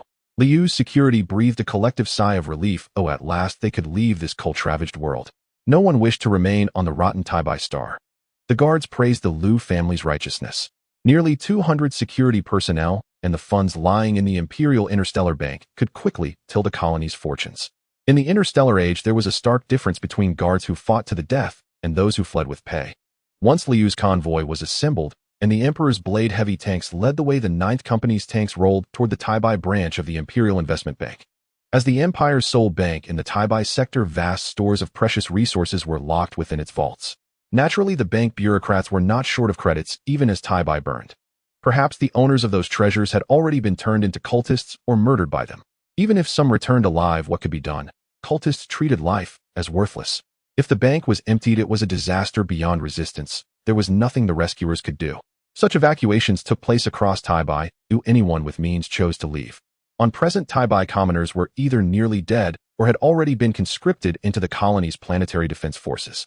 They fought to the death against the myriad cultists in the polar circle. Quick, these are spoils. Take everything.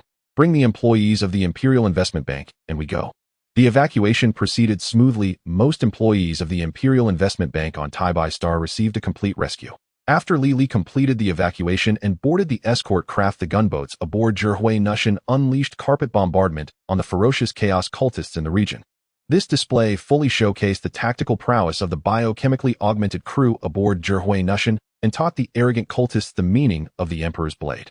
Such evacuations meant little to the wider battle for Star, but Wei Yuan's intention had already been made clear.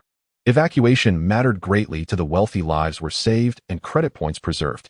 Apart from the loss of precious resources hoarded in the Imperial Bank, everything else remained relatively intact. In the Taibai stellar system of the Empire, aboard the interstellar battleship Wisdom Goddess, all rescue operations in low orbit around the planet Taibai had concluded. Within less than 7 days, the Wisdom Goddess had rescued hundreds of affluent elites, amassing credit points so profusely that her commander's hands ached from counting them.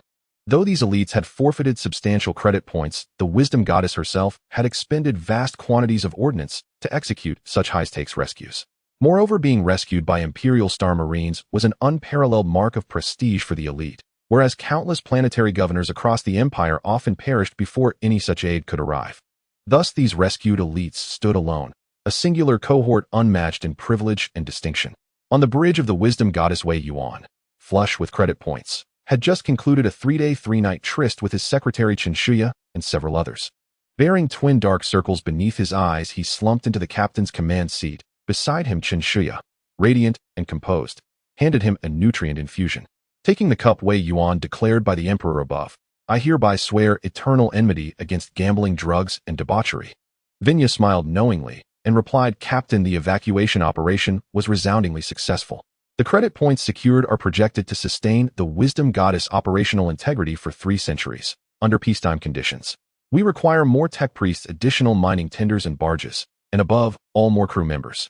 On any starship, bioengineered personnel can never fill every post. Recruiting qualified crew demanded no small fortune in credit points. Wei Yuan drained the nutrient vial and murmured with quiet amusement, Vinya, rather than recruiting directly from the Imperial Stellar Net, I prefer campus recruitment.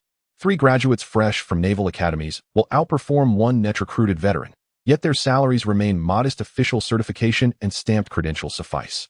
They serve 10-year internships. Will partner with Imperial Naval Academies. Always seize advantage where possible. New graduates are impressionable, easily inspired by visions of purpose and glory, whereas net-recruited veterans possess formidable tactical acumen. Yet every fiber of their being screams, only 2 words pay me. Their credit points. Their hard-earned credit points. Vinya studied Wei Yuan intently and asked, that may well work, but are you certain it won't ignite cutthroat competition among graduates of every Imperial Naval Academy? There are over 1 million starship captains under the Imperial Charter. Once graduates learn their compensation terms, they may hold out for better offers. Wei Yuan chuckled softly. I've scrutinized the Imperial academic statutes. Graduates' future remuneration is determined solely by the tier of their internship certification. Service aboard an interstellar battleship constitutes the crowning achievement on any officer's resume. Were I not wary of the Naval Ministry detecting anomalies when reviewing our crew records, I'd even consider selling certified internships outright. Credit points flow like water trapped in a sponge. If one presses with resolve, they will inevitably seep forth. Where there is will, there is always a way. And if this wealth remains unclaimed, another will surely seize it. So why should Wei Yuan not claim it himself? Wei Yuan. Explain at once why my personal attendants have been conscripted into your entertainment troupe. Princess Shun Ingluo stormed onto the bridge and confronted him face to face. Wei Yuan's gaze lingered, briefly, deliberately, on the soft, undulating curve before him, tempted to measure its volume with his hands. Yet reason swiftly intervened. To risk charges of assaulting an imperial princess over such triviality would be catastrophically unwise. Meeting her fury with crystalline calm, he replied, Your Highness, this is purely for centralized administration. Moreover, your attendants signed binding contracts. Does adherence to contractual obligation constitute wrongdoing? Your Highness, is this not bullying the upright? Summon Euphoria Goddess. Display every clause of those contracts for Her Highness to review thoroughly. As a former earthling forged in society's crucible, he had absorbed many virtues, integrity among them. Contract clauses materialized across the holographic display. Euphoria Goddess, ethereally enchanting, breathtakingly beautiful, stood before Princess Shun Ingluo as poised and commanding as during her historic rebellion. Your Highness, every action undertaken by Captain Wei Yuan fully complies with imperial law and all martial regulations. As chief strategic advisor to the wisdom goddess, Your Highness must recognize this fundamental truth. Sincerity remained the most effective countermeasure against this princess, though Euphoria Goddess privately mused that Wei Yuan's audacity bore an uncanny resemblance to the emperor himself. Flustered and furious, Shun Ingluo sank into a nearby chair. Wei Yuan, we must speak. Otherwise, as chief strategic advisor, I cannot discharge my duties. Though entitled to partial command authority aboard the Wisdom Goddess, she found herself unable to issue orders to anyone but herself. The Imperial Royal Navy Department would never reprimand a Starship Charter captain like Wei Yuan, especially not at the behest of a princess whose lineage lay in the army. To the Imperial Royal Navy, the greatest adversary was none other than the Imperial Royal Army itself. Were it not for the Army's repeated interventions to safeguard the throne, the royal prefix in its title might long since have been revoked. Wei Yuan grinned wickedly. Do you mean the kind of exchange conducted at close quarters? I favor depth. I have no patience for superficial engagements. And even if such exchanges were to occur, I already have numerous secretaries. Your Highness, your temperament is rather intense. I fear for my life should we pursue intimacy. To Wei Yuan, the princess was best admired from afar. For now, any deeper interaction was premature. She possessed beauty, noble lineage, and exalted rank, yet her intellect remained refreshingly uncomplicated. Such simplicity was typical among imperial aristocrats. Were she atypically cunning, he would have grown wary indeed. A fellow countryman, utterly reckless, yet observing his meteoric rise revealed precisely how vigorously he had once leapt upon opportunity. Princess Shun Ingluo seized a porcelain cup and hurled it at Wei Yuan. He dodged, only to stumble sideways, colliding squarely with her. Such proximity occurred solely in moments of profound intimacy. Disaster loomed. That was Wei Yuan's sole coherent thought. At the North Pole of Taibai Star surface within the Taibai Imperial Stellar System, a brutal battle raged on with the remaining 2 million troops of the Imperial Taibai Star System's planetary defense force relying on fortified positions to contest the madmen of the chaotic cult. They engaged in a vicious melee while the idealist sect had long since retreated into a subterranean base buried thousands of meters underground. No one wished to see the chaotic cult seize this planet, yet the idealists never anticipated that those cultists would choose to sacrifice themselves to summon the demonic army from the subspace after facing setbacks. With no faith as cultists, they sought the so-called evil god at the first sign of difficulty, lacking any ounce of courage. The thunderous sounds of artillery resonated through the sky as heavy explosive cannons rained down a torrent of iron. Following the iron rain came the song of blood and fire, yet the cultists cared little for such matters. For the cultists' death merely meant returning to the embrace of their evil god. Their bravery and sacrifice allowed them to achieve demonic ascension on the battlefield. Demonic ascension. Such acts of evil were regarded as profoundly honorable by any cultist. For a small chaotic demon, the process of ascension was simplicity itself, signing the contract of the chaotic 8-pointed star and then infusing it with the chaotic power of the evil god. A brand new chaotic small demon was born who, of course, the mass-produced small demons lacked any comparability to the custom versions. However, sometimes in the war between the chaotic evil gods and the evil empire, numerical superiority could decide everything. At least this was the case now when thousands of chaotic small demons appeared. The defense line of the Sci-Fi system's planetary defense force was almost instantly breached. The roars of the chaotic small demons were clearly heard. The planetary defenders of the Sci-Fi system were not without courage. In their battles against the chaotic cultists, they suffered heavy casualties, yet they did not retreat an inch. Inside the forward observation post at the North Pole of Sci-Fi, the governor of the Sci-Fi system, Chong, looked expressionlessly at the images on the optical monitor and commanded Finance Minister transfer funds to the Imperial Star Personal Defense Company. This war has exceeded our expectations. The subspace storm rages before the storm that swept through several nearby star systems dissipates. Personal defense from the star is our only salvation. Credit points are important, but compared to life they no longer seem so crucial, at least not at the moment. As long as one is alive, credit points will still exist, and one can still lead a sluggish life, but once a person dies, the vast amounts of credit points in their bank account become nothing more than a string of numbers. The finance minister chuckled helplessly, beginning to contact his subordinates to prepare for the transfer. It can be said that they all bore responsibility for the current state of the battle in the Sci-Fi system. The Empire adopted a self-sustaining approach towards colonies outside the artifact fortress. As long as you have money and troops, you are the governor. The condition is to pay the loyalty tax to the Empire. Once the tax is paid, the Empire will never care for those colonies not illuminated by the artifact fortress. The lack of a perfect star domain defense mechanism is the greatest threat to families like theirs. As the Sci-Fi family initiated the transfer, the battle had already reached a fever pitch, with countless chaotic small demons wielding particle oscillating knives breaching the defense line. In the trenches, a close-quarters melee unfolded between the planetary defense forces of the Sci-Fi system. This is the most terrifying aspect of trench warfare. In confined spaces, you must charge forward, relentlessly fighting until the moment you kill the enemy to survive. Otherwise, the only outcome waiting for you is death. The booming of explosions seemed to pause while the crossfire from the automatic light spear machine gun towers relentlessly claimed the lives of chaotic cultists. Inside the trenches, a dark red liquid flowed, and charred flesh paved a gruesome path. This is an ordinary battlefield of the Empire, and now there are no cowards here. All are loyal warriors of the myth. At the artillery cluster in the rear, a half-baked technical priest was praying for the artillery battery. May the Eternal Lord bless your charge. May the Eternal Lord bless your shells to strike the charging groups of cultists. May the Eternal Lord bless your shells to unleash the most terrifying flames, consuming all enemies. May the Eternal Lord bless your shells. With the prayer concluded, the light spear artillery group fired once more on the battlefield. Both friend and foe were engulfed in the overwhelming firepower of the light spears. Sacrifice is the foundation of the Empire's existence. If sacrificing 10,000 lives can keep the defense line stable, then sacrificing those 10,000 lives is the most correct and cruel decision. However, for every bureaucrat of the Empire, making such a decision does not evoke any sense of guilt. For no one feels guilty about defending the Empire. Those soldiers who died in battle are all loyal warriors of the Divine Emperor. On Sci-Fi in low Earth orbit, inside the bridge of the wisdom goddess Wei Yuan listened to the sounds of credit points being deposited and commanded Athena set course for the North Pole of Sci-Fi.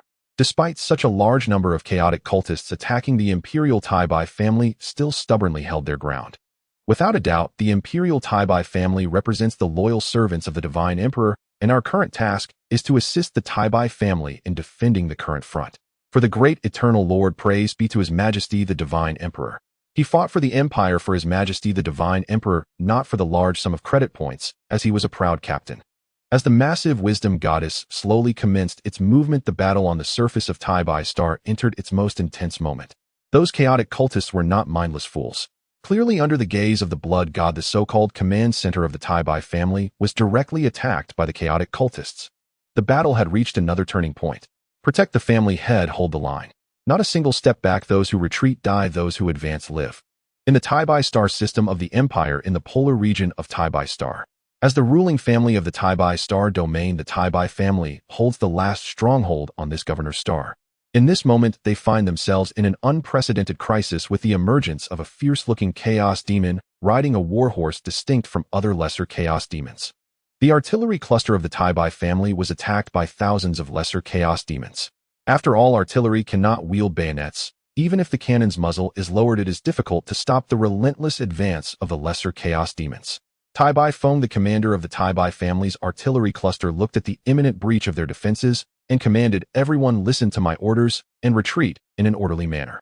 You are loyal servants of the Divine Emperor. You should not perish here. The battle continues, and you should fight for the Divine Emperor elsewhere. As the commander, I must share the fate of the artillery position. Having graduated from the 3rd Military Academy in the Kelvin star system, Sci-Fi Feng understood clearly that the battle had reached this critical point.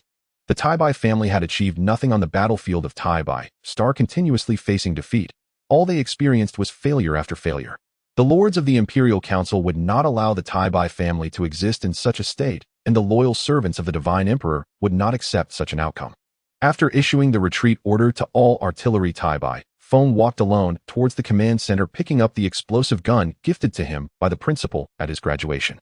With one hand holding the detonator for the ammunition storage point, and the other wielding the explosive gun, he charged towards the relentless lesser chaos demons.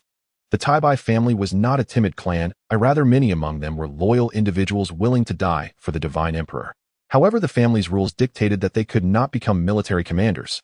In that trench warfare, the members of the Sci-Fi family suffered losses of over 300.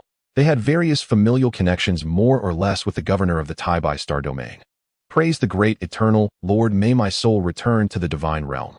With the pressing of the detonation button, a terrifying explosion shook the polar region. There the defenses had been breached by the lesser chaos demons, where the last artillery cluster of the Sci-Fi family stood. With the mushroom cloud rising like spring, the last hope of the Sci-Fi family was extinguished. As the gods of war from the ultra-ancient era, artillery still holds great significance even in this age of cosmic star seas. After all, even the simplest explosive weapons possess unimaginable lethality against ordinary people or chaos cultists. The poor chaos cultists certainly did not have the means to equip each of their members with a complete set of powered armor or nano armor for protection. Fully armed powered armor, fully armed nano armor. Such behavior was only dared by the aristocrats of the Imperial Council or the wealth-laden captains. After taking down a chaos cultist in front of him, Tai Chong said, "Military Minister, I currently have very few men left to give you. Only 300. Led these 300 to hold back the lesser chaos demons ahead. I know this is a mission of certain death, but if we all perish, the glory of the Sci-Fi family will fade within the Sci-Fi star domain." As nobility, at least recognized as such by the Imperial authorities, the Sci-Fi family had its own honor. Even dying on the battlefield, the Sci-Fi family would not allow such glory to vanish. The arrival of support from the Wisdom Goddess-class battleship was uncertain. If they could not wait for that moment, everything would be meaningless. Wei Yuan, the military minister of the Sci-Fi star, saluted, saying, "Sacrifice is our honor. Dying for His Majesty the Divine Emperor is the utmost glory of the Sci-Fi family. People must eventually die who, compared to the ordinary citizens of the Empire, the nobility must charge into battle at all times. The reason nobility could share the same fate as the Empire is that they have to shed their last drop of loyal blood for His Majesty the Divine Emperor on the most brutal battlefields for generations. Ordinary citizens of the Empire are those who are to be protected. They can live in peace and contentment, only needing to contribute their labor time and health. Of course, ordinary citizens can also join the Imperial Royal Army, the Imperial Royal Navy, or the Planetary Defense Forces. They can strive for noble titles, but the noble titles of the Empire do not only represent supreme glory. For nobility, almost every generation has many companions who died on those battlefields of landfills and seas. Under the last armed leadership of Tai Chong, 300 soldiers clad in rudimentary powered armor launched a solitary charge against the lesser chaos demons led by the military minister. Without a doubt, this charge was a futile endeavor as the battlefield was 300 against 1 lesser chaos demons. Surrounded by several guards, Tai Bai Chong gradually retreated towards the rear where his last troops remained. Although the defenses in the polar region were nearing collapse and the composition of the remaining planetary defense forces would be disrupted, as long as he continued to fight, he would never stop. The light of the stars gradually faded under the blood-red setting sun. The lonely charge met its final conclusion. As the wails echoed, Tai Bai Yuan, the military minister of the Empire's Star domain, touched his still-existing head. Still intact, Tai Bai Yuan looked in disbelief at the suddenly appearing starfighter ahead, kneeling down in reverence, praying, "May the divine emperor praise and honor the great eternal Lord." They were saved, the starfighters of the Empire, the warriors of the divine emperor. Support from personal defense in the starry sky finally arrived. Undoubtedly, under the support of a star battleship, they would surely achieve victory in this war. Even though the battlefield had escalated into a star domain-level sacrificial war, fortunately the chaos cultists had not summoned a chaos demon. The battlefield had not escalated to a star domain-level apocalyptic battlefield. Otherwise, Captain Wei Yuan might very well have fled straight into hyperspace aboard his starship. On the Imperial Star Network, the rumors about that captain were already well known. When allies were in trouble, they stood firm like a mountain. When chaos attacked, they moved like the wind. Captain Wei Yuan of the Imperial Starship Charter was hailed as the Empire's flying general. The Eternal Blade of the Empire, the 9th Company of the 13th Guard Regiment, raised the Eternal Banner and began a silent slaughter.